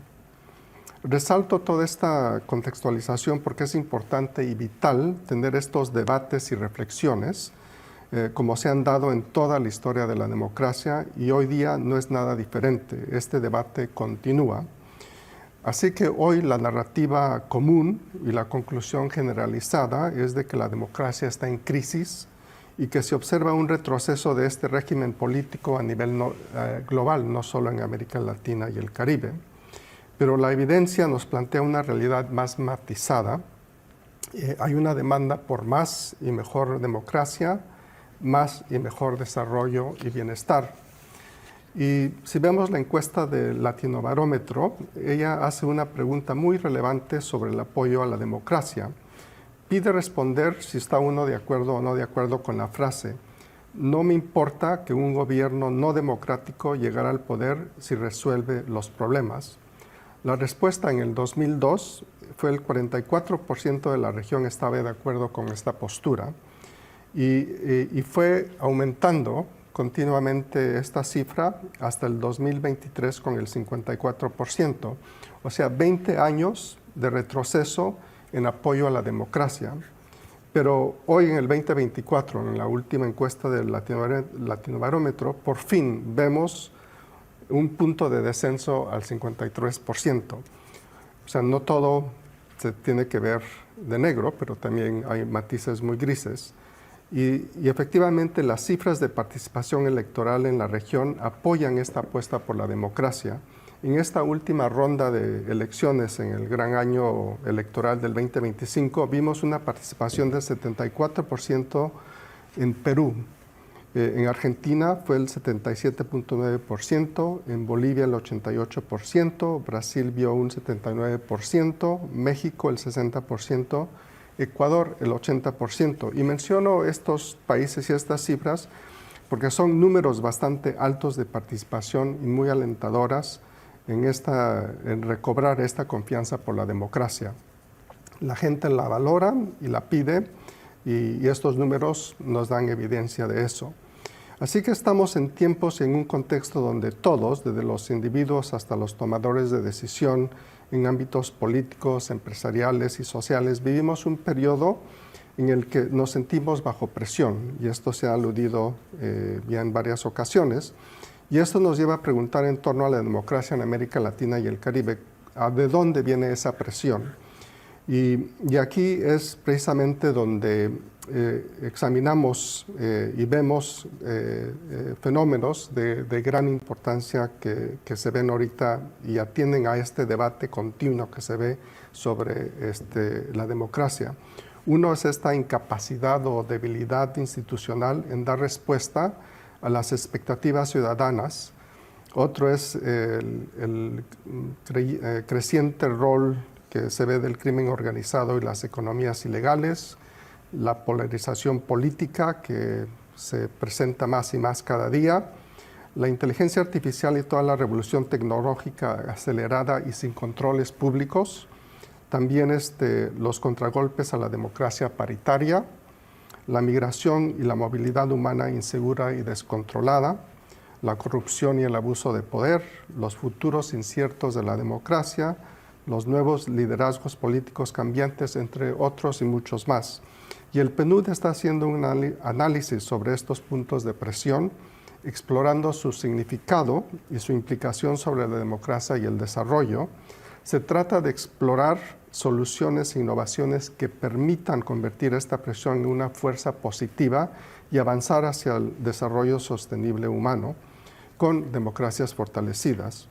El 15 de septiembre de este año, en el Día Internacional de la Democracia, vamos a lanzar este informe sobre democracia y desarrollo en América Latina y el Caribe, un informe que pretende ser un punto de reflexión para continuar alimentando el debate y la construcción de políticas públicas, todo por un mejor bienestar y futuro para las poblaciones y futuras generaciones de nuestra región. Aquí me quedo. Muchísimas gracias, José. Finalmente le voy a pasar la palabra a José Vicente y retomando un poco tu reflexión, nos gustaría hablar sobre las soluciones integradas, cómo avanzamos realmente para mejorar la calidad de vida de las personas, y ahí el PNUD juega un rol importante como conector y proveedor de esas soluciones. José, nos gustaría que tú hicieses esa vinculación entre la red global y el actuar local y cómo esto trae consigo una respuesta en el marco de las oficinas de país que tenemos en la región. Adelante, José. Muchísimas gracias, María del Carmen. Qué importante escuchar el contexto que nos brindan Almudena y José. Es clarísimo que hay una serie de tendencias y de retos que está enfrentando la región, que no solamente son de palpitante actualidad, sino que tienen una proyección que en el tiempo hace que los retos del desarrollo sean cambiantes, y es para eso lo que tiene que irse preparando la región, los países y las sociedades que componen a las distintas naciones de América Latina y el Caribe. Yo estoy en este momento en Panamá, donde está ubicado el Centro Regional de América Latina y el Caribe. Es un centro de asesoría y de cooperación en apoyo a las oficinas de país, más de 25 oficinas de país que tenemos en América Latina y el Caribe, y a través de un grupo de expertos y expertas estamos ayudando a co-crear soluciones integradas de desarrollo en las distintas sociedades y las distintas naciones que forman parte de la región.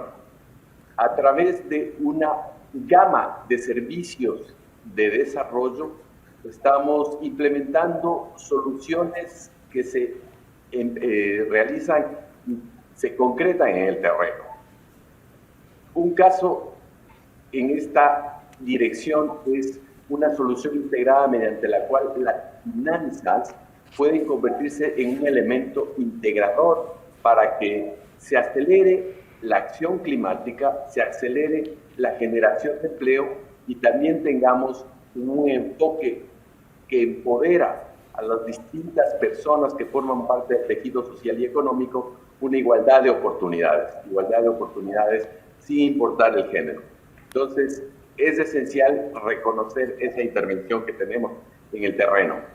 Esta cooperación está inspirada en las pautas que nuestros reportes regionales han venido generando. Y por eso es que esperamos y estamos prestando muy particular atención a lo que se viene anunciando para este 2025, año en el que tendremos 2 reportes fundacionales de carácter regional, a través de los cuales podremos identificar dónde están los puntos de entrada para el apoyo que nosotros desde el centro regional podamos brindar a las oficinas de país para que a su vez las oficinas de país puedan ayudar en un proceso de co-creación a las distintas contrapartes, ya sean gubernamentales o de los gobiernos locales también, y a través de las sociedades construir soluciones que vayan apuntando hacia la resolución o al abordaje de la complejidad que tienen los retos del desarrollo.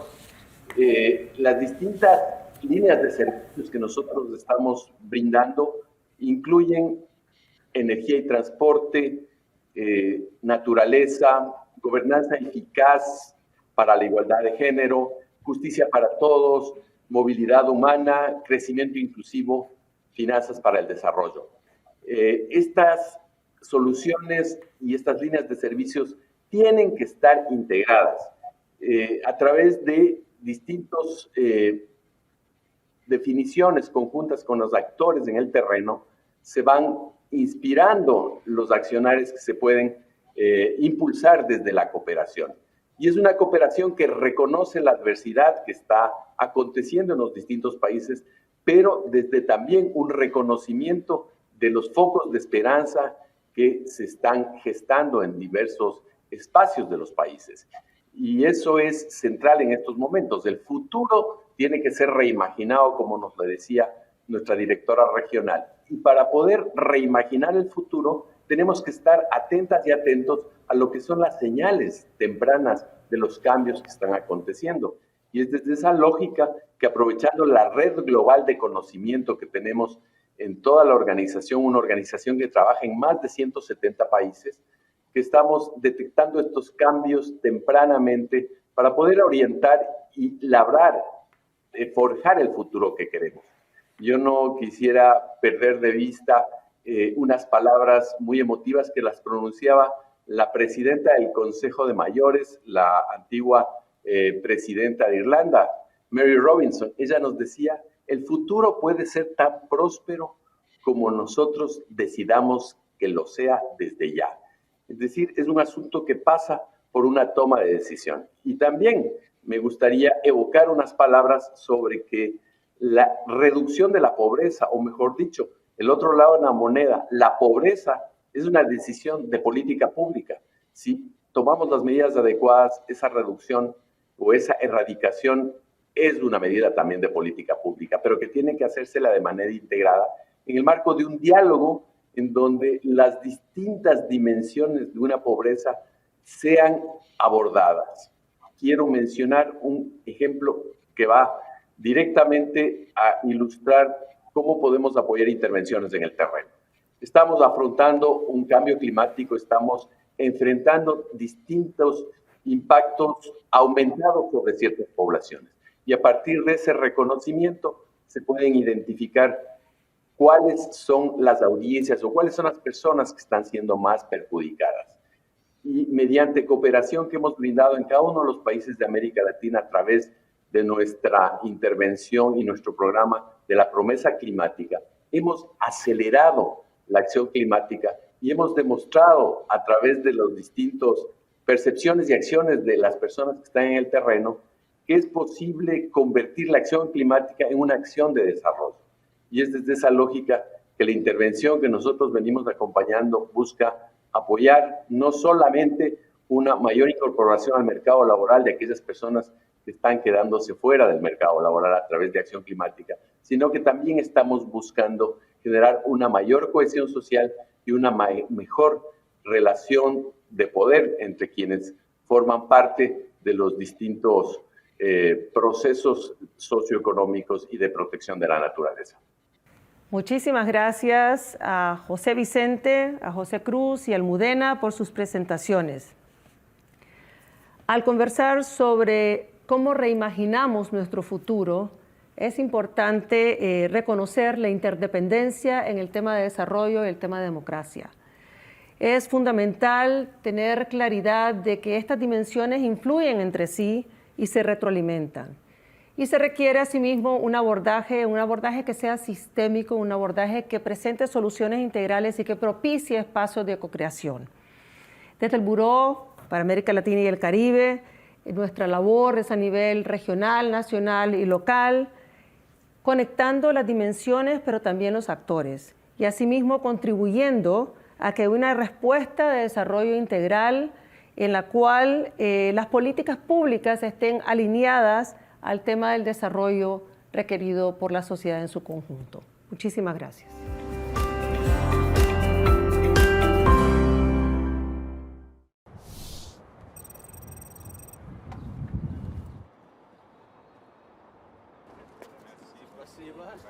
His Holiness Pope Francis was a man of faith and a bridge builder among all faiths. He was a champion of the most marginalized people on earth. He was a voice of community in a world of division, a voice of mercy in a world of cruelty, a voice of peace in a world of war. There can be no peace without justice, and there can be no justice without peace.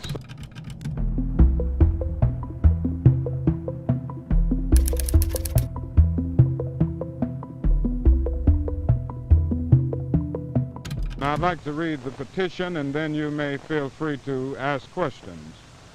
From towns and villages, cities, campuses, and farms, we have come in tens of thousands to march and rally at the United Nations in New York and at the birthplace of the World Organization in San Francisco on this, the 15th day of April, 1967.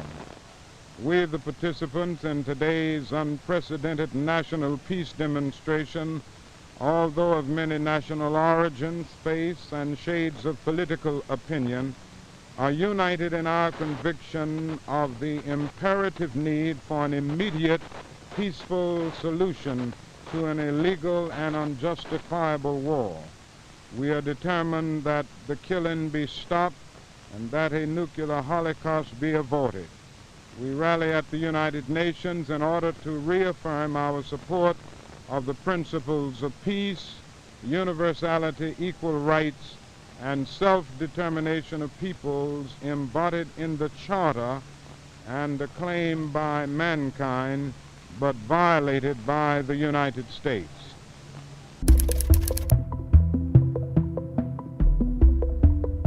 The priority of the peace movement and the civil rights movement, I think from a content point of view, the issues are inextricably tied together. In the final analysis, there can be no peace without justice, and there can be no justice without peace. So I think both of them are priorities, and we've got to deal with both of them as basic priorities.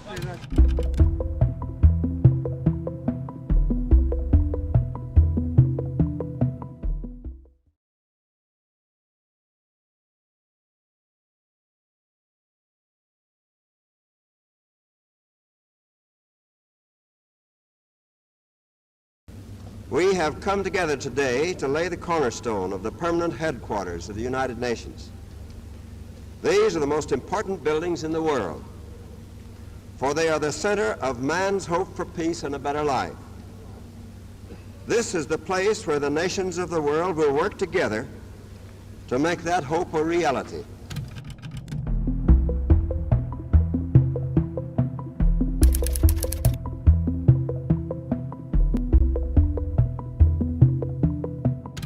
Priceless documents, the Charter of the United Nations and the Universal Declaration of Human Rights, are to be encased in the slab of granite that is to be the cornerstone of that visible structure. We must remain at peace with one another or die. I thank you.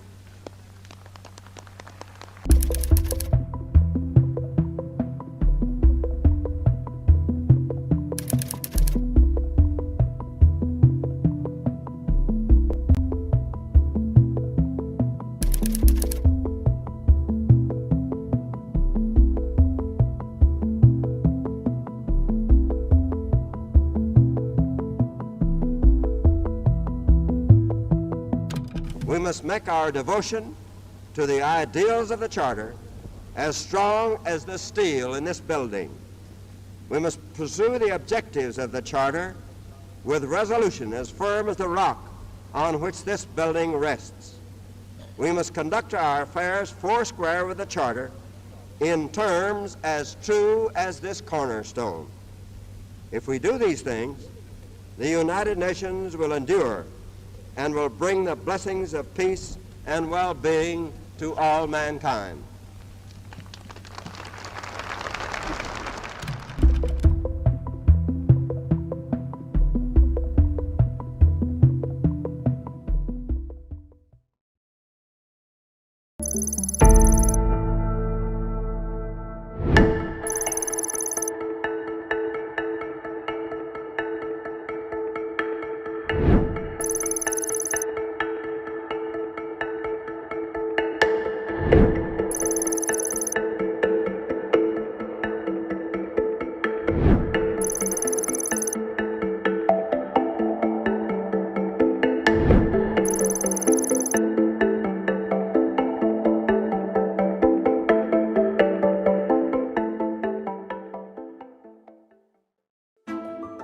Iceland, once a land defined by its towering glaciers, is now home to the world's first glacier graveyard, a symbol of the accelerating climate crisis. This graveyard stands as a reminder of what's at stake. 15 icy tombstones mark the extinction of glaciers worldwide. But this is just the beginning. Without swift action, many more will follow. A stark memorial, where each tombstone represents a glacier that has vanished due to rising temperatures. It's a symbol of what we've lost, and a warning for what's still to come. This site is a call to action, a reminder that the fate of these glaciers is in our hands. The United Nations General Assembly has declared 2025 the International Year of Glaciers Preservation.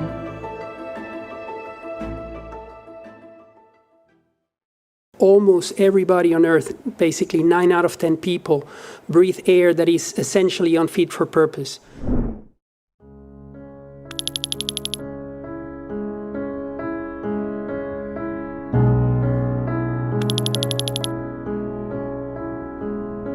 Ambient air pollution alone, mostly coming from vehicles and industry, causes more than 4.5 million premature deaths a year.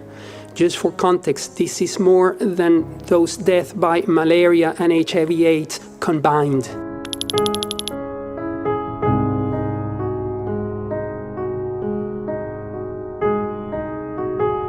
Air pollution is the biggest environmental risk of our time.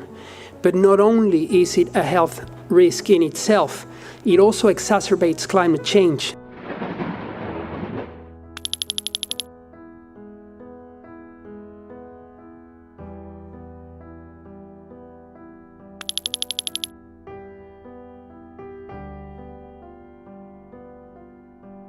Particulate matter can severely affect the productivity of crops, of staple crops such as maize, rice, and wheat.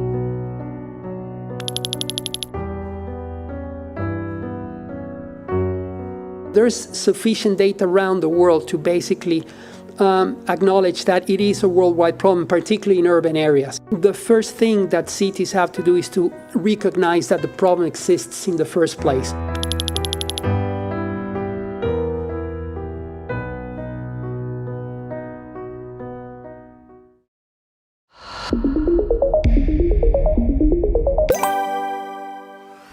The Summit of the Future is designed for the leaders of the world to take a look at the whole global architecture, at how we do international cooperation, and to make it better.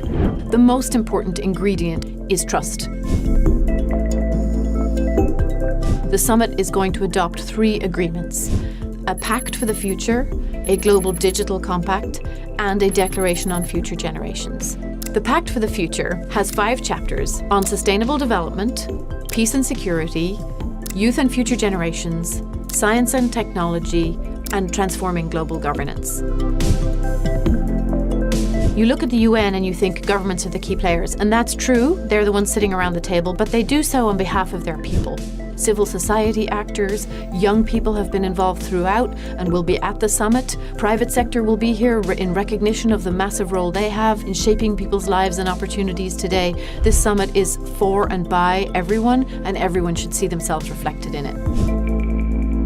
The summit is not just 4 days in September. Most of the seeds that we plant at this summit will take some time to grow and flourish, and all of us have to be involved in holding governments responsible for living up to their commitments on the international stage. It's going to take all of us to make this summit a success. As casas de chapas, as chapas com a banana podem levar pedras, sacos com areia para pôr em cima. Moçambique é um país que vive sob ameaças permanentes de desastres, em especial os causados pelos fenômenos extremos da natureza. Quando estes eventos adversos acontecem, deixam um rastro de destruição com implicações graves na sociedade e na nossa economia.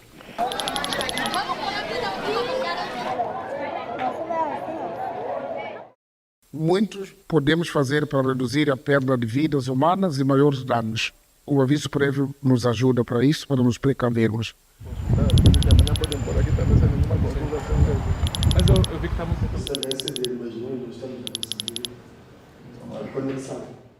como digo, uma das melhores respostas é de aprimoramento da nossa capacidade de prevenção e preparação, capacidade de prevenção de risco de desastres, em particular as ações de aviso prévio.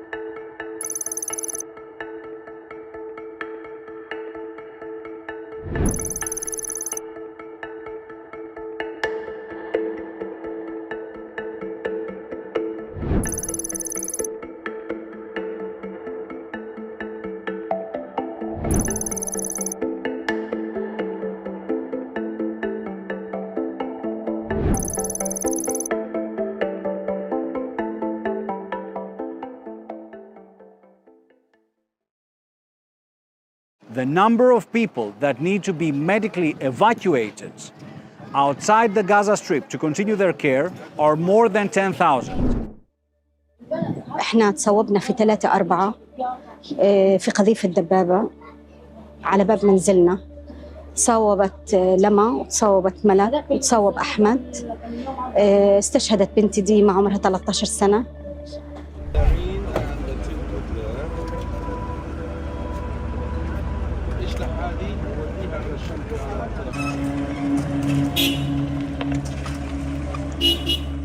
مبسوط كتير عشان نسافر ونركب أطراف نرجع نجري. أنا انصابت في غزة ورحت على المستشفى عشان أخذ علاجي وجابونا منظمة الصحة العالمية هنا عشان أسافر. الحمد لله بعد طول انتظار بكرة رح نسافر.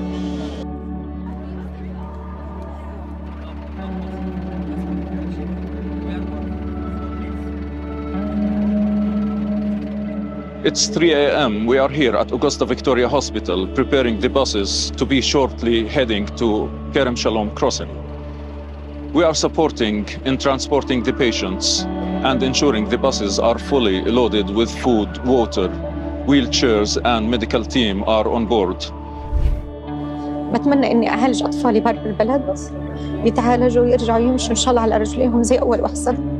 وأنا بشكر منظمة الصحة العالمية على متابعتها لأطفالي وأطفال كل القطاع يعني وللناس اللي بتقدر توصل لهم.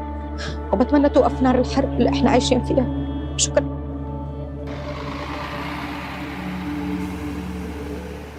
Oh, I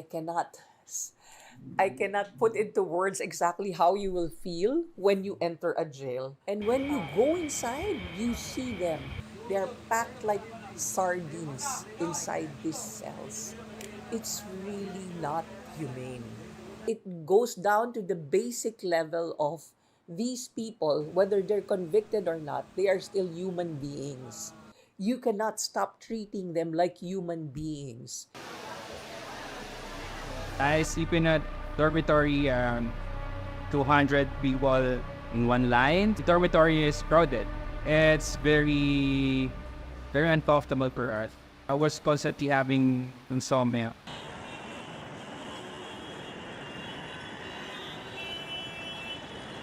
The average is 300% overcrowding, but in some facilities it goes to 1,000%. So there are 10 times more people than what are supposed to be in that specific facility.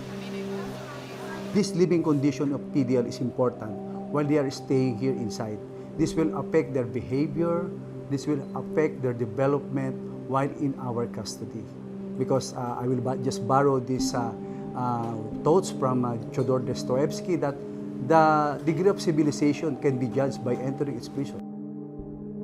The very basic human needs that should be available to anyone outside jail, it's an entirely different world inside the jail.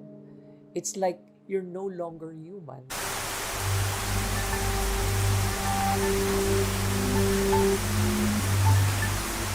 Because of the previous insurgency that happened in Marawi, the old jail was destroyed. The new facility is now built.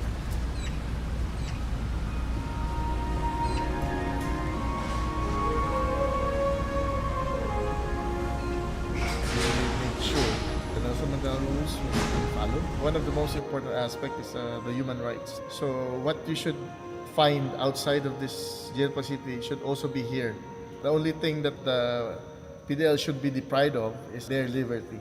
You will see that this facility has enough space, living space that they should have, and then they have access to education, access to library. These are not the real ills. We can provide medicines, we can provide doctors, but people will still keep on being admitted into jail. So the root cause of the problem is not that. That is not the problem. That's just one of the effects. It is not about building infrastructure. It's really about changing the system, having less people incarcerated for minor offenses, having people also released more quickly, having alternatives to incarcerations, so using the system for treatment and rehabilitation, using the health system for people who use drugs and maybe are not connected with trafficking or these different type of crimes. For a very small quantity of methamphetamines that maybe worth, I don't know, $5 on the market, you're putting somebody in jail for up to 12 years. You can see how, from an economic point of view, that doesn't make any sense. On the other hand, you're taking away resources from addressing the syndicate or the organized criminal group that are really profiting from this. I have to go and visit the female jails because I want to see how they are being treated.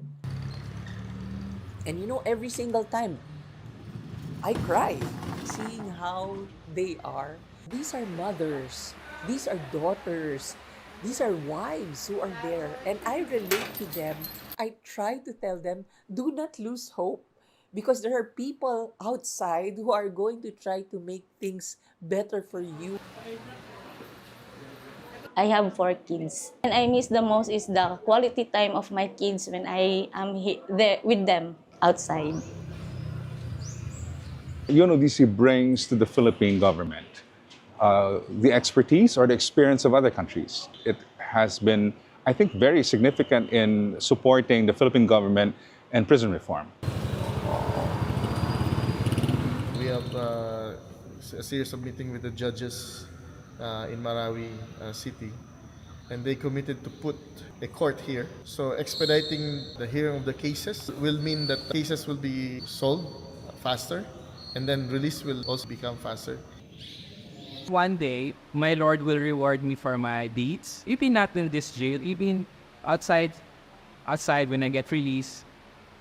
When I get out here, I want to start a new life with my kids, and I want to go back to my work.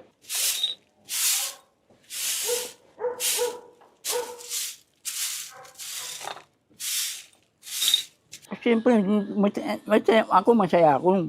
Pero marami pa rin mas may edad sa akin na nakakulong pa rin dyan. 75, 76. Okay lang po. Kasi dito, lugar namin ito eh. That experience of encountering Toto was very heartwarming, but at the same time also heartbreaking, because here you have a 70-year-old Filipino released from prison. Although he is free, he is alone. But that's not the end of the story. I think the end of the story should be that he lives the rest of his life peacefully and comfortably.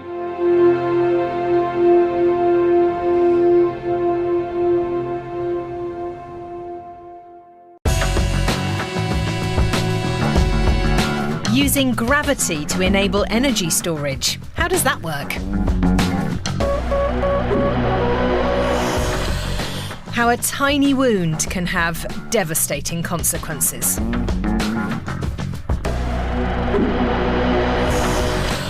And seaweed is on the menu in Chile's top restaurants.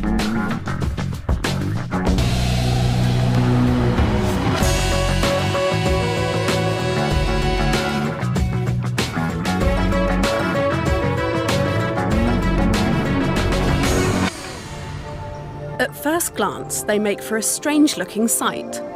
Gisela Holguin and her father Miguel are algueros, seaweed collectors here on the coast of Chile. Demand is growing, especially for special types of algae. Gisela Holguin and her family mainly collect cochayuyo. Enjoyed long ago by the indigenous Mapuche people, nowadays it's even part of haute cuisine.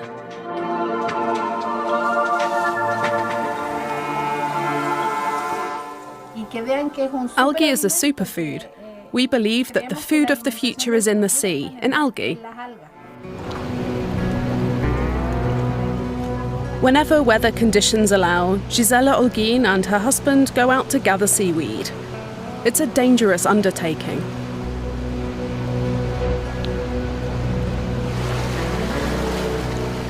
Gisela's family has lived from the sea for as long as she can remember.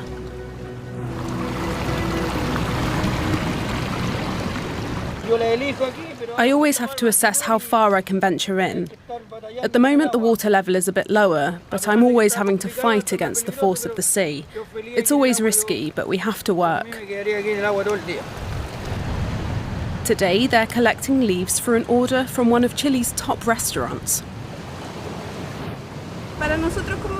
Collecting and selling seaweed is our livelihood. Even though it's hard work, we enjoy it. It's good work, it's in our blood. Bucalemu Bay, about 260 kilometers south of Santiago de Chile. This is where Gisela and her family live. Most people here live from fishing or collecting seaweed. They're among the 70,000 odd who do this along Chile's long coast. This seaweed processing plant was set up largely by women.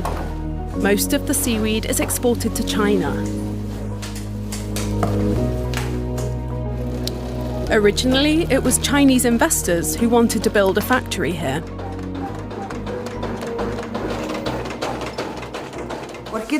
We asked ourselves, why should we leave this work to the Chinese? Why don't we do it ourselves? That's why we built this factory 5 years ago and created jobs. The demand for cochayuyo keeps rising. We need more capacity.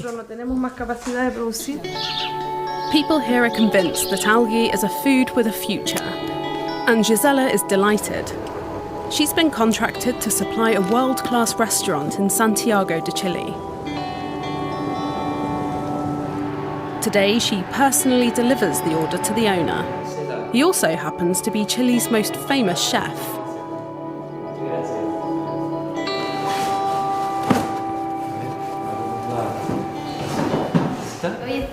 It's a great honor to supply such a renowned restaurant. People who've never eaten algae like this might say, I don't eat it. I don't like the texture or the flavor. But the way we prepare it here, many people say it's perhaps the most delicious food they've ever tasted. Efforts are also underway to design new products, like these snacks for children made from algae flour. Roberto Lemos Mondaca is a nutritionist at the University of Chile. He believes that seaweed could revolutionize the food market in future.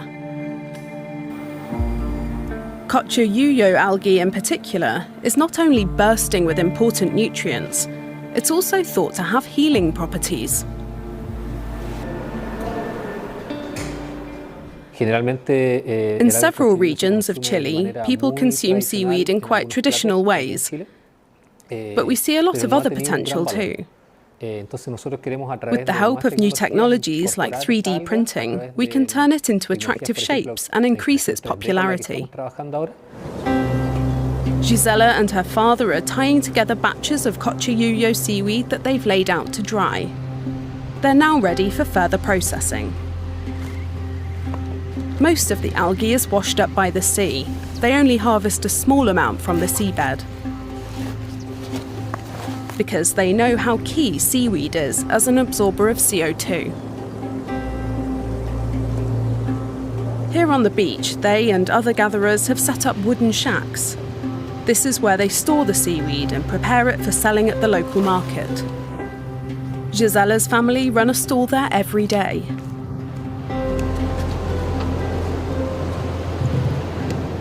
Her father takes the opportunity to cast his fishing net. The family can't live on seaweed alone. And there's always something left over to sell from the abundant catch. Even a curious sea lion doesn't go without. I love my life by the sea. I wouldn't trade it for anything else. I like the simple, quiet life. We have what we need, that's enough. And much of that is thanks to the seaweed and the prospects it offers.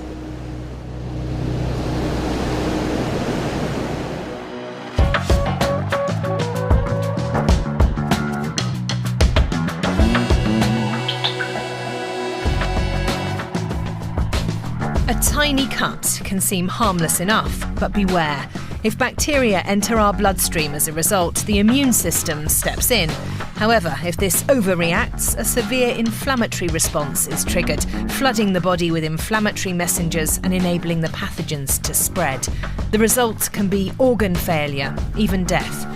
That's what makes sepsis so dangerous. A minor injury, a mere cut on his finger, led to sepsis and almost cost Georg Winterling his life. He lost both arms and legs. There are days when I want to go into the woods and scream my head off. They do happen, and happen often. Now he just wants to get his old life back, as much of it as he can.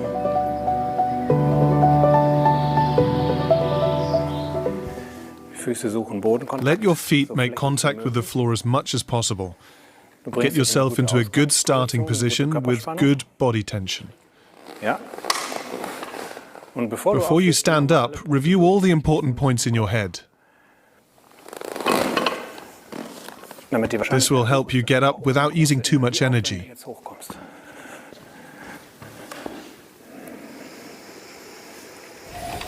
Operating an electric wheelchair works well. That Georg is still alive is a small miracle.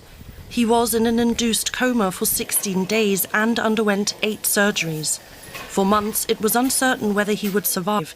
He now attends sessions at this clinic to train his extremely weakened body. When I arrived here after my operation, my body was so weak and my muscles so atrophied that I could only lift my head. The first thing I had to do was get fit again. Rebuild my body, rebuild my muscles, so that I could do basic things of everyday life again, like brushing my teeth, or just getting out of bed and into my wheelchair. It all started so innocently. What happened was that I cut myself on an old air mattress in the cellar.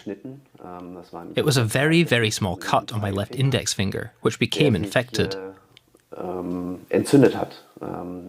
It turned into a streptococcal infection, which ultimately triggered sepsis.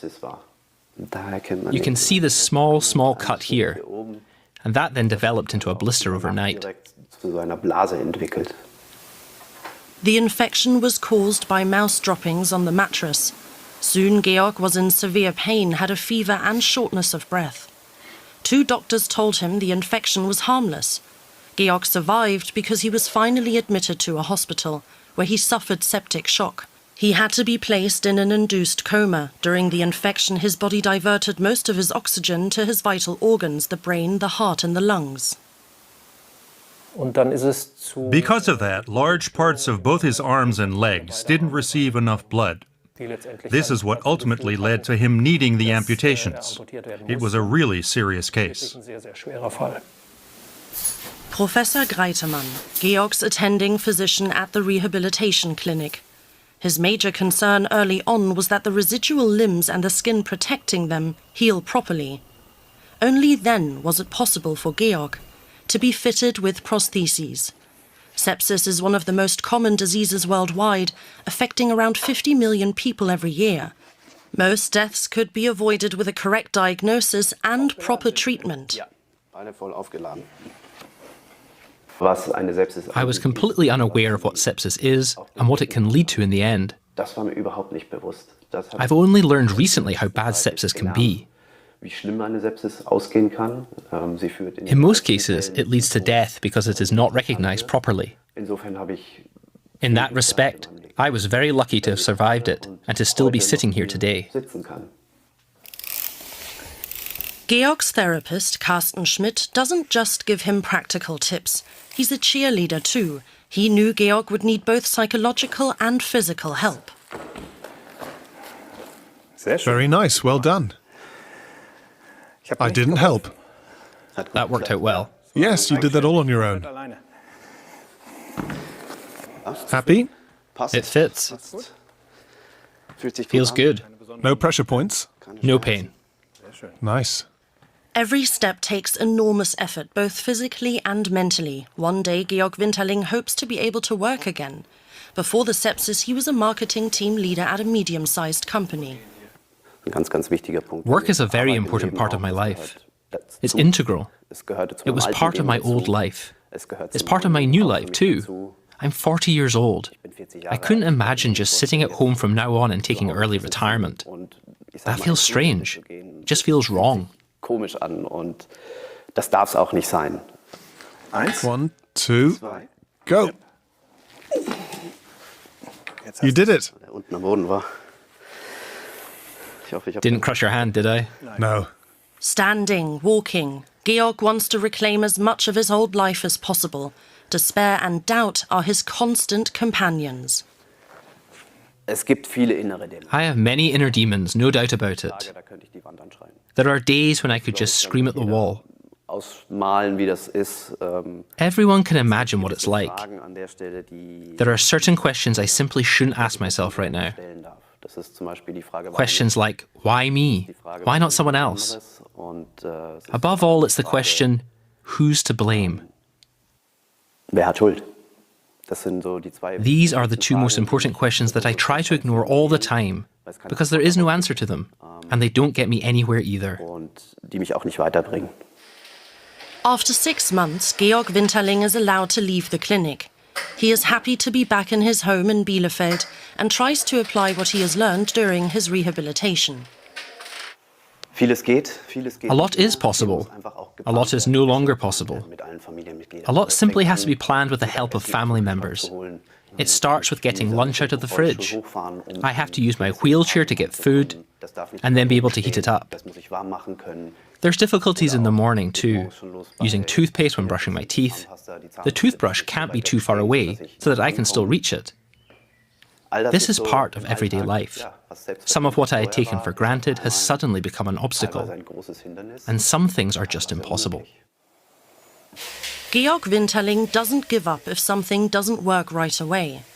He sees it all as a set of physical challenges, something he used to seek out when he was younger. I grew up on skis. I used to ski off-slope as much as possible, and I mean really off-slope. In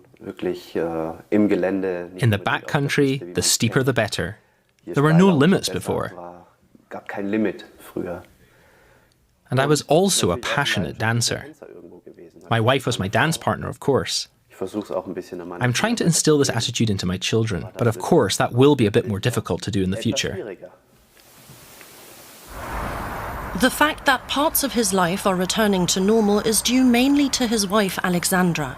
She and Georg have been married for 12 years. You learn to adapt to the situation. It's like a movie and it didn't feel like our life. It's only now that the four of us are back at home that everyday life has slowly crept back in. What's different? driving the kids to where they need to go in the morning by myself. That was a task we used to share. That I have to make sure before I leave the house that I leave Georg a coffee cup with a straw in it, and that I wash an apple for him to eat. She will never forget the first time she visited her husband in the hospital after his amputation with their 2 children. We came into Georg's room. The first thing Ferdinand said was, "Dad, where are your hands?" And I said, "I told you, remember?" But then very soon it was just like always. We all staged a race with the wheelchair. Ferdinand ran alongside me. Leopold, the little one, was sitting on Georg's lap. So yes, it was just like always. Georg and Alexandra share a coffee together in the late afternoon after she's come home from work. They talk about the traumatic experiences of the last few months and what has given them strength. It's so important to have family around you for emotional support. My children and my wife have been such a comfort for me.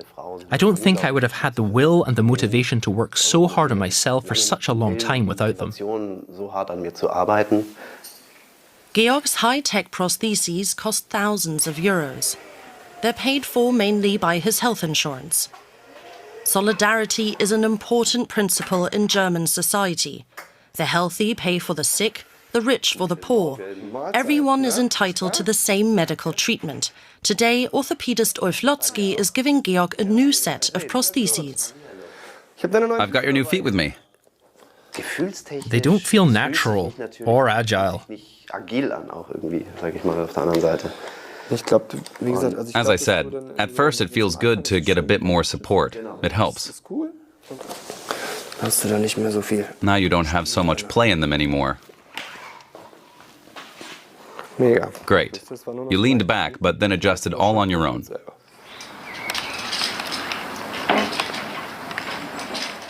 Georg Winterling is making progress. But he's eager for things to improve even more quickly. Things will continue to progress. If one approach doesn't work, there's always another. And finding that new approach becomes the important thing to do. The most important thing is to keep going and to keep at it. Georg Winterling has already recaptured aspects of his former life, such as skiing. Of course, it's different than it was back then, before his surgeries. The way so many things are since that fateful day when he suffered what seemed like a minor injury in the cellar.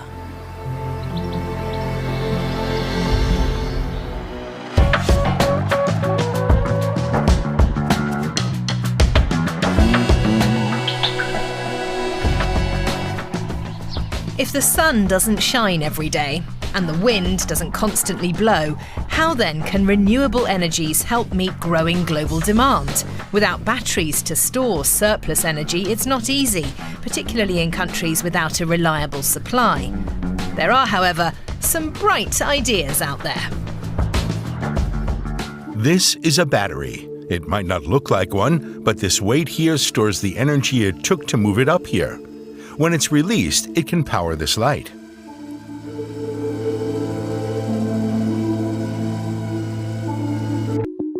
When we produce more electricity than we need, like in the middle of the day when there's lots of solar energy, we can use that energy to lift a heavy weight.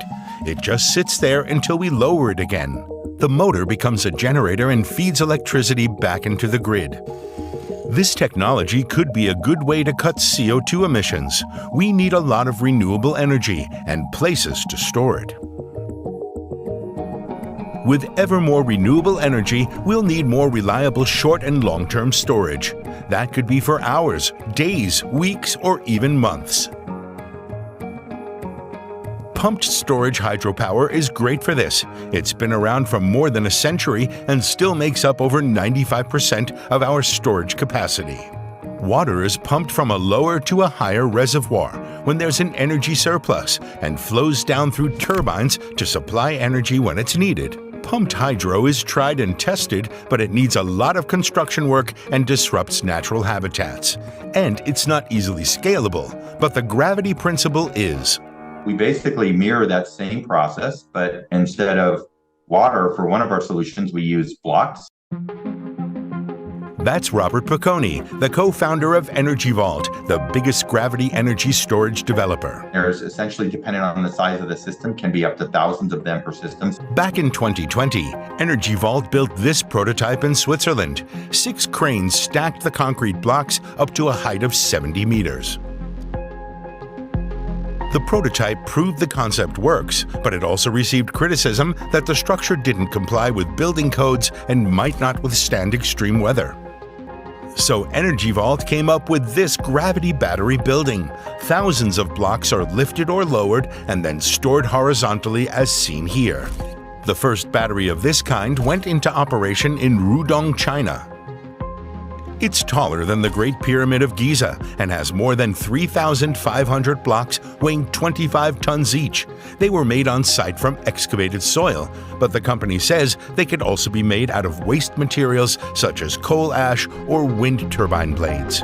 It's 100 megawatt hours, so that you can think that equivalent to powering about 35,000 homes. But only for 2 or 3 hours. The company plans to build 4 gigawatt hours of gravity batteries for China, or 40 times this one. Gravity batteries could in theory lift a weight and keep it up for 60 years. The motors might need replacing, but the weights and stored energy would remain in place.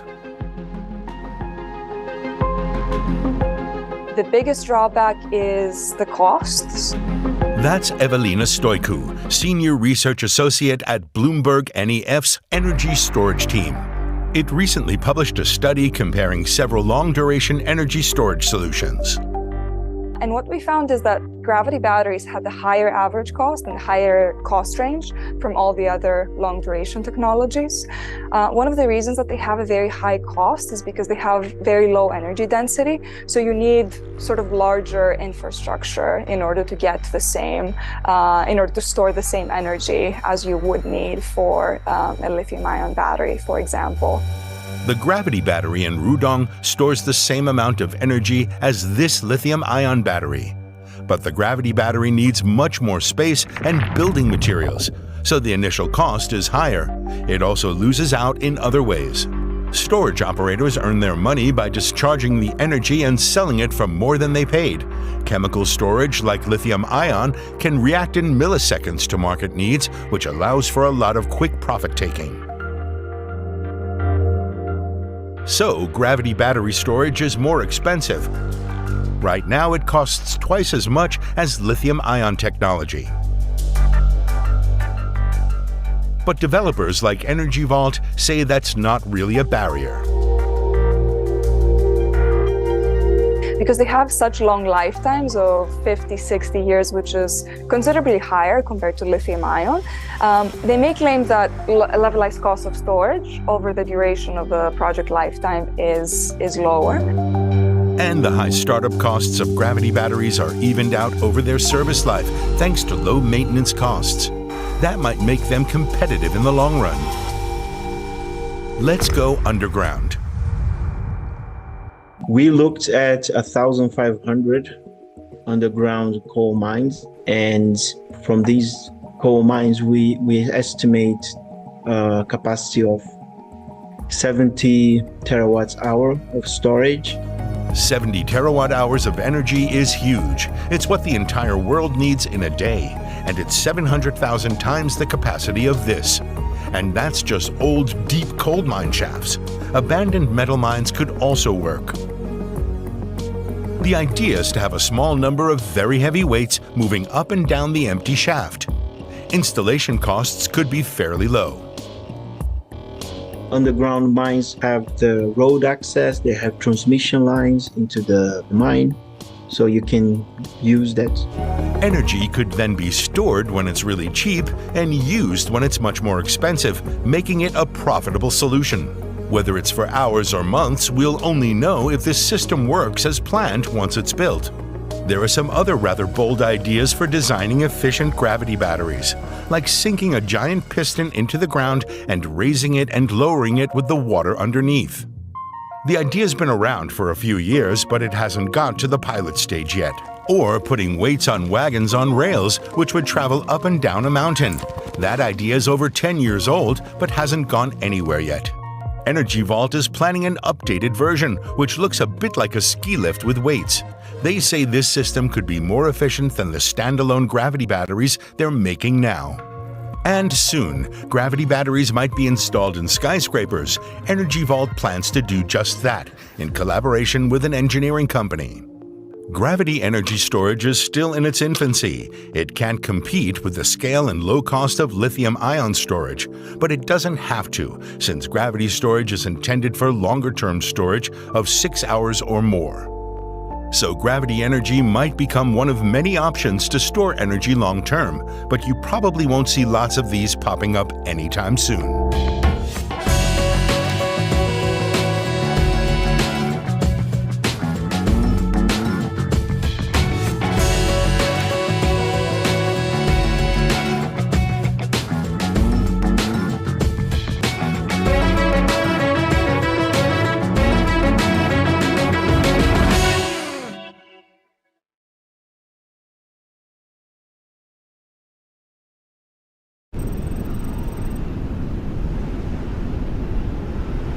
Many of the glaciers are melting very fast because of the raising of the temperature, because of global warming, because of climate change. We are seeing an unprecedented change in the glaciers, and many of them are irreversible.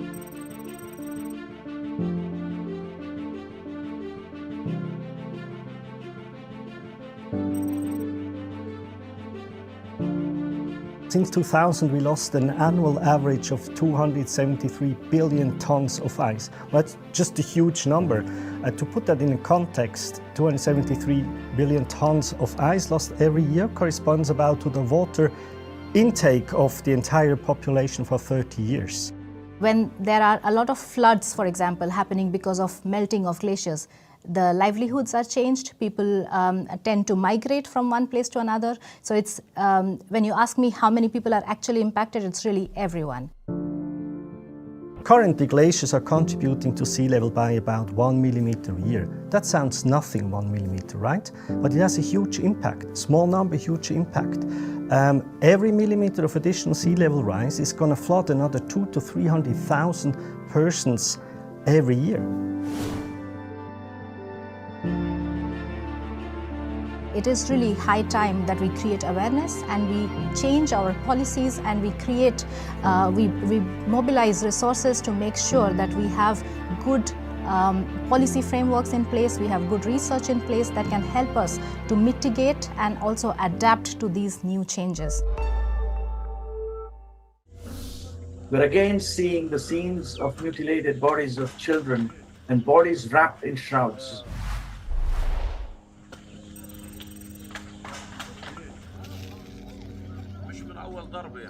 After 15 long months of brutal war, again, no place is safe for children and their families in Gaza. Families who this night were woken up by very loud explosions and heavy bombardments across the Gaza Strip, including here in Al Mawasi.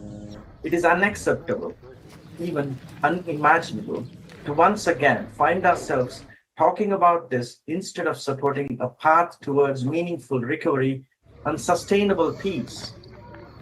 We have humanitarian aid still blocked, and I believe that the role of the UN is to do everything to convince the parties